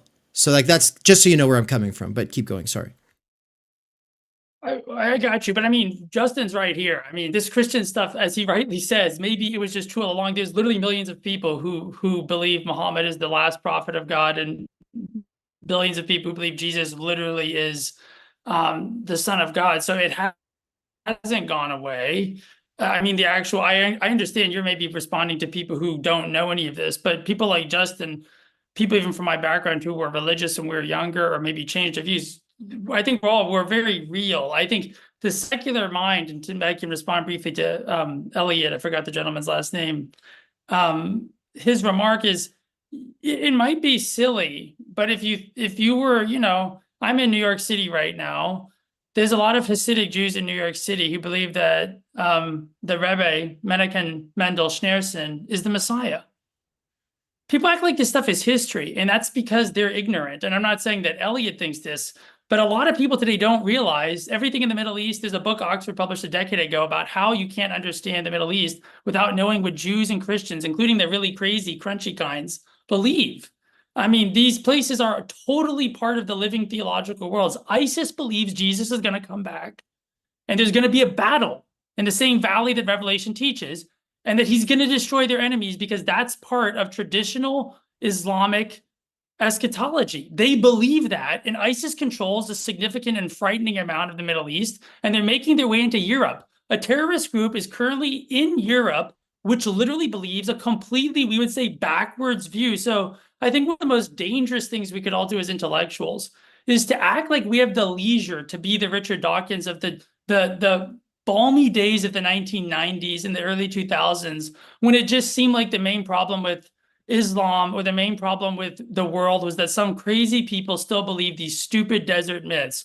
Those stupid desert myths dominate science. They created it. Those stupid desert myths dominate suicide bombers. They also dominate the people giving their life as aid workers, dying for them right now in Gaza. So the stupid myths that people convert to, I totally get that we all have some version of something that's beyond our personal psychological pale, but I completely agree with Justin that if we can't intellectually treat religion as important as a matter of intellectual endeavor, which is why I have a PhD in philosophy of religion from Yale, whatever I believe personally, I have no problem saying ignorance of religion today is the single greatest driver of stupidity amongst the intellectual classes. Is that they won't even consider that their personal belief isn't what God's interested in. I serve the God of truth. I'm a philosopher. So if you imagine truth as a God, the truth is just like, I don't care what your feelings are. I don't care if you don't want to convert to me. If you want to say something is true, you're my servant. And we as philosophers are scholars. We have to serve the facts. We have to serve the history. And you're not going to get a world, Dave, that cares about families having time for each other without Christian values. There's Nietzschean incels who have gone so down that rabbit hole, who call women whores, and they've revived every literal aspect of patriarchy as if it was a discovery to be celebrated. I think there's nothing more contested now than the crucial work you're doing. But if we're going to motivate the need for time energy, if we're going to motivate the need for true communism, as a leisure for everyone where we own the means of production, which I believe in that kind of communism because it's Jewish and it's Christian, I think we have to take seriously whatever our feelings are about these ideas, no matter how silly they may seem. And I agree with Justin's concessions to the way they can be silly and stupid and prejudiced. In the end, they will always, as Heidegger says about his theology training, Herkunft aber bleibt stets Zukunft. My origins remain always future. Beautiful. Yeah, it's fascinating. The more I reflect on your position, Samuel, the more it really kind of feels to me like you and I actually have very similar sort of structural overviews of the relevant variables involved. But just in the final analysis, you kind of lean towards atheism, and in the final analysis, I kind of lean towards like I'm just gonna have faith in this Christianity thing, because in a lot of the details, we have very similar kind of meta narratives about history and history of ideas. And one that we didn't actually talk about much, but I wanted to return to for a moment, and I'll start gesturing towards these will be my final words, basically, David, is your mention of the Hellenic world before Christ. And this is something actually I do know a thing or two about. I don't know a ton about Heidegger or sort of German culture in the 20th century, but I do know a thing or two about these sort of pre-Christian Hellenic precursors to Christ in terms of ideas and the consistencies there. And it's fascinating because I love everything you just said about the truth being your highest value. And I think very similarly, I feel very similarly about my own vocation, about the life of the writer or the thinker or whatever you want to call people like us. Everything you said is stuff that I would come straight out of my own mouth about the truth being the highest value. In my perspective, I have come to feel conviction that the Christian faith is actually the only religion I have ever encountered, the only real philosophical kind of framework for thinking about life at the highest level, at the most general and abstract level, that encodes this commitment to the truth that you just testified to. And I see that in the consistencies with Greek philosophy. Jesus is what we'd call a parrhesiast, a kind of radical free speech figure in a way. He brings the truth in a reckless way, in a kind of uncalculating way that brings a price to pay. He pays the highest. Jesus Christ pays the highest price possible for speaking the truth frankly and recklessly, in a way that was specifically diagnosed and understood by the great Greek thinkers. In this concept of parousia, and it is precisely this sort of radical truth telling that you're absolutely right. It really is first sort of embodied and actualized in the Greek world before Christ. You're absolutely right about that. But my kind of final word here is that the way I read this history is that this vocation of the philosopher, this vocation of the thinker or the writer or the intellectual more broadly, which is a kind of commitment to seeing and identifying and speaking the truth as frankly and directly and clearly as possible, whatever the social and political price might be. This idea, which was discovered by the Greeks, is actually only fully actualized, and it's only fully developed, and it only ultimately culminates in the Christian Gospels with Christ, who, in other words, that idea is only really brought to its highest level when it is God himself that comes down and is able to kind of be this parrhesiastic figure, pay the ultimate price for speaking the truth. And then all of these tremendous world historical forces are unleashed quite directly and traceably from that kind of historical philosophical drama. As a philosopher, I find that to be just so irresistible, so sort of hard to look away from, that I kind of, at that point, I kind of throw up my hands and I say, this is not just spiritually attractive, but this is philosophically rigorously true at the highest level possible, that I have to just say, you know what, I'm going to throw my lot in with this, and I'm going to have faith that this thing is true and that this thing is real. So I just wanted to kind of end on that, I guess. But I found this incredibly edifying, I found this frankly riveting. Samuel, I've been very impressed and intrigued and inspired by your riffs, which are very well informed and very sophisticated and creative and unexpected. I've really enjoyed listening to, and you said many things that I have to kind of go back to and read up on, which were alien to me. So I've learned a lot from this conversation. Found it absolutely riveting and very worthwhile and productive.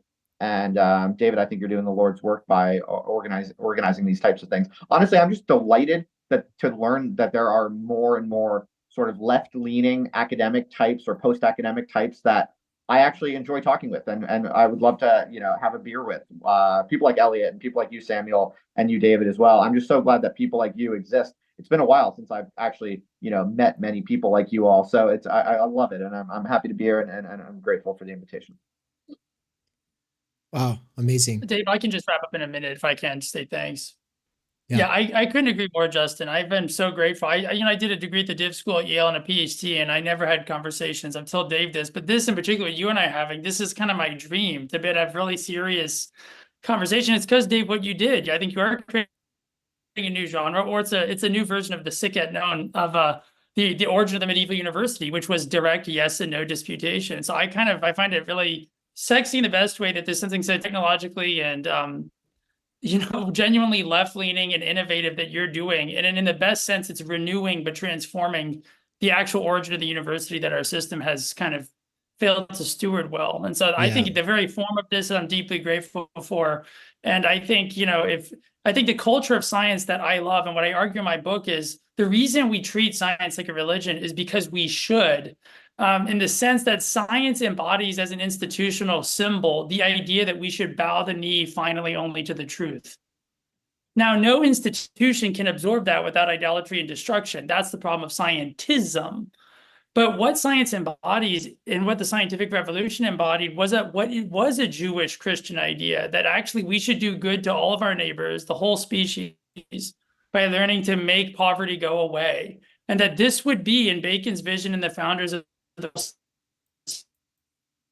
the continuous scientific organization, the Royal Society's founders believed that they were returning the human to Eden. And so in, Eliot's famous line, it's like, in our end, we find our beginning. It's like, well, in I think post-humanism, we're going to find the end of humanity, or we're going to find the true beginning set right. And I think there could be no more exciting conversation to be part of. And again, it's my honor, Dave, to be part of it because of you. And it's so great to meet you, Justin. Thank you. Oh, shucks, you two. Stop buttering my biscuit. Thank you so much, and I hope that we can do this again someday. Take care. Thanks, guys. The program will resume shortly, right after this DIY commercial that is not for any sponsor other than ourselves. Thank you for watching. Whether we are already fully in the grip of the techno-capital AI singularity or not, we likely feel as though there's not much we can do. As allies of future generations, we aren't giving up so easily. To quote the author of Manifesto, the Mad Farmer Liberation Front, We wake in the night at the least sound in fear of what our life and our children's lives may be. This fear is not new.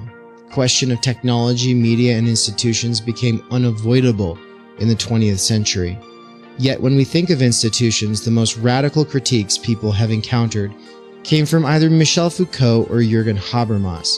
These thinkers towered over the theory scene in the 1970s and 80s as radicals took their long march through the institutions. When it comes to theories of social change, the tendency is to put our hopes in leaving the existing institutions, the current order failing, or some overnight revolution to bring us salvation. Otherwise, we lean in and do the best we can with what's afforded by the existing institutions. Reform or revolution, nothing ever changes, so we keep putting our hopes in education. So progressives say, if only more people had access to better education, then that would solve the problems. But they have not thought seriously enough about the nature of our institutions, or this thing called education that they offer. The most radical critiques of schooling that teachers encounter issue from Paulo Freire, Bell Hooks, and Henry Giraud, but none of these ever got to the root of institutions themselves. The theorist who did this was Ivan Illich. Gaining brief stardom in the 70s, Ivan Illich was the father of the deschooling movement, inspiring hundreds of radical schools and generations of homeschooling parents. But this characterization of his work as the anti-school guy was his ultimate demise, for that only takes account of a surface level of his work. Illich was immediately misunderstood and quickly abandoned. The issue goes far beyond schools. We spend our entire lives mediated through institutions that totalize, instrumentalize, and reduce humans, all of our possibilities, to something predictable, calculable, and exchangeable, easy to control. The interests of state and capital here overlap entirely. Our desires are thus turned into commodities and our time energy into labor power. Illich doesn't stop here, though, for institutions are not the whole picture. When people think of schooling today, they think of studying for exams, not learning for the sake of learning. When people think of hospitals, they think of treating illnesses, not human-to-human care and well-being. When people think of transportation, they think of speed and efficiency, not the possibility of sustained, regular, and meaningful connections. When people think of reading, they think of collecting information, not lingering with an idea. The move from schooling to skole requires serious inquiry into the conditions of possibility for this mode. I'm calling for a sincere and earnest revival of Illich. While most introductions to Illich limit their engagement to his earlier works, a series of polemics against schooling and institutionalized consumer society, I want to go deeper and lead. Yo, what's up to the live side? I know that you're all really excited for this conversation between Matt McManus and Leonard Spencer, or Spencer Leonard, sorry. We're just getting set up on the backside here, but just so you all know, I'm about to dump you all into the audience of part 2. This stream would go too long for it to all be one whole, which means that people who are trying to catch up would get cut off because there is a limitation on the side of streaming.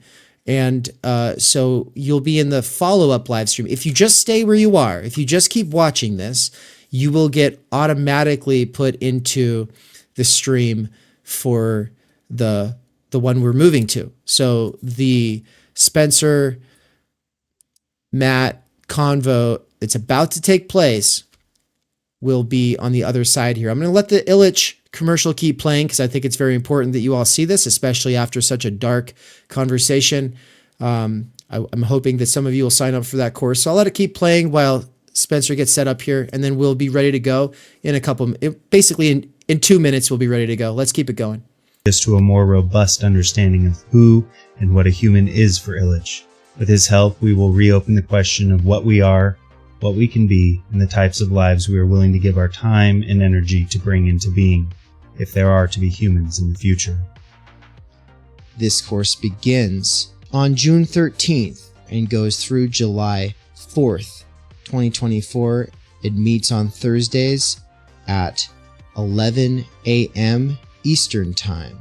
You can enroll at theoryunderground.com. /courses/Illich-1, or just click on the link in the description. For those who just want to spend a month really thinking about schooling in institutions, this is a fantastic way to do so. But for those who are looking to go deeper with a community of truth seekers who are going beyond the current theory scene to form an intellectual milieu, this is a fantastic way to do so, because the Theory Underground 2024 conference at the end of October 23rd through 27th is going to have special panels for presentations related to this course. Any student of this course will have opportunities to present, and those presentations can ultimately culminate in submissions that may be accepted into the anthology we are doing on the critique of schooling and education, to be published either at the end of this year or at the beginning of 2025. Thank you.